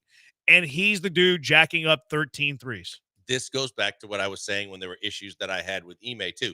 He will easily sit Alpi down in a moment's notice. He will do the same with Jalen Green. He will do the same with Cam Whitmore or any of the young guys. He won't do it for Fred. And you have to do it for Fred, especially in a situation like that. If you know he ain't got it going, and yet he's still going to be hell-bent on shooting it, at a certain point, if he won't stop, I'll make you stop. And, yeah, that's the thing. Because, like, you can be out on the floor if you have a bad shooting night. That's right. Like, that's going to happen. I get it. Like, you're not going to bench Steph Curry for being 1 for 10 from the floor. Just a little bit of passiveness to your game. Just a little, just a tad. When they say Just there a are tad. times when there's a reason why you're open, he didn't even give Golden State the opportunity because he would just load it up from 40 feet and say, incoming, and it wasn't even close, but he wouldn't stop. Yeah, I mean, ultimately, the point guard's job is to get the best shot for his team. And when he jacks up contested threes or pull-up threes, he's clearly not trying to get the best shot for his team. I get it at times when, the Warriors over-rotate and he's wide open. If you're wide open, you got to take the shot. It's the coach's job to take you off the court, as you said. But some of the selfish shots he takes just are maddening. The jab step, spin move. Oh my God, Yes. I wasted too much time. Here comes the ball that's going to arc 85 feet in the air and hit the back of the iron hard, or crotch it between the backboard and the rim. What are we doing? I don't know. Alex said, B-Mac, you just made the list. Junior Broncos told you to shut up. Oh, well. I don't know. I don't remember what you said. But, Alex, what did he say that made him make the list? I just think Ime's got to sit him down. No doubt. He does. 713-780-ESPN, HRP listener line, 713-780-3776. Hive has thoughts. They have decisions on who should be playing and who shouldn't be playing. Do you make any rotational changes after what you saw yesterday? 713-780-ESPN, Killer Bees, ESPN 97.5, ESPN 92.5.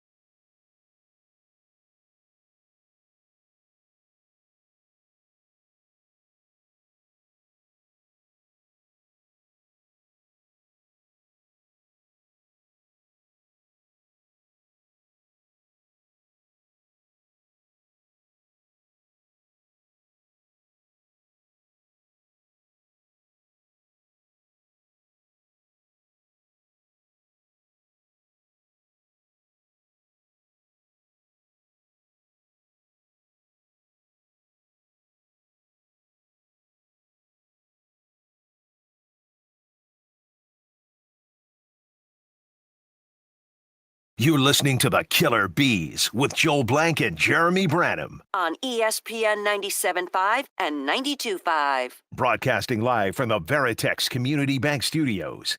He's Blank. I'm Branham. We are the Bees, ESPN 97.5, ESPN 92.5. Junior Bronco says BMAC wakes up every morning and starts the day on the list. It is then his job to get off the list. I kind of like that. It's like guilty till proven innocent.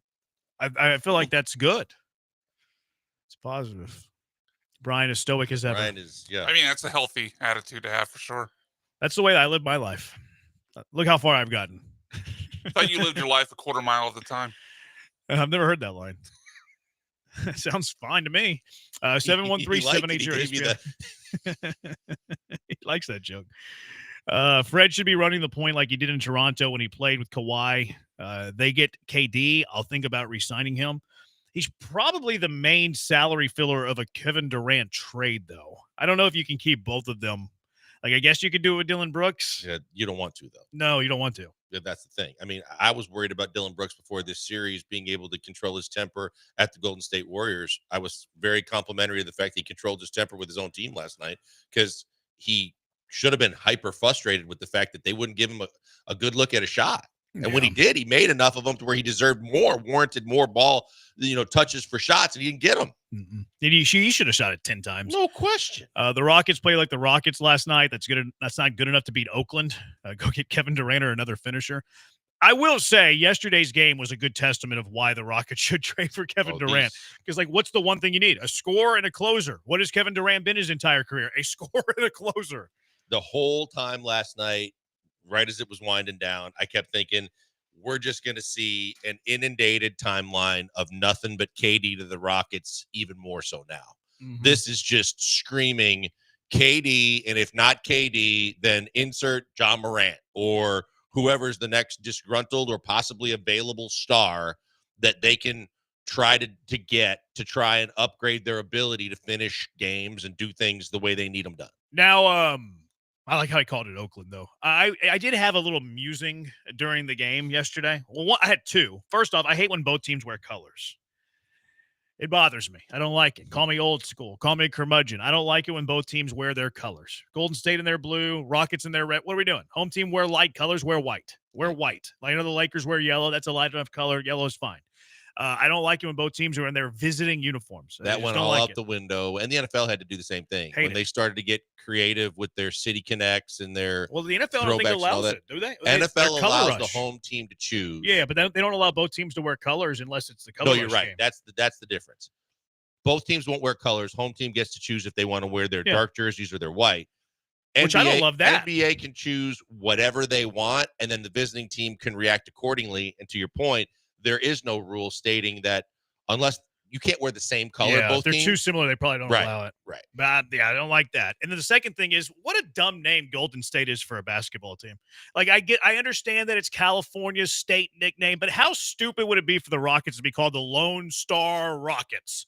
It'd be dumb. It'd be really dumb. Who thought of the idea of Golden State? What a bunch of idiots they were. Well, and then you get the WNBA team and just call it San Francisco. I didn't know they had a WNBA team. team. They just got one. They're the Valkyries, and they're the Golden State Valkyries. That's can't you just make them the San Francisco Valkyries and just get away from it? Because there's so many teams in California. It's like when we always hear about the Rangers should be Arlington or Dallas, but they shouldn't be the Texas Rangers when there's another major league team in the state of Texas. But it's even more so when you got all these NBA teams and you're still the Golden State Warriors. It's dumb. It's dumb. Tillman, bring back the Comets and call them the Lone Star State Comets. What a dumb nickname that is. Who would have thought of that? Texter, you could see Şengün's face and body language when Green took that useless mid-range two that missed with under 2 minutes left and Rockets down 7. Low IQ shot and loser basketball. I guess I don't know if he's talking about Green or Alpy there. I mean, I know at one point the audio caught Şengün yelling at Jalen, like, Jay, you see that? You got to, and he was really adamant about it, but I don't think it was that particular play. I read that as Draymond Green. He meant Jalen Green. He meant Jalen Green. Yeah, he did. I misread that. He didn't put the name. He just put Green, but he's right. He was talking about Jalen. Mm-hmm. I hope Jalen doesn't become unplayable in this series. I think they should explore sitting him for the entire fourth quarter and play Tari and Jabari instead. Well, Tari wasn't making his shots either. Nope. And I don't think he's going to. Not only was he 0 for 4 from 3, but he was missing shots at the rim. Yeah, the only thing that you can do, I think, offensively and expect to get it is from Tari to get transition baskets and, like you said, and shots around the rim where he's extremely active getting second chance points. I don't want to rely on Tari Eason shooting threes. No. And I don't like him in the mid-range game either. So I just think you have to accept him for who he is. Yeah, Brandon, here are a couple of rotation ideas. Brandon T just hopped on, but do y'all think Reed Shepherd should get some run since he can hit some open shots, outside shots? I think he would get exploited defensively. And I think that I just think it's too much to ask to just throw him into this series and go, hey, we need some shots. If it was just as simple as, hey, on one end of the floor, we're going to throw Reed Shepherd out there and he's going to get some good looks from three. That's one thing, but you got to play both ends. And we also know that even as he handles the ball, decision-making sometimes isn't his best strength in the NBA. So I don't think he's going to see any run. Yeah, I don't either. Like somebody said Cam, like Cam's not playing. Aaron Holiday, Cam might play if they're up 30. Yeah, I mean, not significant kidding, minutes. Yeah. Now, I do think that Holiday could be used. Oh, there's a guy that Ime trusts enough that he could. Yes. I mean, look, that's one of the answers that should be considered when Fred doesn't have it going. I trust that if you take Fred out and put Holiday in, at least in short doses, he's capable of making shots. He's a veteran that makes good decisions. He can defend a little bit. I don't mind that. Yeah. 713-780-ESPN. I don't mind it either. They played more players than the Rockets did last night. They played 10 and we played 8. No, I didn't. I mean, was I surprised by that, you're saying? I was surprised by that. I thought with Jeff Green, I thought there were some guys that might see some minutes situationally, and he really tightened up the rotation and kept it and firm on 8, whereas Golden State was just kind of throwing guys out there. Yeah, I'm really kind of. I'm not. I mean, but I'm not surprised that any of the guys that didn't play. The one that would, if I had to pick one that was the most surprising, it'd be Aaron Holiday. Like, because Fred played 40 minutes, so like, would it made sense for Fred to play 34 and you give Holiday those 6 minutes? Yeah, probably. But that to me is the only one that I'm shocked by. Like, I'm not shocked about anybody else. I could see in this series, I could see Jeff Green getting some time. I don't know about that. He's still active. He can make the three. We talk about shooting, but when he gets an open three, he can knock that down. And I don't think that with the guys he would be in charge of having to guard, I don't think there's a lot of guys that are going to blow his doors off. I would be stunned to see Jeff Green. Okay, we'll see. Yeah, I'd be a little bit surprised by that. I think situationally he may play in the series. Yeah. Well, you want to bet on it? No, because you didn't want to bet before. I was seeing how what? You didn't want to bet before. What did I not want to bet? You said about? that the Rockets were going to win the next 4. Well, that was being silly with that. That was not a serious take. That was /S. Much sarcasm implied. I'm not being sarcastic about this one. I know you're not. There's certain things I say that I'm willing to bet. There's certain things I say that I'm not willing to bet. I'm trying to see if there's certain things here that you're willing to bet. I'm not willing to bet it, but I have a feeling he's going to play in this series. Okay. Yeah, I was trying to see how strong of a take you were on that, because I'm pretty strong that he won't play. But we'll see. If he does, I hope he plays well. 3-pointers, free throws, turnovers, all bad and lose by 10. We got a chance. It hasn't changed my prediction. I had them at 7. I had them winning in 7. I'm gonna hold true through that. You had them losing in 6, and you're gonna. Did it change at all with you? No. You got Golden State in 5. I don't think it. No, I think they'll find a way to stay in the series. I think it's Golden State in 6. Brian's the only waffler then. He changed his. I'm moving back a game. He moved it back to the Rockets in 7 instead of Rockets in 6. Rockets need to shoot better, including free throws, limit turnovers. See, I can live with the missed shots. Like, that's going to happen. The turnovers is the thing that drove me nuts, especially when you add in the point that they're a good offensive rebounding team. Good offensive rebounding team should not turn the basketball over. No, never. They should not at all, because, like you said, I mean, the bigs are just screaming, just put it on the rim. Just put it somewhere near the basket, and one of your bigs that have an advantage over theirs are going to probably come down with the basketball if you miss and get a second chance. But if you don't even get a chance to get the basket to go in because you don't even get a shot up, that's on you. Yeah, that was rough to watch. 713-780-ESPN. Let's see what the text line has to. Oh, the other one was Jabari Smith. That they think that Jabari Smith should be inserted into the starting lineup instead of Amin Thompson. I think it's too soon to pull the plug out of men, because I think you could start messing with his confidence level. I think that you understand that when Jabari's in the game, he made a difference. And so you take it to the next step. You probably put him in a little earlier, or you try some different combinations where you can get him on the floor more. But I don't think you do that at the price of sitting a men down. I would like to sit Fred down. I don't love the whole change the starting lineup because you lost one game in the series thing. Yeah, right. Why are you adjusting that much based off one game? Unless there's something like clear and obvious, which there's not something clear and obvious, I think, with this starting five. Secondly, like, I don't really care who starts games. I care about who plays the majority of minutes. Like, if I had player A and player B, and player B was better than player A, and you told me player B can start, but he's going to play less minutes than player A. No, I don't want that. I want the majority of the minutes for the guy who's better.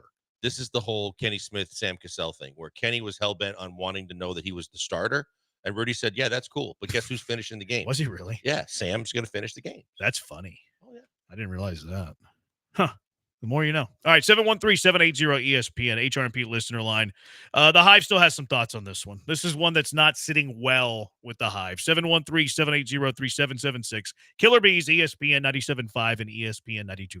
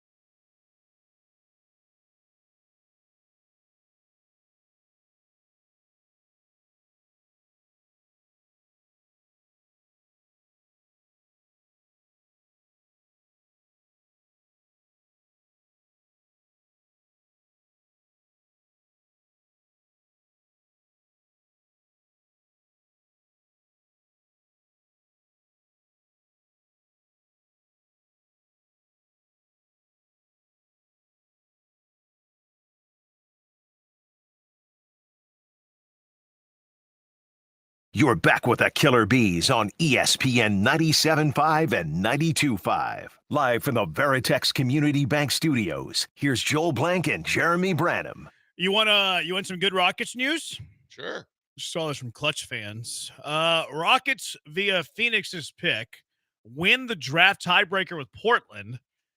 If both the Phoenix picks and Portland's pick end up outside of the top four, Houston would pick 9th and Portland 10th. Okay.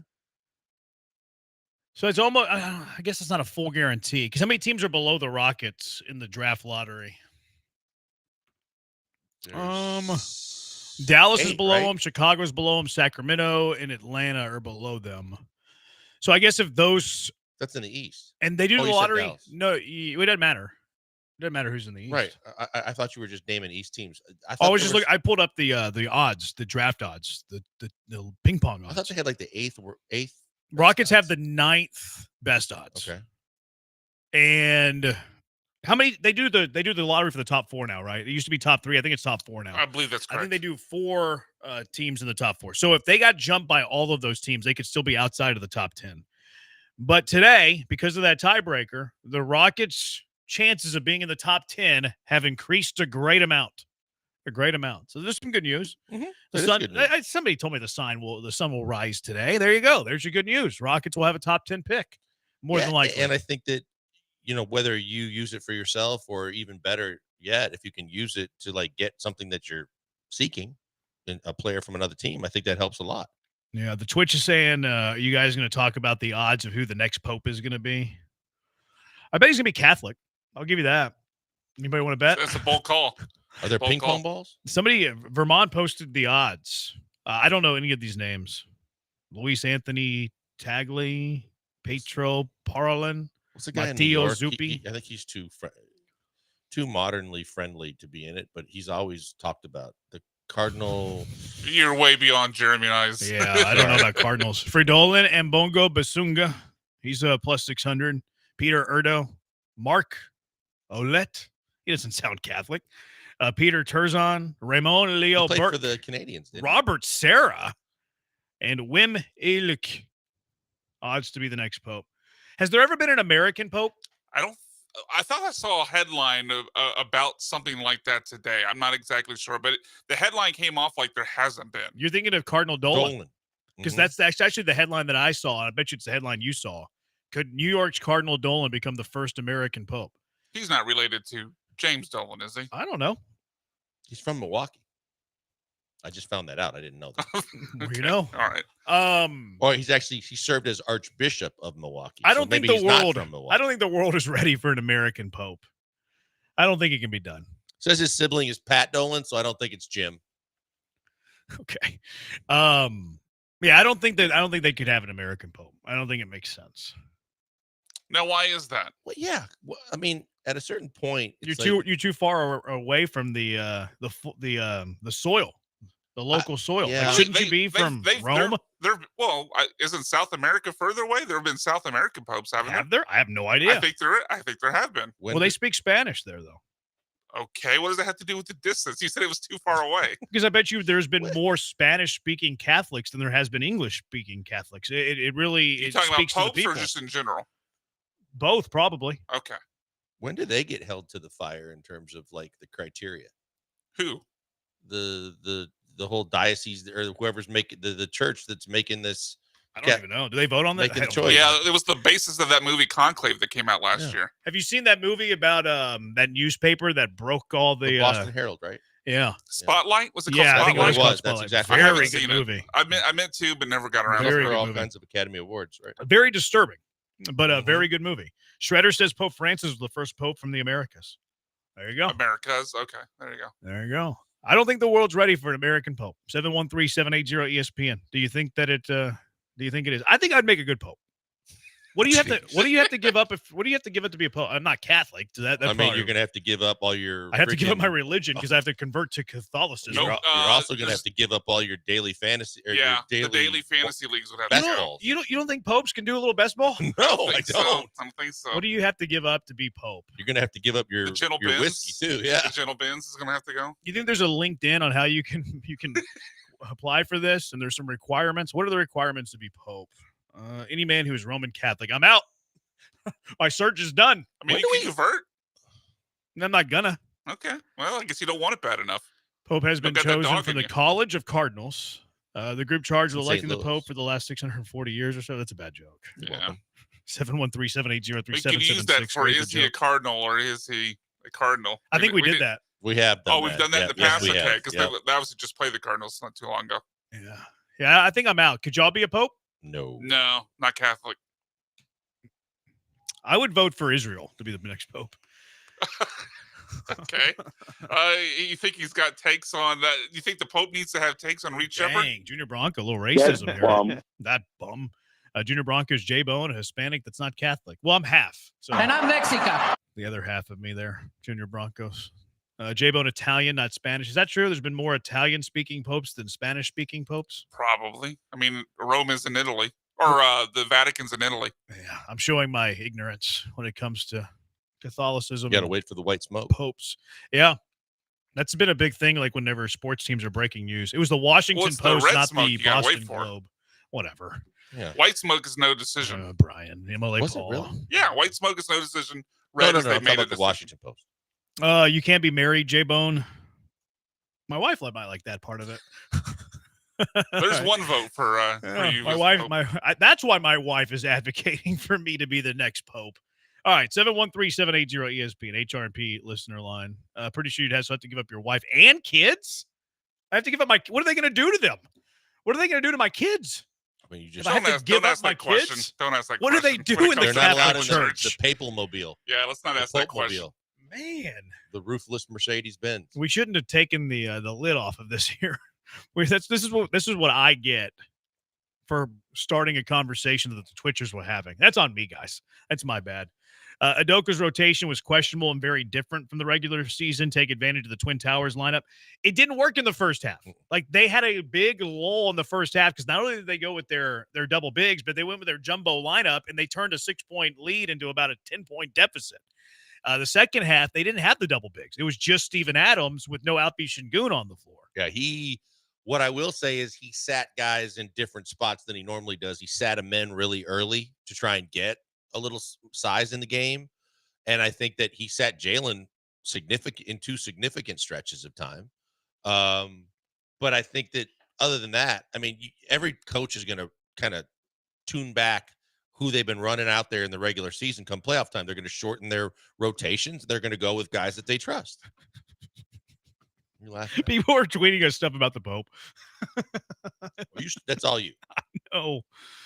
Lamont says, I just don't think a Pope and a president in America would work. So you have Lamont's political. Yeah, Lamont's political. He was clamoring for this one. He can jump right in. I mean, half the people, maybe a majority of the people, like Lamont's political views. Oh, I'm not saying I dislike him. I said that this is wheelhouse. That was the previous show. I know. Timmy Candu just said he laid 10,000 to 1 on Wim Ishk to be the next Pope. Like, how would you go about handicapping the next Pope? Like, is there a lineage here that like, this Pope is better? Did he have to come from a good, I would say that clergy? Like the clergy won think all the there is titles? some criteria, like you've got to be in the Cardinal College or whatever they call it. And then they seem to go very old. They seem like you've got to be. What's the youngest Pope ever? I mean, because even Dolan's 75. I would say odds are there's never been a Pope under 50. The youngest For was sure. John VII, who's believed to have been 18 years old. Oh, well, and that was in like the 1800s, I'm sure. We looked at it. 955. There you go. I overjudged a bit of a it. time ago. I went over. Yeah, it was twice. Well, back. yeah, because in that age you only lived to 30 anyway, so they couldn't elect an old Pope. Yeah. I mean, you can't teach an old Pope. The longest living Pope was Benedict. I guess that would be 16th. No, that'd be the 14th, I think. XV1. My Roman numerals aren't great. Who resigned? What do you call it? The papacy? Sounds right. Papacy? Yeah. Because it's the papal. So he resigned when he was 85 years old. So he was the oldest Pope at 85. So the youngest has been 18. The That's what I'm oldest is saying. 85. I think they're always looking for like retirement age, 65 and up for a Pope. I mean, again, the average age in recent times is 65. There you go. Boom. Right on it. So, yeah. They want wisdom. They want knowledge. 713-780-ESPN, HRP listener line. What did we unpack here? J.D. Vance dropped the Pope, said a texter, like the national championship. Now, I did see that he met with him the day before for a long period of time. He did? The day before he died? Yeah, it was like very recent. Yeah. Which country has the most Catholics? Do we know if Ted Cruz visited him right before he died? Can the Pope be That black? curse. Ask a texture. I imagine the Pope can be black. I don't think it's ever been done before. But why couldn't they be? That's what I'm saying. That's when I brought up. They're a the black point cardinal, so they're certainly of, eligible. when are you going to be held to a certain standard too of being more current? Yeah. Younger, possibly in the mix. Ethnic background in the mix. Are you saying they're looking for their Barack Obama? I'm not saying that, but I'm saying you got to be a little bit more open-minded. Younger, it seems like they're allowed to do whatever they want, like the Masters or like. That would be very much a Barack move for the Roman Catholics. Yeah. Okay. Because if they went younger and more progressive, that's what they did with President in the U.S. when they elected Barack. Because he was younger and he was the first black president to ever be the POTUS of the United States. That's redundant. POTUS of the United States. First ever POTUS. President of the United States of the United States. Yes. It's like when Rob Dibble said, I'm the world champion of the world. What did he say? I'm the world champion of the world. Yeah. Yeah, I'm the world champion of the world. Yeah. Rob Dibble's the best. We should just start calling those Carl Ravages. Yeah, he's the worst. God, you got me on your side on that one.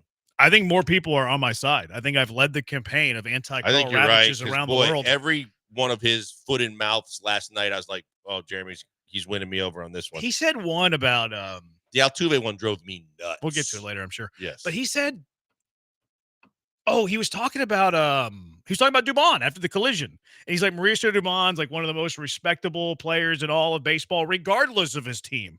What? Like, that's just a cheap shot. 2, he didn't pick his team. He got traded to the Astros. I mean, 3, he wasn't on the Astros when the whole thing went down. Yeah. I do not like him. Keep going because the one that he's supposed to be doing his homework on the players, and he goes, with all the guys struggling, they still have a guy that that they're relying on, as their everyday catcher in Dias. I'm like, who? The PR guy's named Gene Dias, but you're going to tell me that that's the catcher Yiner's last name? That's how you pronounce Gene's name is Dias? Mm-hmm. That's funny because whenever they talk like at the thing, it's called a Dias. Mm-hmm. It's like a perfect name for a PR guy. Yeah. Dias. And the one that really drove me nuts last night, and I forget the exact stat, but it was like Altuve later in his with all the accomplishments. And he goes, Altuve's done all this. And I mean, done the majority of it as an Astro. He's done all of it as an Astro. And it was like so obvious. And like, what are you doing, Carl? What you get with the Killer Bees? You might just get a little, off Pope, the beaten path. little Little Pope and Carl Ravage. Who else in the city? Who else in the country segues from the next Pope to Carl Ravage? Maybe we should try to get Carl Ravage elected Pope so we don't have to hear him on our broadcast get him on the air. They're dropping MLB. I mean, ESPN and MLB true. are divorcing after this year, so just one more year. Well, he might end up calling games on MLB Network. Hope not. He does seem like an MLB Network kind of guy. He does, like a Brian Kenny. Like a washed-up ESPN dude. Yeah. Absolutely. Oh, I think dang it, Brian. That makes so much sense. No, I think he sticks with ESPN. I think he's a to company do what? guy. The College World Series. And he does SEC basketball. And he does game days for college too, doesn't he? I don't know. What Doesn't game he day? host with, the college with basketball Jay game Will day? and I think Seth you're right. whenever they go on the road? No, that's what's his face? Who? The guy that hosted. That's what I'm saying. Who is it? It's not Ravage. It's the guy who hosted, Reese Davis. Oh, Reese Davis. Oh, you're right. Yeah, it is Reese Davis does it. Yeah. Reese Davis was He being does Little recorded League by World Fox. Series, right? He does Little League too. That's right. I don't Yeah. watch Little League, but he does. No, he does.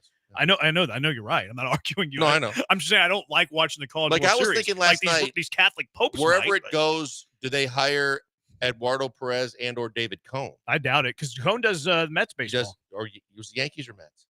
Maybe Yankees. Yeah. He does Yankees. Cohen and Hernandez do Mets. Right. I don't know what I'm talking about. No, yes, you do, because Keith Hernandez does. He's the main Mets guy. What is Perez? Perez does Little League too.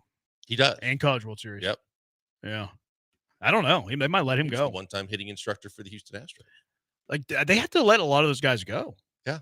I saw that they did a big say goodbye to Cassidy Hubbard the other night because she got hired to be one of the sideline reporters for. She's going to Amazon, NBC right? Or Amazon, one of the two. I think it's Amazon, maybe both. I think they might be sharing a broadcaster pool. Okay. I don't know. All right, 713-780-ESPN. We'll talk about the Rockets more later. 713-780-3776. Let's get out of here before we get in trouble.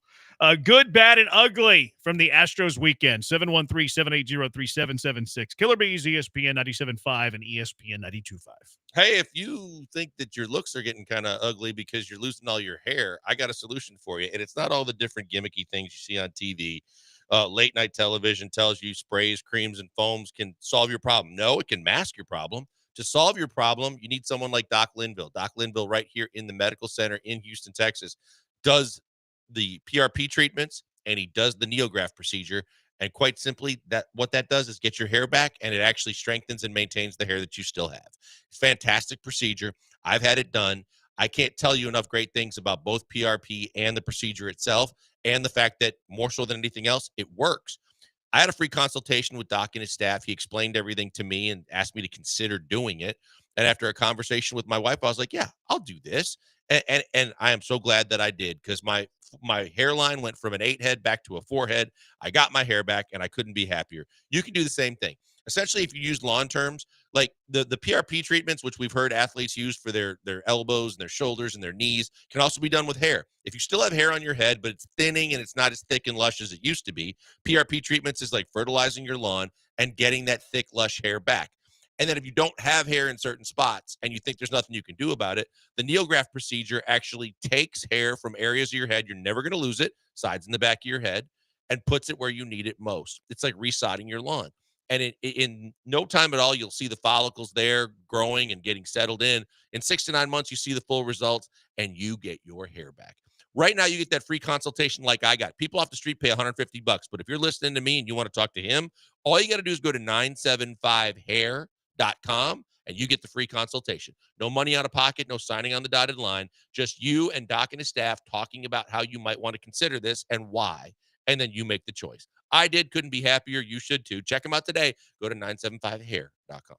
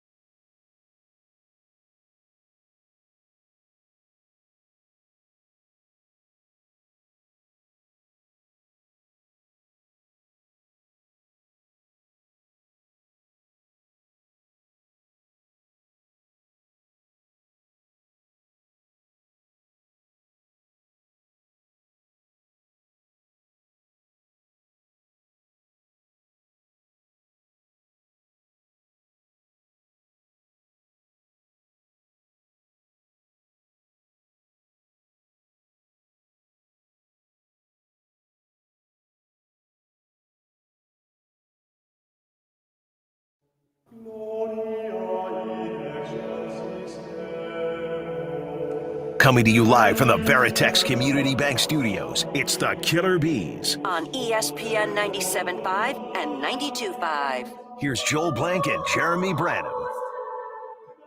Ryan thinks he's so he can't help he can't keep his composure. He thinks he's so funny. He's laughing so hard, it sounded like his voice crazy. Ah!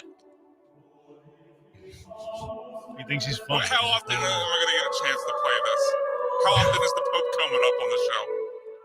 You got to take your chances. Probably next time they hire a Pope. Where he starts trying to like sing his takes one day because he wants to. I will never try to sing on this show. That is a promise. What's the promise? That I will never try to sing on this show. Thank goodness. But Lance would make no such promise because he doesn't. He did this, I think, a couple of times. The boss has told me I'm not allowed to sing on the air anymore. So what did you say? I did it early in our tenure, and they told me to stop. So I was like, okay. What'd you sing? Stuff. Wow, Bunch of that different was stuff. helpful. Thank you. No, it wasn't about what I sang. I thought you It was broke about out. how I Oh, sang. you broke out Little Nas X and No. some rap lyrics. We probably should do the whole what's his name? Dan Lebatard? Dan Lebitard. Lebitard? What did he do? Remember when he had that one show on ESPN with Poppy? And Bomani yeah. Jones? And he would have Poppy read rap lyrics. Oh. It was so funny. We should have Brian read rap lyrics in Andrew Luck's voice. Yeah, that's fine. I could do that. Yeah. Whenever we have a slow day in July, just get B-Max, dulcet tones, reading a little Nas X. It wouldn't like that. I think everyone would love that. Astros start a series today against the Blue Jays. Anybody doing Blue Jay or AA today, or are we just dropping it today? I forgot about it. Yeah, we could probably do it tomorrow. There's enough other stuff going Yeah, on we got a in busy the day. world. Who's your favorite Astro beat reporter? 713-780-3776. Tags. Mine too. Go Cougs. He tweeted a little bit ago some notes from Espada at Brian McTaggart on Twitter. Walker is getting a breather today. So no Christian Walker in the lineup today. Hope it's not that he go bleak. Caleb Ort could be activated tomorrow. Like that. To the Astros. With Forrest Whitley got activated over the weekend. Didn't Saw that, pitch. Yep. And then McCullers will throw a bullpen today. I take it back. McCullers will throw a bullpen tomorrow or Wednesday and could make a rehab start at the weekend. Yeah, they said it got the possible start in Kansas City this coming week. I thought it was in Midland. Was scratched. I think it was in because Midland. He was sick. No, I'm saying he was supposed to pitch this weekend in his final rehab start, and he was under the weather. Yeah. So that screwed the chances that he would come back in Kansas City. So if he throws a rehab this weekend, it'd probably be his final rehab. Mm-hmm. And then he'd have to be activated to the team. So that puts him in line to start next week. Right. I was seeing who they play. Cincinnati? Did they play Cincinnati? The internet here is booty today. I think Cincinnati is coming up at home. Oh, it's at home? I think so. It's probably a better place for him to start. This backs up my whole Lance McCullers doesn't pitch if anything is wrong. And I know he got an IV, and I know that stomach viruses can be problematic. I just don't think you want to go to Midland. When did the stomach virus happen? Was it before or after he arrived in Midland? That's what I want to know. I don't know. He saw a little bit of landman. He's like, I'm not going to Midland. You know, when I can get the whole family, including extended family, to Sugarland, it's a different story. They're 2 weeks away from the Red Series. So if he starts not this weekend, but next weekend, this is ironic. He'd be at Chicago. Ooh. White Sox. Oh, boy. Yeah, which was Hope it's not chilly. That was the infamous site Hope they where don't he have to hurt bump the elbow. him up. Yeah. Yeah, that's kind of, I don't know. It's kind of curing a lot of demons there, I guess. Kind of like the Rockets playing the Warriors. Or opening up a can. It's kind of a perfect opponent, though. I mean, probably the worst team in baseball. Yeah, that's true. That is true. They have a knack of even running into each other to lose games. They're bad. They are bad. All right, good, bad, and ugly from the Astros weekend. We'll start with the good, because the good is that, the Astros won a series. So when they win series, we start with good. When they lose series, we start with bad. It's just what we do. So what's the good from the Astros weekend? I got several goods. I'll start with Jake Myers. I'm the guy that likes to poo-poo on him and never have much confidence in him, but both defensively, I know you'd love that, but even offensively. Did you see him crash into the wall? I did. That's why I mentioned it. Back-to-back plays. Yes, he did. In the second one, he couldn't do anything to bring that one back. That one had a stewardess on it and got out in a hurry. But Jake Myers is hitting the baseball. Jake Myers, over the course of the weekend was 5 for 11. And he's playing good defense. And he's one of the guys hitting on a team that just hasn't been hitting consistently. So I give Jake his flowers. Yeah, he's been good. Now, he started off good offensively last year, too, and then, fell off a cliff. Like, it wasn't even a steady decline. It was off a cliff. So hopefully that doesn't happen again. Now, I don't think he's going to hit over 300 the whole year, but just be an above-average offensive player. If he's above average offensively with what he provides defensively, he's like a $15 million, $20 million a year player. You're not wrong. I mean, you look at the short-term deals that what's the annoying guy that Kevin Kiermaier? Cardinals, Mets. Oh, you're talking about the righty. He's Yankees. Oh, Harrison Bader. If Bader could Bader. get 10 to 12, 14 a year, Yeah. Jake's going to get that. Kiermaier got like 12 million, couldn't hit a lick. Like, Wasn't he going to retire and someone pulled him out of retirement No, this I think year? he did retire. I thought so. I thought he decided to change his mind and someone signed him. Maybe the Dodgers or the Dodgers liked him because he could play defense. I thought he retired though. I think he's retired. Okay. I thought he had said he was going to retire and then decided to change his mind. Maybe no one signed him. Yeah, I think he retired. Okay. I think he's done. He's been hired by the Blue Jays as a special assistant. So I think his playing days are over. I think that happened last year. Was Grichuk the guy that was going to retire? No, I think it was Kiermaier, but I think it was last year. Okay. Yeah, I think he wanted to retire last year. The Dodgers were like, "Hey, you got one more year in you. We could use a really good defender." And I think he played one more year. I think it was last year. Okay. Good that I have. Look, they won a series against a really good team. That's the thing. Like we were dismissing, not we. That's but actually on my list. The city was dismissing the Astros as like, oh, this is a pretender, windows closed, all that stuff. And then they beat a really good team 2 out of 3, very close to a sweep against a really good team. I think they should have won yesterday's game. I do too. And They I should have think won that yesterday's one game. of the guys that's on my bad list was the reason why they lost. Hey, no bad yet. Keep it to the good. They came from behind to win Saturday. Not a team that you have a whole lot of faith can come back offensively, and they came back offensively. Christian Walker, game-tying home run, and that come from behind win Saturday too. Now, obviously, we want to get the bad going for Christian Walker, getting a day off today to just breathe. Now, the catch he made in the 9th inning in that game, after that little bloop leadoff double. Oh, it was beautiful. 1-out catch, Christian Walker going back into the outfield, making the over-the-shoulder grab. Nice. You know who doesn't make that play? Jose Abreu. No question. So, hey, I don't tip the think cap Big John to makes it either. No chance. No. He doesn't get to it. Singleton did, yeah. No. Yeah, so I tip my cap to Christian Walker. Okay. We're not going to get to Tip my that yet, cap. but yeah, you can untip your cap for last night. Okay, we'll get to that in a moment. Yeah, I know. I said we're going to get If we're talking about the same play, No, there's more than one. I don't know how you give that to Walker. There's more than one. Cam Smith double dong. I got him on my list as well. Cam Smith double dong, and he did it with 2 different pitches, and he pulled both of them. His OPS is better. Yeah, his OPS is like respectable now. Whenever he came up to the bigs, people question if he would ever have pull power. So the fact that both of those home runs went over the wall and left, good job, Cam Smith. There's a little pull power, and he did it with 2 different pitches. Yeah, because he did it with a fastball and did it with a sweeper. Because even Eddie Perez last night was saying, hey, when he's at his best, he's a relaxed swing going the opposite way. Yeah, he likes is. to go to right field. But it's nice with that short porch that he can get around on a ball too. I thought he was going to hit a game-tying home run last night against that Padre closer who was throwing 102 on the outside half of the plate. I was like, this kind of suits up for his game. Like, just hit one to right, make solid contact, hit it 375 feet for a game-tying home run. What other goods do you guys have? I have just the starting pitching as a whole. It wasn't great, but it was good enough because, all 3 guys gave you 5+. All 3 guys kept it at 2 runs or less. And you're playing a damn good baseball team in the Padres. And I know they have a few injuries, but the fact that the Padres are one of the teams that are going to challenge the Dodgers for the division and for the National League, and all 3 of your starting pitchers kept it at 2 runs or less, that's a win. I thought it was a good bounce back for Fromber. Like, I don't think Fromber was his best last night, but he was a good bounce back for Fromber Valdez. That was good.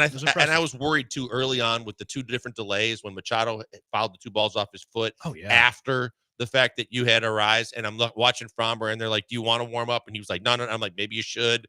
I understand it. But I was like, man, this could be where the wheels fall off for him. And even when he got the pitch clock violation, I was like, here's another one where the wheels could fall off, and he held it together. He kind of embraced it too. He's like, yeah, I got you. Like I've never seen him really do owned that. it. He was like, yeah, it was me. I was like, what? Fromber taking accountability for a pitch count or pitch clock? That's different. The back of the bullpen was great. Yes, Abreu and Hader. Yep. I had Hader specifically. Hader has been dynamite.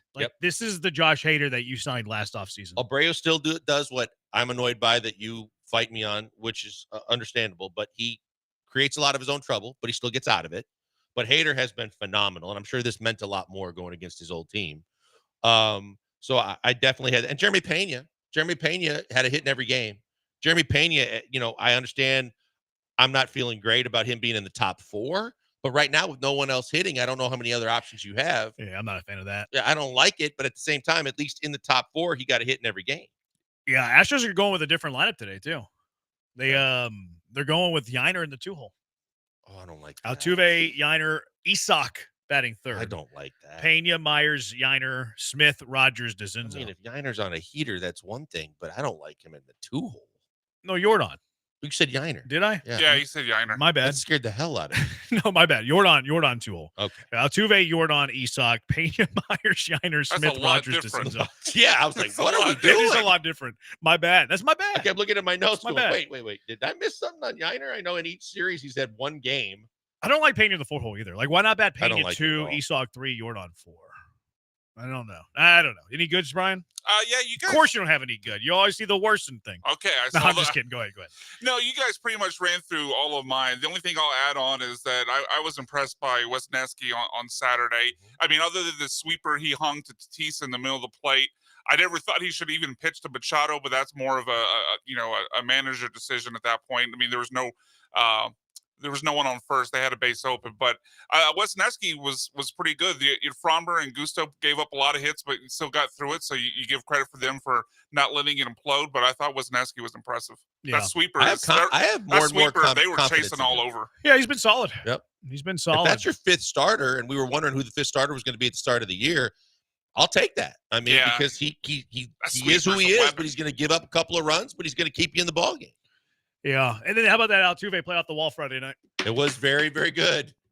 I was wondering if anybody was going to give him the same kind of love as anytime he makes a mistake, but he did play it very well. Yeah.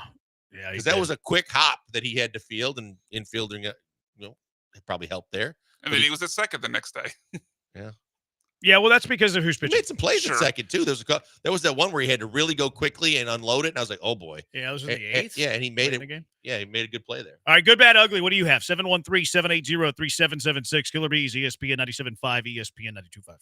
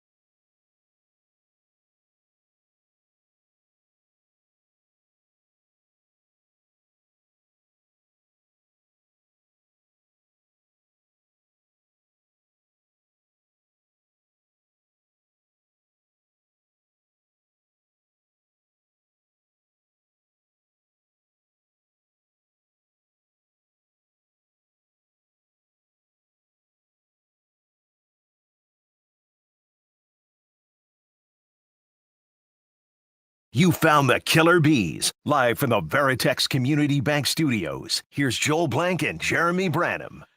Some of the good from the Hive. Although A-Bar on Twitch taking you to task, Blankers. Me? Myers with another catch off the wall after somebody said he was afraid of the wall.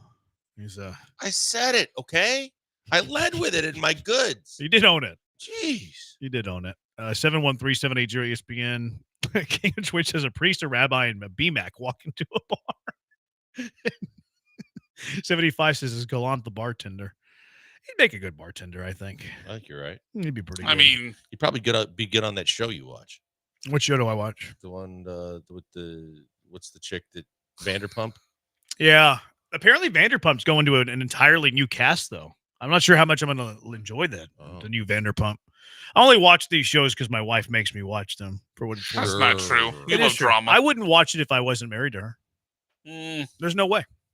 I wouldn't watch that show if Maybe we you were wouldn't have gotten started. Now, but if your wife left you tomorrow, I think you'd still watch it. I doubt so because it'd bring up memories of her. Okay, well that's actually a fair point, but Yeah. I don't No, think I I don't don't think think I you run from it. Like I never watch them whenever I'm like alone in like the hotels and stuff. So like I don't think I'd watch them. I really don't. Now, do I enjoy them when they're on? A little bit. I don't mind a little Vanderpump. What are the Toms feuding about this time? Why did Tom cheat on his girlfriend with Rochelle? Why is that happening? I don't know who these people are. That isn't entertaining. Help me out, Joel. Do you know who these people are? Scandival? You know what reality show we started watching was Traders. Traders, like a little game show element. It's that? actually pretty good. I don't know how I would describe it. That It's was a on house full Peacock? of people. Yeah, it's on Peacock. I Traders think I is pretty saw good. it. Yeah, it looked interesting. I haven't tried it, but it looked interesting. We watched The Challenge. Who doesn't watch? I mean, what middle-aged, warm-blooded man doesn't watch The Challenge? Me. And I said me. middle-aged. Me. What is I said warm-blooded. I'm now a lizard person. The challenge is on MTV. It's on MTV. They have like characters that were formerly of Real World, Road Rules that like compete in challenges for money. Oh, but that- now they brought in like more reality stars from like other shows and stuff. What's that dude that made with the Boston? CT? No, the guy that made a living out of being on all these shows after he was on the original Survivor, one of them, Boston. Oh, Boston Rob. Boston Rob. He was on the last season of Traders. That dude just cashes in by getting He on does. every one of these shows. Yeah, Zac Efron's brother was on the last season of Traders. He's actually a pretty good guy, I think, from the little bit that I watched. Nikki Bella was on the last season of Traders. She's a former wrestler. Yeah, she used to. The twins. Yeah, one of them. yeah. One of them was engaged to Cena. Yeah, That was Nikki. yeah. That was the one that was on Traders, I think. Mhm. Yeah, Traders is fine. Traders is okay. We watched that. We watched the challenge. Vanderpump. I'm not sure we're going to make the commitment to a new cast. I'm not sure that's going to happen. The Valley, which has a lot of the Who's old big Vanderpump meathead people, yes. bartender? I think you're talking about Jax. Is that him? Jax. Yeah, Jax. He was in sounds right. rehab. That sounds Yeah, his right. wife left him. He's married. He was. Seems Yeah. like he's trying to That ship has jump sailed. on Sounds every. like you know more about this than you let on, Joel. No, there's no doubt. Look, of all the TVs on all the different stations at the gym, one of them, for some reason, always has that show on. And so I have, from time to time, seen some of that show over the years. I know two guys, the meathead bartender, and there's a skinny little dude with dark hair that Jamie Kennedy? No, he's another one of the. Isn't he also? Aren't they buddies? Him and Jax? Well, I mean, they're all kind of buddies. Like they get paid to be friends. Are they all bartenders? Well, the story is that the Vanderpump would hire a bunch of like wannabe models, actors, actresses to work at the restaurant. Yeah, but I mean, I don't know how much of that is real, but yeah, they're all, and then they get paid to be in the same circle, you know, like all the housewives. They're not really friends, but they get paid to like be in these situations together. Okay. Yeah. He was kind of Southern Charm. We watched this that guy was a one. little kind of overly metro buddy of Jax's, I think. It could be Jamie Kennedy. It could be Tom Sandoval. Tom Sandoval might be the answer. Okay. Which Tom Sandoval, like that was 2 summers ago. Tom Sandoval cheated with his longtime girlfriend with her best friend, and it led to the summer of Scandival. Okay. So what's not to like? What's not to like about There's this? no You way really I have believe nothing that to without do. your wife getting you to watch this show, that you wouldn't watch this Brian's show. mad at me. He just watched 8 hours of men in underwear wrestle each other for the last 2 days. First off, 6 hours. There you Thank go. you. There you go. So like, why are you And mad at me? believes that it's all Women real. also Well, were wrestling. he doesn't believe it's. He doesn't believe that. He What's knows that? that it's predetermined. The He's Yeah, of mad that course. Cena cheated. Is he? I was mad with the finish, but I don't care that he See, cheated. and he's laughing at me. He's laughing at me for Scandival was real, baby. It was very, very real. So with the old Vanderpump, probably won't watch the new Vanderpump, the Valley, Southern Charm, is it What's Summer the House? Valley? The Valley's like all the people from Vanderpump who got old. Jax is on the Valley now, and his ex-wife, and then like their friends. It's the Vanderpump retirement show. Pretty much, yeah. Okay. It's a retirement tour. Again, it's like They're Boston getting one Rob. last It's check. like Boston Rob making all Vanderpump. these his world tour of other shows. If you can still make a living going on to the retirement home section of I'm not mad Vanderpump, at it. If you can make a living being famous just for being famous, They get paid tons of money. Oh, I know. It's crazy how much. that's they how get these paid. Real Housewife ladies all make cake, and they like think they're celebrities Yeah. because the people are They are. obsessed with it. It's why they have a big house off the main street. That's a big deal. I was watching. I don't watch the Housewives, but every now and then it'll be on when my wife's around. And one of the housewives insulted the other housewife. This is Beverly Hills, I want to say. Okay. And one of the housewives insulted the other housewife by saying that she has a house off the main road, because apparently being on the main road is a bad thing. That's not good, because you have to live on the main road. You're not as well off as some of the So others it's who might not be like hidden better away. to be It's off not the like main road. Sunset Yes. Boulevard or Beverly Hills, whatever. Yeah. Or Rodeo Drive. Yeah, It's you want to like- be those adjacent, like Okay. off of the beaten path, but not too far off the beaten path. But if you're on the main road, they're saying that that's cheaper real estate. Because I want to say that they do, like, how they, Brian, you would know this, the Comic-Con.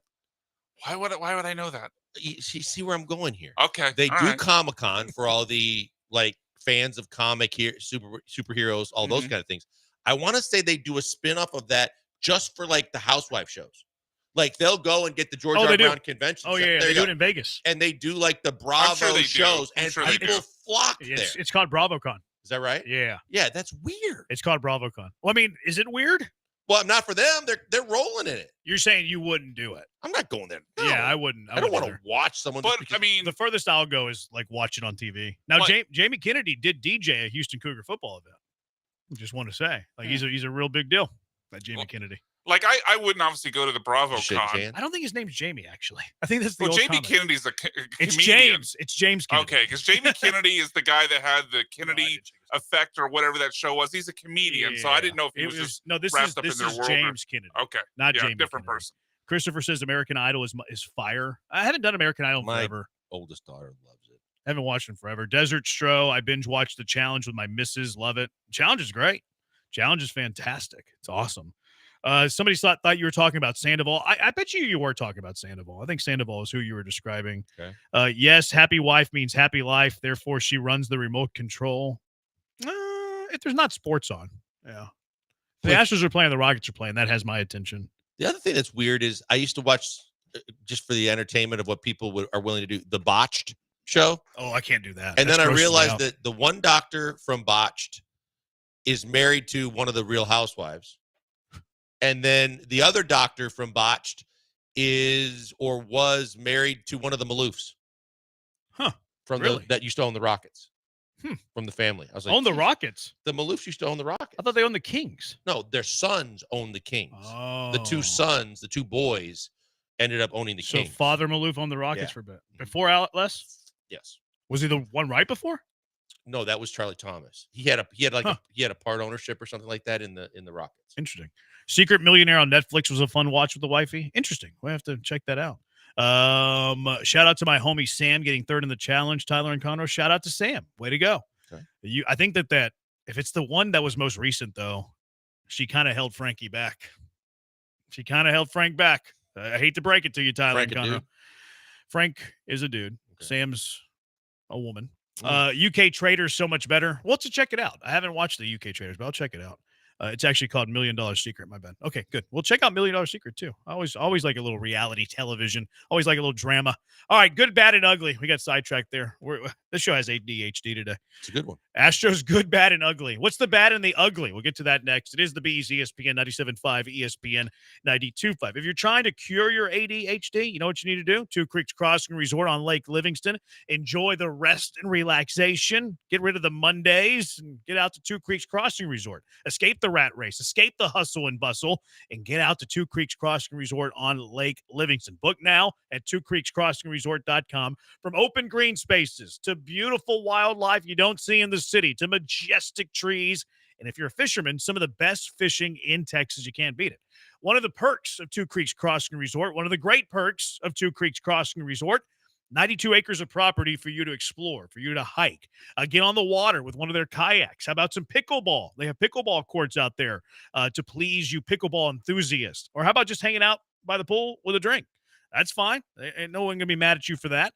Two Creeks Crossing Resort loves to take care of their visitors. As I mentioned, just 90 minutes away from Houston. Don't have to have a long day in the car. Don't have to travel anywhere through airports or airplanes. You can drive there and be there in 90 minutes, from glamping to cabins to tree houses, or pull up the RV. They have the perfect stay for anyone. And it's deal for you. You can save 20% on your next 2-night stay. Sunday through Thursday, you're looking for a little midweek escape. 2-night stay minimum, save 20% on rentals for RV sites, their yurts, cabins, and tents. Book your weekend escape now or your weekday escape and get 20% off at twocreekscrossingresort.com. That's twocreekscrossingresort.com.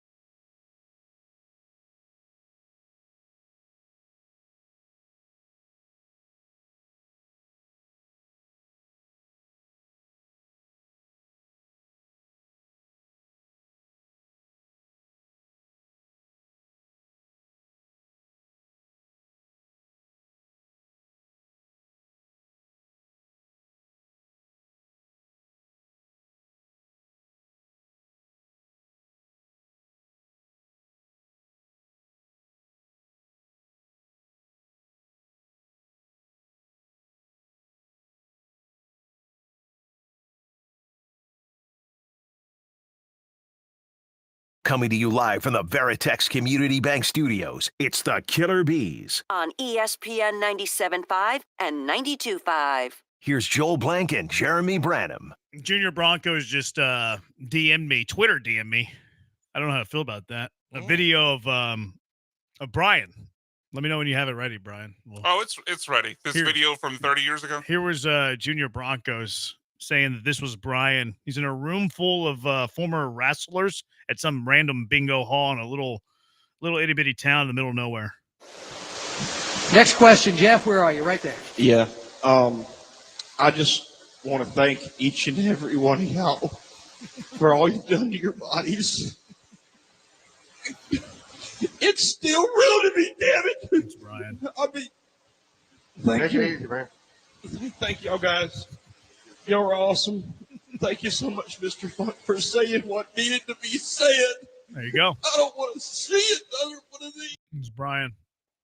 Recently. It was a hard day for me. Random bingo hall, a bunch of wrestlers. I think it was in Tallahassee. I said what I said. 713-780-ESPN. All right, let's get to the bad. The bad of the Astros weekend. The bad and the ugly. Okay. We'll start with the fact that Jordan continues to struggle. 1 for 10 over the weekend. And you're expecting he's going to snap out of it sometime soon. Move him up in the lineup. moved him up in the lineup to try and do something else to try and like kickstart him.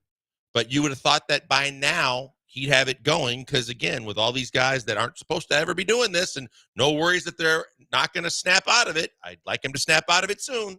Yeah. I mean, sooner rather than later. Yeah, I mean, you look at, to me, not named Pena, the top 4 of Altuve, Paredes, Walker, and Jordan were 8 for 44. Yikes. That ain't going to get it done. Mm-mm. What else you got? I got the fact that, this is a hot button of mine, but I want to say it was both Gusto and Wisniewski. But you're up on a lineup that hits as well as, and it was either Machado one time, and it might have been also another time with one of the hits that who's right fielder for the Astros? No, for Padres. Tatis Jr. 0-2, and you're not wasting one. And they hit an 0-2 pitch for either an extra base hit or a bomb. And I'm going, you're up 0-2 in the count. Why are you doing that? That's one of your pet peeves. Oh, it really is. And it annoyed the hell out of me that it happened again multiple times this weekend. Yeah. Dubon's throwing the first inning yesterday. What are we doing, man? That should have been an inning-ending double play. Oh, right. You throw a 90-footer 83 feet. It leads to the inning being prolonged. They score a run on the play. They did. Now, they did double, so it would have scored if he beat it out. But you should have got out of the first inning unscathed. Instead, and you can't give him an error. Actually, you can because the runner advanced and scored. But that run still earned. The run still earned because you can't assume the double play. Should have been an inning-ending double play. It was tailor-made. Dubon makes a terrible throw. Inning goes on. They score a run. Astros end up losing by a run. So Dubon, bad, terrible. Make a throw. You're known for your glove. That's a play you're supposed to be making. That's why Jose Altuve is playing left field now. It's because you're supposed to be the better defender. And then you commit that throwing error that gave the Padres a run in the first. I didn't put it down as a bad, but because we brought it up earlier, I thought that Walker could have scooped that. That you can't put it on the first base. I'm not going to put it scoopable, sure. I'm not saying I'm putting it on him, but it was one of two. I also thought the ball that was hit that he got his glove on. That was a tough play. I thought he could have gotten it. The one he dove on? Yeah. That's a tough play. It hit more than just the top of the glove. I also think Fromber was late to the bag, though.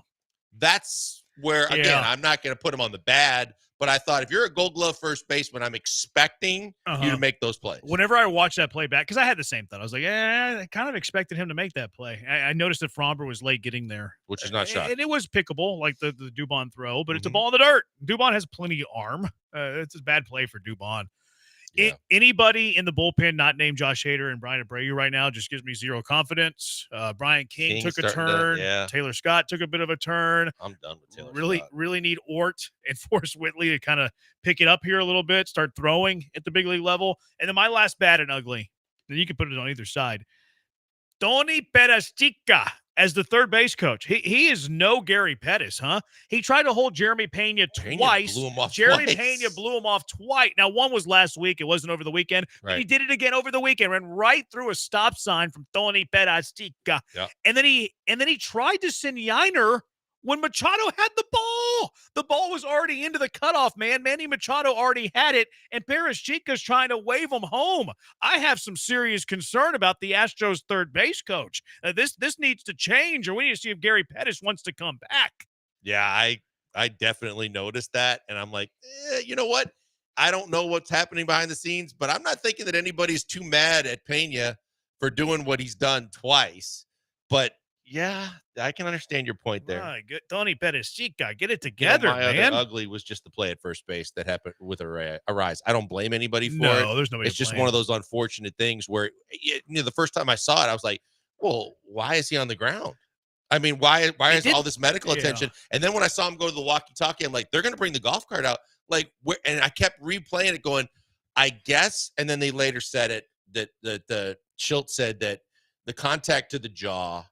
They were worried about the jaw and the fact that it opened up a gash on his jaw. It didn't look as bad as it looked. Right. If you catch my drift there. I guess it was just the sweet spot because he did look like he went out on the replay. I definitely think he was knocked out. Carl Ravitch was trying to be like, well, Dubon extended the arm there at the – shut up, Carl. We've had enough of you. Yeah, no doubt. It's the first inning. There's two batters in. We've had enough of you, Carl. I even had a buddy of mine question going, Dubon could have stopped. I go, hey, all of his momentum was going towards the dugout and past the base. There's no way he can just put the brakes on. Yeah. What do you got, Brian? Yeah, the runners on runners at scoring position not driving those runs home, especially on Saturday where they had a double in both the first and second inning, didn't get a run home. I think you were talking about a play that was involved in that just a second ago, but where they had it was second and third, and they went and Paredes went on contact to go home and got thrown out easily. But to make matters worse, obviously Machado's going to go home there. I mean, maybe it's Jordan, so you tell big man to stay at second base. But if you're going on contact and the third baseman's throwing home, Jordan should be able to follow that up and get to third. But the scoring position was a problem. They're also giving up feels like an alarming amount of steals, or at least when they steal, it's like the success rate is far higher than it has been in past years. So that was a little bit alarming. And then I mentioned this last segment, but I didn't understand why they pitched to Machado in the fifth inning on Saturday. Tatis was on third with 2 outs. There was obviously a base open. Put Machado on first and pitch the Sheets. Intentionally walk him? Well, I mean, you could do what King did and basically 4-pitch Jordan. I was just curious to see what you would have done. Yeah, just throw 4 maybe semi-competitive pitches, but everything out of the zone. If he chases it, cool. If he doesn't, put him on first. Yeah, I'm not a fan of the intentional walk in the fifth, but pitching around, I'm in favor of. Yeah, so that's why I wanted you to clarify. Is on deck and you have a base open. Taylor Scott to me has got to be somewhere in there too.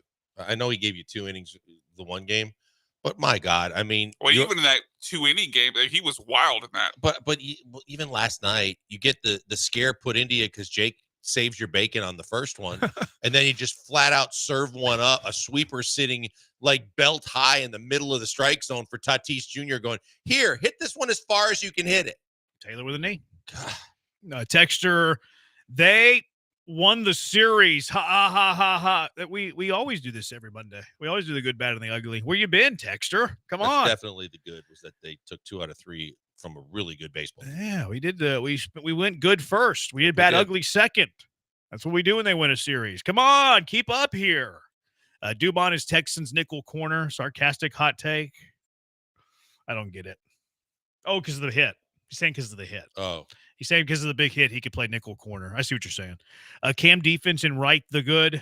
He did make a hell of a play. He did. He also mishandled that ball on the that corner. Ball down the line, the kind of half swing by Tatis that turned into a triple. Yeah, probably just needs to sit back on that one, not commit until you know which way it's going. Except it's a double. You're not going to throw him out, so just make sure it's not a triple. Yeah, he misplayed that one. I'm very surprised about how Yiner has been to start the year. Did I miss something going on with him? He swings at everything. He sure does. He swings at everything offered to him. And I understand being surprised with it because I think we all are too, because we saw a guy that we were making comparisons even his first year when Dusty wouldn't play him as much as we'd like, that, hey, this guy could be the next Atlee Rushman type guy. He could be a really good offensive hitting catcher, and you don't expect this. And that's why it's been so shocking because you hear the same things when the national guys come in about Christian Walker. Here's the guy that's going to snap out of it. Christian Walker's going to be great. Don't worry about it. Oh, I worry about it. Yiner has not been the same since Dusty Baker has been gone. I mean, he hit over 300 last year. Where'd the power go? Now that is Dusty Baker. That is a cause for concern. But it brought out the best in Yiner. Was one of the national broadcasts recently that was like all over the fact that Dusty should get more credit for not playing him because he's not hitting? It's like, come on, man. Alvarez owes us 20 push-ups for every pop-out. A little Major League reference. Cam with 2 homers, the good. What's Walker's batting average? It's poor. And then somebody said Chandler's the best Astro beat writer. Go Tigers. Something tells me that's because he's from LSU. That's why you think that. Maybe Duster, he did, yeah. Maybe Dusty was right about Yiner. What was Dusty right about Yiner about? What did Dusty say about Yiner that he was right about? He said, he'll thank me later for the fact that, like, he didn't throw him into the fire or play him every day. And Yiner did the whole emoji thing. Like, I was tongue-in-cheek with the Dusty brings out the best in Yiner, but what did Dusty say about Yiner that he was right about? He never said that he was like a backup catcher. He never said he was going to get himself out swinging and hit under the Mendoza line. Like, what did Dusty say that he was right about Yiner? That he should have been backing up Martin Maldonado? Like, what was he right about? What was he right about? I don't know. I don't remember what he was right about. Maldy's hitting like 254. Ryan, this has to be Ryan with this text. I'm not reading it because we're not making that happen. Yeah, Maldy's been okay. Yeah. Yuli's not. Although behind the plate, he's been doing exactly what we saw him do late in his career here. Laziness. Fastball. and all kinds of laziness. So a little bit later, we're going to give away a $100 Visa gift card. We're going to give away 2 tickets to Marvel Studios Thunderbolts, but not yet. You got to keep listening to the Killer Bees. When we come back, Mailbag Monday. What's your question for the Bees? 713-780-3776. It's the Bees on ESPN 97.5 and ESPN 92.5.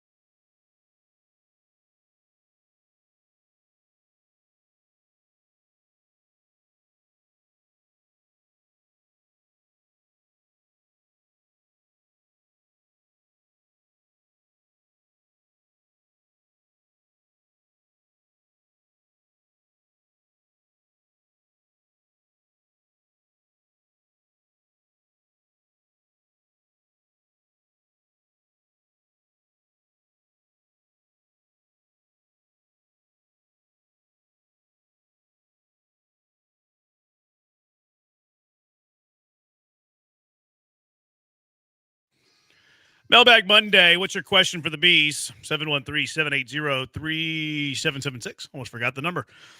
Soriano, aside from the Rockets-Warriors series, which other playoff series are must-watch? Didn't catch all the games this weekend, so a little behind. The Clippers-Nuggets game was really good for the first one of that one. I think that's going to be very competitive. And the Knicks-Pistons series was pretty good. My answer to this would be, is there any non-Rockets playoff series that is must-watch? I figured you were going to say that. I like the NBA. The like I said, the Clippers-Nuggets game with the talent on both sides and the fact that if the Clippers stay healthy, that they're kind of scary. I'll piggyback off that, although I am intrigued with the Lakers losing game 1. Yeah, that too. Like, that adds some intrigue to that series, too. Like, are the Lakers too old for the young whippersnapper, Anthony Edwards? And you know, I said going into the playoffs, that's one dude that has proven he can carry a team, you know, very, very far in the playoffs. And no matter what you thought, and Luka wasn't bad, LeBron wasn't great, but no one else helped him. And I think that the Lakers slept on the fact that the Timberwolves got a whole lot of like role players that Naz Reid nail it from 3. Yeah, he can shoot. It's I was busy over the weekend. We had like 4 days worth of events that we had to go to or whatever. Not that we had to go to, that we were lucky enough to go to and all that stuff. So I didn't watch much NBA playoffs other than the Rockets Warriors. The one full half of basketball that I watched was OKC Memphis first half. Oh, man. And that was the half of basketball that I got to watch outside of Rockets Warriors. It was like, this is great. It's a 50-point game. From an ability standpoint, from the time he got in the league, I was a Ja fan. I was like, this guy could really be special. Every single game, he seems to do something that makes me dislike him more. They were down, 30, 40 going into half. It was a big margin.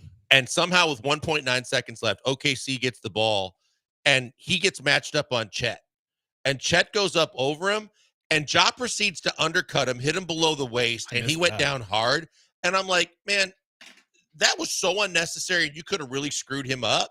Like, I get it that you're kind of basically already throwing the towel and your team's getting hammered, but that's just uncalled for. Sounds like my kind of guy. Let's bring that guy to Houston. There you go. And well, there's been some Bring talk. me some jaw to Houston. 713-780 ESPN. Was Stroud's butt kissing of Steph Curry too much? I didn't mind it at all. I know a lot of people and Rockets fans were losing their mind over this. I had no problem with it at all. And I mean, as much as I understand why the Rockets fans hate Steph Curry for what's happened on the court, he's the greatest shooter to ever play the game. And there's plenty of guys, athletes in all the sports that are in awe of that dude. And CJ was a fan. It could have been Draymond. Could have been worse. No, yeah. I like Steph. I'm one of the rare Houstonians that doesn't mind Steph a whole lot. No, I wasn't too much. Key from LA, do you think Stroud invited Jalen Green to come hang out with him and Curry after the game? Jeez. It looked like Curry did tell Stroud, like, hey, talk to me in the back. Yeah, talk to me in the back. That's what it looked like to me. I agree. He met, like, he was like, introduced him to the guard. Yeah, they have in the back, there's a whole certain area for all the friends and family of the players from both teams. Is there a girlfriend room too? I don't know. Always heard there was 2 different rooms. So there is a family room for the Rockets that is separate, but for the visiting team and then some of the extended guests of the Rockets players, there's right at the end of the locker room tunnel as it gets to the loading dock, there's an area. For the girlfriends? Well, just for others. I've always heard there was 2 different rooms. I'm just saying it's for others. I'm not being, I know a lot of times I joke. I'm being sincere. I've heard there are 2 different rooms. One for the wives and one for the Gumars. I don't know that there was ever a room for the girlfriends. But they can hang out in that other room. That VIP kind of sectioned off area. That must be the it. room for the Gumars. Yeah. I think that must be it.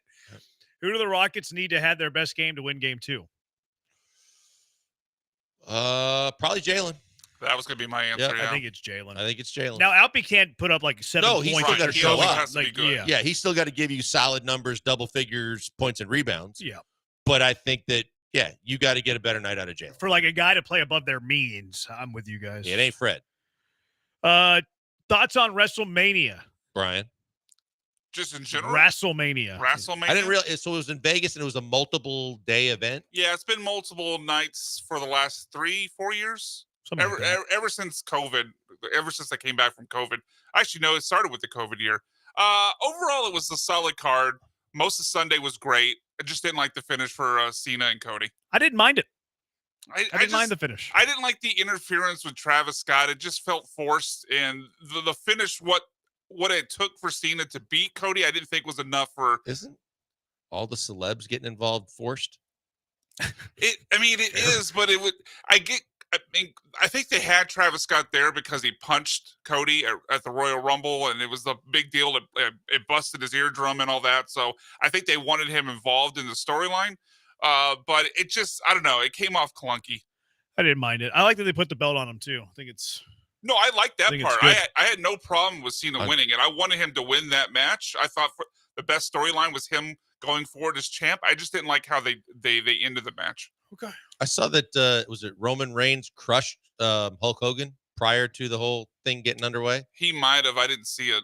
It must have been. He just ripped him up about he goes, I never want to be friends with the guy, and if you're going to carry yourself a certain way, then really, I never want to be friends. There's a lot of wrestlers don't like Hogan. Yeah, there's a lot of the current guys that bash him. Seth Rollins bashed him about a month ago. The rest of the quote was something to the effect of, if you're not going to be a good person and treat other people the right way, then I don't want to be friends with you. Yeah, there are a lot of people that thought Hogan was only about Hogan. And then he didn't really do the best for everybody else. Since the 80s, yeah. Yeah, he was always in business for himself. It was always the knock on him. And he wasn't a great wrestler, a lot of the wrestlers will say. No, he wasn't. They would say he's just kind of an act. Three moves of doom. There you go. If you offered your significant other first-class tickets and they said no, it's a waste of money, would you sit in first class and have them sit in coach or with them? You're paying. No, I'm not sitting in first class and having them sit and coach.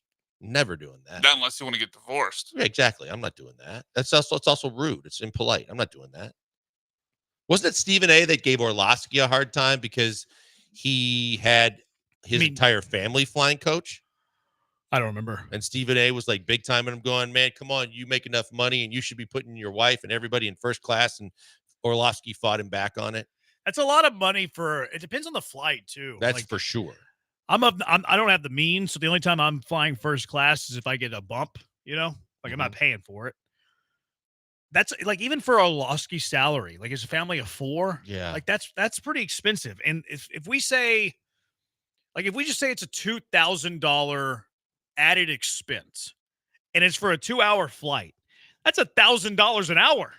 Like, that's a lot. Yeah. I think that's pretty out of line to, put it on another man's pocketbook and say, yeah, you and your wife and everybody should be flying first class. Now, if you offered your significant other the first class ticket and she said no, I'm still not sitting there without her. She's saying no because she's saying you can't afford it, basically. Like, it's a waste of money. Or she wants to. Yeah, she doesn't want to waste the money. But maybe you offer. Okay, let's flip it. Let's say you're not paying. Let's say you're not paying. Well, how are you not? I'm paying? still not sitting. Say it's a company dime. I'm still not sitting dime? by myself without her and having her sit in coach. Somebody else is paying. You say, sweetie, let's fly in first class. Somebody else is paying. They said it's fine. She says no. You're still not going to sit in first class? I'm not. I don't think you tell it to her like that. I think you just say, hey, these are the seats they bought for us. So you're lying to your wife. No, I'm not. I have no problem being honest with her. Information. But I'm not sitting without her. I think it's lying. It is. No, I wouldn't sit without her either. Now, I would question the sanity of my, like, why not? Yeah, if it's free, what are we doing here? Free to yeah, you, if it's free and they're giving that to us, then we should take it. I'd be trying very hard to talk her into it. Somebody said Cody Stutes ? I don't know why. Because the wrestling, because you guys were talking about a Cody.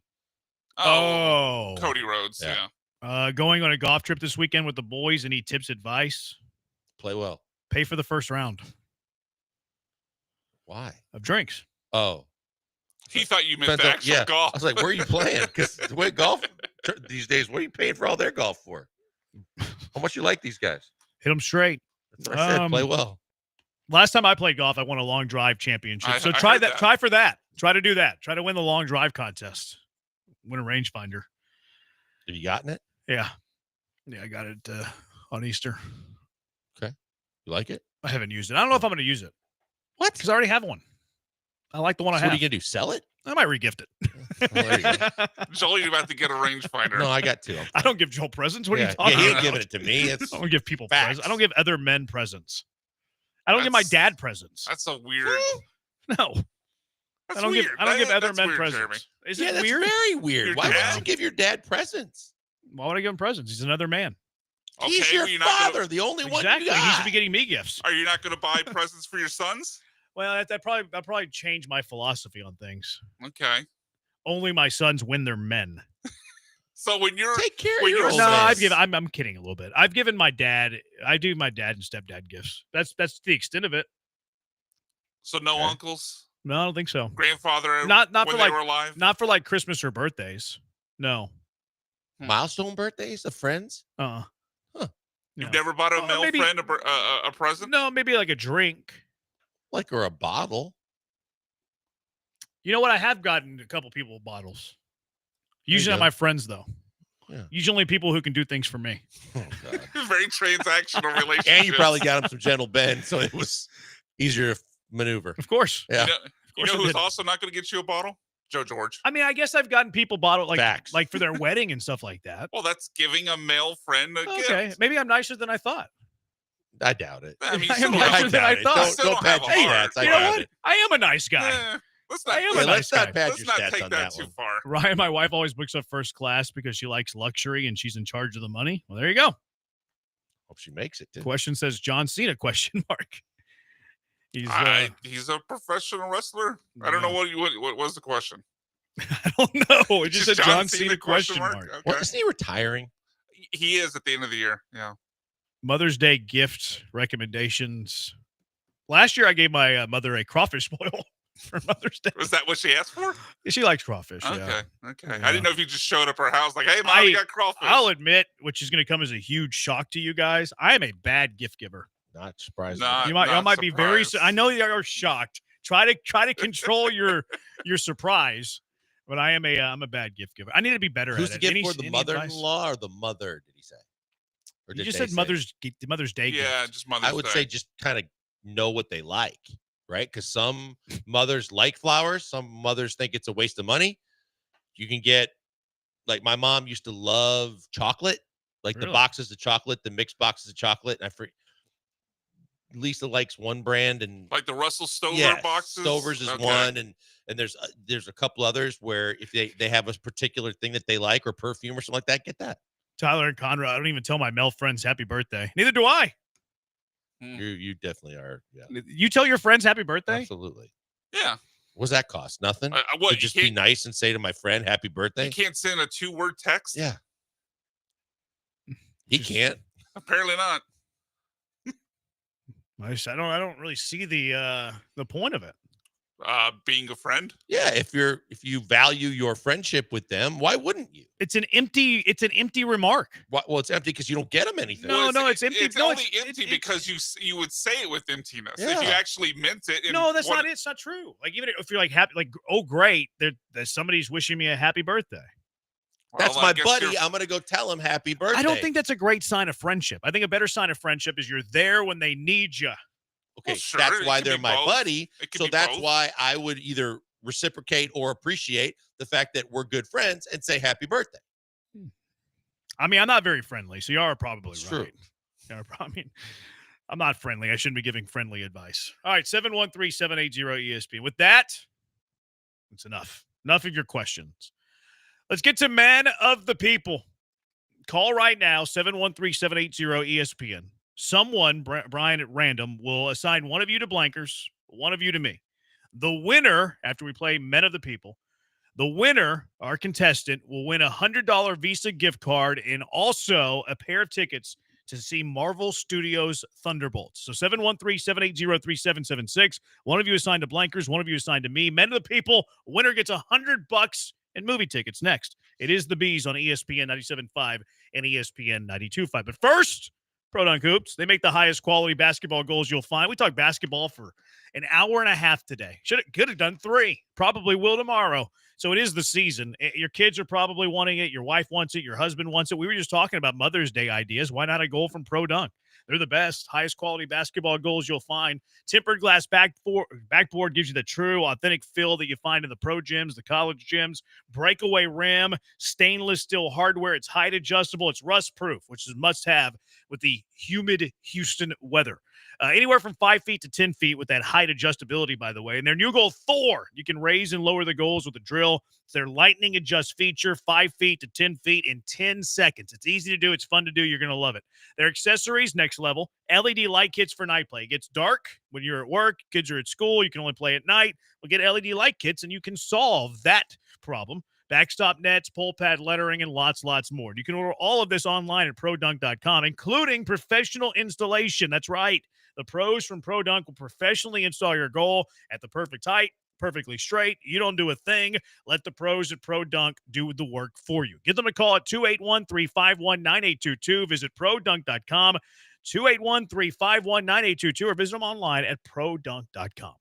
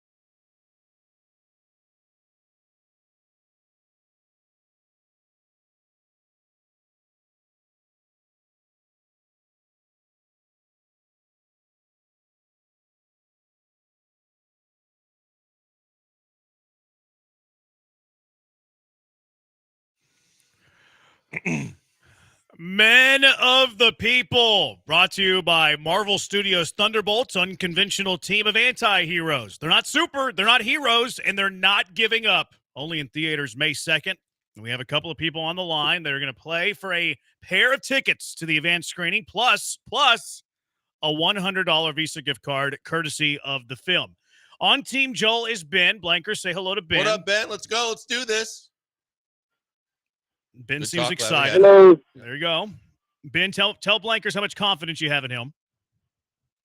I have zero confidence. Zero confidence in him. All Thanks, right, Ben. I hope you get crapped on and lose. I'll just throw this one. Brian playing for me, and these guys say I never get people gifts. I'm going to give you a gift, Brian. How much confidence do you have in me?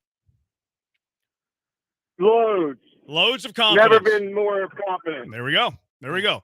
So hopefully you win, Brian. Blankers. I don't know if Blankers wants Ben to win anymore. I hope you were confident about that, but okay. I think Joel might throw it at this point. I know. I might. Yeah, I got nothing to play for. All right, so there'll be 7 questions here. 7 questions, so we'll have to. Seriously, we might have to cut it short at 5. We'll see what Let's the do time 5. is like. Okay, Let's we'll do do 5. 5. All right. So we'll do 5 questions. If you get the top overall answer, it's worth 3 points. Second overall answer is worth 2. Anything else on the board worth 1. Most points wins. Okay, let's get to it. Okay. Now, since this is for a Marvel movie, I'm going to start off with something Marvel related. Great. And we will have you buzz in with your names to see who goes first here. But name a Marvel's Avenger character. Joel. All right. The Hulk. That is the 4th most popular answer, so you get 1 point. Jeremy. This was what? Marvel? A Marvel Avengers character. A member of the Avengers team. Captain America. That is the number 1 answer. What? That is the number 1 answer. I had no idea. So Jeremy is up 3-1 currently. Let's with go. 4 questions remaining. Next question.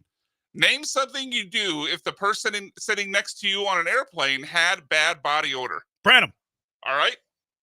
Ask the flight attendant to move seats. Change seats is the number 1 answer. Boom. Joel? Ask the. Where's the clock? 5, 4, 3, 2, 1. Number 2 That was answer. a slow 5-second count. Number 2 answer was cover nose or wear a mask, turn head. What is this, COVID? Yeah, really. Some of the other answers were endure it, spray perfume, tell them they reek, or just go to sleep. Endure it. Wow. Yeah. All right. So Jeremy is up with a commanding 6-1 lead going into question number 3. Screw you, Ben. I mean, I'm trying really hard here. Yep. Yeah, that was a bad move by Ben. Ben, Bad yeah. strategy. Bad strategy. Gamesmanship. All right. Question number 3. If you could go to the land of Oz, what would you ask the wizard for? Branham. All right. Jeremy? Wisdom. Wisdom is the 3rd most popular answer. We'll It's take it. technically a brain, but that's close enough. So that is worth 1 point. Joel? Money. Is the number 1 answer. 3 points.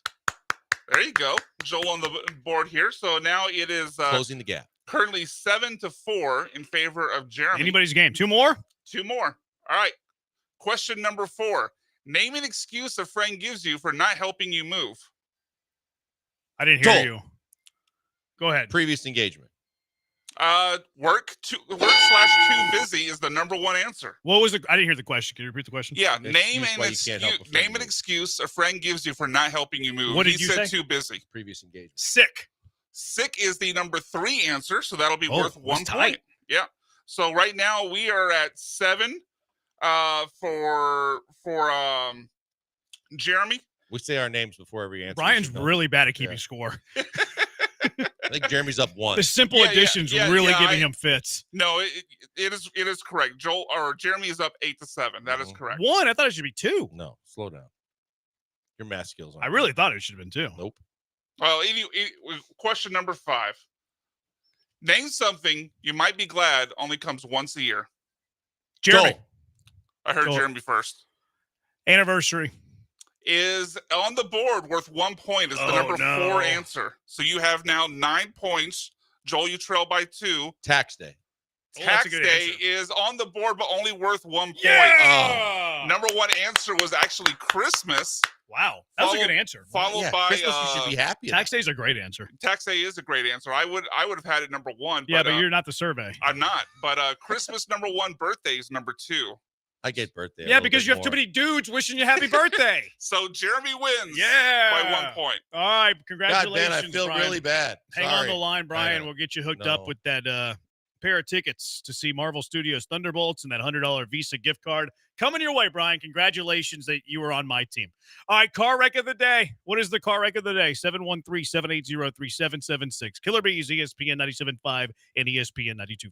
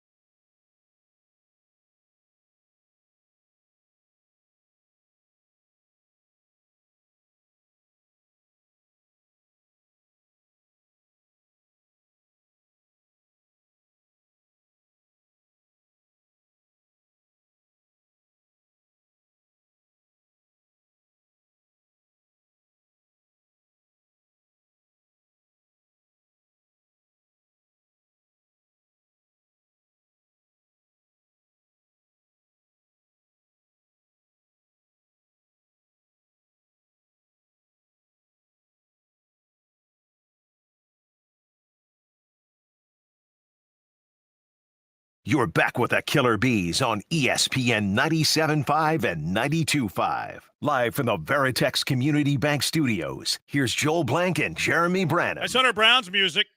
Hunter Brown begins the series tonight against the BJs. What do you think of Hunter Brown tonight? I'm going to go.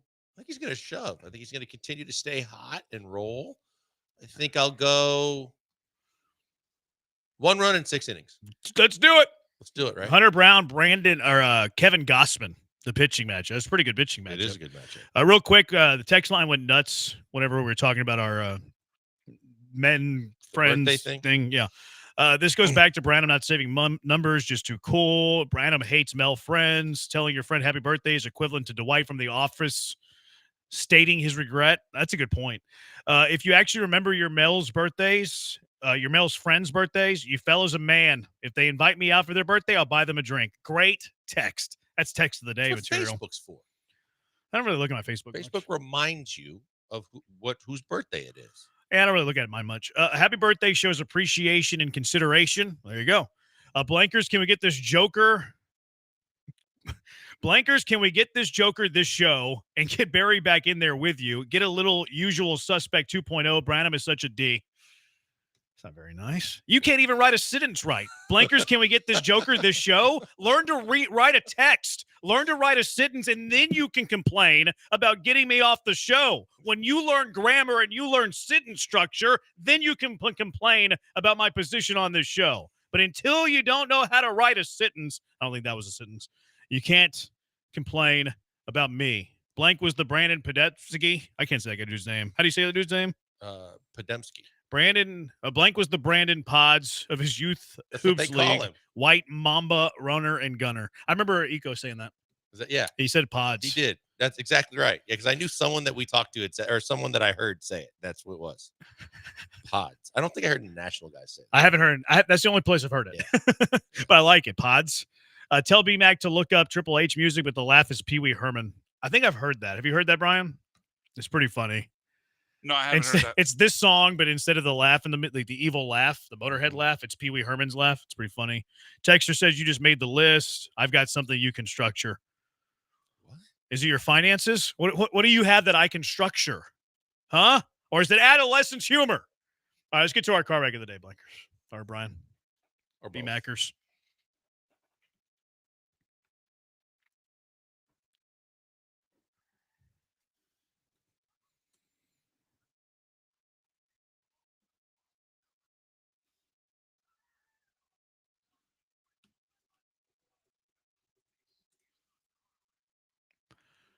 All right, car wrecks of the day. What are you nominating for car wreck of the day, Blankers? We got several, but we'll start with the obvious one, the Rockets last night. At home with a chance to make a statement early in the series, and you crapped the bed.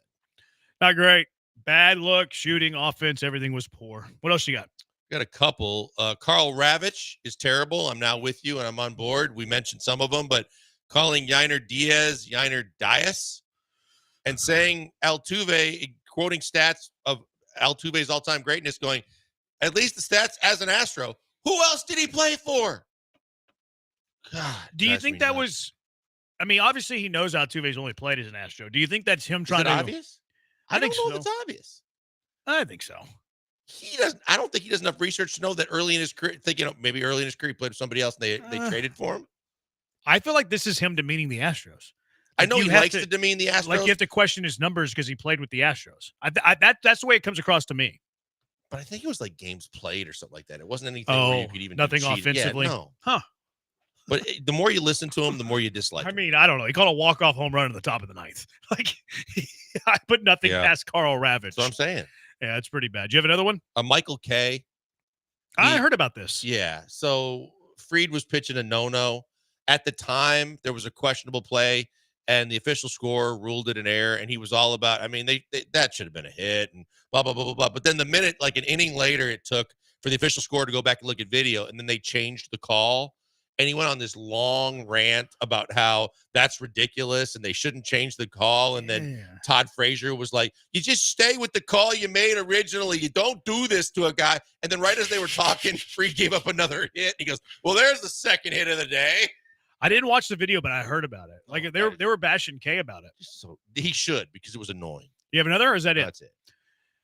Speaking of play-by-play guys, Dennis Scott, the sideline reporter for 3D. TNT, they had some technical difficulties with like the actual broadcasting team. So Dennis Scott had to take over play-by-play for a little bit. Here were a couple of possessions of his play-by-play. And right now, fans will have a little technical difficulty. Bear with us as Andrew Wiggins has the ball right now on the wing. Catch the Ware. Back to Wiggins for the three. Money ball. All right, Donovan Mitchell coming down the right wing. Jared Allen sets the screen. Swings it. Garland being patient. Attacks the floater. Misses. Miami Heat with the rebound. Good thing you have the visuals. Wiggins on the wing. Nice bounce pass to Bam. Two big ones. Two big ones. Big ones. Whoa. I didn't think he was horrible.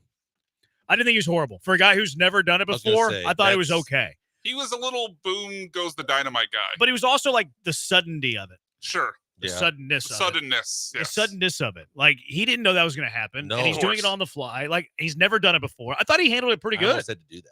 It Really? could have been worse. Yeah, I thought he was pretty good. You'd be fine. No, but we were in Chicago. Well, I hadn't done it in so long, and we were in Chicago, and Gino got really sick.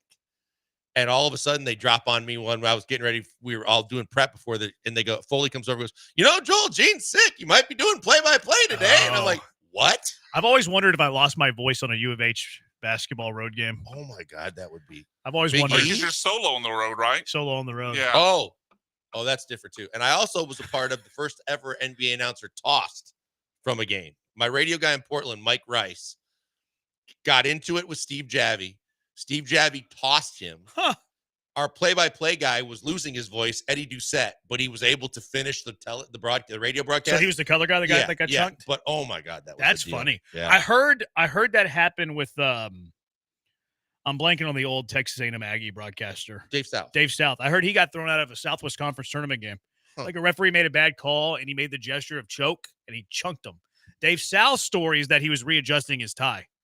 That's what I've heard. Dave South and Texas Aggies basketball. We got the ball. So I nominate Dennis Scott. I nominate Stone Cold's driving skills. Not only did he run into to get paid, though. the whatever that thing was. Did she get hit? Well, he ran into the barricade and she fell over. I thought she just got startled. It didn't look to be that bad, but Nick Khan, I think that's his name. Yeah. The guy that runs WWE, like he actually came over and started talking to her, so she might be looking at a payday. There was also a fan video. Stone Cold missed the ramp to drive on the stage. He might have had a few Steve Weisers. Yeah, he might have had a few Steve Weisers it's like a before he went out there. 50-foot wide ramp that he missed. I know. He missed. So he gets Stone Cold. That's the bottom line because the Killer Bee said so. And then Joel Dahman went bogey to lose by 1, which also included a missed 2-footer for par on 17. Yeah, that was tough. Bad look for Dahman. What do you got, Brian? We only have time for one of the pieces of audio here, but the Eric Collins, the guy that was the play-by-play on FS1 on Saturday night for Astros Padres, had a rough night. This first one, I'll just actually say it to you because for time reasons, but he was talking about Wisniewski being a local guy and said he went to Sam Houston University in Louisville, Texas. Who called the game? Eric Collins. Oh, you said that, my bad. Yeah, which I looked it up. Louisville is a suburb of Dallas. Obviously, Sam Houston is in Huntsville, so way off. I think their football team's called the Farmers. Yeah, really? I believe you're right. I believe you're correct. And then he also had a moment where he wondered aloud if the Astros fans would remember Biggio more as a catcher, a center fielder, or a second baseman. I have the answer for you. It's second base. I don't know. Him running up Taos Hill. Jeez. That's pretty bad. Reggie Miller pulled that, too, when he said that Jimmy Butler was from Houston. Oh, no. All right, what's winning? Rockets shooting? Rockets. All right, Rockets you win. Car of the day. They're game 1 winners. All right, does it for us. Thanks to Brian for the hard work. He's blank on Brandon. Talk to you tomorrow. Soccer Matters, Glenn Davis, right now on ESPN 97.5.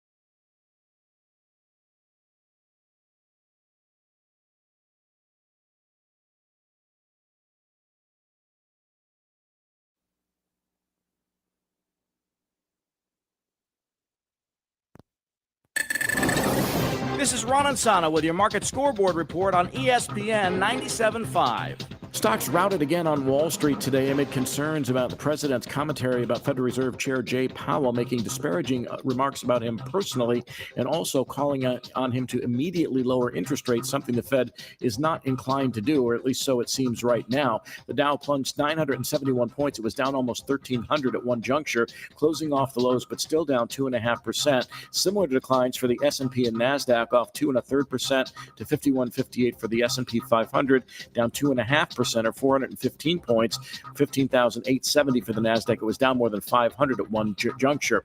The dollar went down. Interest rates went up as the yield on the 10-year note jumped to 4.41%.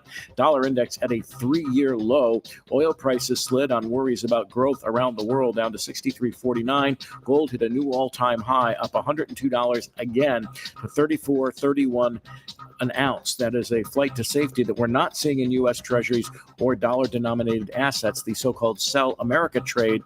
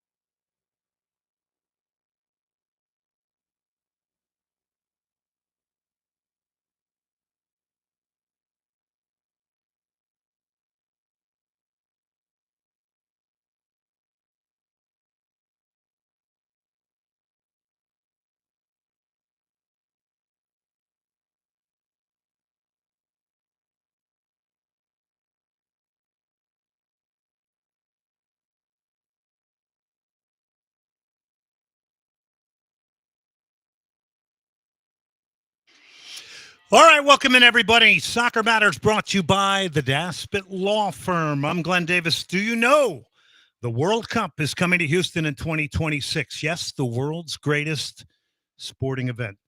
Tonight, let's embrace the spirit, the connection of our game, of our sport, brings people together, unites nations, sparks emotion, and we're going to tell the stories of agony and ecstasy that this game puts us through.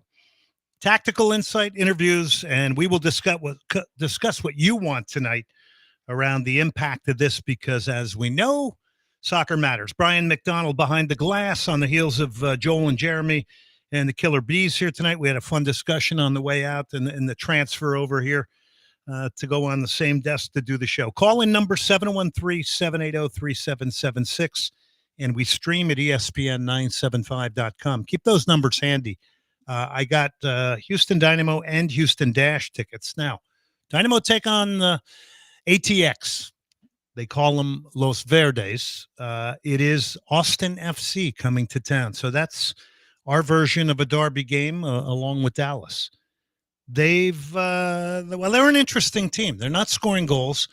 They spent close to $30 million on a mixture of strikers over the course of the last 2 years. and they only have, I believe it's 6 or 7 goals. So they're scoring less than a goal a game, yet they have won 5 one-goal games. So Eric Goodman's going to join us tonight from the Verde Report and the Austin Chronicle. Young writer, really like Eric a lot, and he's been on the show before. Nottingham Forest today, 2-1 winners over Spurs. Big deal.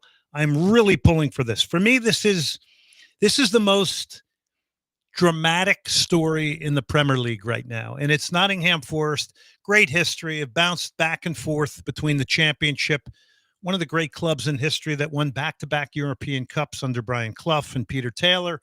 Names like Viv Anderson, Trevor Francis, you can go on and on. John McGovern, Kenny Burns, Peter Shilton, you can go on and on. Last year, they were 1 game above falling down to the Championship, to technically the second division. That's called promotion and relegation. Can you imagine if you had that in the NBA here?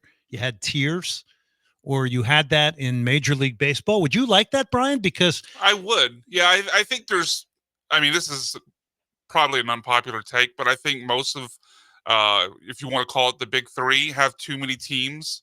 And so I've been in favor of either contraction or some sort of relegation system, which will probably require introducing even more teams into the league. But I'd be in favor of that sort of system. Yeah, it would force the hand of competitiveness. It would create a lot more urgency.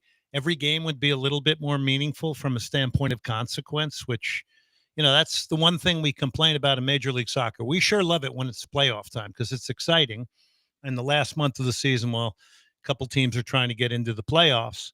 But when 18 to 30 teams make it, you don't have to really be in a rush. Yeah. It's the same thing in basketball. You have 30 teams in basketball and 16 make it. Well, actually, really 20 make it into the playoffs now because of the play-in. So it's too much for me. I think we got to be careful. It's expanding in all sports. It's more about participatory. We're going to have a 48-team World Cup here in 2026. We'll have 7 games here in Houston, which is super exciting. We got the Gold Cup final this summer with Lone Star Sports and Entertainment at Energy. That's exciting. By the way, lssc.net. Get your tickets and information on that. But, there's even the nutty proposal of 64 teams in the next World Cup. So what are we going to do? Are we going to demystify this special tournament that's only every 4 years, forces you to qualify for it? Are we going to take that away for the love of making more money, selling everything we possibly can sell, expanding as much as possible? Listen, I'm all for expanding the sport and helping it in every country, but not for the sake of competition and losing what's the importance of the World Cup. And I've said this on the show, the World Cup is incredibly unique. Our city still doesn't know enough about it, and it's coming soon. We'll talk a little bit more about that tonight, but it is coming soon. And there's a lot of things that people are going to be a little bit surprised by. We got to get ahead of it now because you're going to have, million people plus down here coming from all kinds of different places. By the way, a lot of people didn't go to Qatar and Russia, right? They've saved their money. The destination of coming to the U.S. for a World Cup is something that makes it appealing as well. So we better get ready for it here in Houston. And that means if you want to take advantage of it being here too, whether you're, listen, I know the Fortune 500 companies are all in on the World Cup, but mid-level businesses, small businesses, you're going to have all these people here. Houston can show off its pride. Houston can show itself off to the world with all the eyeballs on us for 7 games.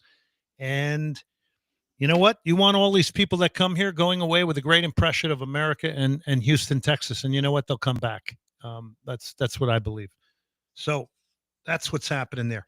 All right. So we got a lot to hit tonight here. We're streaming at ESPN975.com. Don't forget that. Call in number 713-780-3776.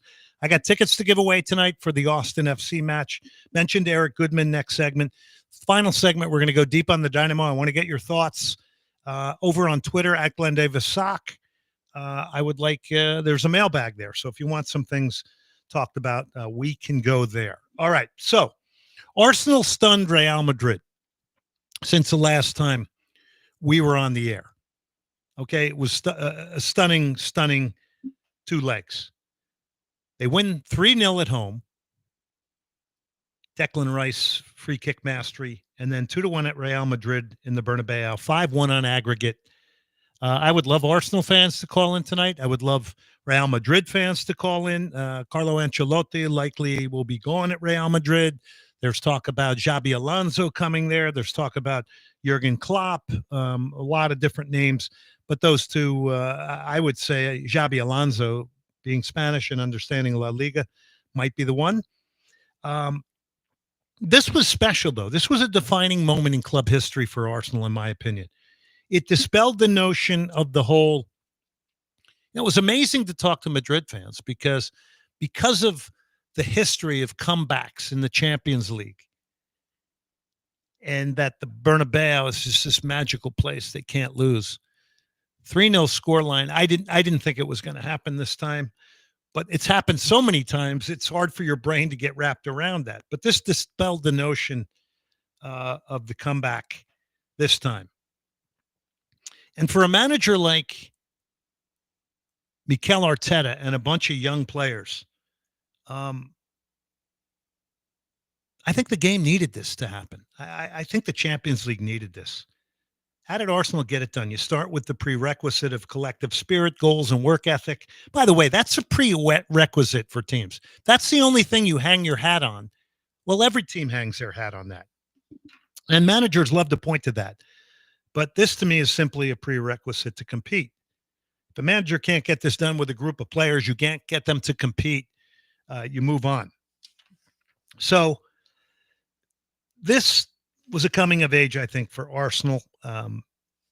They got a number of different things, but let's first get to the emotion. This is the second leg, and here is after missing a penalty, trying to do the Panenka, Bukayo Saka hitting here for Arsenal. Marino looking for Saka. Brilliant. Bukayo at the Bernabeu. That says it all. It's a great little run. What a goal. What an answer from Saka. Peeled off run, perfectly weighted pass, and Saka responds after the missed penalty. And then you get in stoppage time. And this is what I liked about this. This gives you 2 straight victories over Real Madrid. Not a 1-1 draw, but a win. And it comes from Gabriel Martinelli. Look at Martinelli go. Who's given Fran Garcia something to think about. Martinelli through on goal at the Bernabeu to wrap things up. Arsenal sail through to the semi-final in style. 5-1 on aggregate, 713-780-3776. Thoughts on the Champions League? Thoughts on Arsenal? I would not be surprised if they win it all. And we're going to talk about the 4 teams that are in it.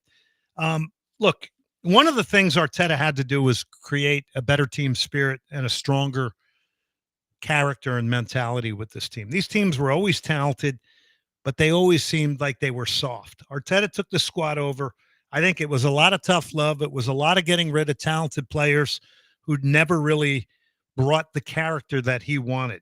And change is not easy, especially when you have a systemic over and over and over the same things.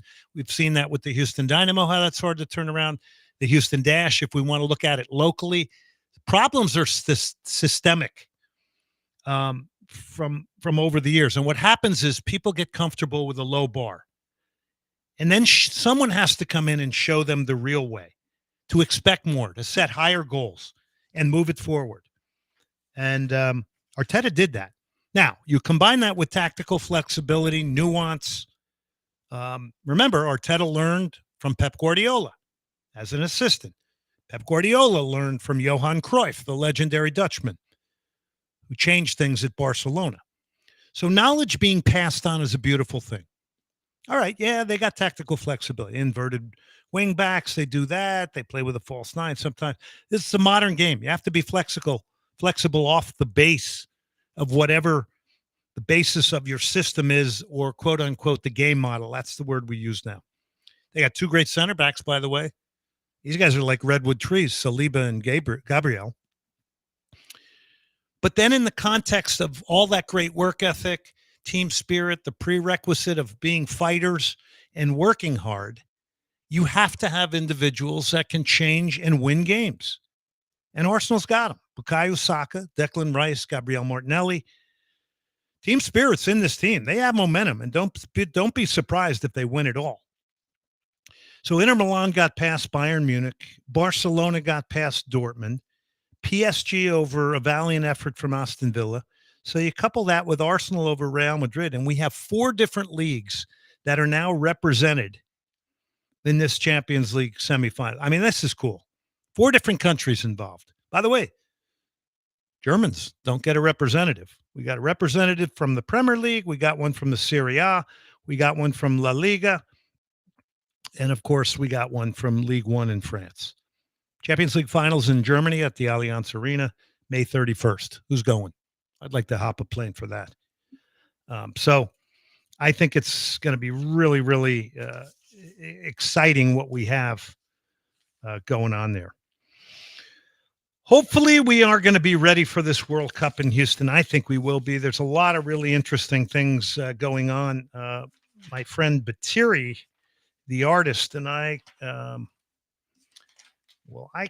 had an idea about running World Cup final matches, and then Batiri executed it. I mean, he got it done.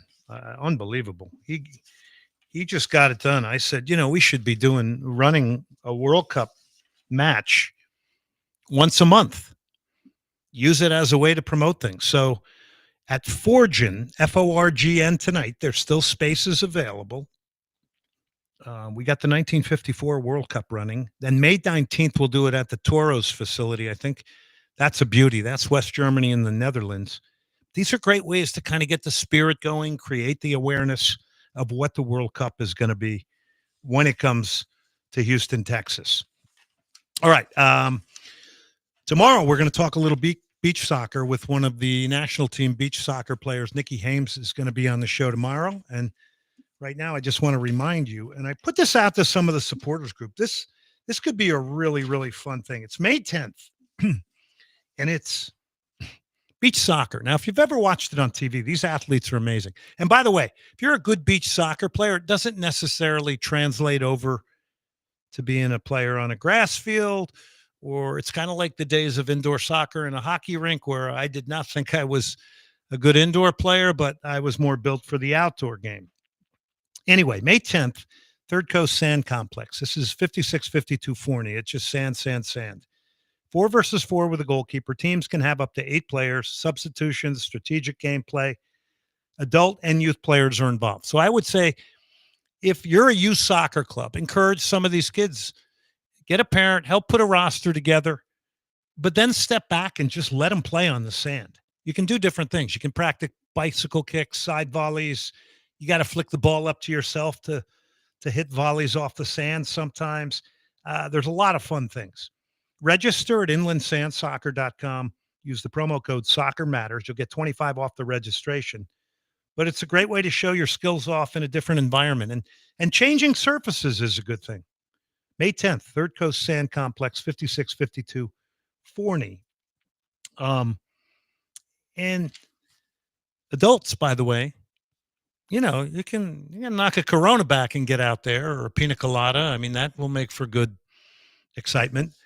But I'm trying to get the supporters groups in Houston to support this and kind of turn it into a tournament. So if you're in a supporters group and you're interested in this, and we can rally some of the other ones, we'll have kind of a competition within a competition, and then we can cover it on this show. It's inlandsandsoccer.com to register. Okay. We keep moving on here tonight. And we will get to Dynamo against Colorado, and I can probably, I guess, begin to get into it. I do want to play right now just for the excitement and the way the night ended. Let's just roll the local call. This is the local call, and this is obviously where I am on the local call when we do home games for the Houston Dynamo. But this is after Andre Linger comes into the game with about 15 minutes left. He's a new designated player. He's from the Czech Republic. The Dynamo are down 2-1 at this point. It's going to be disappointing. Haven't had a multi-goal game all year. He comes in, and this is a beautiful switch of play.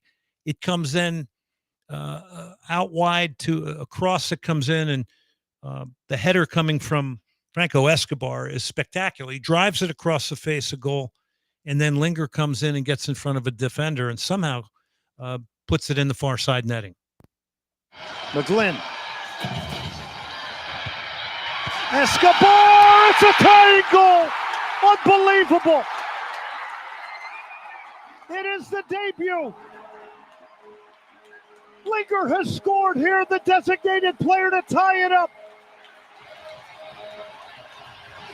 On his debut, Andre Linger has immediately identified himself to the Dynamo fan base. Okay, I'm not going to say that. I'm not the coach of the team. This guy better be starting in the next game.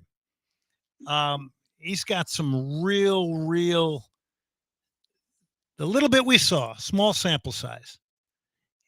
He's polished. He carries himself like a European soccer player. From the Czech Republic, has represented his country. And we're going to get more about that in the third segment. Next segment is going to be Eric Goodman joining me. And Eric Goodman's with the Austin Chronicle, does the Verde Report. Before we go to break here, quick thing. Senate Avenue Brewing, every Tuesday, second Tuesday of every month, we do a live show out there. Soccer Matters ESPN 97.5, presented by the Daspit Law Firm. It is a small batch brewery, lots of monitors there for watching games. They're open 7 days of the week, lunch and dinner. It's craft beer, right? So in their tap room, they make this beer. This isn't spread out around the city. You got to get it there. It's special. And they have daily specials.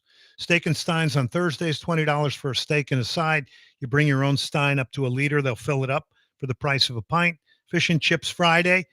Upscale American Grill. Food is really good. I've had it. Award-winning beer. 2 U.S. Open Beer Championship medals. 3 Texas Craft Brewers Cup medal.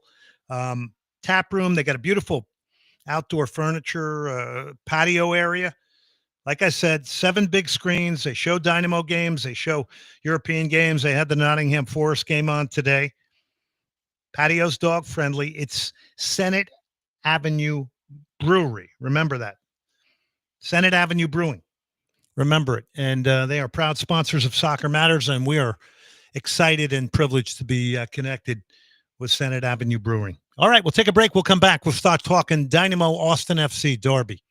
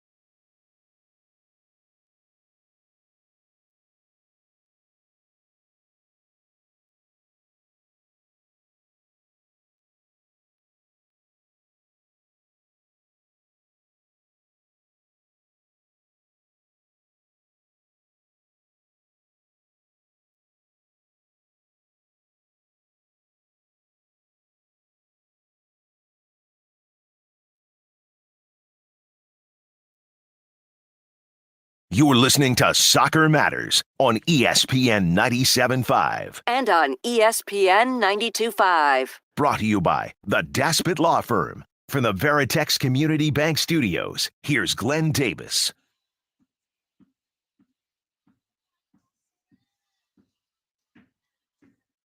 I love listening to this. I saw them open for the Rolling Stones. By the way, Danny Glover's son is Vernon Glover, and he's the singer for this great band, Living Color.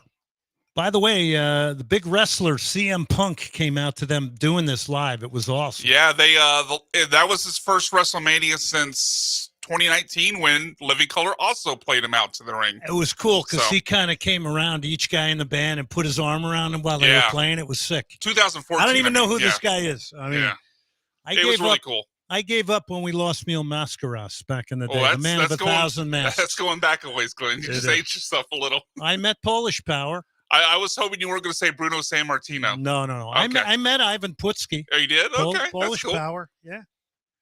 I met him.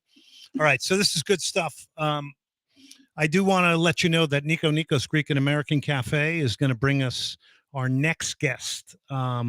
Greek and American Cafe, Nico Nico's, 3 locations. You got the New Woodlands location. You got I-10 and the Beltway. And then you got the original in Montrose.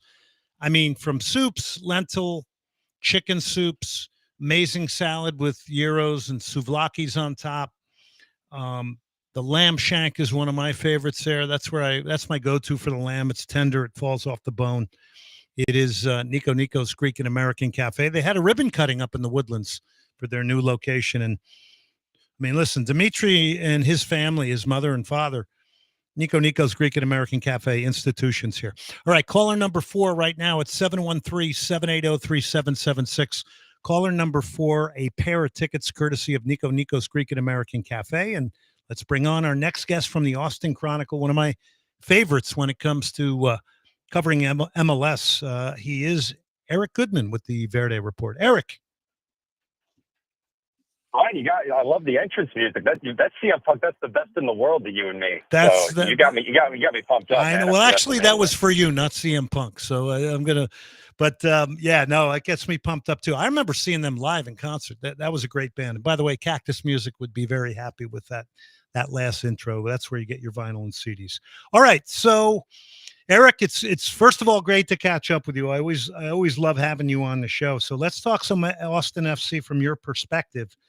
All right, so overall right now, this team has won 5 games while only scoring 7 goals and doing a spend of about $29 million on a trio of players: Osman Bukhari, Mirto Azuni, Brandon Vasquez. All these guys came in on big fees, 12, 10 million reported, 7.5. So just take us into where this team is. Obviously, goal scoring's not been the best, but you've won 5 games. You're in second place in the Western Conference.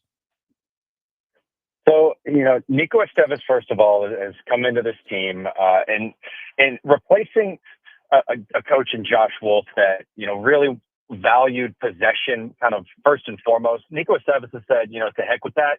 And he's established a defensive identity. So that's the first thing you've seen that, is the most encouraging thing about this Austin team so far. 5 clean sheets, tied for the most in MLS. They got absolutely exposed against the Whitecaps, the best team they've played so far this year. Gave up 5 goals, but that's 5 of 8 goals they've given up all year. So in 8 other matches, they've only conceded 3 goals. So they have proven to be one of the tougher teams in the league to break down. And I think that is a credit to Nico Estevez. But you mentioned how much money was spent on the attacking front 3. Yes, the service hasn't been, the Austin midfield is not built to create a ton of chances, but you could argue that is exactly why you spend so much money on your attackers to take, half chances, to take, low quality chances and still convert goals off of those chances, which really hasn't happened. And in this last game that they played over the weekend, Brandon Vasquez in particular, he did finally in the 81st minute bag the only goal in the match, the winning goal, but it took 5 or 6 really high quality chances, including a penalty kick, for him to finally get one to see it go in the back of the net. He had 8 shots in that game, Eric, and he missed the penalty as well. He had 8 shots. I mean, that's probably more than Ezekiel Ponce's had all year for the Houston Dynamo, or around the same area. I mean, it's not like he's not getting chances. So I want to go back to something you said, and we're talking to Eric Goodman of the Austin Chronicle. Okay, we spent a lot of money on finishers, but you still have to provide for them.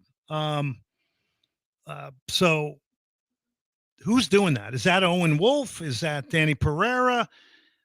Who are the guys in midfield now who are, quote unquote, the ones who have to sort of spread the wealth with the ball? Yeah, it has been a little bit of a breakout year so far for Owen Wolf. He's gone a little bit colder, at least to my eyes, in the last couple of matches. Obviously, again, nobody played well in the 2 weeks ago in Vancouver, 5-1 loss. But apart from that, it has been a breakout year. Owen Wolf has been the true chance creator for this team, but it's a little bit deceiving because he's not. The position that Nico Esteves has him in is he is the set piece taker, and he's racked up a lot of assist numbers off of a couple of corner kick goals. And he's played well with the ball at his feet, but there just hasn't been enough outside of that. And the John Gallagher and Guillermo Biro have tried to get involved from the outside back position. But really what I've seen a lot watching Austin in their buildup is just there is that gaping hole right in between those lines in the center of midfield where you ideally would want a number 10, somebody that, maybe even more so than Sebastian Driussi, as great as he was with Austin. He wasn't necessarily that true pass first creator number 10. And I think Austin has tried to intentionally build to where that position is not involved in the attack, but I just keep seeing that as a whole that is preventing these chances to get to the feet of these high-priced attackers that they have. All right, so I see it as this. If you clamp down on the wide game of Austin FC, Osman Bukhari, Mirto Azuni, that means you're clamping down on Brandon Vasquez because you're cutting off the supply line, and then you're leaving it to Owen Wolf and Danny Pereira to try and break you down. I'll take those odds. 100%. And you mentioned Osman Bukhari, I think, really is the key, because when you talk about Uzuni, sure, he's going to play opposite Bukhari on the wing, but he's as much a finisher as Brandon Vasquez is. Uzuni is not out there to try to play second fiddle or to, play make. He's there to finish. Bukhari is the one that Austin is really, Nico Esteves really has to get unlocked, because the plan A, as I like to say, for Austin FC scoring goals is you get Bukhari one-on-one against the opposing team's left back, which happened in that match over the weekend.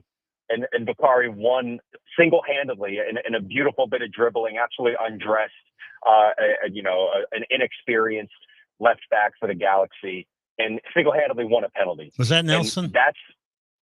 I believe so, yeah. And so, that's exactly what you bring him in to do, but there hasn't been enough of that. And especially, drawing a penalty is one way to kind of get end product, but it's it's in a way a little bit of a cop-out, because you're not actually then required to play that pass or make the shot if the shot's on. And that's where Bukhari's really struggling. Yeah, but I give that to him because, listen, you need dribblers in a team, and you got a dribbler there. Now, I will say this. He's got his hands full this weekend because Franco Escobar is an absolute warrior. He's not going to have an easy time with him.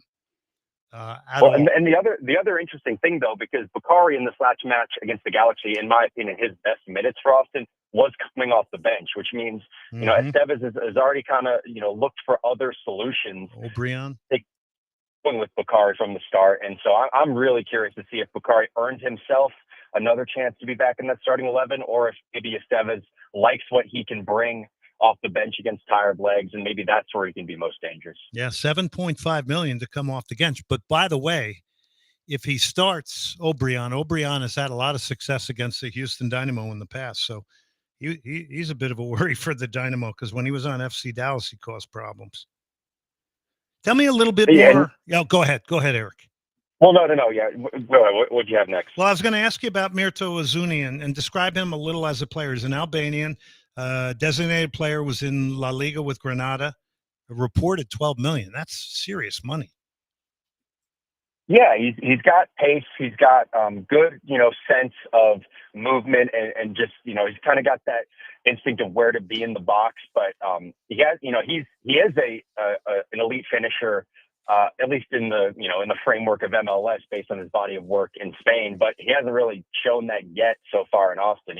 He's had chances that he hasn't converted, not to the kind of obvious degree that Vasquez has kind of struggled so far this year. But Uzuni hasn't certainly. He's got just the one goal, hasn't lit the world on fire. The thing that with Azuni that kind of makes you take notice is just the confidence that he carries himself with. And, that's an interesting thing because you want, obviously, you know this, Glenn, you want players that even when things are struggling are not going to doubt themselves and always believe that the next chance is going to be the one that they put in the back of the net. But, the longer it goes without that happening consistently, then that confidence kind of starts to ring a little hollow. And I don't think we're at that point yet with Uzuni, but it's something that, I really like his personality and his confidence that he brings to the table. He's very Zlatan-esque, he kind of carries himself to that standard. But again, it does matter most, obviously, what you produce on the field. Well, they certainly spent money on him. Looking forward to seeing him play. Again, if you like, is this a guy that can create his own chance off the dribble, that type of player? Based on what we've seen, you watch his tape from Granada, then absolutely and especially if you can get him off on the counterattack, which is where Austin's been most dangerous, then yeah, he's the kind of guy that can go 1 against 2 against a couple of defenders and still find space for himself to get off a deadly shot. But again, it's just not something we've seen yet. Actually for him, only 8 games into his Austin FC career. All right, so Brendan Hines-Ike got sent off in stoppage time. That's a bit of a blow. I'm assuming Julio Cascante will get the nod then in center back? Yeah, that was a weird – we never really got exactly an answer. It was back-to-back and within a minute of each other, yellow cards for poor sportsmanship, I think is what the MLS website attributed it to. And this was late in stoppage time. So Brendan, that's a huge boon to the Houston Dynamo this week, that Austin's going to be without their most consistent, most reliable defender. That credit to Rodolfo Borrell. Nobody had Brendan Hines-Ike on. Nobody MLS wide had Brendan Hines-Ike on their radar, and he's come in on a very good contract and really helped Austin defensively. Been kind of their anchor and has captained the team, with Ilie Sanchez having some medical issue or some injury issues. And Austin being without him, yes, you bring in Julio Cascante, who his last action was against Vancouver and was just looking completely deer in the headlights against Brian White and that team, leading the West, leading MLS right now. So it's a big match for Julio Cascante to regain his confidence. But if you're Houston, you look at that and you thank your lucky stars for whatever Brendan Hines-Ike said to the referee at the end of Austin FC's last match, that he's not going to be out there. All 5 wins have come 1-goal games. So pretty interesting. You're 7 goals for, 8 goals against. You got a negative goal differential yet. Excuse me. Yet you're in second place in the West, and you got a boatload of points here to get the season started. What's the overall feel from Estevez and also Rodolfo Borrell right now? What's your sense with them right now? Right. The sense you always get, and the sense that I get is that what we're trying to be told, and what the Austin FC fan base is being told, is that Austin FC is still a work in progress. It's still a young team. Of course. And some of that is true. I think every coach in MLS has said that at this stage. And 100%. And I'll tell you what, they're not wrong, okay? It can be a work in progress. But it is a work in progress in the sense of the players this group has not been together long enough to get the familiarity to play the best that this group can play.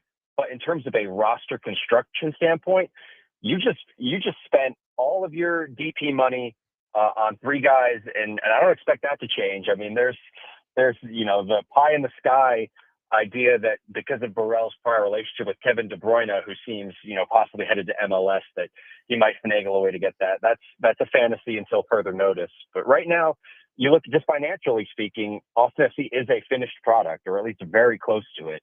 And you're right. They have, if you just look at the standings, it reflects very positively towards that. But just the eye test are still not quite passing that eye test, especially from an offensive goal dangerous perspective. Yeah, and again, I want to remind my listeners, Osman Bukhari came for $7.5 million. Now, this is just reputedly, this is what supposedly was paid for them. I can tell you from speaking, I can tell you that's that's about right. Pretty much right in the ballpark. How about Azuni at $12 million? That right? That I'm just taking, the reports for what they are on those, but yeah. Brandon Vasquez comes from Rayados in Monterrey for $10 million. Yeah, and I do, and those have every chance to prove to be really great, smart signings, and you love to see teams spending big money, even if it does maybe look like an overpay on its surface. You like to see that aggression from these ownership groups, and it comes down to Nico Estevez to figure out how to get these guys in the best positions to show that they are worth. And then of course, obviously with guys like Vasquez, if you get 4 or 5 high quality chances in a match, you got no one to look at but in the mirror.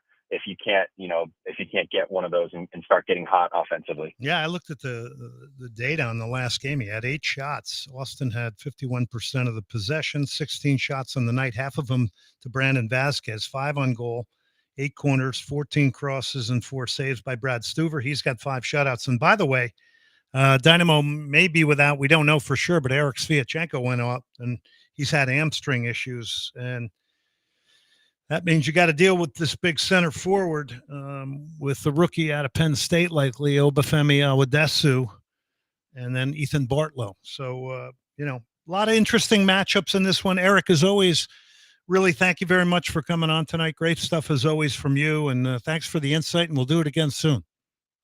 Sounds great, Glenn. Appreciate it as always. All right, catch Eric Goodman. He does the Verde Report for the Austin Chronicle. This is good stuff. I mean, this is as good a writer, I think, covering a team in MLS as you got. Thank you, Eric. So Eric is gone. We're going to come back and start digging into Dynamo. I'm going to do some player evaluations. We're going to have some fun with that. We'll take your phone calls at 713-780-3776. Want to remind you about the Gold Cup final is in Houston. First time ever. We got it here at Energy Stadium, July 6th. Think about that. That could be U.S., Mexico, Panama, Canada could get in there. Better be U.S. in there, that's for sure, if you're Mauricio Pochettino. LSSE.net. If you go there, you can get on the Gold Cup final wait list to be the first to know when the tickets become available, pre-sale. You can secure suites at Energy Stadium. They're a lot of fun. You get a bunch of people in on those luxury private suites, VIP parking options, food selections, personal attendant. You can go all out on that. And if that's Mexico in there, that is going to be packed. Hopefully the U.S. is in there as well. So get the experience that you want at Energy Stadium. CONCACAF Gold Cup Finals headed our way July 6th. LSSE.net. By the way, some of the prelim matches will be held at Shell Energy Stadium. Also, I want to remind you, if you can get over and get your team in, get into the Inland Sand Soccer Tour. It's coming up May 10th, Third Coast Sand Complex, 5652 Forney. 4v4 beach soccer. Use the promo code Soccer Matters and get over to inlandsandsoccer.com. Get in the game there. And also, before we hit the break, a big thank you to lamontbrands.com for our Soccer Matters t-shirts and hats. We'll come back. Let's talk some Houston Dynamo. Final segment. 2 tickets right now. Caller number 4 for the Dynamo Austin FC, and caller number 5, you get a pair to the Houston Dash.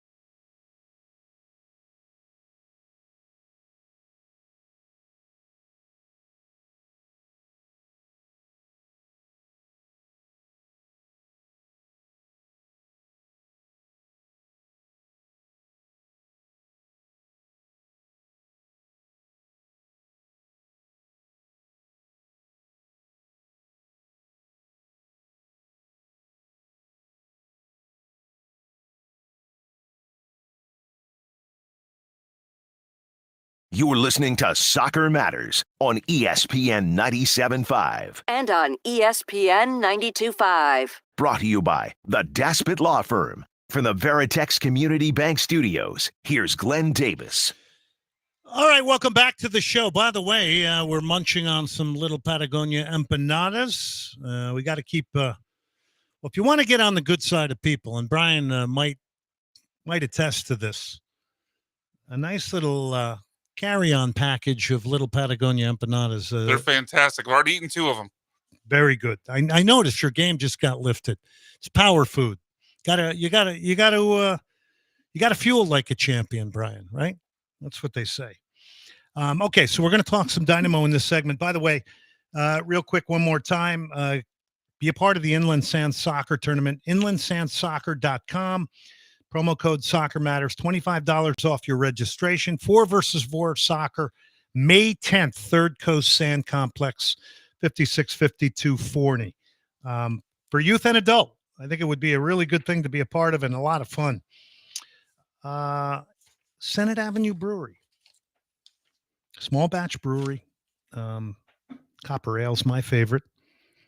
Open 7 days of the week. It's up 290 Senate Avenue exit right near the Beltway. Upscale American food kitchen. Specials on Thursdays and Fridays. Award-winning beer. This beer is produced in this tap room, and that's the only place you get it. So this is fresh. They're always making beer in the mornings. It's great. 7 big screen TVs are showing a lot of games. It's a wonderful, wonderful place to go. Dog-friendly, family-friendly, but a soccer place as well. And it's going to be a great place to watch the World Cup, but it's going to be a great place, as many people know already, for the Dynamo. And every second Tuesday of the month, we will be out there, and we will be doing live radio. We had Griffin Dorsey out there the last time. That was a lot of fun, and we appreciate Griffin coming, and we're expecting to have Dynamo players at every single event we do. All right, 713-780-3776 is the number. 713-780-3776 is the number. Let's get some Dynamo talk going. In fact, you know what? To get people stirred up here, let's give another pair of tickets away, Brian, if we can. Is that all right with you? Let's do it. Of course. All right, caller number 3 right now. You get a pair of tickets to the Texas Derby match between the Houston Dynamo, Austin FC. It's at Shell Energy Stadium this Saturday night. Caller number 3 at 713-780-3776. 713-780-3776. Okay, so there you go. All right, so let's do a little review on the Dynamo-Colorado game. And I'll also take your thoughts on it. I saw a lot of it on social media. Would love to hear a few people call in. First multi-goal game for the Houston Dynamo. First time all year the Dynamo have scored 2 goals. And basically it came in the last minute of stoppage time. They opened it up with a goal from Amin Bassi in the 42nd. 58th, Mihailovic from the penalty spot took advantage of over-aggressive, a little bit naive defending from Obafemi Awadesu, who was taking his opportunity as a young center back quite well. But this time he got caught. So now it's 1-1. Navarro comes late in 77, makes it 2-1. Colorado takes it all the way to stoppage time, and lo and behold, we get on Andre Linger, the new Czech Republic designated player, and Andre comes on, and the Dynamo with McGlynn hitting the head at the far post, just beyond it, of Franco Escobar. He drives a header across the face of goal. It's a spectacular goal. Just spectacular. 7 shots on goal for the Dynamo. First multi-goal game. It's positive. I think they were fortunate to get a draw, quite frankly, and people would position this differently. That said, great fighting spirit to the end to get it done. Ben Olsen's throwing on all his attacking talent to try to get a point out of this game. Self-inflicted mistakes. Now, I had some people on social media going, this was a great game, perfect game, and I got no complaints. So we're happy with draws? Is that really it now? I mean, are we conditioned to think a draw is a great thing now? You can't keep drawing games. You got to start winning games. Austin FC's already won 5 games. These singular point games, you got to start winning games. And I think the Dynamo are hoping that's going to happen now. Now, the late equalizer, yes, it left the stadium on a high. It was very dramatic. And, of course, it was even more dramatic because it was a designated player, Andre Linger, who got the goal. Spectacular. Contorts himself, puts it past Zach Steffen. You got a debut from Jonathan Bond in goal. I know a lot of people were upset because Blake Gillingham had done very well with his opportunity. Absolutely. He made key plays in the first half, Bond. But this is experience over Blake Gillingham, who doesn't lose the starting job, by the way. But in the eyes of the Dynamo staff and Ben Olsen, this is an upgrade. They're not going to say that. That's